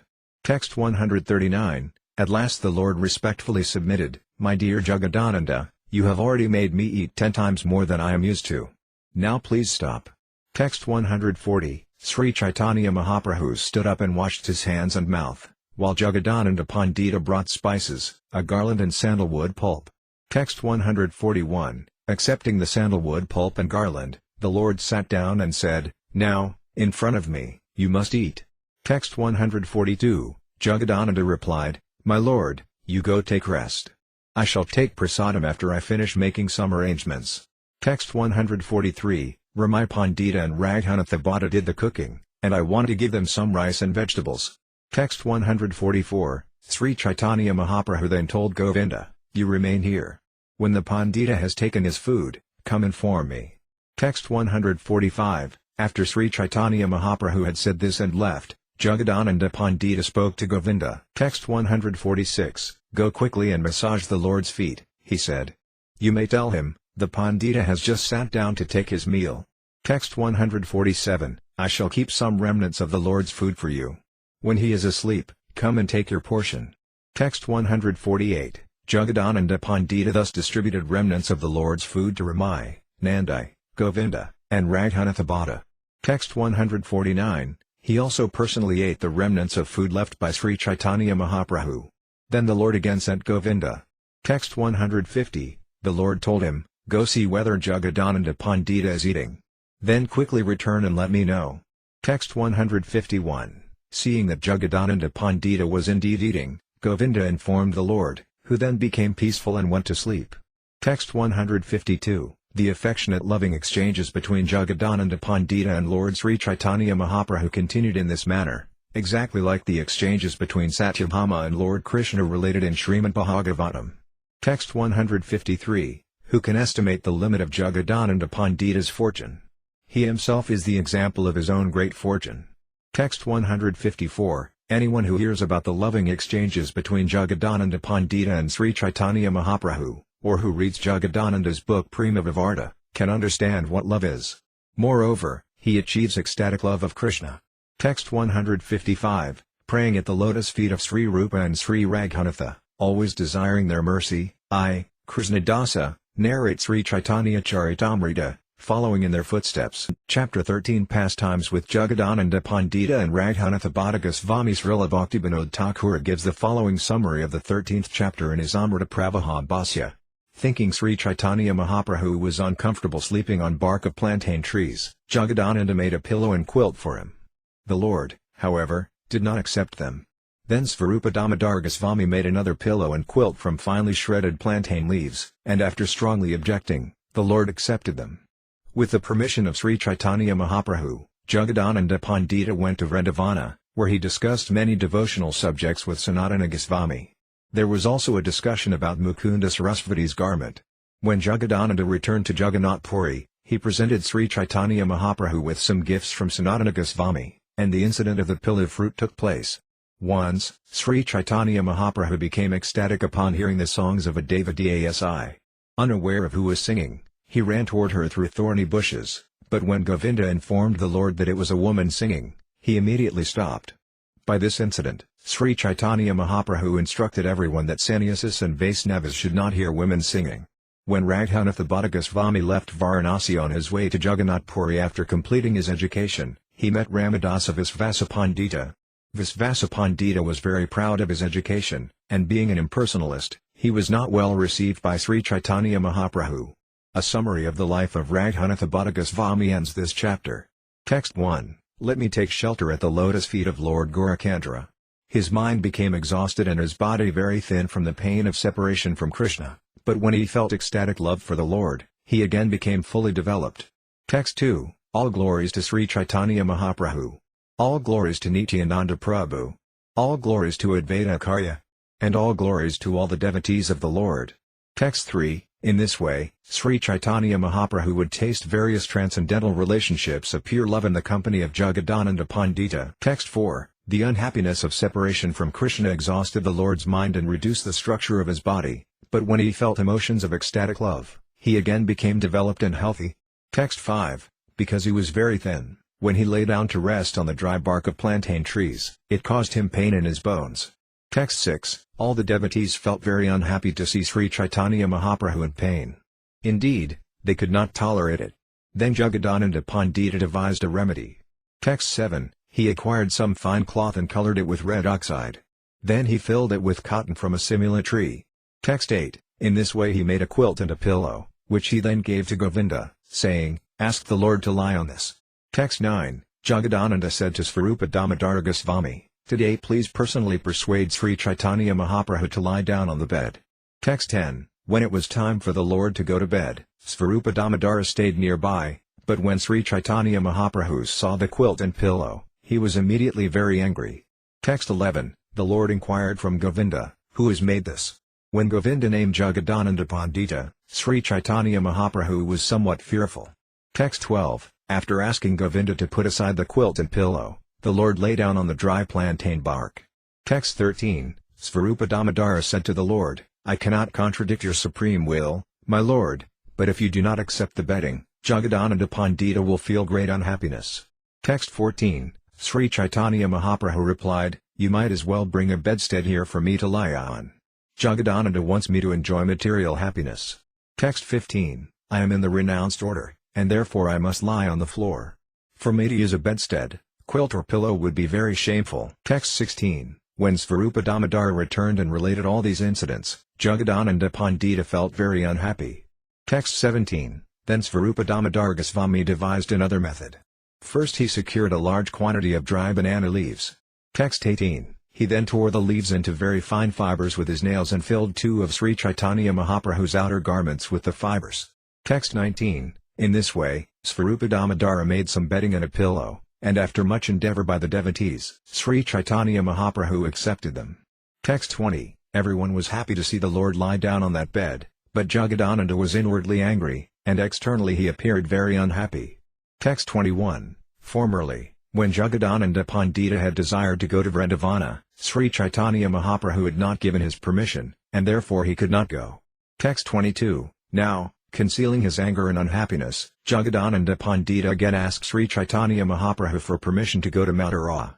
Text 23. With great affection, Sri Caitanya Mahaprabhu said, "If you are angry with me when you go to Mathura, you will merely become a beggar and criticize me." Text 24. Grasping the Lord's feet, Jagadananda Pandita then said, "For a long time I have desired to go to Vrindavana.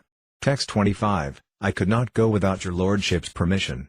Now you must give me permission, and I shall certainly go there." Text 26. Because of affection for Jagadananda Pandita, Sri Caitanya Mahaprabhu would not permit him to depart, but Jagadananda Pandita repeatedly insisted that the Lord give him permission to go. Text 27. Jagadananda then submitted a plea to Svarupa Damodara Goswami. For a very long time, he said, I have wanted to go to Vrindavana. Text 28. I cannot go there, however, without the Lord's permission, which at present he denies me. He says, "You are going because you are angry at me." Text 29. Naturally I have a desire to go to Vrindavana, therefore please humbly request him to grant his permission. Text 30. Thereafter, Svarupa Damodara Goswami submitted this appeal at the lotus feet of Sri Caitanya Mahaprabhu. Jagadananda Pandita intensely desires to go to Vrindavana. Text 31. He begs for your permission again and again. Therefore, please permit him to go to Mathura and then return. Text 32. You permitted him to go see Mother Sasi in Bengal, and you may similarly permit him to go see Vrindavana and then return here. Text 33. At the request of Svarupa Damodara Goswami, Sri Caitanya Mahaprabhu granted Jagadananda Pandita permission to go. The Lord sent for him and instructed him as follows. Text 34. You may go as far as Varanasi without encountering disturbances, but beyond Varanasi you should be very careful to travel on the path in the company of the Kshatriyas. Text 35. As soon as the plunderers on the road see a Bengali traveling alone, they take everything from him, arrest him and do not let him go. Text 36. When you reach Mathura, you should remain with Sanatana Goswami and offer respectful obeisances to the feet of all the leading men there. Text 37. Do not mix freely with the residents of Mathura, show them respect from a distance. Because you are on a different platform of devotional service, you cannot adopt their behavior and practices. Text 38. Visit all 12 forests of Vrindavana in the company of Sanatana Goswami.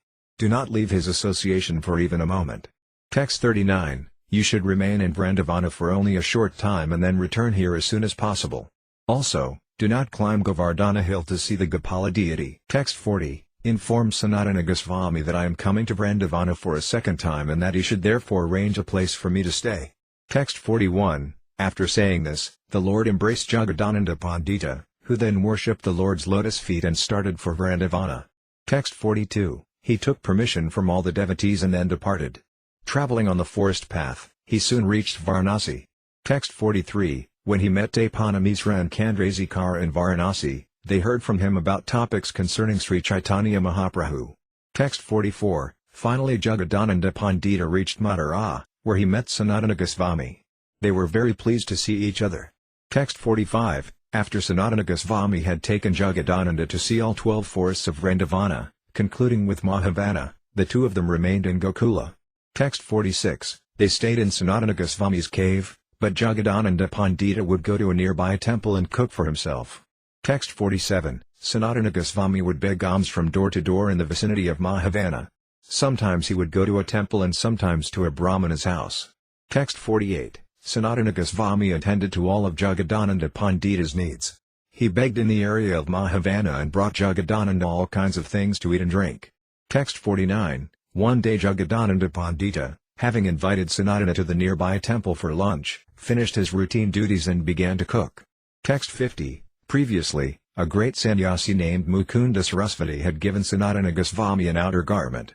Text 51. Sanatana Goswami was wearing this cloth bound about his head when he came to Jagadananda Pandita's door and sat down. Text 52. Assuming the reddish cloth to be a gift from Chaitanya Mahaprabhu, Jagadananda Pandita was overwhelmed with ecstatic love. Thus he questioned Sanatana Goswami. Text 53. Where did you get that reddish cloth on your head? Jagadananda asked. Text 54. Hearing this, Jagadananda Pandita immediately became very angry and took a cooking pot in his hand, intending to beat Sanatana Goswami. Text 55. Sanatana Goswami, however, knew Jagadananda Pandita very well and was consequently somewhat ashamed. Jagadananda therefore left the cooking pot on the stove and spoke as follows. Text 56. You are one of the chief associates of Sri Caitanya Mahaprabhu. Indeed, no one is dearer to him than you. Text 57. Still, you have bound your head with a cloth given to you by another sannyasi. Who can tolerate such behavior? Text 58. Sanatana Goswami said, My dear Jagadananda Pandita, you are a greatly learned saint. No one is dearer to Sri Caitanya Mahaprabhu than you. Text 59. This faith in Sri Caitanya Mahaprabhu quite befits you. Unless you demonstrate it, how could I learn such faith? Text 60. My purpose in binding my head with the cloth has now been fulfilled because I have personally seen your uncommon love for Sri Caitanya Mahaprabhu. Text 61. This saffron cloth is unfit for a Vaisnava to wear, therefore I have no use for it. I shall give it to a stranger. Text 62. When Jagadananda Pandita finished cooking, He offered the food to Sri Caitanya Mahaprabhu. Then he and Sanatana Goswami sat down and ate the prasadam. Text 63. After eating the prasadam, they embraced each other and cried due to separation from Lord Chaitanya. Text 64. They passed 2 months in Vrindavana in this way. Finally they could no longer tolerate the unhappiness of separation from Sri Caitanya Mahaprabhu. Text 65. Jagadananda Pandita therefore gave Sanatana Goswami the message from the Lord, I am also coming to Vrindavana, please arrange a place for me to stay. Text 66. When Sanatana Goswami granted permission for Jagadananda to return to Jagannath Puri, he gave Jagadananda some gifts for Lord Chaitanya Mahaprabhu. Text 67. The gifts consisted of some sand from the side of the Rasa-līlā, a stone from Govardhana hill, dry ripened pillu fruits and a garland of small conch shells. Text 68. Thus Jagadananda Pandita, bearing all these gifts, started on his journey.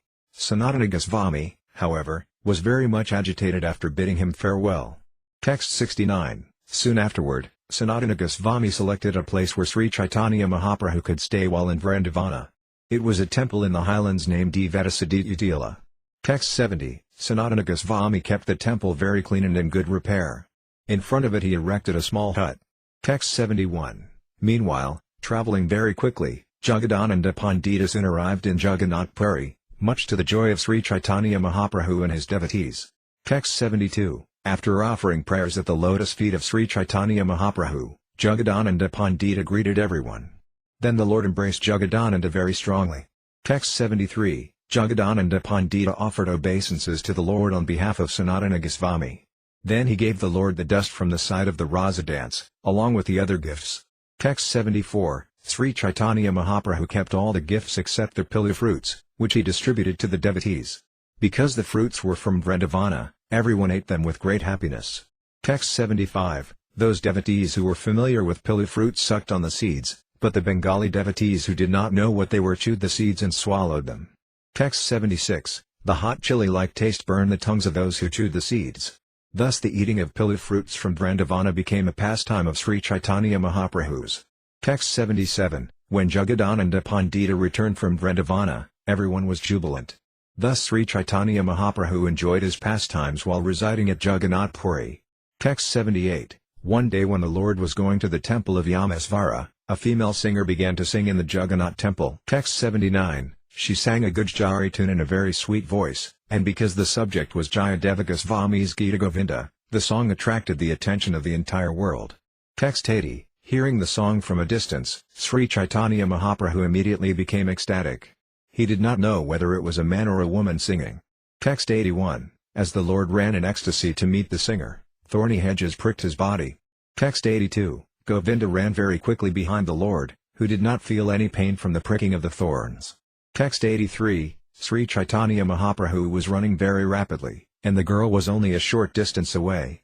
Just then Govinda caught the Lord in his arms and cried, "It is a woman singing." Text 84. As soon as he heard the word woman, the Lord became externally conscious and turned back. Text 85. My dear Govinda, he said, you have saved my life. If I had touched the body of a woman, I would certainly have died. Text 86. I shall never be able to repay my debt to you. Text 87. Sri Caitanya Mahaprabhu replied, My dear Govinda, you should stay with me always. There is danger anywhere and everywhere, therefore you should protect me very carefully. Text 88. After saying this, Sri Caitanya Mahaprabhu returned home. When Svarupa Damodar Goswami and his other attendants heard about the incident, they became very much afraid. Text 89. During this time, Raghunatha Bhattacharya, the son of Tapana Misra, gave up all his duties and left home, intending to meet Sri Caitanya Mahaprabhu. Text 90. Accompanied by a servant carrying his baggage, Raghunatha Bhatta started from Varanasi and travelled along the path leading through Bengal. Text 91. In Bengal he met Ramadasa Visvasa, who belonged to the caste. He was one of the king's secretaries. Text 92. Ramadasa Visvasa was very learned in all the revealed scriptures. He was a teacher of the famous book Kavya Prakasa and was known as an advanced devotee and worshipper of Raghunatha, Lord Ramacandra. Text 93. Ramadasa had renounced everything and was going to see Lord Jagannath. While travelling, he chanted the holy name of Lord Rama 24 hours a day. Text 94. When he met Raghunatha Bhatta on the way, he took Raghunatha's baggage on his head and carried it. Text 95. Ramadasa served Raghunatha Bhatta in various ways. even massaging his legs. Raghunatha Bhatta felt some hesitation in accepting all this service. Text 96, "You are a respectable gentleman, a learned scholar and a great devotee," Raghunatha Bhatta said. "Please do not try to serve me. Just come with me in a happy mood." Text 97, Ramadasa replied, "I am a Sudra, a fallen soul. To serve a Brahmana is my duty and religious principle." Text 98, "Therefore please do not be hesitant. I am your servant, and when I serve you my heart becomes jubilant." Text 99, thus Ramadasa carried the baggage of Raghunatha Bhatta and served him sincerely. He constantly chanted the holy name of Lord Ramachandra day and night. Text 100, travelling in this way, Raghunatha Bhatta soon arrived at Jagannath Puri. There he met Sri Caitanya Mahaprabhu with great delight and fell at his lotus feet. Text 101, Raghunatha Bhatta fell straight as a rod at the lotus feet of Sri Caitanya Mahaprabhu. Then the Lord embraced him, knowing well who he was. Text 102, Raghunatha offered respectful obeisances to Sri Caitanya Mahaprabhu on behalf of Taipana Misra and Chandrasekara, and the Lord also inquired about them. Text 103, "It is very good that you have come here," the Lord said. "Now go see the lotus-eyed Lord Jagannath. Today you will accept prasadam here at my place." Text 104, the Lord asked Govinda to arrange for Raghunatha Bhatta's accommodations and then introduced him to all the devotees, headed by Svarupa Damodar Goswami. Text 105, thus Raghunatha Bhatta lived with Sri Caitanya Mahaprabhu continuously for 8 months, and by the Lord's mercy he felt increasing transcendental happiness every day. Text 106, he would periodically cook rice with various vegetables and invite Sri Caitanya Mahaprabhu to his home. Text 107, Raghunatha Bhatta was an expert cook. Whatever he prepared tasted just like nectar.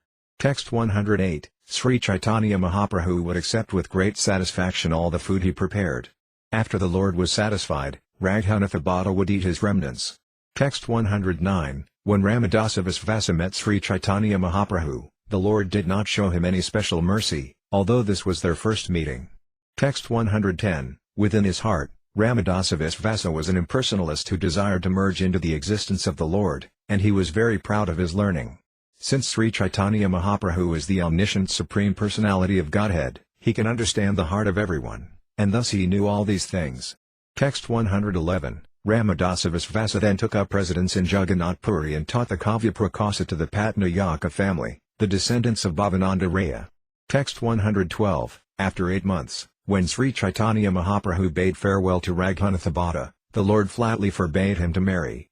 "Do not marry," the Lord said. Text 113, Sri Caitanya Mahaprabhu said to Raghunatha Bhatta, "When you return home, serve your aged father and mother, who are devotees, and try to study Srimad Bhagavatam from a pure Vaisnava who has realized God." Text 114, Sri Caitanya Mahaprabhu concluded, "Come again to Nilakala, Jagannath Puri."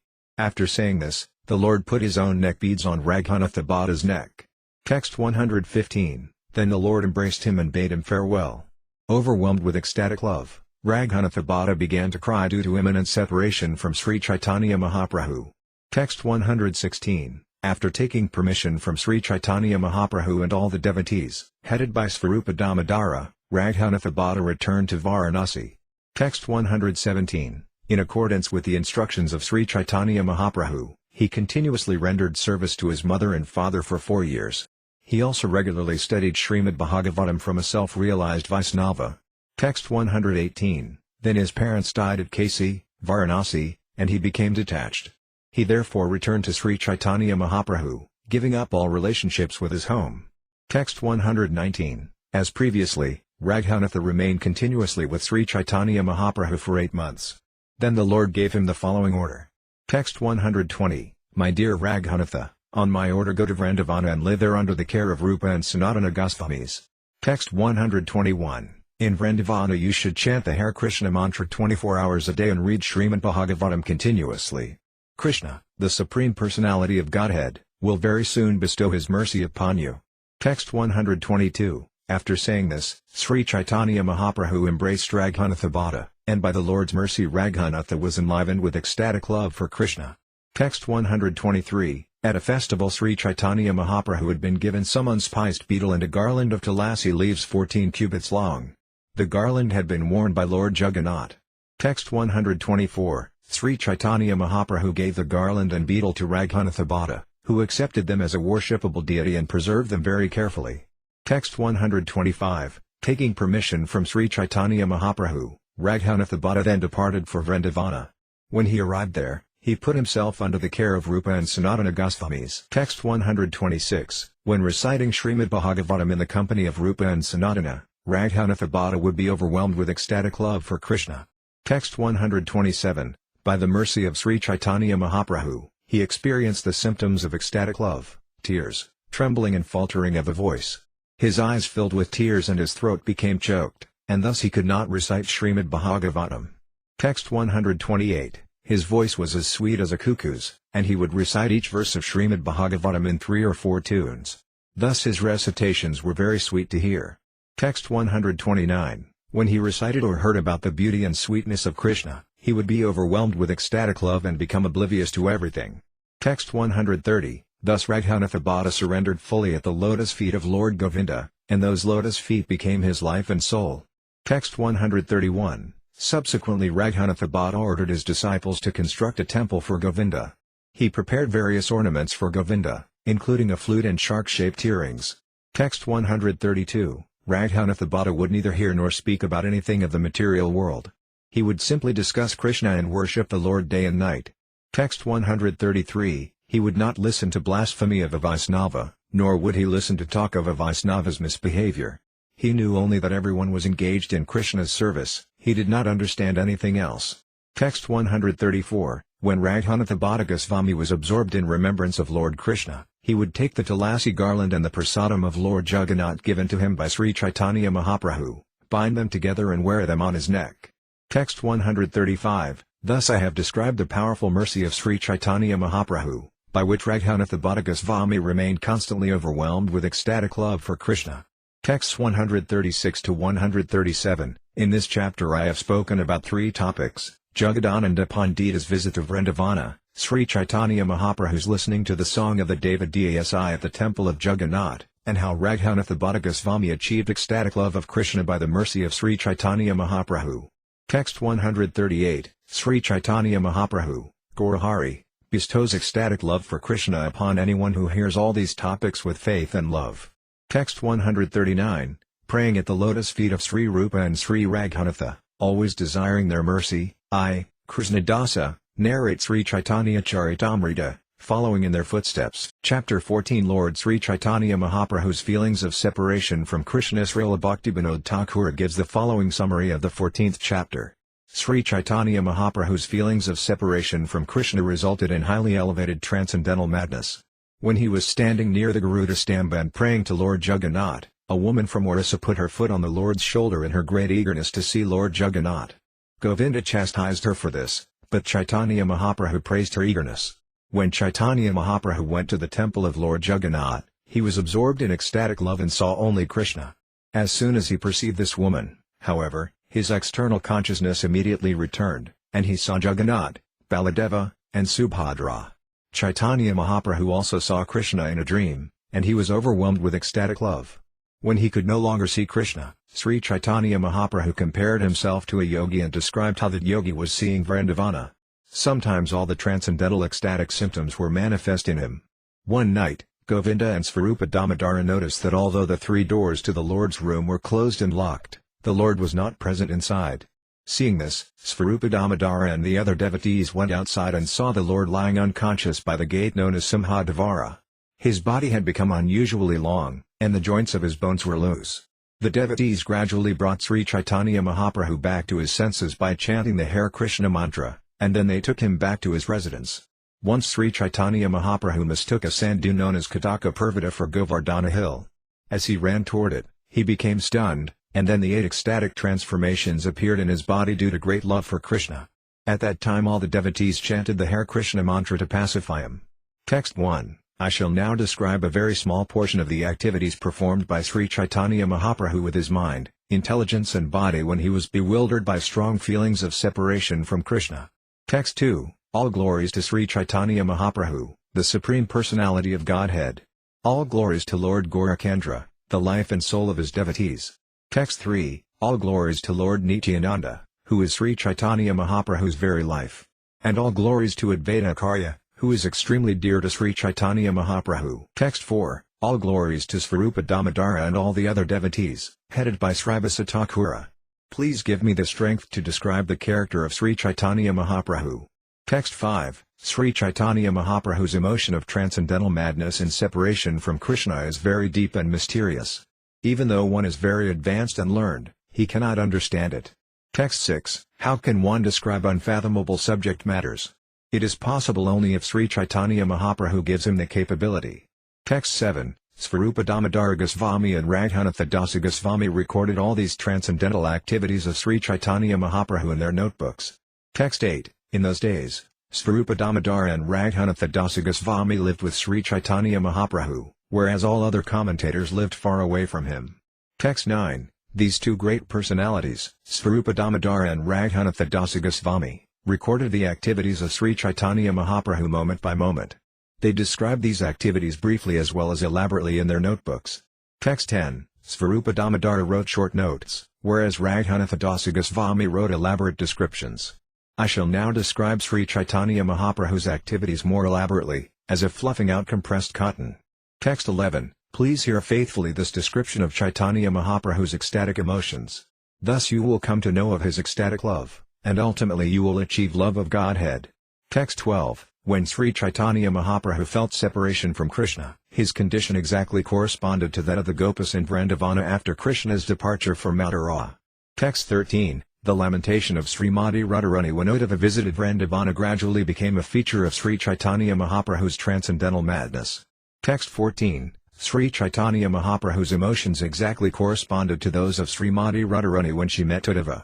The Lord always conceived of himself and her position and sometimes thought that he was Srimati Radharani herself. Text 15, such is the state of transcendental madness. Why is it difficult to understand? When one is highly elevated in love of Krishna, he becomes transcendentally mad and talks like a madman. Text 16, when the ecstatic emotion of enchantment gradually progresses, it becomes similar to bewilderment. Then one reaches the stage of astonishment, Vaisitri, which awakens transcendental madness. Ajharna and Citrajalpa are two among the many divisions of transcendental madness. Text 17, one day while he was resting, Sri Caitanya Mahaprabhu dreamed he saw Krishna performing his rasa dance. Text 18, Sri Caitanya Mahaprabhu saw Lord Krishna standing with his beautiful body curved in 3 places, holding his flute to his lips. Wearing yellow garments and garlands of forest flowers, he was enchanting even to Cupid.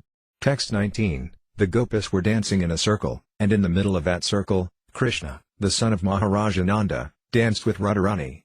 Text 20, seeing this, Sri Caitanya Mahaprabhu was overwhelmed with the transcendental mellow of the rasa dance, and he thought, now I am with Krishna in Vrindavana. Text 21, when Govinda saw that the Lord had not yet risen, he awakened him. Understanding that he had only been dreaming, the Lord was somewhat unhappy.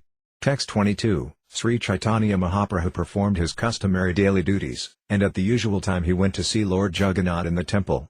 Text 23, as he viewed Lord Jagannath from behind the Garuda column, hundreds and thousands of people in front of him were seeing the deity. Text 24, suddenly, a woman from Orissa, unable to see Lord Jagannath because of the crowd, climbed the column of Garuda, placing her foot on Sri Caitanya Mahaprabhu's shoulder. Text 25, when he saw this, Caitanya Mahaprabhu's personal servant, Govinda, hastily got her down from her position. Sri Caitanya Mahaprabhu, however, chastised him for this. Text 26, Sri Caitanya Mahaprabhu said to Govinda, O Adivasya, uncivilized man, do not forbid this woman to climb the Garuda Stamba. Let her see Lord Jagannath to her satisfaction. Text 27, when the woman came to her senses, however, she quickly climbed back down to the ground and, seeing Sri Caitanya Mahaprabhu, immediately begged at his lotus feet for forgiveness. Text 28, seeing the woman's eagerness, Sri Caitanya Mahaprabhu said, Lord Jagannath has not bestowed so much eagerness upon me. Text 29, she has fully absorbed her body, mind and life in Lord Jagannath. Therefore she was unaware that she was putting her foot on my shoulder. Text 30, alas! How fortunate this woman is! I pray at her feet that she favor me with her great eagerness to see Lord Jagannath. Text 31, just previously, Sri Caitanya Mahaprabhu had been seeing Lord Jagannath as Krishna, the son of Maharaja Nanda, in person. Text 32, becoming fully absorbed in that vision, Sri Caitanya Mahaprabhu had assumed the mood of the Gopas, so much so that everywhere he looked he saw Krishna standing with his flute to his lips. Text 33, after seeing the woman, the Lord's external consciousness returned, and he saw the original deity forms of Lord Jagannath, Subhadra, and Lord Balarama. Text 34, when he saw the deities, Lord Chaitanya thought he was seeing Krishna in Kurukshetra. He wondered, have I come to Kurukshetra? Where is Vrindavana? Text 35, Lord Chaitanya grew very much agitated, like a person who has just lost a recently acquired jewel. Then he became very morose and returned home. Text 36, Sri Caitanya Mahaprabhu sat down on the ground and began to mark it with his fingernails. He was blinded by tears, which flowed from his eyes like the Ganges. Text 37, Sri Caitanya Mahaprabhu said, I found Krishna, the Lord of Vrindavana, but I have lost him again. Who has taken my Krishna? Where have I come? Text 38, when Sri Caitanya Mahaprabhu dreamed of the Rasa dance, he was fully absorbed in transcendental bliss, but when his dream broke, he thought he had lost a precious jewel. Text 39, thus Sri Caitanya Mahaprabhu would chant and dance, always absorbed in the bliss of transcendental madness. He carried out the necessities of the body, such as eating and bathing, merely out of habit. Text 40, at night, Lord Chaitanya would reveal to Svarupa Damodar and Ramananda Raya the ecstatic feelings of his mind. Text 41, Sri Caitanya Mahaprabhu said, at first my mind somehow achieved the treasure of Krishna, but it again lost him. Therefore it gave up my body and home because of lamentation and accepted the religious principles of a Kapalika yogi. Then my mind went to Vrindavana with its disciples, my senses. Text 42, having lost his acquired gem, Sri Caitanya Mahaprabhu became overwhelmed with lamentation by remembering its attributes. Then, grasping the necks of Ramananda Raya and Svarupa Damodar Goswami, he cried, alas, where is my Lord Hari? Where's Hari? Finally he became restless and lost all patience. Text 43, my dear friends, he said, please hear of Krishna's sweetness. Because of a great desire for that sweetness, my mind has given up all social and Vedic religious principles and taken to the profession of begging, exactly like a mystic yogi. Text 44, the ring of Krishna's Rasa-līlā, manufactured by Sukadeva Goswami, the most auspicious craftsman, is as pure as an earring made from a conch shell. The yogi of my mind is wearing that earring upon his ear. From a gourd he has carved out the bowl of my aspirations, and he has taken the bag of my expectations on his shoulder. Text 45, the yogi of my mind wears the torn quilt of anxiety on his dirty body, which is covered with dust and ashes. His only words are alas. Krishna. He wears 12 bangles of distress on his wrist and a turban of greed on his head. Because he has not eaten anything, he is very thin.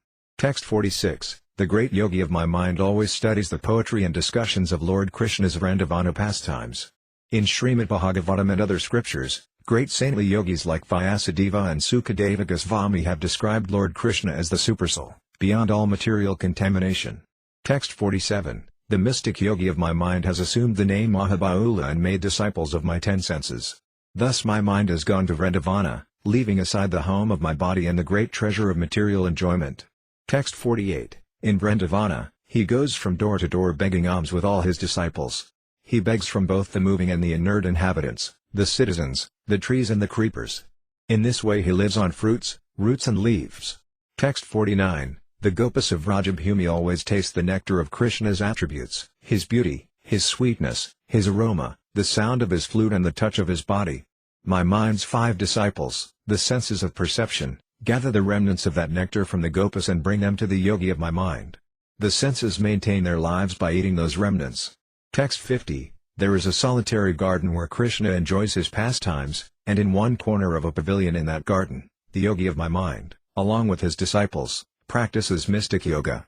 Wanting to see Krishna directly, this yogi remains awake throughout the night, meditating on Krishna, who is the Supersoul, uncontaminated by the 3 modes of nature. Text 51, when my mind lost the association of Krishna and could no longer see him, he became depressed and took up mystic yoga.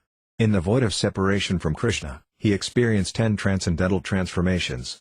Agitated by these transformations, my mind fled, leaving my body, his place of residence, empty. Thus I am completely in trance. Text 52, when the Gopas felt separation from Krishna, they experienced 10 kinds of bodily transformations. These same symptoms appeared in the body of Sri Caitanya Mahaprabhu. Text 53, the 10 bodily transformations resulting from separation from Krishna are anxiety, wakefulness, mental agitation, thinness, uncleanliness, talking like a madman, disease, madness, illusion and death. Text 54, Sri Caitanya Mahaprabhu was overwhelmed night and day by these 10 ecstatic conditions. Whenever such symptoms arose, his mind became unsteady. Text 55, after speaking in this way, Sri Caitanya Mahaprabhu fell silent. Then Ramananda Raya began to recite various verses. Text 56, Ramananda Raya recited verses from Srimad Bhagavatam, and Svarupa Damodara Goswami sang of Krishna's pastimes. In this way, they brought Sri Caitanya Mahaprabhu to external consciousness. Text 57, after half the night had passed in this way, Ramananda Raya and Svarupa Damodara Goswami made Sri Caitanya Mahaprabhu lie down on his bed in the inner room. Text 58, then Ramananda Raya returned home, and Svarupa Damodara Goswami and Govinda lay down in front of the door to Sri Caitanya Mahaprabhu's room. Text 59, Sri Caitanya Mahaprabhu remained awake throughout the entire night, chanting the Hare Krishna mantra very loudly. Text 60, after some time, Svarupa Damodara could no longer hear Sri Caitanya Mahaprabhu chanting. When he entered the room, he found the 3 doors locked, but Sri Caitanya Mahaprabhu was gone. Text 61, all the devotees were very anxious when they saw that the Lord was not in his room. They wandered about searching for him with a warning lamp. Text 62, after searching for some time, they came upon Sri Caitanya Mahaprabhu lying in a corner by the northern side of the Simhadevara gate. Text 63, at first they were overjoyed to see him, but when they saw his condition, all the devotees, headed by Svarupa Damodara Goswami, were very anxious. Text 64, Sri Caitanya Mahaprabhu was lying unconscious, and his body had become elongated to 5 or 6 cubits. There was no breath from his nostrils. Text 65 to 66, each of his arms and legs had become 3 cubits long, only skin connected the separated joints. The Lord's body temperature, indicating life, was very low. All the joints in his arms, legs, neck and waist were separated by at least 6 inches. Text 67, it appeared that only skin covered his elongated joints. Seeing the Lord's condition, all the devotees were very unhappy. Text 68, they almost died when they saw Sri Caitanya Mahaprabhu with his mouth full of saliva and foam and his eyes turn upward. Text 69, when they saw this, Svarupa Damodara Goswami and all the other devotees began to chant the holy name of Krishna very loudly into Sri Caitanya Mahaprabhu's ear. Text 70, after they had chanted in this way for a long time, the holy name of Krishna entered the heart of Sri Caitanya Mahaprabhu, and he suddenly arose with a loud shout of Haribol. Text 71, as soon as the Lord returned to external consciousness, all his joints contracted and his entire body returned to normal. Text 72, Srila Raghunatha Dasa Goswami has described these pastimes elaborately in his book Gauranga Stalva Kalpavriksha. Text 73, in the house of Kasi Misra, Sri Caitanya Mahaprabhu would sometimes be greatly aggrieved, feeling separation from Krishna. The joints of his transcendental body would slacken, and his arms and legs would become elongated. Rolling on the ground, the Lord would cry out in distress in a faltering voice and weep very sorrowfully. The appearance of Sri Caitanya Mahaprabhu, awakening in my heart, maddens me. Text 74, Sri Caitanya Mahaprabhu was very much astonished to find himself in front of the Simhadevara. He asked Svarupa Damodara Goswami, where am I? What am I doing here? Text 75, Svarupa Damodara said, my dear Lord, please get up. Let us go to your place. There I shall tell you everything that has happened. Text 76, thus all the devotees, supporting Sri Caitanya Mahaprabhu, took him back to his residence. Then they all described to him what had happened. Text 77, hearing the description of his condition while he had lain near the Simhadevara, Sri Caitanya Mahaprabhu was very much astonished. He said, I do not remember any of these things. Text 78, all I can remember is that I saw my Krishna, but only for an instant. He appeared before me and then, like lightning, immediately disappeared. Text 79, just then, everyone heard the blowing of the conch shell at the Jagannath temple. Sri Caitanya Mahaprabhu immediately took his bath and went to see Lord Jagannath. Text 80, thus I have described the uncommon transformations of the body of Sri Caitanya Mahaprabhu. When people hear about this, they are very much astonished. Text 81, no one has witnessed such bodily changes elsewhere, nor has anyone read of them in the revealed scriptures. Yet Sri Caitanya Mahaprabhu, the supreme sannyasi, exhibited these ecstatic symptoms. Text 82, these ecstasies are not described in the sastras, and they are inconceivable to common men. Therefore people in general do not believe in them. Text 83, Raghunatha Dasa Goswami lived continuously with Sri Caitanya Mahaprabhu. I am simply recording whatever I have heard from him. Although common men do not believe in these pastimes, I believe in them totally. Text 84. One day, while Sri Caitanya Mahaprabhu was going to the sea to bathe, he suddenly saw a sand dune named Kataka. Text 85. Sri Caitanya Mahaprabhu mistook the sand dune for Govardhana hill and ran toward it. Text 86. Lord Chaitanya said, "Of all the devotees, this Govardhana hill is the best. O my friends, this hill supplies Krishna and Balarama, as well as their calves, cows and cowherd friends, with all kinds of necessities, water for drinking, very soft grass, caves, fruits, flowers and vegetables. In this way the hill offers respect to the Lord. Being touched by the lotus feet of Krishna and Balarama, Govardhana hill appears very jubilant." Text 87. Reciting this verse, Sri Caitanya Mahaprabhu ran toward the sand dune as fast as the wind. Govinda ran after him, but he could not approach him. Text 88. First one devotee shouted loudly, and then a tumultuous uproar arose as all the devotees stood up and began to run after the Lord. Text 89. Svarupa Damodara Goswami, Jagadananda Pandita, Gadadhara Pandita, Ramai, Nandai and Sankar Pandita are some of the devotees who ran after Sri Caitanya Mahaprabhu. Text 90. Paramananda Puri and Brahmananda Bharati also went toward the beach, and Bhagavanacharya, who was lame, followed them very slowly. Text 91. Sri Caitanya Mahaprabhu was running with the speed of the wind, but he suddenly became stunned in ecstasy and lost all strength to proceed further. Text 92. The flesh at each of his pores erupted like pimples, and his bodily hairs, standing on end, appeared like kadamba flowers. Text 93. Blood and perspiration flowed incessantly from every pore of his body, and he could not speak a word but simply produced a gargling sound within his throat. Text 94. The Lord's eyes filled and overflowed with unlimited tears, like the Ganges and Yamuna meeting in the sea. Text 95. His entire body faded to the color of a white conch shell, and then he began to quiver like the waves in the ocean. Text 96. While quivering in this way, Sri Caitanya Mahaprabhu fell down on the ground. Then Govinda approached him. Text 97. Govinda sprinkled water from a Karanga water pot all over the Lord's body, and then, taking his own outer garment, he began to fan Sri Caitanya Mahaprabhu. Text 98. When Svarupa Damodara and the other devotees reached the spot and saw the condition of Sri Caitanya Mahaprabhu, they began to cry. Text 99. All 8 kinds of transcendental transformations were visible in the Lord's body. All the devotees were struck with wonder to see such a sight. Text 100. The devotees loudly chanted the Hare Krishna mantra near Sri Caitanya Mahaprabhu and washed his body with cold water.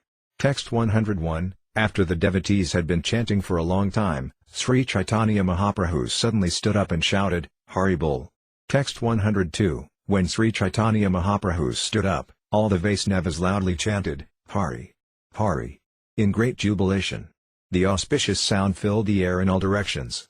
Text 103. Astonished, Sri Caitanya Mahaprabhu stood up and began looking here and there, trying to see something. But he could not catch sight of it. Text 104. When Sri Caitanya Mahaprabhu saw all the Vaisnavas, he returned to partial external consciousness and spoke to Svarupa Damodara. Text 105. Sri Caitanya Mahaprabhu said, "Who has brought me here from Govardhana hill?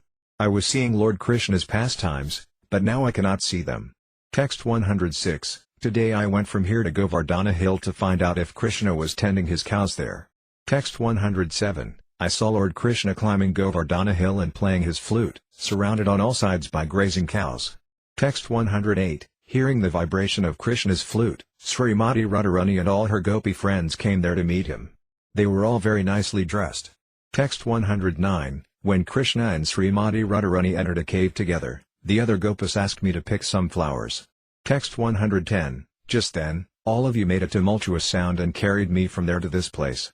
Text 111. Why have you brought me here, causing me unnecessary pain? I had a chance to see Krishna's pastimes, but I could not see them. Text 112. Saying this, Sri Caitanya Mahaprabhu began to weep. When all the Vaisnavas saw the Lord's condition, they also wept.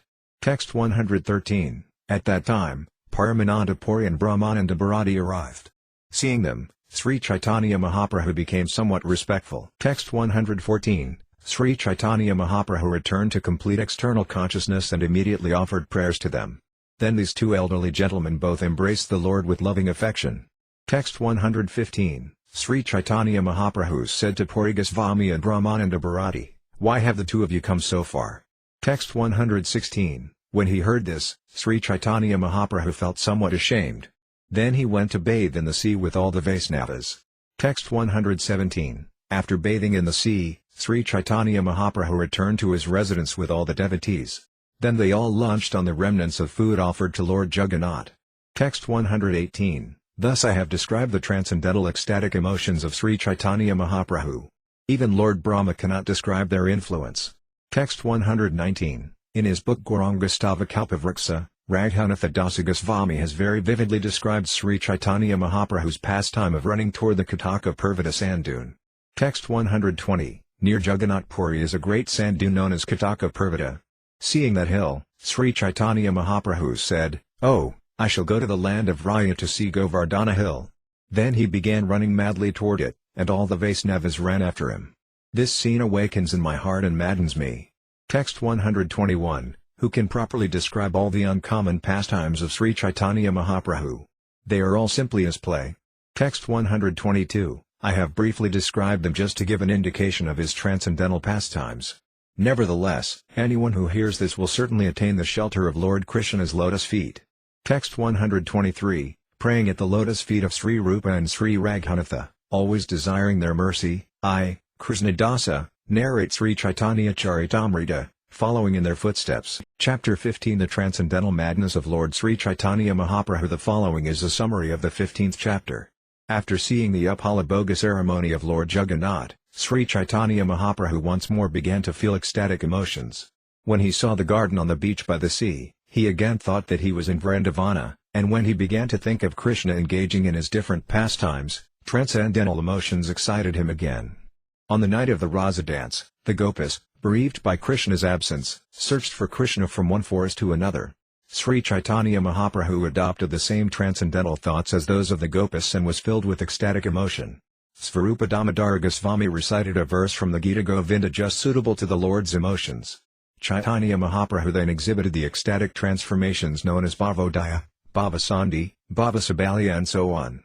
The Lord experienced all 8 kinds of ecstatic transformations, and he relished them very much. Text 1. The ocean of ecstatic love for Krishna is very difficult to understand, even for such demigods as Lord Brahma. By enacting his pastimes, Sri Caitanya Mahaprabhu submerged himself in that ocean, and his heart was absorbed in that love.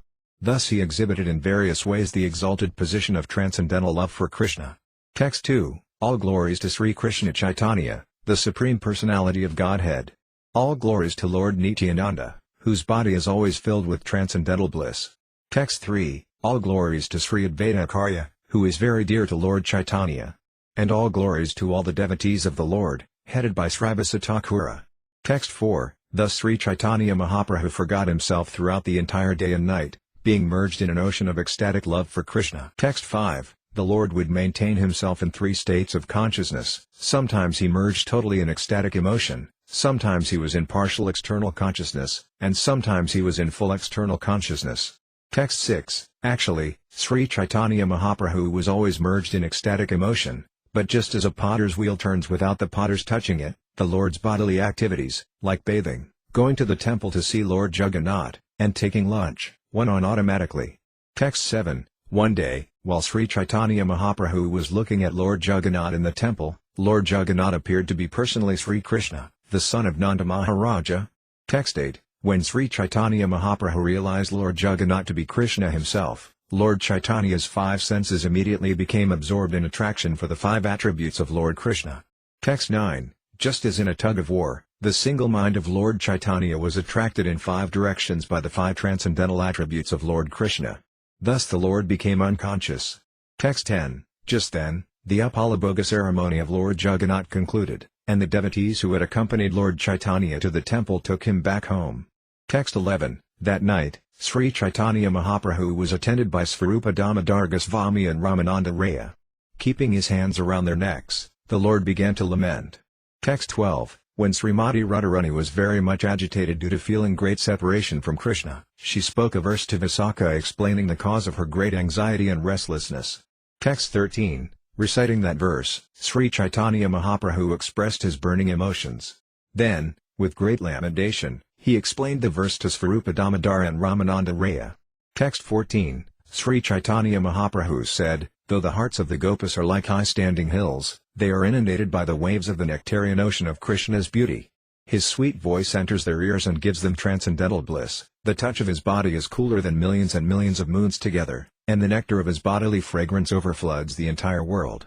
Oh my dear friend, that Krishna, who is the son of Nanda Maharaja and whose lips are exactly like nectar, is attracting my five senses by force." Text 15, Lord Sri Krishna's beauty, the sound of his words and the vibration of his flute, his touch, his fragrance and the taste of his lips are full of an indescribable sweetness. When all these features attract my five senses at once, my senses all ride together on the single horse of my mind but want to go in five different directions. Text 16, Oh my dear friend, please hear the cause of my misery. My five senses are actually extravagant rogues. They know very well that Krishna is the Supreme Personality of Godhead, but they still want to plunder Krishna's property. Text 17, My mind is just like a single horse being ridden by the five senses of perception, headed by sight. Each of my senses wants to ride that horse, and thus they pull my mind in five directions simultaneously. In what direction will it go?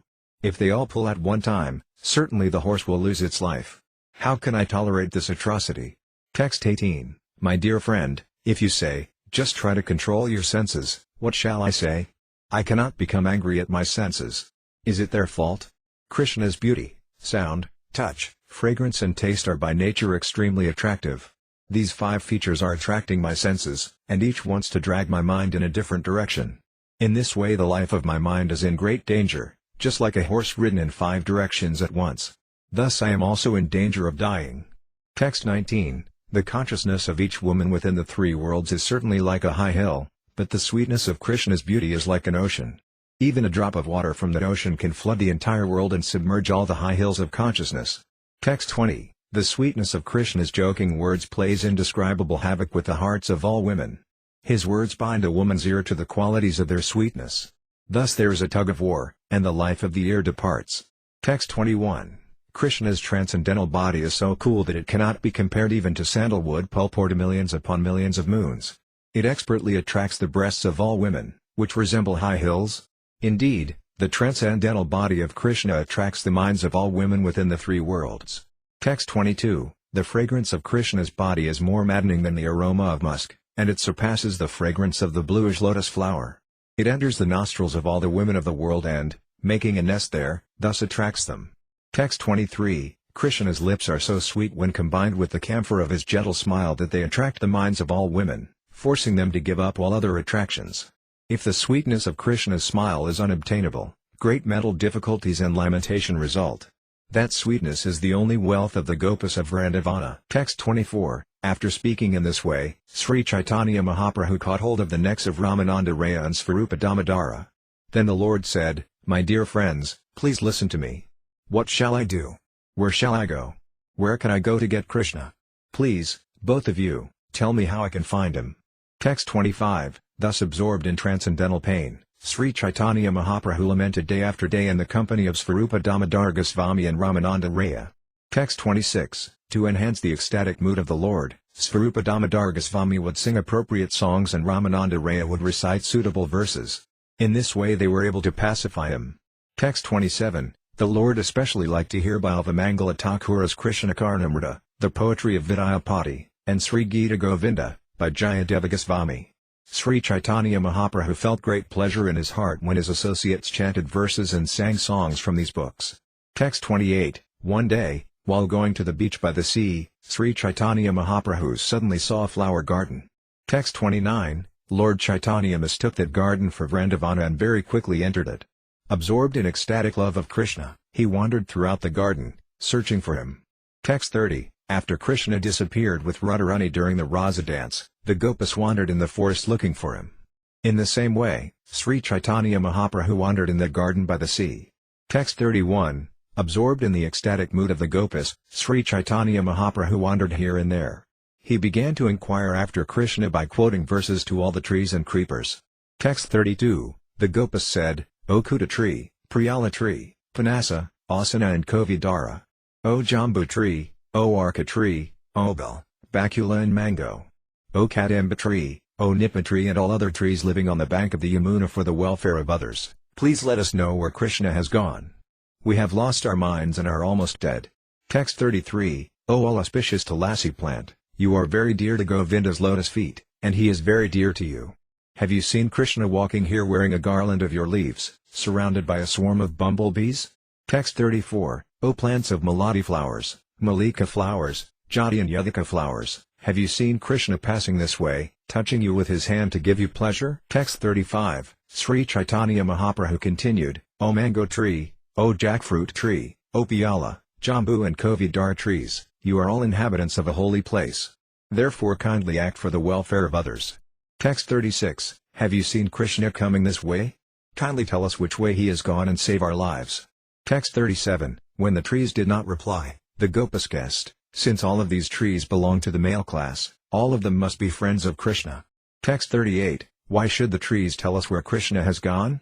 Let us rather inquire from the creepers, they are female and are therefore like friends to us. Text 39, they will certainly tell us where Krishna has gone, since they have seen him personally. Guessing in this way, the Gopas inquired from the plants and creepers, headed by Tulasi. Text 40, O Tulasi, O Malati, O Yuthi, Madhavi and Malika. Krishna is very dear to you, therefore he must have come near you. Text 41, you are all just like dear friends to us. Kindly tell us which way Krishna has gone and save our lives. Text 42, when they still received no reply, the Gopas thought, these plants are all Krishna's maidservants, and out of fear they will not speak to us. Text 43, the Gopas then came upon a group of she-deer. Smelling the aroma of Krishna's body and seeing the faces of the deer, the Gopas inquired from them to ascertain if Krishna was nearby. Text 44, Sri Caitanya Mahaprabhu said, O wife of the deer, Lord Krishna has been embracing his beloved, and thus the kumkuma powder on her raised breasts has covered his garland of kunda flowers. The fragrance of this garland is flowing here. O my dear friend, have you seen Krishna passing this way with his dearmost companion, increasing the pleasure of the eyes of all of you? Text 45, O dear doe, Sri Krishna is always very pleased to give you pleasure. Kindly inform us whether he passed this way in the company of Srimati Radharani. We think they must certainly have come this way. Text 46, we are not outsiders. Being very dear friends of Srimati Radharani, we can perceive the bodily fragrance of Krishna from a distance. Text 47, Krishna has been embracing Srimati Radharani, and the kumkuma powder on her breasts has mixed with the garland of kunda flowers decorating his body. The fragrance of the garland has scented the entire atmosphere. Text 48, Lord Krishna has left this place, and therefore the deer are feeling separation. They do not hear our words, therefore how can they reply? Text 49, the Gopas then came upon many trees so laden with fruits and flowers that their branches were bent down to the ground. Text 50, the Gopas thought that because all the trees must have seen Krishna pass by they were offering respectful obeisances to him. To be certain, the Gopas inquired from the trees. Text 51, Lord Chaitanya continued, O trees, kindly tell us whether Balarama's younger brother, Krishna, welcomed your obeisances with loving glances as he passed this way, resting one hand on the shoulder of Srimati Radharani, holding a lotus flower in the other, and being followed by a swarm of bumblebees maddened by the fragrance of tulasi flowers. Text 52, to stop the bumblebees from landing on the face of his beloved, he whisked them away with the lotus flower in his hand, and thus his mind was slightly diverted. Text 53, did he or did he not pay attention while you offered him obeisances? Kindly give evidence supporting your words. Text 54, separation from Krishna has made these servants very unhappy. Having lost consciousness, how can they answer us? Text 55, saying this, the Gopas stepped onto the beach by the Yamuna river. There they saw Lord Krishna beneath a kadamba tree. Text 56, standing there with his flute to his lips, Krishna, who enchants millions upon millions of cupids, attracted the eyes and minds of all the world with his unlimited beauty. Text 57, when Sri Caitanya Mahaprabhu saw the transcendental beauty of Krishna, he fell down on the ground unconscious. At that time, all the devotees, headed by Svarupa Damodar Goswami, joined him in the garden. Text 58, just as before, they saw the symptoms of transcendental ecstatic love manifested in the body of Sri Caitanya Mahaprabhu. Although externally he appeared bewildered, he was tasting transcendental bliss within. Text 59, once again all the devotees brought Sri Caitanya Mahaprabhu back to consciousness by a concerted effort. Then the Lord got up and began wandering here and there, looking all around. Text 60, Chaitanya Mahaprabhu said, Where has my Krishna gone? I saw him just now, and his beauty has captivated my eyes and mind. Text 61, why can't I again see Krishna holding his flute to his lips? My eyes are wandering in hopes of seeing him once more. Text 62, Sri Caitanya Mahaprabhu then recited the following verse, which was spoken by Srimati Radharani to her dear friend Visakha. Text 63, my dear friend, the luster of Krishna's body is more brilliant than that of a newly formed cloud, and his yellow dress is more attractive than newly arrived lightning.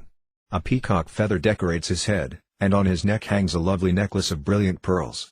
As he holds his charming flute to his lips, his face looks as beautiful as the full autumn moon.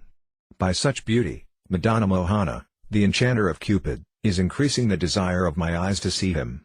Text 64, Caitanya Mahaprabhu continued, Sri Krishna's complexion is as polished as powdered eye ointment.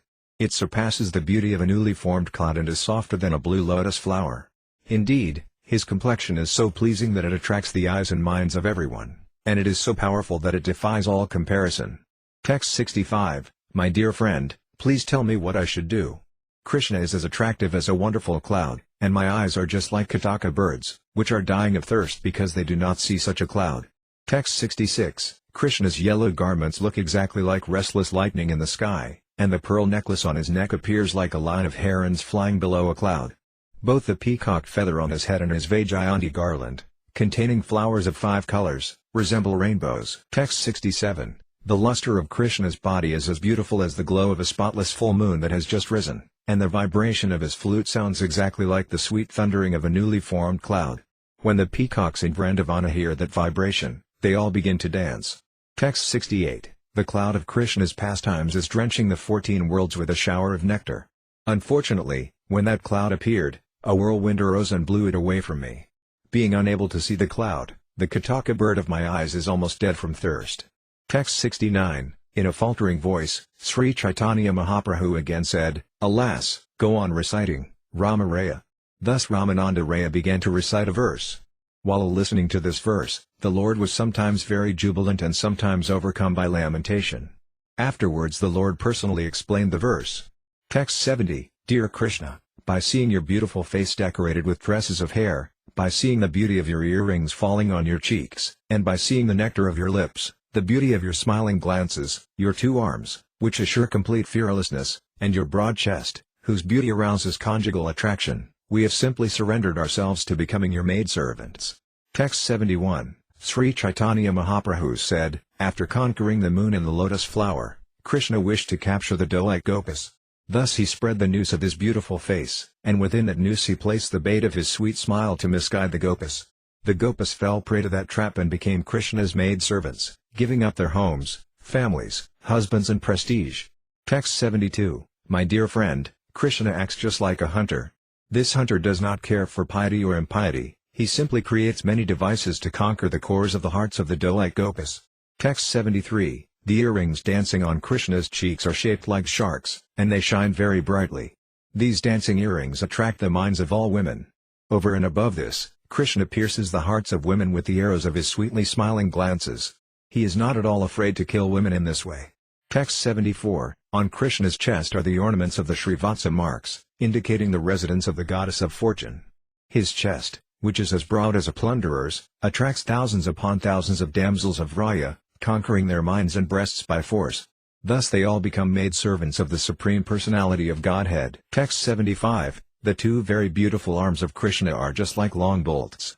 They also resemble the bodies of black snakes that enter the space between the 2 hill-like breasts of women and bite their hearts. The women then die from the burning poison. Text 76, the combined cooling effect of camphor, roots of kasakasa and sandalwood is surpassed by the coolness of Krishna's palms and the soles of his feet, which are cooler and more pleasing than millions upon millions of moons. If women are touched by them even once, their minds are enticed, and the burning poison of lusty desire for Krishna is immediately vanquished. Text 77, lamenting in ecstatic love, Sri Caitanya Mahaprabhu then recited the following verse, which was spoken by Srimati Radharani while exposing the lamentation of her heart to her friend Srimati Visakha. Text 78, my dear friend, Krishna's chest is as broad and attractive as a door made of Indranila gems, and his 2 arms, as strong as bolts, can relieve the mental anguish of young girls distressed by lusty desires for him. His body is cooler than the moon, sandalwood, the lotus flower and camphor. In this way, Madana Mohana, the attractor of Cupid, is increasing the desire of my breasts. Text 79, Sri Caitanya Mahaprabhu then said, I just now had Krishna, but unfortunately I have lost him again. Text 80, by nature, Krishna is very restless, he does not stay in one place. He meets with someone, enchants his mind and then disappears. Text 81, the gopis became proud of their great fortune. To subdue their sense of superiority and show them special favor, Kesava, the subduer of even Lord Brahma and Lord Shiva, disappeared from the Rasa dance. Text 82, Sri Caitanya Mahaprabhu then said to Svarupa Damodar Goswami, please sing a song that will bring consciousness to my heart.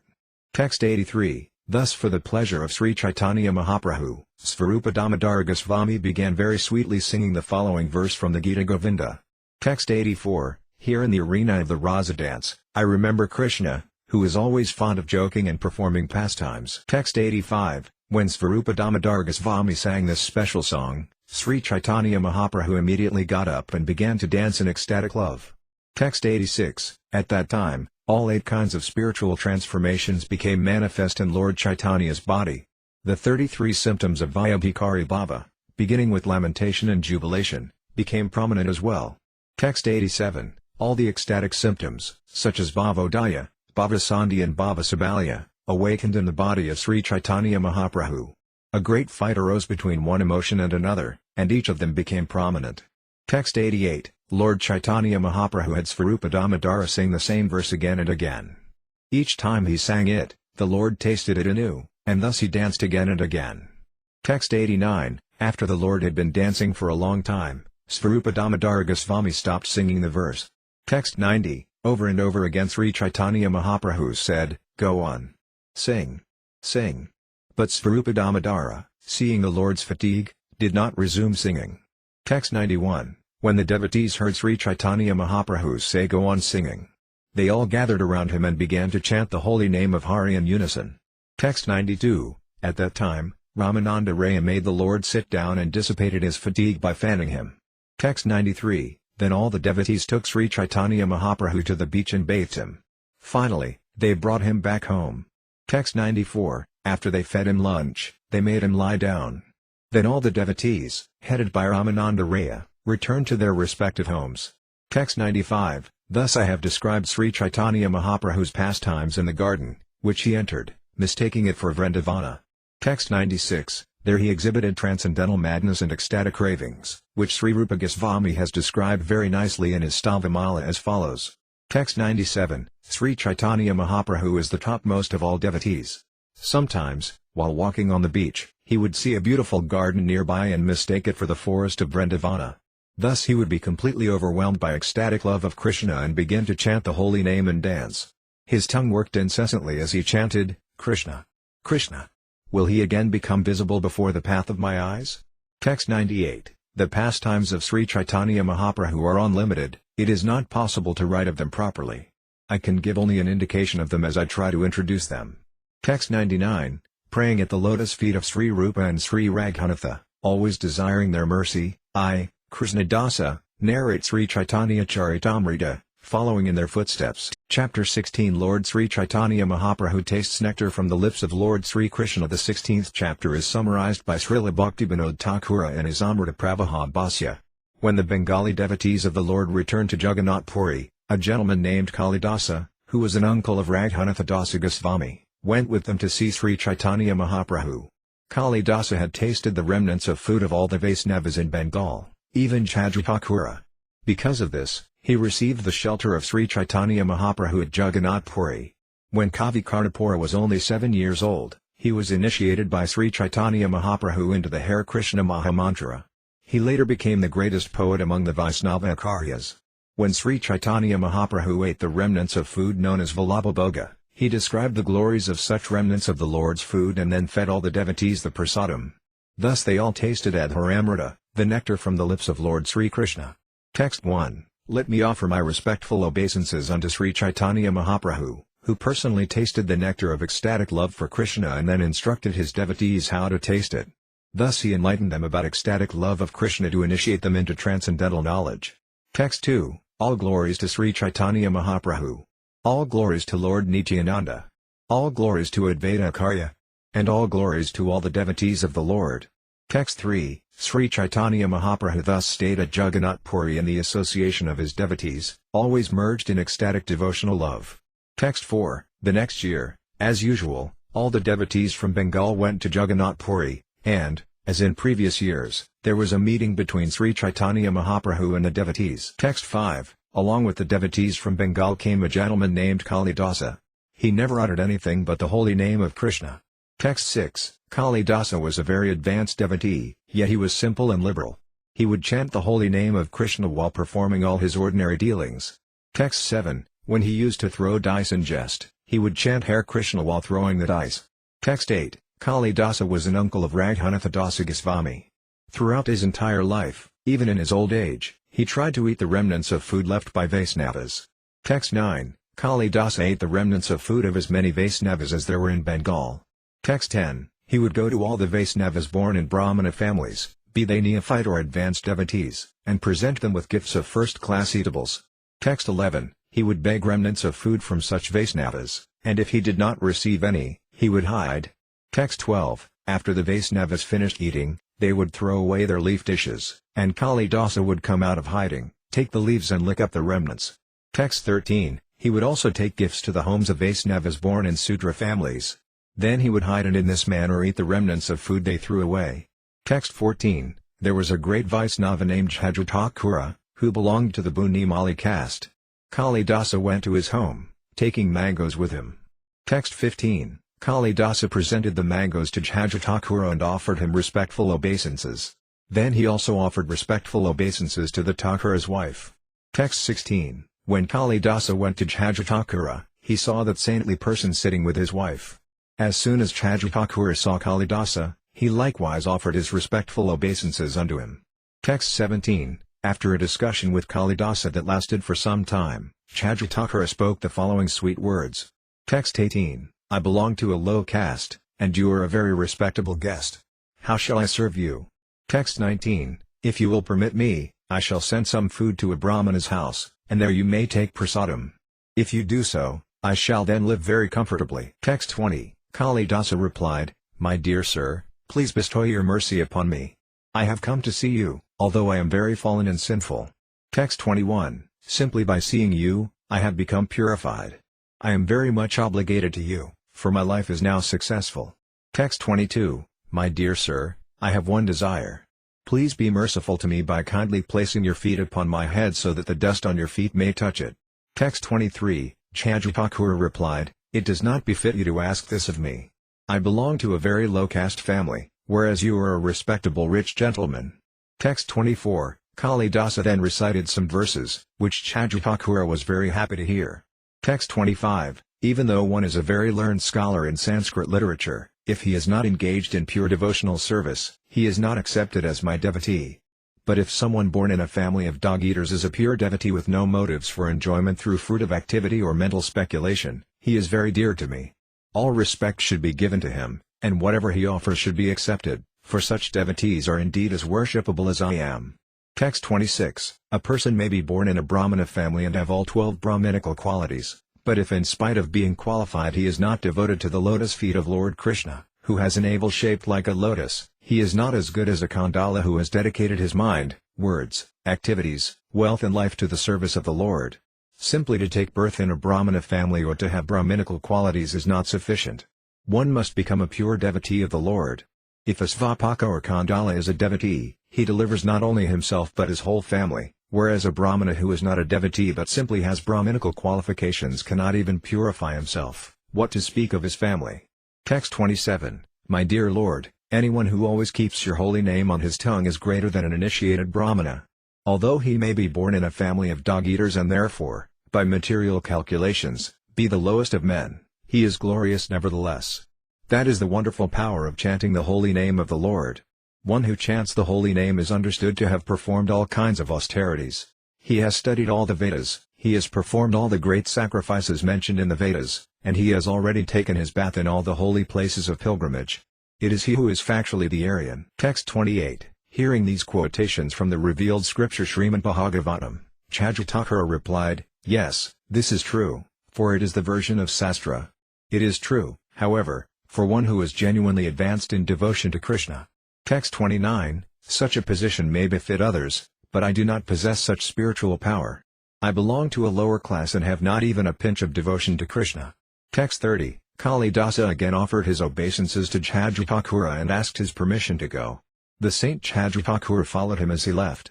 Text 31, after bidding farewell to Kalidasa, Chadrathakura returned to his home, leaving the marks of his feet plainly visible in many places. Text 32, Kalidasa smeared the dust from those footprints all over his body. Then he hid in a place near Chadrathakura's home. Text 33, upon returning home, Chadrathakura saw the mangoes Kalidasa had presented. Within his mind he offered them to Krishnacandra. Text 34, Chadrathakura's wife then took the mangoes from their covering of banana tree leaves and bark and offered them to Chadrathakura, who began to suck and eat them.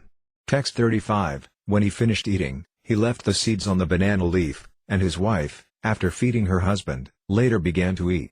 Text 36, after she finished eating, she filled the banana leaves and bark with the seeds, picked up the refuse and then threw it into the ditch where all the refuse was thrown.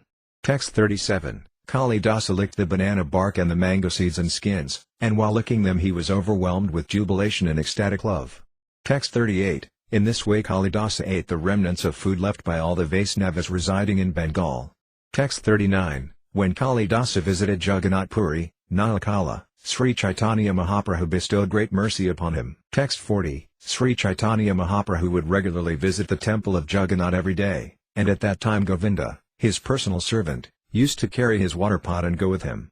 Text 41, on the northern side of the Simhadvara, behind the door, there are 22 steps leading to the temple, and at the bottom of those steps is a ditch. Text 42, Sri Caitanya Mahaprabhu would wash his feet in this ditch, and then he would enter the temple to see Lord Jagannath. Text 43, Sri Caitanya Mahaprabhu ordered his personal servant Govinda that no one should take the water that had washed his feet. Text 44, because of the Lord's strict order, no living being could take the water. Some of his intimate devotees, however, would take it by some trick. Text 45, one day as Sri Caitanya Mahaprabhu was washing his feet in that place, Kalidasa came and extended his palm to take the water. Text 46, Kalidasa drank one palmful and then a second and a third. Then Sri Caitanya Mahaprabhu forbade him to drink more. Text 47, do not act in this way anymore.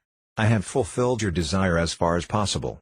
Text 48, Sri Caitanya Mahaprabhu is the most exalted, omniscient Supreme Personality of Godhead, and therefore he knew that Kalidasa, in the core of his heart, had full faith in Vaisnavas. Text 49, because of this quality, Sri Caitanya Mahaprabhu satisfied him with mercy not attainable by anyone else. Text 50, on the southern side, behind and above the 22 steps, is a deity of Lord Nrsimhadeva. It is on the left as one goes up the steps toward the temple. Text 51, Sri Caitanya Mahaprabhu, his left side toward the deity, offered obeisances to Lord Nrsimha as he proceeded toward the temple. He recited the following verses again and again while offering obeisances. Text 52, I offer my respectful obeisances unto you, Lord Nrsimhadeva. You are the giver of pleasure to Maharaja Prahlada, and your nails cut the chest of Hiranyakasipu like a chisel cutting stone. Text 53, Lord Nrsimhadeva is here, and he is also there on the opposite side. Wherever I go, there I see Lord Nrsimhadeva. He is outside and within my heart. Therefore I take shelter of Lord Nrsimhadeva, the original Supreme Personality of Godhead.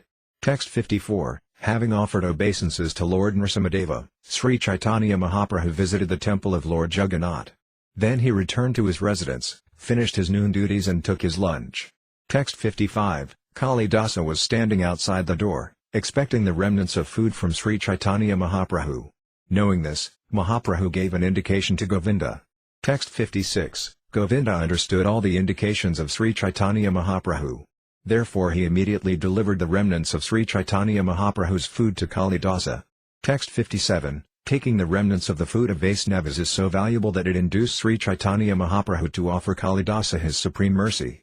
Text 58, therefore, giving up hatred and hesitation, try to eat the remnants of the food of Vaisnavas, for you will thus be able to achieve your desired goal of life. Text 59, the remnants of food offered to Lord Krishna are called Mahaprasadam. After this same Mahaprasadam has been taken by a devotee, the remnants are elevated to Mahaprasadam. Text 60, The dust of the feet of a devotee, the water that has washed the feet of a devotee, and the remnants of food left by a devotee are three very powerful substances. Text 61, by rendering service to these three, one attains the supreme goal of ecstatic love for Krishna.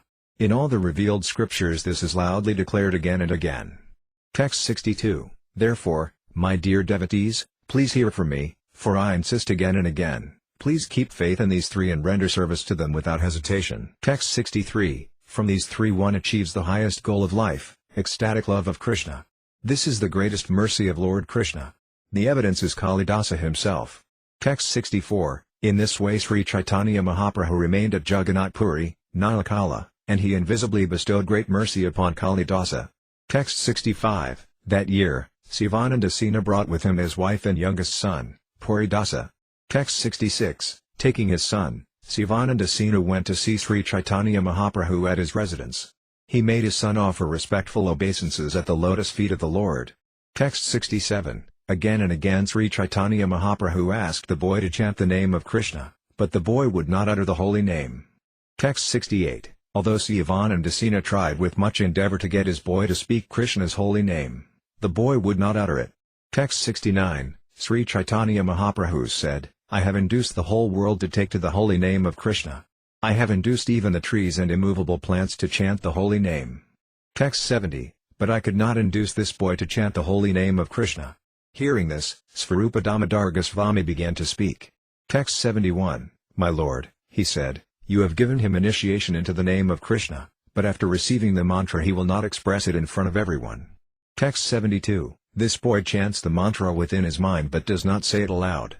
That is his intention, as far as I can guess.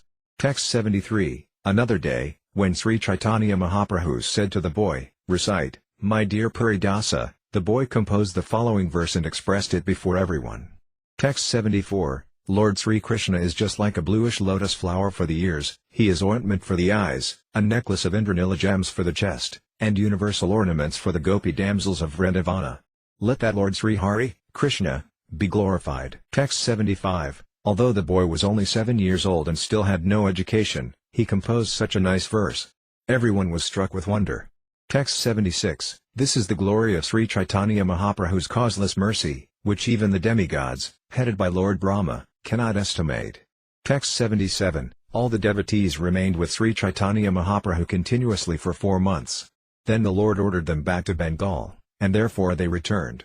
Text 78, as long as the devotees were in Nilakala, Jagannath Puri, Sri Caitanya Mahaprabhu maintained his external consciousness, but after their departure his chief engagement was again the madness of ecstatic love for Krishna. Text 79, throughout the entire day and night, Sri Caitanya Mahaprabhu directly relished Krishna's beauty, fragrance and taste as if he were touching Krishna hand to hand. Text 80, one day, when Sri Caitanya Mahaprabhu went to visit the temple of Lord Jagannath, the gatekeeper at the Simhadevara approached him and offered respectful obeisances. Text 81, the Lord asked him, where is Krishna, my life and soul? Please show me Krishna. Saying this, he caught the doorkeeper's hand. Text 82, the doorkeeper replied, the son of Maharajananda is here, please come along with me, and I shall show you. Text 83, Lord Chaitanya said to the doorman, you are my friend. Please show me where the Lord of my heart is. After the Lord said this, they both went to the place known as Jagamohana, where everyone views Lord Jagannath. Text 84, just see. The doorkeeper said, here is the best of the personalities of Godhead. From here you may see the Lord to the full satisfaction of your eyes. Text 85, Sri Caitanya Mahaprabhu stayed behind the huge column called the Garuda Stamba and looked upon Lord Jagannath, but as he looked he saw that Lord Jagannath had become Lord Krishna, with his flute to his mouth. Text 86, in his book known as Gauranga Stavakalpavriksha, Raghunatha Dasa Goswami has described this incident very nicely. Text 87, my dear friend the doorkeeper, where is Krishna, the Lord of my heart? Kindly show him to me quickly. With these words, Lord Sri Caitanya Mahaprabhu addressed the doorkeeper like a madman. The doorkeeper grasped his hand and replied very hastily, come, see your beloved. May that Lord Sri Caitanya Mahaprabhu rise within my heart and thus make me mad also. Text 88, the offering of food known as Kapala Vallabha was then given to Lord Jagannath, and Arati was performed with the sound of the conch and the ringing of bells. Text 89, when the Arati finished, the prasadam was taken out, And the servants of Lord Jagannath came to offer some to Sri Caitanya Mahaprabhu. Text 90. The servants of Lord Jagannath first garlanded Sri Caitanya Mahaprabhu and then offered him Lord Jagannath's prasadam. The prasadam was so nice that its aroma alone, to say nothing of its taste, would drive the mind mad. Text 91. The prasadam was made of very valuable ingredients. Therefore the servant wanted to feed Sri Caitanya Mahaprabhu a portion of it. Text 92. Sri Caitanya Mahaprabhu tasted a portion of the prasadam. Govinda took the rest and bound it in the end of his wrapper. Text 93. To Sri Caitanya Mahaprabhu the prasadam tasted millions upon millions of times better than nectar, and thus he was fully satisfied. The hair all over his body stood on end, and incessant tears flowed from his eyes. Text 94. Sri Caitanya Mahaprabhu considered, where has such a taste in this prasadam come from? Certainly it is due to its having been touched by the nectar of Krishna's lips. Text 95. Understanding this, Sri Caitanya Mahaprabhu felt an emotion of ecstatic love for Krishna, but upon seeing the servants of Lord Jagannath, he restrained himself. Text 96. The Lord said again and again, only by great fortune may one come by a particle of the remnants of food offered to the Lord. Text 97. Sri Caitanya Mahaprabhu replied, these are remnants of food that Krishna has eaten and thus turned to nectar with his lips. It surpasses heavenly nectar, and even such demigods as Lord Brahma find it difficult to obtain. Text 98. Remnants left by Krishna are called pala. Anyone who obtains even a small portion must be considered very fortunate. Text 99. One who is only ordinarily fortunate cannot obtain such mercy. Only persons who have the full mercy of Krishna can receive such remnants. Text 100. The word Shukriti refers to pious activities performed by the mercy of Krishna. One who is fortunate enough to obtain such mercy receives the remnants of the Lord's food and thus becomes glorious. Text 101. After saying this, Sri Caitanya Mahaprabhu bade farewell to all the servants. After seeing the next offering of food to Lord Jagannath, a function known as Upalabhoga, he returned to his own quarters. Text 102. After finishing his noon duties, Sri Caitanya Mahaprabhu ate his lunch, but he constantly remembered the remnants of Krishna's food. Text 103. Sri Caitanya Mahaprabhu performed his external activities, but his mind was filled with ecstatic love. With great difficulty he tried to restrain his mind, but it would always be overwhelmed by very deep ecstasy. Text 104. After finishing his evening duties, Sri Caitanya Mahaprabhu sat down with his personal associates in a secluded place and discussed the pastimes of Krishna in great jubilation. Text 105. Following the indications of Sri Caitanya Mahaprabhu, Govinda brought the prasadam of Lord Jagannath. The Lord sent some to Paramananda Puri and Brahmananda Bharati. Text 106. Sri Caitanya Mahaprabhu then gave shares of the prasadam to Ramananda Raya, Sarvabhauma Bhattacharya, Svarupa Damodara Goswami and all the other devotees. Text 107. As they tasted the uncommon sweetness and fragrance of the prasadam, everyone's mind was struck with wonder. Texts 108 to 109. Sri Caitanya Mahaprabhu said, these ingredients, such as sugar, camphor, black pepper, cardamom, cloves, butter, spices and licorice, are all material. Everyone has tasted these material substances before. Text 110. However, the Lord continued, in these ingredients there are extraordinary tastes and uncommon fragrances. Just taste them and see the difference in the experience. Text 111. Apart from the taste, even the fragrance pleases the mind and makes one forget any other sweetness besides its own. Text 112. Therefore, it is to be understood that the spiritual nectar of Krishna's lips has touched these ordinary ingredients and transferred to them all their spiritual qualities. Text 113. A fragrance and taste that are uncommon and greatly enchanting and that make one forget all other experiences are attributes of Krishna's lips. Text 114. This prasadam has been made available only as a result of many pious activities. Now taste it with great faith and devotion. Text 115. Loudly chanting the holy name of Hari, all of them tasted the prasadam. As they tasted it, their minds became mad in the ecstasy of love. Text 116. In ecstatic love, Sri Caitanya Mahaprabhu ordered Ramananda Raya to recite some verses. Thus Ramananda Raya spoke as follows. Text 117. O hero of charity, please deliver unto us the nectar of your lips. That nectar increases lusty desires for enjoyment and diminishes lamentation in the material world. Kindly give us the nectar of your lips, which are touched by your transcendentally vibrating flute, for that nectar makes all human beings forget all other attachments. Text 118. Upon hearing Ramananda Raya quote this verse, Sri Caitanya Mahaprabhu was very satisfied. Then he recited the following verse, which had been spoken by Srimati Radharani in great anxiety. Text 119, My dear friend, the all-surpassing nectar from the lips of the Supreme Personality of Godhead, Krishna, can be obtained only after many, many pious activities. For the beautiful gopas of Vrindavana, that nectar vanquishes the desire for all other tastes. Madana Mohana always choose pan that surpasses the nectar of heaven. He is certainly increasing the desires of my tongue. Text 120. After saying this, Sri Caitanya Mahaprabhu was overwhelmed by ecstatic loving emotions. Talking like a madman, he began to explain the meaning of the two verses. Texts 121 to 122. My dear lover, Lord Chaitanya said in the mood of Srimati Radharani, let me describe some of the characteristics of your transcendental lips. They agitate the mind and body of everyone, they increase lusty desires for enjoyment, they destroy the burden of material happiness and lamentation, and they make one forget all material tastes. The whole world falls under their control. They vanquish shame, religion and patience, especially in women. Indeed, they inspire madness in the minds of all women. Your lips increase the greed of the tongue and thus attract it.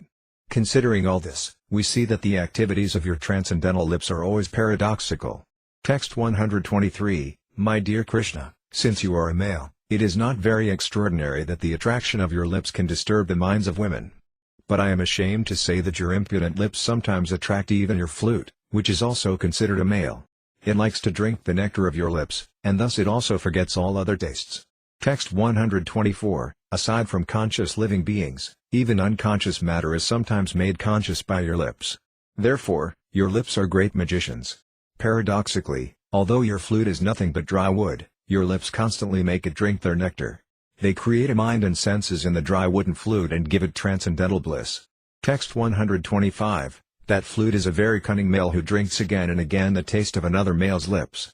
It advertises its qualities and says to the gopas, O gopas, if you are so proud of being women, come forward and enjoy your property, the nectar of the lips of the Supreme Personality of Godhead. Text 126, Thereupon, the flute said angrily to me, Give up your shame, fear and religion and come drink the lips of Krishna. On that condition, I shall give up my attachment for them. If you do not give up your shame and fear, however, I shall continuously drink the nectar of Krishna's lips. I am slightly fearful because you also have the right to drink that nectar, but as for the others, I consider them like straw. Text 127, The nectar of Krishna's lips, combined with the vibration of his flute, attracts all the people of the three worlds. But if we gopas remain patient out of respect for religious principles, the flute then criticizes us. Text 128, The nectar of your lips and the vibration of your flute join together to loosen our belts and induce us to give up shame and religion, even before our superiors. As if catching us by our hair, they forcibly take us away and deliver us unto you to become your maidservants. Hearing of these incidents, people laugh at us. We have thus become completely subordinate to the flute. Text 129, This flute is nothing but a dry stick of bamboo, but it becomes our master and insults us in so many ways that it forces us into a predicament. What can we do but tolerate it? The mother of a thief cannot cry loudly for justice when the thief is punished. Therefore we simply remain silent. Text 130, Such is the policy of these lips. Just consider some other injustices. Everything that touches those lips, including food, drink or betel, becomes just like nectar. It is then called Krishna Pala, or remnants left by Krishna. Text 131, Even after much prayer, the demigods themselves cannot obtain even a small portion of the remnants of such food. Just imagine the pride of those remnants. Only a person who has acted piously for many, many births and has thus become a devotee can obtain the remnants of such food. Text 132, The betel chewed by Krishna is priceless, and the remnants of such chewed betel from his mouth are said to be the essence of nectar. When the gopas accept these remnants, their mouths become his spittoons. Text 133, Therefore, my dear Krishna, please give up all the tricks you have set up so expertly. Do not try to kill the life of the gopas with the vibration of your flute. Because of your joking and laughing, you are becoming responsible for the killing of women. It would be better for you to satisfy us by giving us the charity of the nectar of your lips. Text 134, While Sri Caitanya Mahaprabhu was talking like this, his mind changed. His anger subsided, but his mental agitation increased. Text 135, Sri Caitanya Mahaprabhu continued, This nectar from Krishna's lips is supremely difficult to obtain, but if one gets some, his life becomes successful. Text 136, When a person competent to drink that nectar does not do so, that shameless person continues his life uselessly. Text 137. There are persons who are unfit to drink that nectar but who nevertheless drink it continuously, whereas some who are suitable never get it and thus die of greed. Text 138. It is therefore to be understood that such an unfit person must have obtained the nectar of Krishna's lips on the strength of some austerity. Text 139. Again Sri Caitanya Mahaprabhu said to Ramananda Raya, "Please say something. I want to hear." Understanding the situation, Ramananda Raya recited the following words of the Gopas. Text 140. My dear Gopas, what auspicious activities must the flute have performed to enjoy the nectar of Krishna's lips independently and leave only a taste for us Gopas, for whom that nectar is actually meant. The forefathers of the flute, the bamboo trees, shed tears of pleasure. His mother, the river on whose bank the bamboo was born, feels jubilation, and therefore her blooming lotus flowers are standing like hair on her body. Text 141. Upon hearing the recitation of this verse, Sri Caitanya Mahaprabhu became absorbed in ecstatic love, and with a greatly agitated mind he began to explain its meaning like a madman. Text 142. Some Gopas said to other Gopas, "Just see the astonishing pastimes of Krishna, the son of Rajendra. He will certainly marry all the Gopas of Vrandavana." Therefore, the Gopas know for certain that the nectar of Krishna's lips is their own property and cannot be enjoyed by anyone else. Text 143. My dear Gopas, fully consider how many pious activities this flute performed in his past life. We do not know what places of pilgrimage he visited, what austerities he performed, or what perfect mantra he chanted. Text 144. This flute is utterly unfit because it is merely a dead bamboo stick. Moreover, it belongs to the male sex. Yet this flute is always drinking the nectar of Krishna's lips, which surpasses nectarian sweetness of every description. Only by hoping for that nectar do the Gopas continue to live.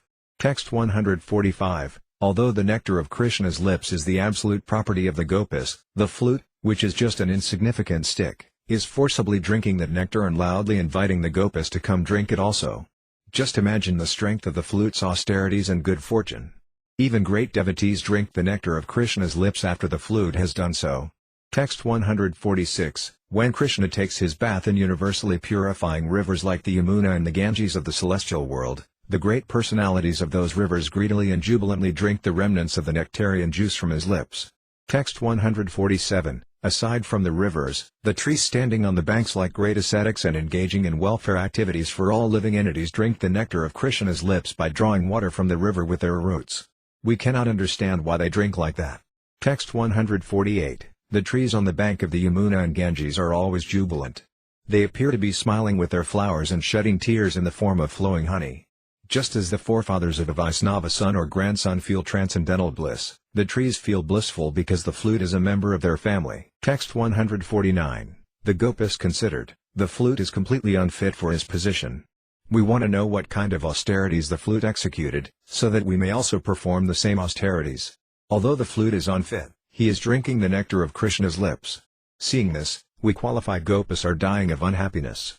Therefore, we must consider the austerities the flute underwent in his past life. Text 150. While thus speaking like a madman, Sri Caitanya Mahaprabhu became full of ecstatic emotion.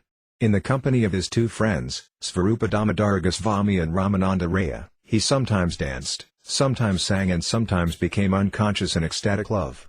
Sri Caitanya Mahaprabhu passed his days and nights in this way.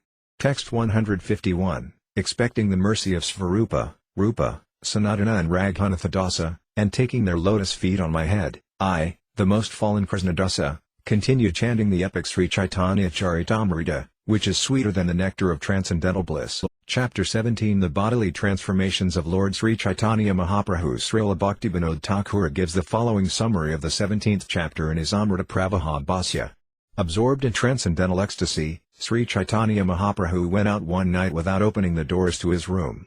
After crossing over 3 walls, he fell down among some cows belonging to the district of Dailanga. There he remained unconscious, assuming the aspect of a tortoise. Text 1. I am simply trying to write about Lord Gaurakandra's transcendental activities and spiritual madness, which are very wonderful and uncommon. I dare to write of them only because I have heard from the mouths of those who have personally seen the Lord's activities. Text 2. All glories to Sri Caitanya Mahaprabhu. All glories to Lord Nityananda. All glories to Advaita Kendra. And all glories to all the devotees of the Lord. Text 3. Absorbed in ecstasy, Sri Caitanya Mahaprabhu acted and talked like a madman day and night. Text 4. In the company of Svarupa Damodara Goswami and Ramananda Raya, Sri Caitanya Mahaprabhu once passed half the night talking about the pastimes of Lord Krishna. Text 5. As they talked of Krishna, Svarupa Damodara Goswami would sing songs exactly suitable for Sri Caitanya Mahaprabhu's transcendental emotions.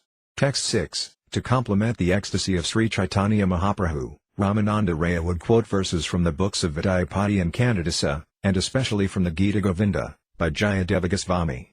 Text 7. At intervals, Sri Caitanya Mahaprabhu would also recite a verse. Then, in great lamentation, he would explain it. Text 8. In this way Sri Caitanya Mahaprabhu passed half the night experiencing varieties of emotions. Finally, after making the Lord lie down on his bed, Svarupa Damodara and Ramananda Raya returned to their homes. Text 9. Sri Caitanya Mahaprabhu's personal servant, Govinda, lay down at the door of his room, and the Lord very loudly chanted the Hare Krishna Mahamantra all night.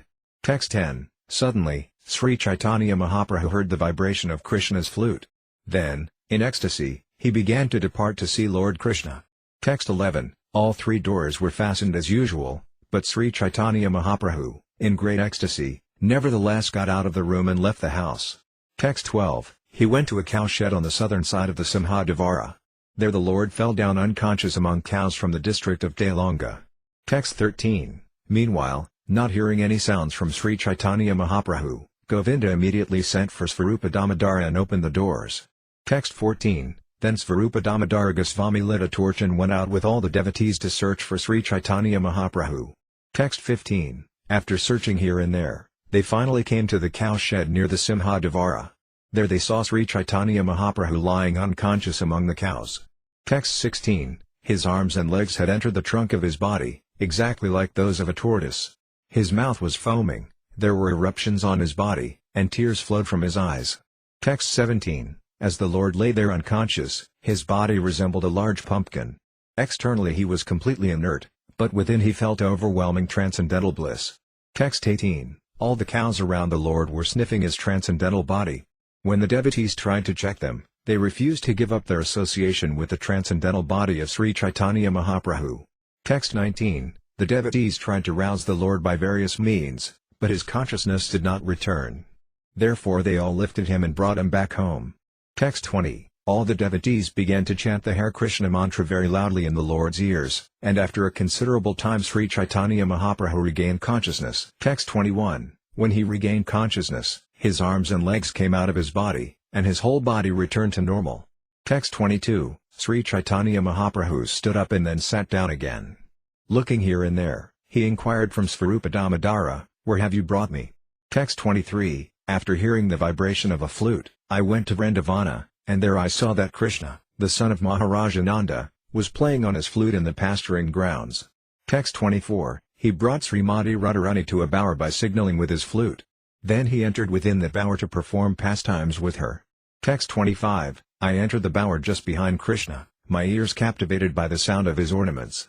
Text 26. I saw Krishna and the Gopas enjoying all kinds of pastimes while laughing and joking together. Hearing their vocal expressions enhanced the joy of my ears. Text 27. Just then, all of you made a tumultuous sound and brought me back here by force. Text 28. Because you brought me back here, I could no longer hear the nectarian voices of Krishna and the Gopas, nor could I hear the sounds of their ornaments or the flute.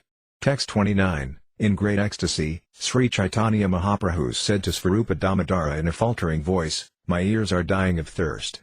Please recite something to quench this thirst. Let me hear it." Text 30. Understanding the ecstatic emotions of Sri Caitanya Mahaprabhu, Svarupa Damodara, in a sweet voice, recited the following verse from Srimad Bhagavatam. Text 31. The Gopas said, "My dear Lord Krishna, where is that woman within the three worlds who would not be captivated by the rhythms of the sweet songs coming from your wonderful flute? Who would not fall down from the path of chastity in this way? Your beauty is the most sublime within the three worlds. Upon seeing your beauty, even cows, birds, animals and trees in the forest are stunned in jubilation." Text 32. Upon hearing this verse, Sri Caitanya Mahaprabhu, overwhelmed with the ecstasy of the Gopas, began to explain it. Text 33. Sri Caitanya Mahaprabhu said, "The Gopas entered the arena of the Rasa dance in ecstasy, but after hearing Krishna's words of negligence and detachment, they understood that he was going to renounce them. Thus they began to chastise him in anger. Text 34, "O dear lover," they said, "please answer just one question. Who among all the youthful women within this universe is not attracted by the sound of your flute?" Text 35, "When you play your flute, the vibration acts like a messenger in the form of a yogini perfect in the art of chanting mantras. This messenger enchants all the women in the universe and attracts them to you. Then she increases their great anxiety and induces them to give up the regulative principle of obeying superiors. Finally, she forcibly brings them to you to surrender in amorous love." Text 36, "The vibration of your flute, accompanied by your glance, which pierces us forcibly with the arrows of lust, induces us to ignore the regulative principles of religious life. Thus we become excited by lusty desires and come to you, giving up all shame and fear. But now you are angry with us. You are finding fault with our violating religious principles and leaving our homes and husbands. And as you instruct us about religious principles, we become helpless." Text 37, "We know that this is all a well-planned trick. You know how to make jokes that cause the complete annihilation of women, but we can understand that your real mind, words and behavior are different. Therefore please give up all these clever tricks." Text 38, "The nectarian buttermilk of your flute's vibration, the nectar of your sweet words and the nectarian sound of your ornaments mix together to attract our ears, minds and lives. In this way you are killing us." Text 39, Sri Caitanya Mahaprabhu spoke these words in a mood of anger as he floated on waves of ecstatic love. Merged in an ocean of anxiety, he recited a verse spoken by Srimati Radharani expressing the same emotion. Then he personally explained the verse and thus tasted the sweetness of Krishna. Text 40, Sri Caitanya Mahaprabhu continued, "My dear friend, the Supreme Personality of Godhead, Krishna, has a voice as deep as a cloud resounding in the sky. With the tinkling of his ornaments he attracts the ears of the gopis, and with the sound of his flute he attracts even the goddess of fortune and other beautiful women. That personality of Godhead, known as Madana Mohana, whose joking words carry many indications and deep meanings, is increasing the lusty desires of my ears." Text 41, "Krishna's deep voice is more resonant than newly arrived clouds, and his sweet song defeats even the sweet voice of the cuckoo. Indeed, his song is so sweet that even one particle of its sound can inundate the entire world. If such a particle enters one's ear, one is immediately bereft of all other types of hearing." Text 42, "My dear friend, please tell me what to do. My ears have been plundered by the qualities of Krishna's sound. Now, however, I cannot hear his transcendental sound, and I am almost dead for want of it." Text 43, "The tinkling of Krishna's ankle bells surpasses the songs of even the swan and crane, and the sound of his bangles puts the singing of the Kataka bird to shame. Having allowed these sounds to enter the ears even once, one cannot tolerate hearing anything else." Text 44, "Krishna's speech is far sweeter than nectar. Each of his jubilant words is full of meaning, and when his speech mixes with his smile, which is like camphor, the resultant sound and the deep meaning of Krishna's words create various transcendental mellows." Text 45, "One particle of that transcendental, blissful nectar is the life and soul of the ear, which is like a kakora bird that lives in hope of tasting that nectar. Sometimes, by good fortune, the bird can taste it, but at other times he unfortunately cannot and therefore almost dies of thirst." Text 46, "The transcendental vibration of Krishna's flute disturbs the hearts of women all over the world, even if they hear it only once. Thus their fastened belts become loose, and these women become the unpaid maidservants of Krishna. Indeed, they run toward Krishna exactly like madwomen." Text 47, "When she hears the vibration of Krishna's flute, even the goddess of fortune comes to him, greatly hoping for his association, but nevertheless she does not get it. When the waves of thirst for his association increase, she performs austerities, but still she cannot meet him."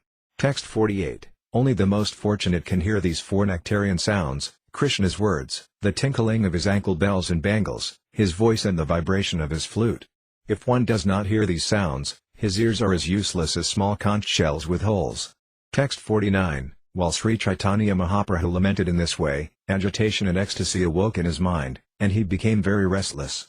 Many transcendental ecstasies combined in him, including anxiety, lamentation, attention, eagerness, fear, determination and remembrance." Text 50, "The aggregate of all these ecstasies once awoke a statement by Srimati Radharani in the mind of Bhalvamangala Thakura, Lila Sukha. In the same ecstatic mood, Sri Caitanya Mahaprabhu now recited that verse, and on the strength of madness he described its meaning, which is unknown to people in general." Text 51, Sri Caitanya Mahaprabhu said, "Alas, what shall I do? To whom shall I speak? Let whatever I have done in hopes of meeting Krishna be finished now. Please say something auspicious, but do not speak about Krishna. Alas, Krishna is lying within my heart like Cupid, therefore how can I possibly give up talking of him? I cannot forget Krishna, whose smile is sweeter than sweetness itself and who gives pleasure to my mind and eyes. Alas, my great thirst for Krishna is increasing moment by moment. Text 52. The anxiety caused by separation from Krishna has made me impatient, and I can think of no way to meet him. O my friends, you are also deranged by lamentation. Who, therefore, will tell me how to find him? Text 53. O my dear friends, how shall I find Krishna? What shall I do? Where shall I go? Where can I meet him? Because I cannot find Krishna, my life is leaving me. Text 54. Suddenly, Sri Caitanya Mahaprabhu became calm and considered his state of mind. He remembered the words of Pingala, and this aroused an ecstasy that moved him to speak. Thus he explained the meaning of the verse. Text 55. Sri Caitanya Mahaprabhu said, "If I give up hope of meeting Krishna, I shall then be happy. Therefore, let us stop this most inglorious discussion of Krishna. It would be better for us to talk of glorious topics and forget him." Text 56. While speaking in this way, Srimati Radharani suddenly remembered Krishna. Indeed, he appeared within her heart. Greatly astonished, she told her friends, "The person I want to forget is lying in my heart." Text 57. Srimati Radharani's ecstasy also made her think of Krishna as Cupid, and this understanding frightened her. She said, "This Cupid, who has conquered the whole world and entered my heart, is my greatest enemy, for he does not allow me to forget him." Text 58. Then great eagerness conquered all the other soldiers of ecstasy, and an uncontrollable desire rose in the kingdom of Srimati Radharani's mind. Greatly unhappy, she then chastised her own mind. Text 59. If I do not think of Krishna, my impoverished mind will die within a moment like a fish out of water. But when I see Krishna's sweetly smiling face, my mind and eyes are so pleased that my desire for him redoubles. Text 60. Alas! Where is Krishna, the treasure of my life? Where is the lotus-eyed one? Alas! Where is the divine ocean of all transcendental qualities? Alas! Where is the beautiful blackish youth dressed in yellow garments? Alas! Where is the hero of the Rasa dance? Text 61. Where shall I go? Where can I find you? Please tell me. I shall go there. Speaking in this way, Sri Caitanya Mahaprabhu began running. But Svarupa Damodar Goswami stood up, caught him and took him on his lap. Then Svarupa Damodara brought him back to his place and made him sit down. Text 62. Suddenly Sri Caitanya Mahaprabhu returned to external consciousness and said to Svarupa Damodar Goswami, "My dear Svarupa, please sing some sweet songs." The Lord's ears were satisfied when he heard Svarupa Damodara sing songs from the Gita Govinda and those by the poet Vidyapati. Text 63. Each day and night, Sri Caitanya Mahaprabhu would become deranged in this way and talk like a madman. Text 64. Even Ananda Deva, who possesses thousands of mouths, cannot fully describe the ecstatic transformations that Sri Caitanya Mahaprabhu experienced in a single day. Text 65. What can a poor creature like me describe of those transformations? I can give only a hint of them, as if showing the moon through the branches of a tree. Text 66. This description, however, will satisfy the mind and ears of anyone who hears it, and he will be able to understand these uncommon activities of deep ecstatic love for Krishna. Text 67. Ecstatic love for Krishna is wonderfully deep. By personally tasting the glorious sweetness of that love, Sri Caitanya Mahaprabhu showed us its extreme limit. Text 68. Sri Caitanya Mahaprabhu is wonderfully merciful and wonderfully magnanimous. We have heard of no one else within this world so merciful and charitable. Text 69. O people of the world, worship the lotus feet of Sri Caitanya Mahaprabhu in all respects. Only in this way will you achieve the nectarian treasure of ecstatic love for Krishna. Text 70. Thus I have described Sri Caitanya Mahaprabhu's ecstatic transformation of becoming like a tortoise. In that ecstasy, he talked and acted like a madman. Text 71. Srila Raghunatha Dasa Goswami has fully described this pastime in his book Gauranga Kalpavriksha. Text 72. How wonderful it is! Sri Caitanya Mahaprabhu left his residence without opening the 3 strongly bolted doors. Then he crossed over 3 high walls, and later, because of strong feelings of separation from Krishna, he fell down amidst the cows of the Tailanga district and retracted all the limbs of his body like a tortoise. Sri Caitanya Mahaprabhu, who appeared in that way, rises in my heart and maddens me. Text 73. Praying at the lotus feet of Sri Rupa and Sri Raghunatha, always desiring their mercy, I, Krishnadasa, narrate Sri Caitanya-caritamrta, following in their footsteps. Chapter 18 Rescuing the Lord from the Sea. A summary of the 18th chapter is given by Srila Bhaktivinoda Thakura in his Amrita Pravaha Bhasya. On an autumn evening when the moon was full, Sri Caitanya Mahaprabhu walked along the seashore near the Astounded temple. Mistaking the sea for the Yamuna river, he jumped into it, hoping to see the water pastimes Krishna enjoyed with Srimati Radharani and the other gopas. As he floated in the sea, however, he was washed away to the Konarka temple, where a fisherman, thinking that the Lord's body was a big fish, caught him in his net and brought him ashore. Sri Caitanya Mahaprabhu was unconscious, and his body had become unusually transformed. As soon as the fisherman touched the Lord's body, he became mad in ecstatic love of Krishna. His own madness frightened him, however, because he thought that he was being haunted by a ghost. As he was about to seek a ghost charmer, he met Svarupa Damodara Goswami and the other devotees on the beach, who had been looking everywhere for the Lord. After some inquiries, Svarupa Damodara could understand that the fisherman had caught Lord Sri Caitanya Mahaprabhu in his net. Since the fisherman was afraid of being haunted by a ghost, Svarupa Damodara gave him a slap and chanted Hare Krishna, which immediately pacified him. Thereafter, when the devotees chanted the Hare Krishna Maha Mantra loudly, Sri Caitanya Mahaprabhu came to his external consciousness. Then they brought him back to his own residence. Text 1. In the brilliant autumn moonlight, Sri Caitanya Mahaprabhu mistook the sea for the river Yamuna. Greatly afflicted by separation from Krishna, he ran and dove into the sea and remained unconscious in the water the entire night. In the morning, he was found by his personal devotees. May that Sri Caitanya Mahaprabhu, the son of Mother Sasi, protect us by his transcendental pastimes. Text 2. All glories to Sri Caitanya Mahaprabhu. All glories to Nityananda Prabhu. All glories to Advaita Acharya. And all glories to all the devotees of Sri Caitanya Mahaprabhu. Text 3. While thus living at Jagannath Puri, Sri Caitanya Mahaprabhu floated all day and night in an ocean of separation from Krishna. Text 4. During a night of the autumn season when a full moon brightened everything, Sri Caitanya Mahaprabhu wandered all night long with his devotees. Text 5. He walked from garden to garden, seeing the pastimes of Lord Krishna and hearing and reciting songs and verses concerning the Rasa-līlā. Text 6. He sang and danced in ecstatic love and sometimes imitated the Rasa dance in emotional ecstasy. Text 7. He sometimes ran here and there in the madness of ecstasy and sometimes fell and rolled on the ground. Sometimes he became completely unconscious. Text 8. When he heard Svarupa Damodara recite a verse concerning the Rasa-līlā or he himself recited one, he would personally explain it, as he had previously done. Text 9. In this way, he explained the meaning of all the verses concerning the Rasa-līlā. Sometimes he would be very sad and sometimes very happy. Text 10. To explain fully all those verses and all the transformations that took place in the Lord's body would require a very large volume.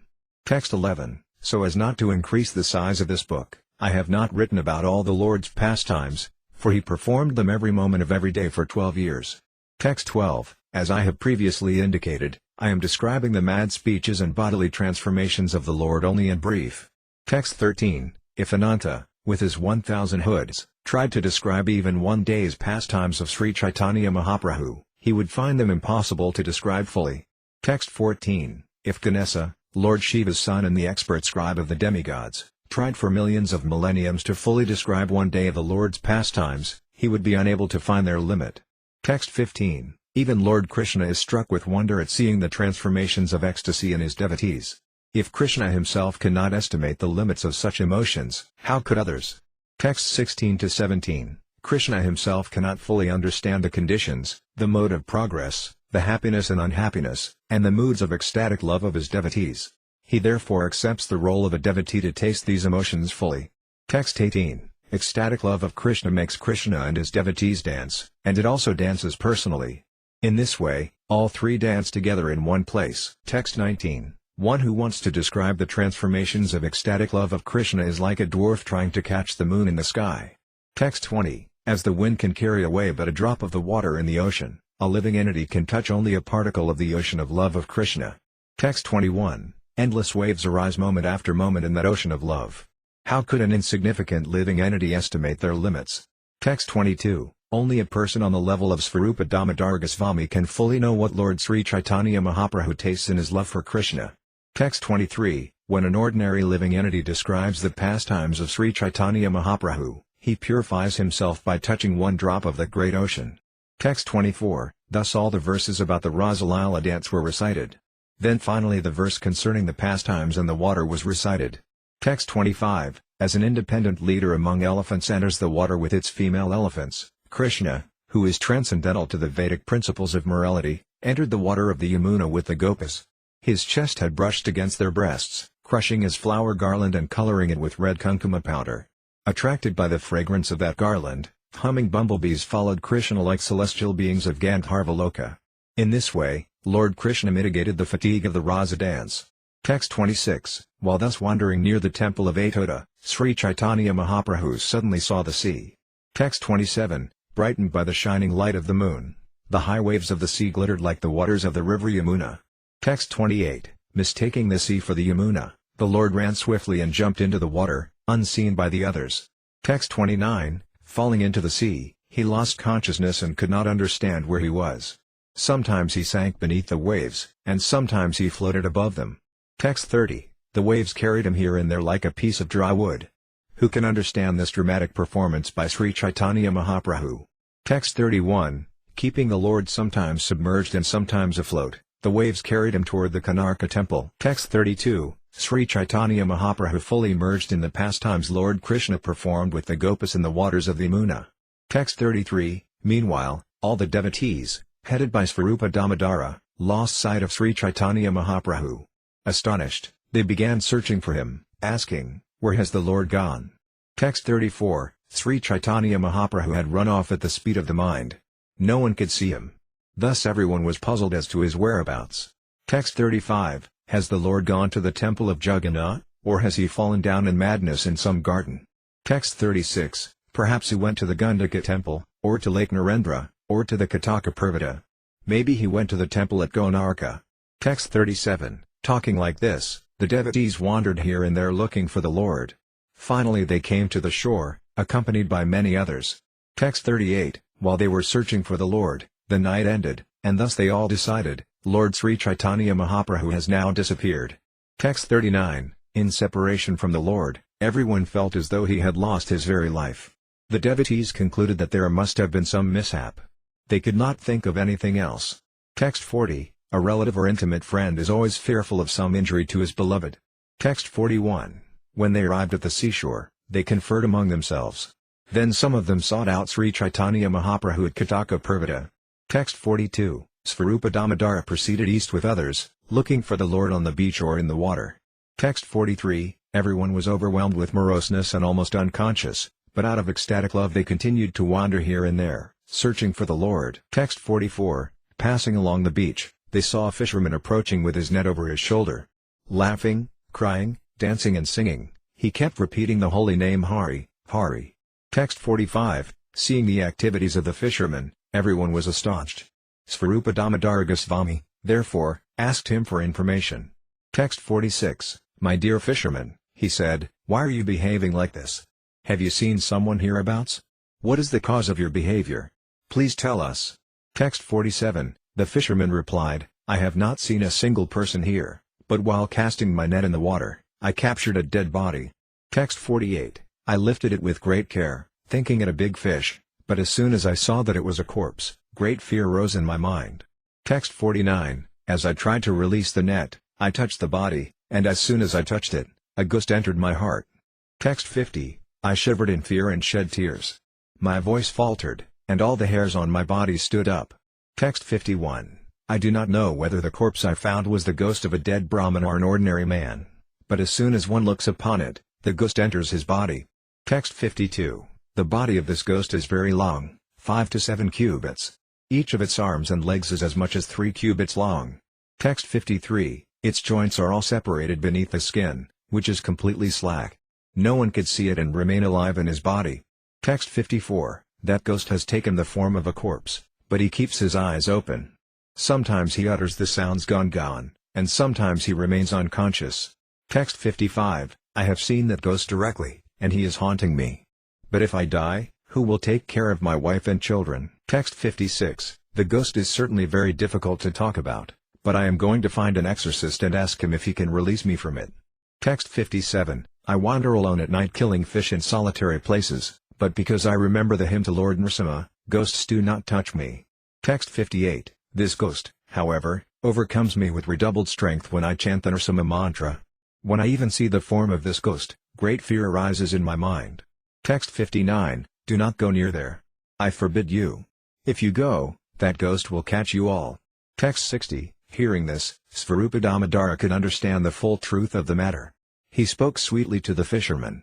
Text 61, I am a famous exorcist, he said, and I know how to rid you of this ghost. He then chanted some mantras and placed his hand on top of the fisherman's head. Text 62, he slapped the fisherman 3 times and said, now the ghost has gone away. Do not be afraid. By saying this, he pacified the fisherman. Text 63, the fisherman was affected by ecstatic love, but he was also fearful. He had thus become doubly agitated. Now that his fear had subsided, however, he had become somewhat normal. Text 64, Svarupa Damodara said to the fisherman, my dear sir, the person you are thinking is a ghost is not actually a ghost but is the Supreme Personality of Godhead, Sri Krishna Caitanya Mahaprabhu. Text 65, because of ecstatic love, the Lord fell into the sea, and you have caught him in your net and rescued him. Text 66, simply touching him has awakened your dormant love of Krishna, but because you thought him a ghost, you were very much afraid of him. Text 67, now that your fear has gone and your mind is peaceful, please show me where he is. Text 68, the fisherman replied, I have seen the Lord many times, but this is not he. This body is very much deformed. Text 69, Svarupa Damodara said, the Lord's body becomes transformed in his love for God. Sometimes the joints of his bones separate, and his body becomes very much elongated. Text 70, hearing this, the fisherman became very happy. He brought all the devotees with him and showed them Sri Caitanya Mahaprabhu. Text 71, the Lord was lying on the ground, his body elongated and bleached white by the water. He was covered from head to foot with sand. Text 72, the Lord's body was stretched, and his skin was slack and hanging loose. To lift him and take him the long distance home would have been impossible. Text 73, the devotees removed his wet undergarment and replaced it with a dry one. Then, laying the Lord on an outer cloth, they cleaned the sand from his body. Text 74, they all performed Sankirtana, loudly chanting the holy name of Krishna into the Lord's ear. Text 75, after some time the sound of the holy name entered the ear of the Lord, who immediately got up, making a great noise. Text 76, as soon as he got up, his bones assumed their proper places. With half-external consciousness, the Lord looked here and there. Text 77, the Lord remained in one of 3 different states of consciousness at all times, internal, external and half-external. Text 78, when the Lord was deeply absorbed in internal consciousness but he nevertheless exhibited some external consciousness, devotees called his condition Urdhvaya, or half-external consciousness. Text 79, in this half-external consciousness, Sri Caitanya Mahaprabhu talked like a madman. The devotees could distinctly hear him speaking to the sky. Text 80, seeing the river Yamuna, he said, I went to Vrindavana. There I saw the son of Nanda Maharaja performing his sporting pastimes in the water. Text 81, Lord Krishna was in the water of the Yamuna in the company of the Gopis, headed by Srimati Radharani. They were performing pastimes in a great sporting manner. Text 82, I saw this pastime as I stood on the bank of the Yamuna in the company of the Gopis. One gopi was showing some other gopis the pastimes of Radha and Krishna in the water. Text 83, all the gopis entrusted their silken garments and ornaments to the care of their friends and then put on fine white cloth. Lord Krishna, taking his beloved gopis with him, bathed and performed very nice pastimes in the water of the Yamuna. Text 84, my dear friends, just see Lord Krishna's sporting pastimes in the water. Krishna's restless palms resemble lotus flowers. He is just like the chief of mad elephants, and the gopis who accompany him are like she-elephants. Text 85, the sporting pastimes in the water began, and everyone started splashing water back and forth. In the tumultuous showers of water, no one could be certain which party was winning and which was losing. This sporting water fight increased unlimitedly. Text 86, the gopis were like steady streaks of lightning, and Krishna resembled a blackish cloud. The lightning began sprinkling water upon the cloud, and the cloud upon the lightning. Like thirsty Kataka birds, the eyes of the gopis joyously drank the nectarian water from the cloud. Text 87, as the fight began, they splashed water on one another. Then they fought hand to hand, then face to face, then chest to chest, teeth to teeth and finally nail to nail. Text 88, thousands of hands splashed water, and the gopis saw Krishna with thousands of eyes. With thousands of legs they came near him, and they kissed him with thousands of faces. Thousands of bodies embraced him. The gopis heard his joking words with thousands of ears. Text 89, Krishna forcibly swept Radharani away and took her into water up to her neck. Then he released her where the water was very deep. She grasped Krishna's neck, however, and floated on the water like a lotus flower plucked by the trunk of an elephant. Text 90, Krishna expanded himself into as many forms as there were gopas and then took away all the garments that covered them. The water of the river Yamuna was crystal clear, and Krishna saw the glittering bodies of the gopas in great happiness. Text 91, the lotus stems were friends of the gopas and therefore helped them by offering them lotus leaves. The lotuses pushed their large, round leaves over the surface of the water with their hands, the waves of the Yamuna, to cover the gopas' bodies. Some gopas undid their hair and kept it in front of them as dresses to cover the lower portions of their bodies and used their hands as bodices to cover their breasts. Text 92, then Krishna quarreled with Radharani, and all the gopas hid themselves in a cluster of white lotus flowers. They submerged their bodies up to their necks in the water. Only their faces floated above the surface, and the faces were indistinguishable from the lotuses. Text 93, in the absence of the other gopas, Lord Krishna behaved with Srimati Radharani as freely as he desired. When the gopas began searching for Krishna, Srimati Radharani, being of very fine intelligence and thus knowing the situation of her friends, immediately mingled in their midst. Text 94, many white lotus flowers were floating in the water, and as many bluish lotus flowers came nearby. As they came close together, the white and blue lotuses collided and began fighting with one another. The gopas on the bank of the Yamuna watched with great amusement.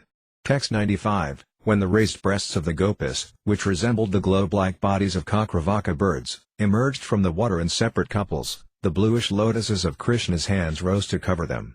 Text 96, the hands of the gopas, which resembled red lotus flowers, arose from the water in pairs to obstruct the bluish flowers. The blue lotuses tried to plunder the white Kakravaka birds, and the red lotuses tried to protect them. Thus there was a fight between the two. Text 97, blue and red lotus flowers are unconscious objects, whereas Kakravakas are conscious and alive. Nevertheless, in ecstatic love, the blue lotuses began to taste the Kakravakas. This is a reversal of their natural behavior, but in Lord Krishna's kingdom such reversals are a principle of his pastimes. Text 98, the blue lotuses are friends of the sun god, and though they all live together, the blue lotuses plunder the Kakravakas. The red lotuses, however, blossom at night and are therefore strangers or enemies to the Kakravakas. Yet in Krishna's pastimes the red lotuses, which are the hands of the gopas, protect their Kakravaka breasts. This is a metaphor of contradiction. Text 99, Sri Caitanya Mahaprabhu continued, in his pastimes, Krishna displayed the two ornaments of hyperbole and reverse analogy. Tasting them brought gladness to my mind and fully satisfied my ears and eyes. Text 100, after performing such wonderful pastimes, Lord Sri Krishna went up on the shore of the Yamuna river, taking with him all his beloved gopas. Then the gopas on the riverbank rendered service by massaging Krishna and the other gopas with scented oil and smearing paste of amalaki fruit on their bodies. Text 101, then they all bathed again, and after putting on dry clothing, they went to a small jeweled house, where the gopi Vrnda arranged to dress them in forest clothing by decorating them with fragrant flowers, green leaves and all kinds of other ornaments. Text 102, in Vrindavana, the trees and creepers are wonderful because throughout the entire year they produce all kinds of fruits and flowers. The gopas and maidservants in the bowers of Vrindavana picked these fruits and flowers and brought them before Radha and Krishna. Text 103, the gopas peeled all the fruits and placed them together on large plates on a platform in the jeweled cottage. They arranged the fruit in orderly rows for eating, and in front of it they made a place to sit. Text 104, among the fruits were many varieties of coconuts and mangoes, bananas, berries, jackfruits, dates, tangerines, oranges, blackberries, centras, grapes, almonds and all kinds of dried fruit.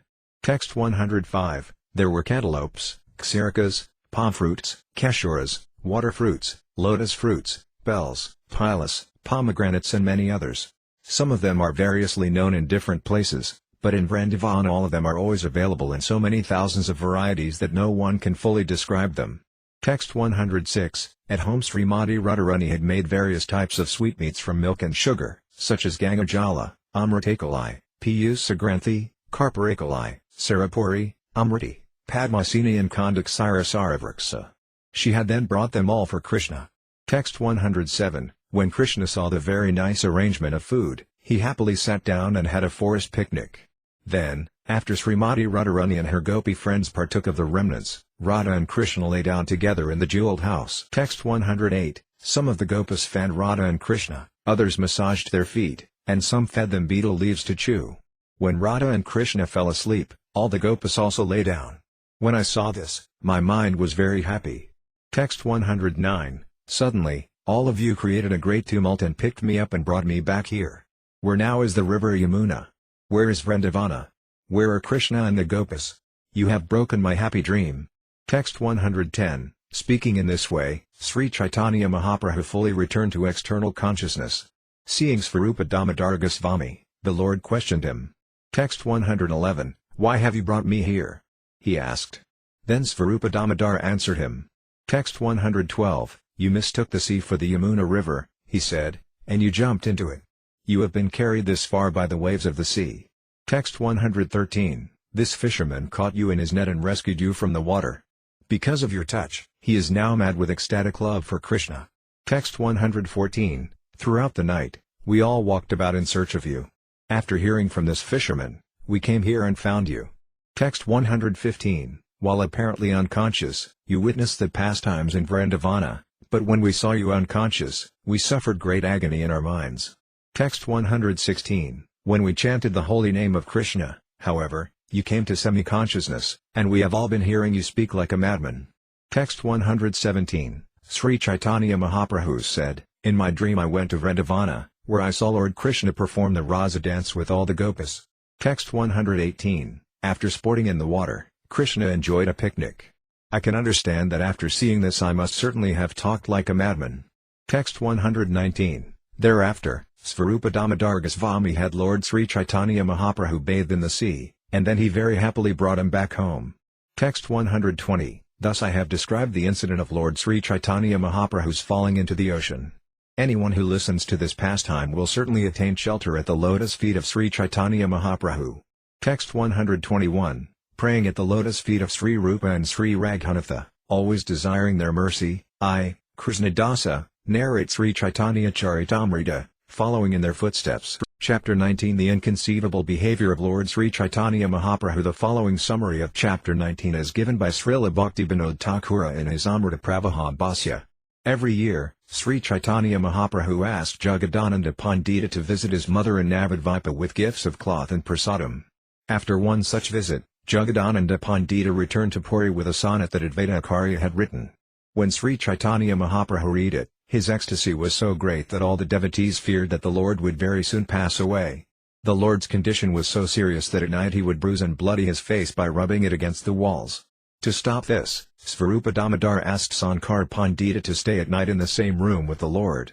This chapter further describes how Lord Sri Caitanya Mahaprabhu entered the Jagannath Vallabha garden during the full moon night of Vaisakha, April to May, and experienced various transcendental ecstasies. Overwhelmed with ecstatic love at suddenly seeing Lord Sri Krishna beneath an Asoka tree, he exhibited various symptoms of spiritual madness.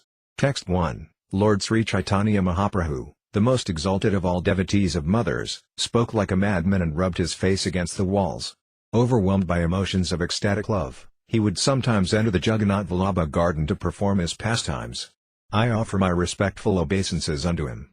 Text 2. All glories to Sri Caitanya Mahaprabhu.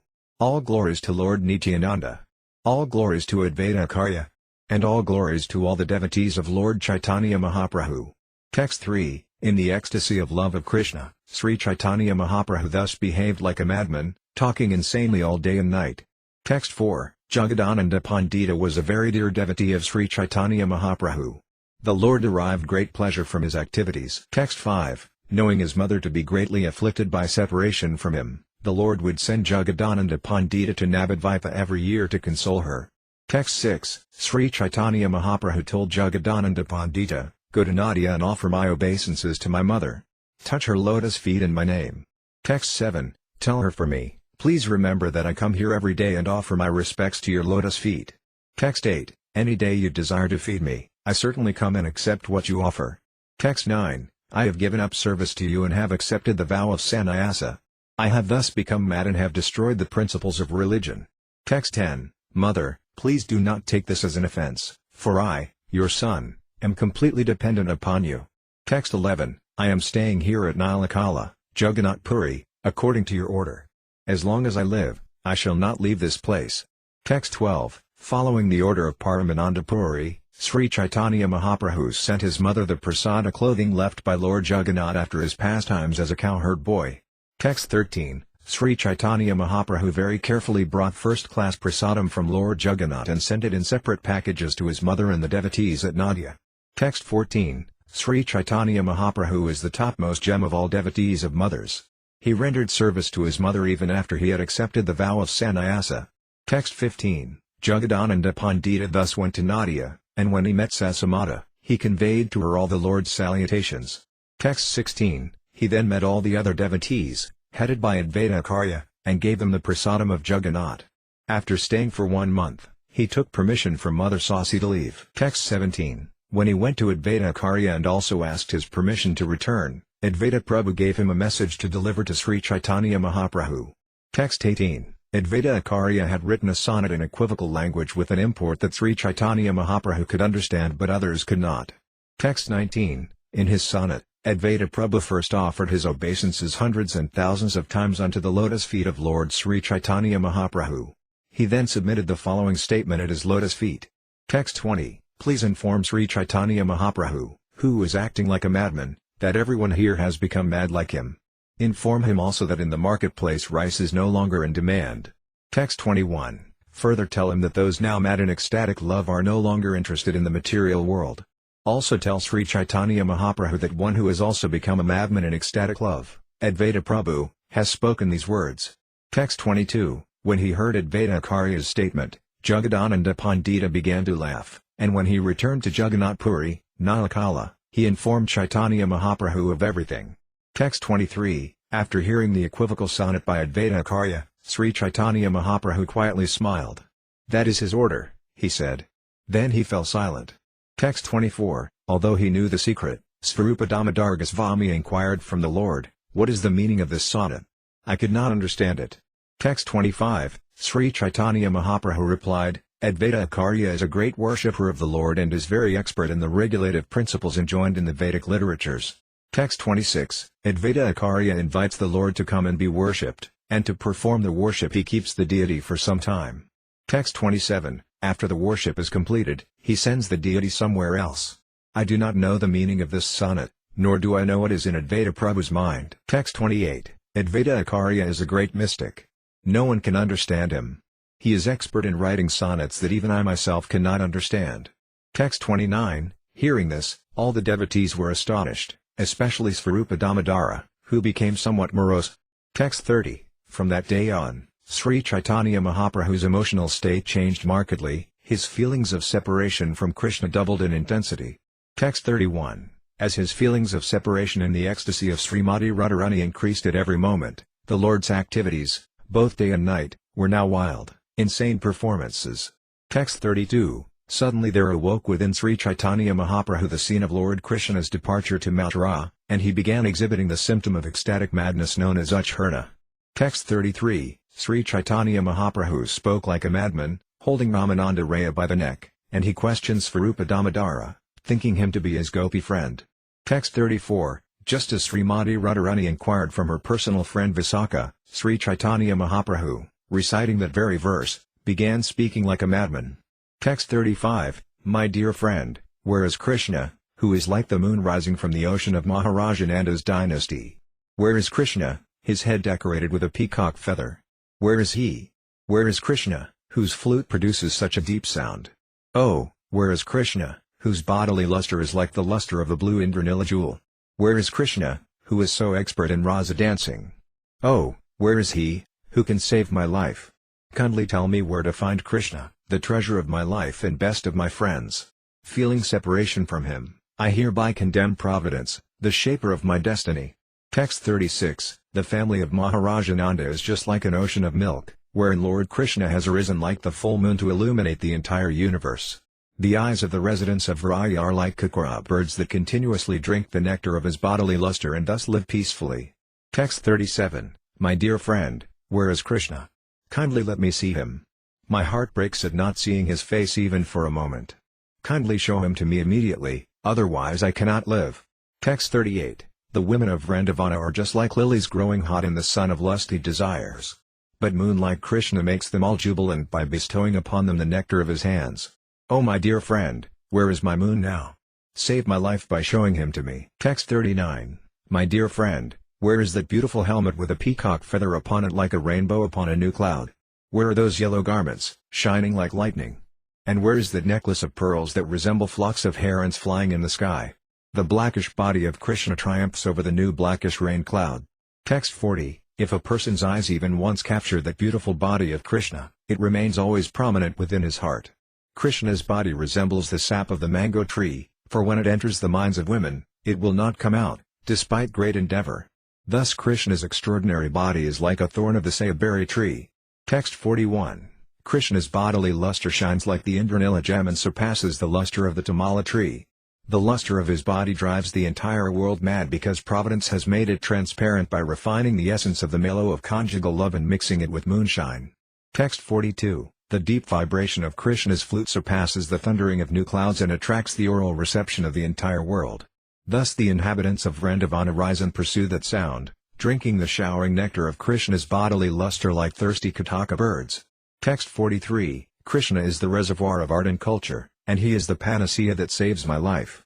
Oh my dear friend, since I live without him, who is the best among my friends, I condemn the duration of my life. I think that Providence has cheated me in many ways. Text 44. Why does Providence continue the life of one who does not wish to live? This thought aroused anger and lamentation in Sri Caitanya Mahaprabhu, who then recited a verse from Srimad Bhagavatam that chastises Providence and makes an accusation against Krishna. Text 45. O Providence, you have no mercy. You bring embodied souls together through friendship and affection, but before their desires are fulfilled, you separate them. Your activities are like the foolish pranks of children. Text 46. Providence, you do not know the purport of loving affairs, and therefore you baffle all our endeavors. This is very childish of you. If we could catch you, we would give you such a lesson that you would never again make such arrangements. Text 47. Oh, cruel Providence! You are very unkind, for you bring together in love people who are rarely in touch with each other. Then, after you have made them meet but before they are fulfilled, you again spread them far apart. Text 48. O Providence, you are so unkind.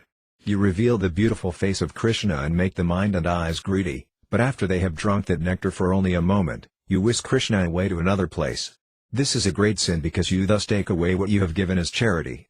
Text 49. O misbehaved Providence! If you reply to us, Akrura is actually at fault, why are you angry with me? Then I say to you, Providence, you have taken the form of Akrura and have stolen Krishna away. No one else would behave like this. Text 50. But this is the fault of my own destiny. Why should I needlessly accuse you? There is no intimate relationship between you and me. Krishna, however, is my life and soul. It is we who live together, and it is he who has become so cruel. Text 51. He for whom I have left everything is personally killing me with his own hands. Krishna has no fear of killing women. Indeed, I am dying for him, but he doesn't even turn back to look at me. Within a moment, he has broken off our loving affairs. Text 52. Yet why should I be angry with Krishna? It is the fault of my own misfortune. The fruit of my sinful activities has ripened, and therefore Krishna, who has always been dependent on my love, is now indifferent. This means that my misfortune is very strong. Text 53. In this way, Sri Caitanya Mahaprabhu lamented in the mood of separation, Alas, alas! O Krishna, where have you gone? Feeling in his heart the ecstatic emotions of the Gopas, Sri Caitanya Mahaprabhu agonized in their words, saying, O Govinda! O Damodara! O Madhava! Text 54. Svarupa Damodara and Ramananda Raya then devised various means to pacify the Lord. They sang songs of meeting that transformed his heart and made his mind peaceful. Text 55. As Sri Caitanya Mahaprabhu lamented in this way, half the night passed. Then Svarupa Damodara made the Lord lie down in the room known as the Gambhira. Text 56. After the Lord was made to lie down, Ramananda Raya returned home, and Svarupa Damodara and Govinda lay down at the door of the Gambhira. Text 57. Sri Caitanya Mahaprabhu stayed awake all night, chanting the Hare Krishna Maha Mantra, his mind overwhelmed by spiritual ecstasy. Text 58. Feeling separation from Krishna, Sri Caitanya Mahaprabhu was so distraught that in great anxiety he stood up and began rubbing his face against the walls of the Gambhira. Text 59. Blood oozed from the many injuries on his mouth, nose and cheeks, but due to his ecstatic emotions, the Lord did not know it. Text 60. In ecstasy, Sri Caitanya Mahaprabhu rubbed his face against the walls all night long, making a peculiar sound, "Gone gone," which Svarupa Damodara could hear through the door. Text 61, lighting a lamp, Svarupa Damodara and Govinda entered the room. When they saw the Lord's face, they were filled with sorrow. Text 62, they brought the Lord to his bed, calmed him and then asked, "Why have you done this to yourself?" Text 63, Sri Caitanya Mahaprabhu replied, "I was in such anxiety that I could not stay in the room. I wanted to go out, and therefore I wandered about the room, looking for the door." Text 64, unable to find the door, I kept hitting the four walls with my face. My face was injured, and it bled, but I still could not get out. Text 65, in this state of madness, Sri Caitanya Mahaprabhu's mind was unsteady. Whatever he said or did was all symptomatic of madness. Text 66, Svarupa Damodara was very anxious, but then he had an idea. The following day, he and the other devotees considered it together. Text 67, after consulting with one another, they entreated Sri Caitanya Mahaprabhu to allow Sankara Pandita to lie down in the same room with him. Text 68, thus Sankara Pandita lay at the feet of Sri Caitanya Mahaprabhu, and the Lord placed his legs upon Sankara's body. Text 69, Sankara became celebrated by the name Prabhupadopadana, the pillow of Sri Caitanya Mahaprabhu. He was like Vidura, as Sukadeva Goswami previously described him. Text 70, when submissive Vidura, the resting place of the legs of Lord Krishna, had thus spoken to Maitreya, Maitreya began speaking, his hair standing on end due to the transcendental pleasure of discussing topics concerning Lord Krishna. Text 71, Sankara massaged the legs of Sri Caitanya Mahaprabhu, but while massaging he would fall asleep and thus lie down. Text 72, he would lie asleep without a covering on his body, and Sri Caitanya Mahaprabhu would get up and wrap him with his own quilt. Text 73, Sankara Pandita would always fall asleep, but he would quickly awaken, sit up and again begin massaging the legs of Sri Caitanya Mahaprabhu. In this way he would stay awake the entire night. Text 74, out of fear of Sankara, Sri Caitanya Mahaprabhu could neither leave his room nor rub his lotus-like face against the walls. Text 75, this pastime of Sri Caitanya Mahaprabhu's has been described very nicely by Raghunatha Dasa Goswami in his book known as Gauranga Kalpavriksha. Text 76, because of separation from his many friends in Vrindavana, who were like his own life, Sri Caitanya Mahaprabhu spoke like a madman. His intelligence was transformed. Day and night he rubbed his moon-like face against the walls, and blood flowed from the injuries. May that Sri Caitanya Mahaprabhu rise in my heart and make me mad with love. Text 77, in this way Sri Caitanya Mahaprabhu stayed immersed day and night in an ocean of ecstatic love for Krishna. Sometimes he was submerged, and sometimes he floated. Text 78, one full moon night in the month of Vaisakha, April to May, Sri Caitanya Mahaprabhu went to a garden. Text 79, the Lord, along with his devotees, entered one of the nicest gardens, called Jagannath Vallabha. Text 80, in the garden were fully blossomed trees and creepers exactly like those in Vrindavana. Bumblebees and birds like the suka, sari and pika talked with one another. Text 81, a mild breeze was blowing, carrying the fragrance of aromatic flowers. The breeze had become a guru and was teaching all the trees and creepers how to dance. Text 82, brightly illuminated by the full moon, the trees and creepers glittered in the light. Text 83, the 6 seasons, especially spring, seemed present there.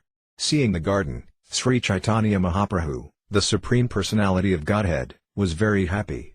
Text 84, in this atmosphere, the Lord had his associates sing a verse from the Gita Govinda beginning with the words Lalita Lavangalata as he danced and wandered about with them.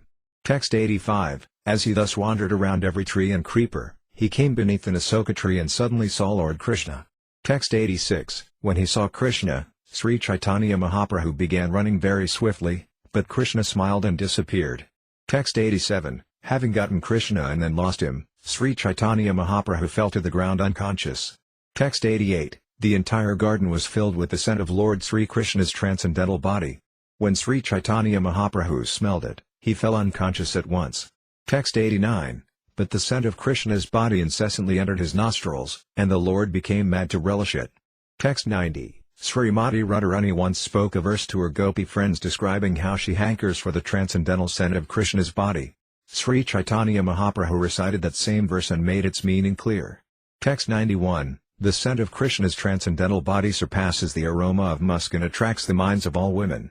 The 8 lotus-like parts of his body distribute the fragrance of lotuses mixed with that of camphor. His body is anointed with aromatic substances like musk, camphor, sandalwood and agarru. O my dear friend, that personality of Godhead, also known as the enchanter of Cupid, always increases the desire of my nostrils. Text 92. The scent of Krishna's body surpasses the fragrances of musk and the bluish lotus flower. Spreading throughout the 14 worlds, it attracts everyone and makes the eyes of all women blind. Text 93. My dear friend, the scent of Krishna's body enchants the entire world. It especially enters the nostrils of women and remains seated there. Thus it captures them and forcibly brings them to Krishna. Text 94. Krishna's eyes, navel and face, hands and feet are like 8 lotus flowers on his body. From those 8 lotuses emanates a fragrance like a mixture of camphor and lotus. That is the scent associated with his body. Text 95. When sandalwood pulp is mixed with agarru, kunkuma, musk and camphor and spread on Krishna's body, it combines with Krishna's own original bodily perfume and seems to cover it. Text 96. The scent of Krishna's transcendental body is so attractive that it enchants the bodies and minds of all women. It bewilders their nostrils, loosens their belts and hair, and makes them mad women. All the women of the world come under its influence, and therefore the scent of Krishna's body is like a plunderer. Text 97. Falling completely under its influence, the nostrils yearn for it continuously, although sometimes they obtain it and sometimes not. When they do they drink their fill, though they still want more and more, but if they don't, out of thirst they die. Text 98. The dramatic actor Madana Mohana has opened a shop of scents that attract the women of the world to be his customers. He delivers the scents freely, but they make the women also blind, they cannot find the path returning home. Text 99. Sri Caitanya Mahaprabhu, his mind thus stolen by the scent of Krishna's body, ran here and there like a bumblebee. He ran to the trees and plants, hoping that Lord Krishna would appear, but instead he found only that scent. Text 100. Both Svarupa Damodar and Ramananda Raya sang to the Lord, who danced and enjoyed happiness until the morning arrived. Then the Lord's 2 associates devised a plan to bring him to external consciousness. Text 101. Thus, I, Krishnadasa, the servant of Srila Rupa Goswami, have sung of 4 divisions of the Lord's pastimes in this chapter: the Lord's devotion to his mother, his words of madness, his rubbing his face against the walls at night, and his dancing at the appearance of Lord Krishna's fragrance. Text 102. Sri Caitanya Mahaprabhu thus returned to external consciousness. He then bathed and went to see Lord Jagannath. Text 103. The pastimes of Lord Krishna are uncommonly full of transcendental potency. It is a characteristic of such pastimes that they do not fall within the jurisdiction of experimental logic and arguments. Text 104. When transcendental love of Krishna awakens in someone's heart, even a learned scholar cannot comprehend his activities. Text 105. The activities and symptoms of that exalted personality in whose heart love of Godhead has awakened cannot be understood even by the most learned scholar. Text 106. The activities of Sri Caitanya Mahaprabhu are undoubtedly uncommon, especially his talking like a madman. Therefore, one who hears of these pastimes should not put forward mundane arguments. He should simply hear the pastimes with full faith. Text 107. The evidence of the truth of these talks is found in Srimad Bhagavatam. There, in the section of the 10th canto known as the Brahmara Gita, the song to the bumblebee, Srimati Radharani speaks insanely in ecstatic love for Krishna. Text 108. The songs of the queens at Dwaraka, which are mentioned at the end of the 10th canto of Srimad Bhagavatam, have a very special meaning. They are not understood even by the most learned scholars. Text 109. If one becomes a servant of the servants of Sri Caitanya Mahaprabhu and Lord Nityananda Prabhu and is favored by them, he can believe in all these discourses. Text 110. Just try to hear these topics with faith, for there is great pleasure even in hearing them. That hearing will destroy all miseries pertaining to the body, mind and other living entities, and the unhappiness of false arguments as well. Text 111. Sri Caitanya-caritamrta is ever increasingly fresh. For one who hears it again and again, the heart and ear become pacified. Text 112. Praying at the lotus feet of Sri Rupa and Sri Raghunatha, always desiring their mercy, I, Krishnadasa, narrate Sri Caitanya-caritamrta, following in their footsteps. Chapter 20. The Sikha Prayers. The following summary of the 20th chapter is given by Srila Bhaktivinoda Thakura in his Amrita Pravaha Bhasya. Sri Caitanya Mahaprabhu passed his nights tasting the meaning of the Sikha prayers in the company of Svarupa Damodar Goswami and Ramananda Raya. Sometimes he recited verses from Jayadeva Goswami's Gita Govinda, from Srimad Bhagavatam, from Sri Ramananda Raya's Jagannath Vallabhanataka or from Sri Balvamangala Thakura's Krishna Caitanya-caritamrta. In this way, he became absorbed in ecstatic emotions. For the 12 years Sri Caitanya Mahaprabhu lived at Jagannath Puri, he relished the taste of reciting such transcendental verses. Altogether the Lord was present in this mortal world for 48 years. After hinting about the Lord's disappearance, the author of the Caitanya-caritamrta gives a short description of the entire Antya-līlā and then ends his book. Text 1. Only the most fortunate will relish the mad words of Sri Caitanya Mahaprabhu, which were mixed with jubilation, envy, agitation, submissiveness and grief, all produced by ecstatic loving emotions. Text 2. All glories to Lord Sri Caitanya Mahaprabhu. All glories to Lord Nityananda. All glories to Advaita Kendra. And all glories to all the devotees of Sri Caitanya Mahaprabhu. Text 3. While Sri Caitanya Mahaprabhu thus resided at Jagannath Puri, Nilakala, he was continuously overwhelmed, night and day, by separation from Krishna. Text 4. Day and night he tasted transcendental blissful songs and verses with two associates, namely Svarupa Damodar Goswami and Ramananda Raya. Text 5. He relished the symptoms of various transcendental emotions, such as jubilation, lamentation, anger, humility, anxiety, grief, eagerness and satisfaction. Text 6. He would recite his own verses, expressing their meanings and emotions, and thus enjoy tasting them with these two friends. Text 7. Sometimes the Lord would be absorbed in a particular emotion and would stay awake all night reciting related verses and relishing their taste. Text 8. In great jubilation, Sri Caitanya Mahaprabhu said, "My dear Svarupa Damodara and Ramananda Raya, know for me that chanting the holy names is the most feasible means of salvation in this age of Kali." Text 9. In this age of Kali, the process of worshipping Krishna is to perform sacrifice by chanting the holy name of the Lord. One who does so is certainly very intelligent, and he attains shelter at the lotus feet of Krishna.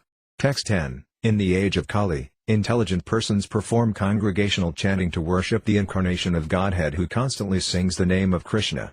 Although his complexion is not blackish, he is Krishna himself. He is accompanied by his associates, servants, weapons and confidential companions. Text 11. Simply by chanting the holy name of Lord Krishna, one can be freed from all undesirable habits.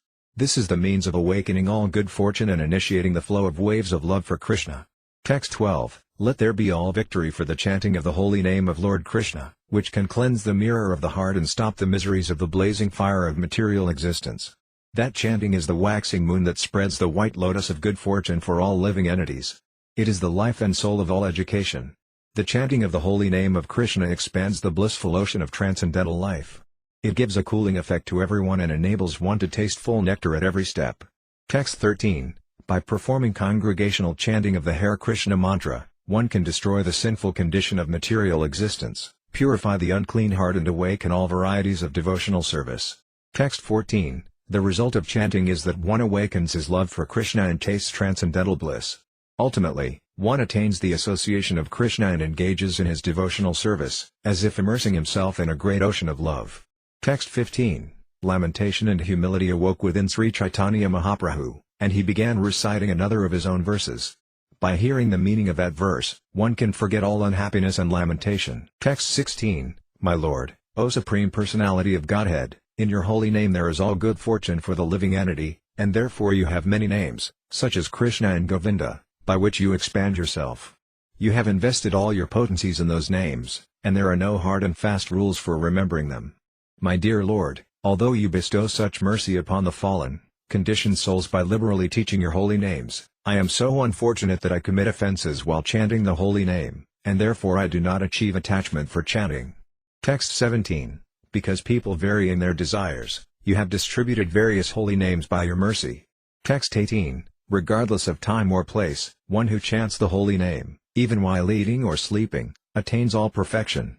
Text 19. You have invested your full potencies in each individual holy name, but I am so unfortunate that I have no attachment for chanting your holy names.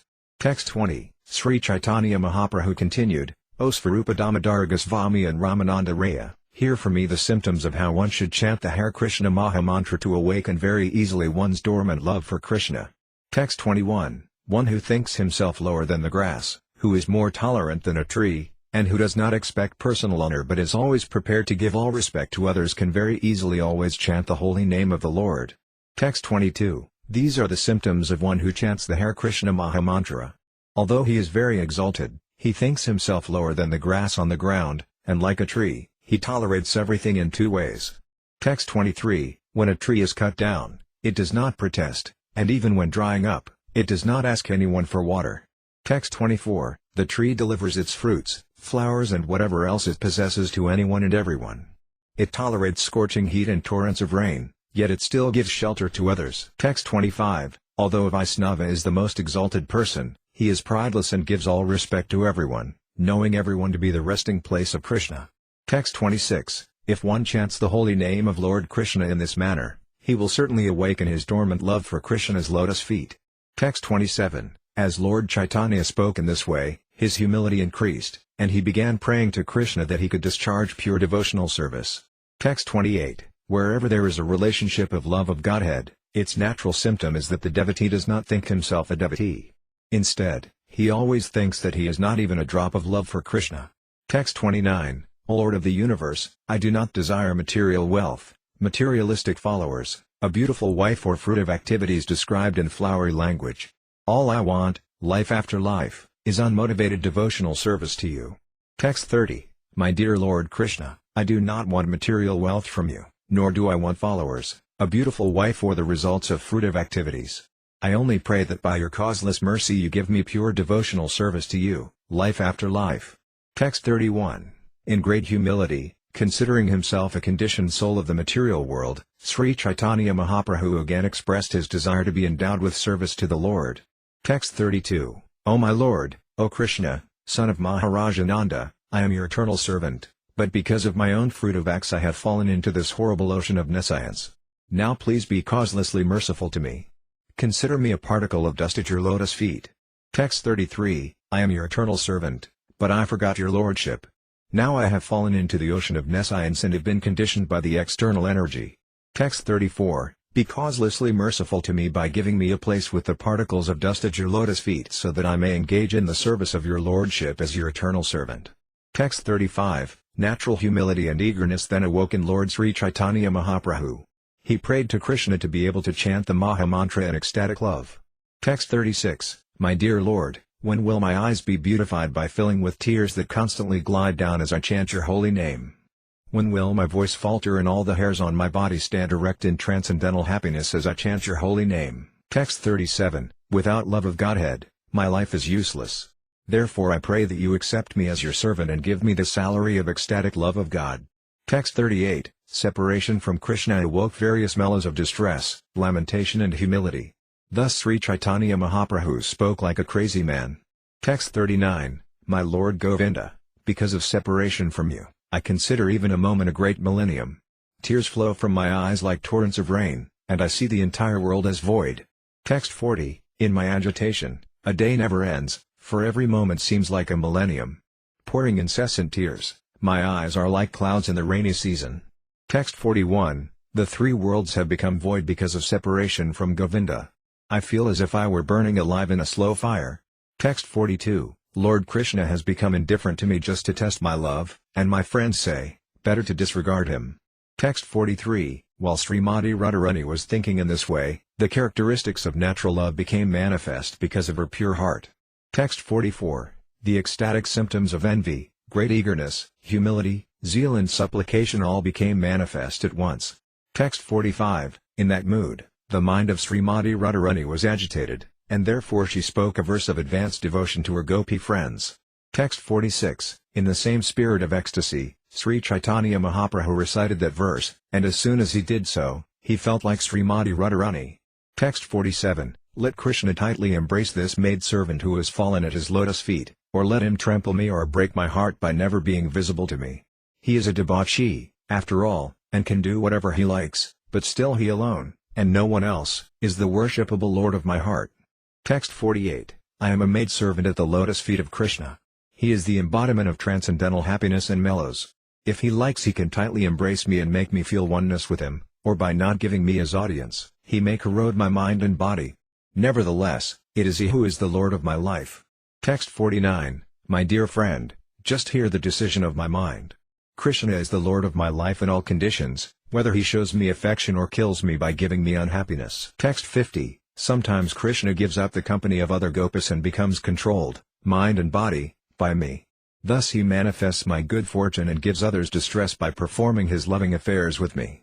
Text 51, or, since after all he is a very cunning, obstinate debauchee with a propensity to cheat, he takes to the company of other women. He then indulges in loving affairs with them in front of me to give distress to my mind. Nevertheless, he is still the Lord of my life. Text 52, I do not mind my personal distress. I only wish for the happiness of Krishna, for his happiness is the goal of my life. However, if he feels great happiness in giving me distress, that distress is the best of my happiness. Text 53, if Krishna, attracted by the beauty of some other woman, wants to enjoy with her but is unhappy because he cannot get her, I fall down at her feet, catch her hand and bring her to Krishna to engage her for his happiness. Text 54, when a beloved gopi shows symptoms of anger toward Krishna, Krishna is very satisfied. Indeed, he is extremely pleased when chastised by such a gopi. She shows her pride suitably, and Krishna enjoys that attitude. Then she gives up her pride with a little endeavor. Text 55, why does a woman continue to live who knows that Krishna's heart is unhappy but who still shows her deep anger toward him? She is interested in her own happiness. I condemn such a woman to be struck on the head with a thunderbolt, for we simply want the happiness of Krishna. Text 56, if a gopi envious of me satisfies Krishna and Krishna desires her, I shall not hesitate to go to her house and become her maidservant, for then my happiness will be awakened. Text 57, the wife of a Brahmana suffering from leprosy manifested herself as the topmost of all chaste women by serving a prostitute to satisfy her husband. She thus stopped the movement of the sun, brought her dead husband back to life and satisfied the three principal demigods, Brahma, Vishnu and Maheshvara. Text 58, Krishna is my life and soul. Krishna is the treasure of my life. Indeed, Krishna is the very life of my life. I therefore keep him always in my heart and try to please him by rendering service. That is my constant meditation. Text 59, my happiness is in the service of Krishna, and Krishna's happiness is in union with me. For this reason, I give my body in charity to the lotus feet of Krishna, who accepts me as his loved one and calls me his most beloved.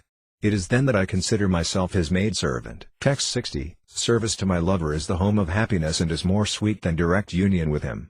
The goddess of fortune is evidence of this, for although she constantly lives on the heart of Narayana, she wants to render service to his lotus feet. She therefore considers herself a maidservant and serves him constantly. Text 61, these statements by Srimati Radharani show the symptoms of pure love for Krishna tasted by Sri Caitanya Mahaprabhu. In that ecstatic love, his mind was unsteady. Transformations of transcendental love spread throughout his entire body, and he could not sustain his body and mind. Text 62, the pure devotional service in Vrindavana is like the golden particles in the river Jambu. In Vrindavana there is not a trace of personal sense gratification. It is to advertise such pure love in this material world that Sri Caitanya Mahaprabhu has written the previous verse and explained its meaning. Text 63, thus overwhelmed by ecstatic love, Sri Caitanya Mahaprabhu spoke like a madman and recited suitable verses. Text 64, the Lord had formerly composed these 8 verses to teach people in general. Now he personally tasted the meaning of the verses, which are called the Siksa-taka. Text 65, if anyone recites or hears these 8 verses of instruction by Sri Caitanya Mahaprabhu, his ecstatic love and devotion for Krishna increase day by day. Text 66, although Sri Caitanya Mahaprabhu is as deep and grave as millions of oceans, when the moon of his various emotions rises, he becomes restless. Text 67-68, when Sri Caitanya Mahaprabhu read the verses of Jayadeva's Gita Govinda, of Srimad Bhagavatam, of Ramananda Ray's drama Jagannath Vallabhanataka, and of Balvamangala Thakur's Caitanya-caritamrta, he was overwhelmed by the various ecstatic emotions of those verses. Thus he tasted their purports. Text 69, for 12 years, Sri Caitanya Mahaprabhu remained in that state day and night. With his 2 friends he tasted the meaning of those verses, which consists of nothing but the transcendental bliss and mellows of Krishna consciousness. Text 70, even Anandadeva, who has thousands of faces, could not reach the end of describing the transcendental bliss of Sri Caitanya Mahaprabhu's pastimes. Text 71, how, then, could an ordinary living being with very little intelligence describe such pastimes?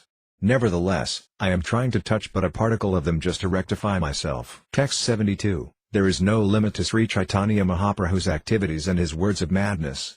Therefore describing them all would greatly increase the size of this book. Text 73, whatever pastime Srila Vrindavana Dasa Thakura has first described I have merely summarized. Text 74, I have only very briefly described the pastimes of Sri Caitanya Mahaprabhu not described by Vrindavanadasa Dasatthakura. Nevertheless, because those transcendental pastimes are so numerous, the size of this book has increased. Text 75, it is impossible to describe all the pastimes elaborately. I shall therefore end this description and offer them my respectful obeisances. Text 76, what I have described gives merely an indication, but by following this indication one may obtain a taste of all the pastimes of Sri Caitanya Mahaprabhu. Text 77, I cannot understand the very deep, meaningful pastimes of Sri Caitanya Mahaprabhu. My intelligence cannot penetrate them, and therefore I could not properly describe them.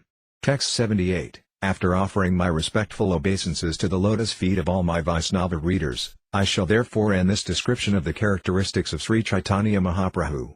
Text 79, the sky is unlimited, but many birds fly higher and higher according to their own abilities. Text 80, the pastimes of Sri Caitanya Mahaprabhu are like the unlimited sky. How, then, can an ordinary living being describe them all? Text 81, I have tried to describe them as far as my intelligence allows, as if trying to touch a drop in the midst of a great ocean. Text 82, Vrindavanadasa Thakura is Lord Nityananda's favorite devotee, and therefore he is the original Vyasadeva in describing the pastimes of Sri Caitanya Mahaprabhu. Text 83, although Vrindavanadasa Thakura has within his jurisdiction the full store of Sri Caitanya Mahaprabhu's pastimes, he has left aside most of them and described but a small portion. Text 84, what I have described was left aside by Vrindavanadasa Thakura, but although he could not describe these pastimes, he gave us a synopsis. Text 85, in his book named Chaitanya Mangala, Chaitanya Bhagavata, he has described these pastimes in many places. I request my readers to hear that book, for that is the best evidence. Text 86, I have described the pastimes very briefly, for it is impossible for me to describe them in full. In the future, however, Vedavyasa will describe them elaborately. Text 87, in the Chaitanya Mangala, Srila Vrindavanadasa Thakura has stated in many places the factual truth that in the future Vyasadeva will describe the Lord's pastimes elaborately. Text 88, the ocean of nectarian pastimes of Sri Caitanya Mahaprabhu is like the ocean of milk. According to his thirst, Vrindavanadasa Thakura filled his pitcher and drank from that ocean. Text 89, whatever remnants of milk Vrindavanadasa Thakura has given me are sufficient to fill my belly. Now my thirst is completely satiated. Texts 90-91, I am a very insignificant living being, like a small red-beaked bird. Just as such a bird drinks the water of the sea to quench its thirst, so I have touched only a drop of the ocean of Sri Caitanya Mahaprabhu's pastimes. From this example, you may all understand how expansive are the pastimes of Sri Caitanya Mahaprabhu. Text 92, I infer that I have written is a false understanding, for my body is like a wooden doll. Text 93, I am old and troubled by invalidity. I am almost blind and deaf, my hands tremble, and my mind and intelligence are unsteady. Text 94, I am infected with so many diseases that I can neither properly walk nor properly sit. Indeed, I am always exhausted by 5 kinds of diseases. I may die at any time of the day or night. Text 95, I have previously given an account of my inabilities. Please hear the reason why I nevertheless still write. Texts 96-98, I am writing this book by the mercy of the lotus feet of Sri Govindadeva, Sri Caitanya Mahaprabhu, Lord Nityananda, Advaita Acharya, other devotees and the readers of this book, as well as Svarupa Damodara Goswami, Sri Rupa Goswami, Sri Sanatana Goswami, Sri Raghunatha Dasa Goswami, who is my spiritual master, and Sri Yiva Goswami. I have also been specifically favored by another Supreme Personality. Text 99, Sri Madana Mohana deity of Vrindavana has given the order that is making me write. Although this should not be disclosed, I disclose it because I am unable to remain silent. Text 100, if I did not disclose this fact, I would be guilty of ingratitude to the Lord. Therefore, my dear readers, please do not consider me too proud and be angry at me. Text 101, it is because I have offered my prayers unto the lotus feet of all of you that whatever I have written about Sri Caitanya Mahaprabhu has been possible. Text 102, now let me repeat all the pastimes of the Antya-līlā, for if I do so I shall taste the pastimes again.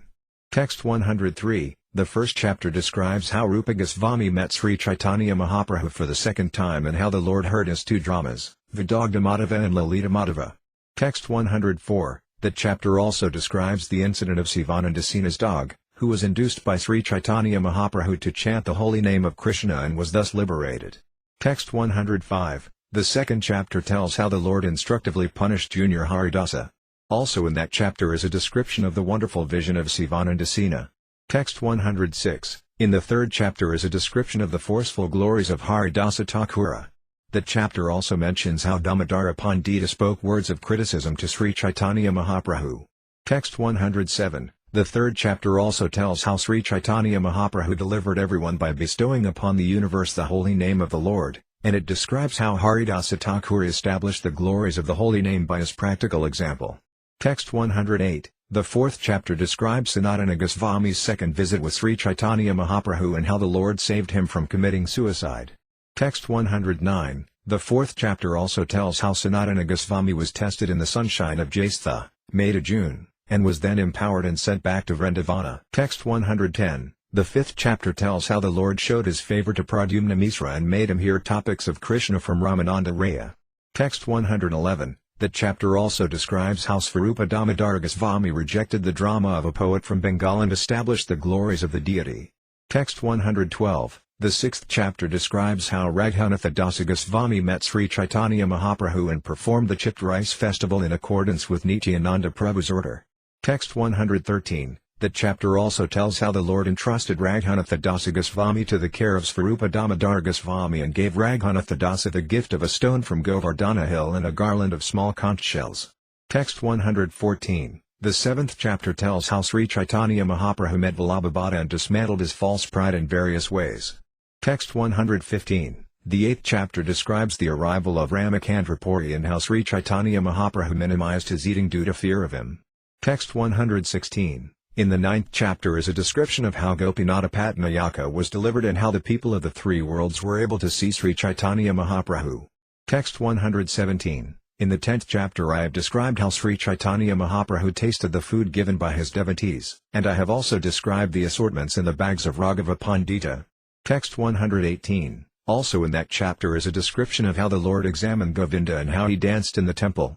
Text 119. The 11th chapter describes the disappearance of Haridasa Thakura and how Sri Caitanya Mahaprabhu, the Supreme Personality of Godhead, showed his affection for his devotees.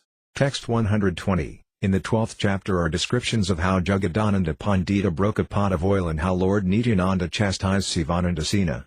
Text 121. The 13th chapter tells how Jagadananda Pandita went to Mathura and returned and how Sri Caitanya Mahaprabhu by chance heard a song sung by a Devadasi dancing girl. Text 122. Also in the 13th chapter is an account of how Raghunatha Bhatta met Sri Caitanya Mahaprabhu, who by his causeless mercy sent him to Vrindavana. Text 123. The 14th chapter describes the beginning of the Lord's spiritual trance, in which his body was at Jagannath Puri but his mind was in Vrindavana. Text 124. Also in that chapter is a description of how Sri Caitanya Mahaprabhu fell down in front of the Simhadevara gate of the Jagannath temple, his bones separated at the joints, and how various transcendental symptoms awakened in him. Text 125. Also in that chapter is a description of how Sri Caitanya Mahaprabhu ran toward Kataka Purvata and spoke like a madman. Text 126. In the 15th chapter is a description of how Sri Caitanya Mahaprabhu entered a garden on the seashore and mistook it for Vrindavana. Text 127. Also in that chapter is a description of the attraction of Lord Chaitanya's five senses to Krishna and how he searched for Krishna in the Rasa dance. Text 128. The 16th chapter tells how Sri Caitanya Mahaprabhu showed his mercy to Kalidasa and thus demonstrated the result of eating the remnants of the food of Vaisnavas.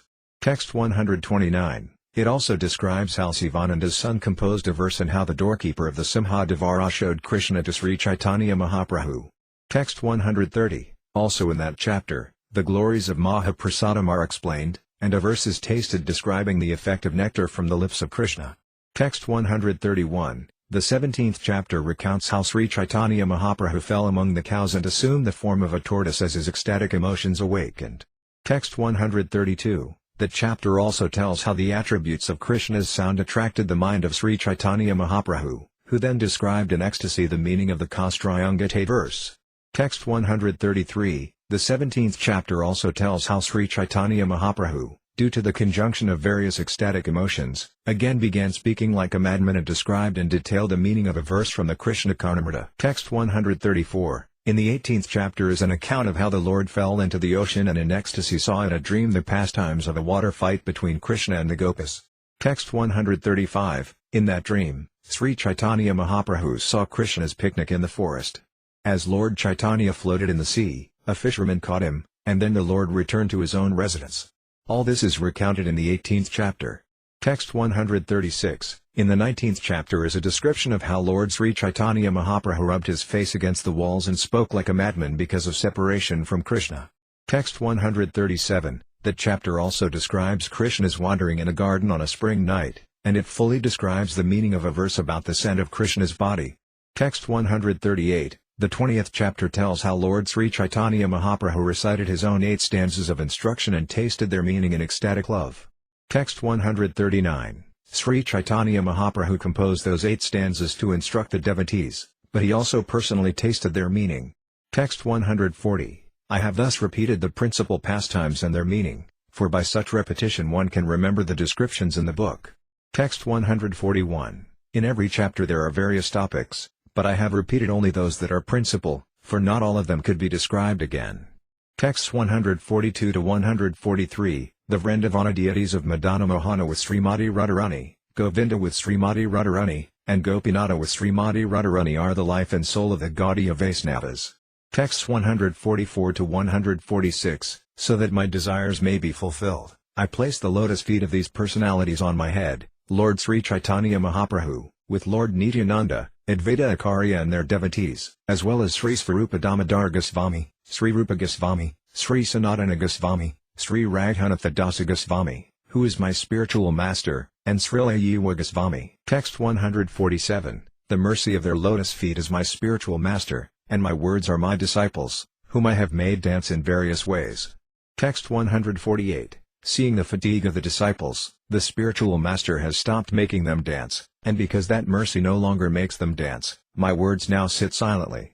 Text 149, my inexperienced words do not know how to dance by themselves. The mercy of the Guru made them dance as much as possible, and now, after dancing, they have taken rest. Text 150, I now worship the lotus feet of all my readers, for by the mercy of their lotus feet there is all good fortune. Text 151, if one hears the pastimes of Lord Sri Caitanya Mahaprabhu as described in Sri Caitanya-caritamrta, I wash his lotus feet and drink the water. Text 152, I decorate my head with the dust of the lotus feet of my audience. Now you have all drunk this nectar, and therefore my labor is successful. Text 153, praying at the lotus feet of Sri Rupa and Sri Raghunatha, always desiring their mercy, I, Krishnadasa, narrate Sri Caitanya-caritamrta, following in their footsteps. Text 154, Sri Caitanya-caritamrta is filled with the activities of Sri Caitanya Mahaprabhu, who is the Supreme Personality of Godhead himself. It invokes all good fortune and destroys everything inauspicious. If one tastes the nectar of Sri Caitanya-caritamrta with faith and love, I become like a bumblebee tasting the honey of transcendental love from his lotus feet. Text 155, since this book, Caitanya-caritamrta, is now complete, having been written for the satisfaction of the most opulent deities Madana Mohanaji and Govindaji, let it be offered at the lotus feet of Sri Krishna Caitanya Deva. Text 156, realized devotees are like bumblebees maddened by their own mellows at Krishna's lotus feet. The scent of those lotus feet perfumes the entire world. Who is the realized soul that could give them up? Text 157, in Vrindavana in the year 1537 Sakabda era, AD 1615, in the month of Jaistha, May to June, on Sunday, the 5th day of the waning moon, this Caitanya-caritamrta has been completed.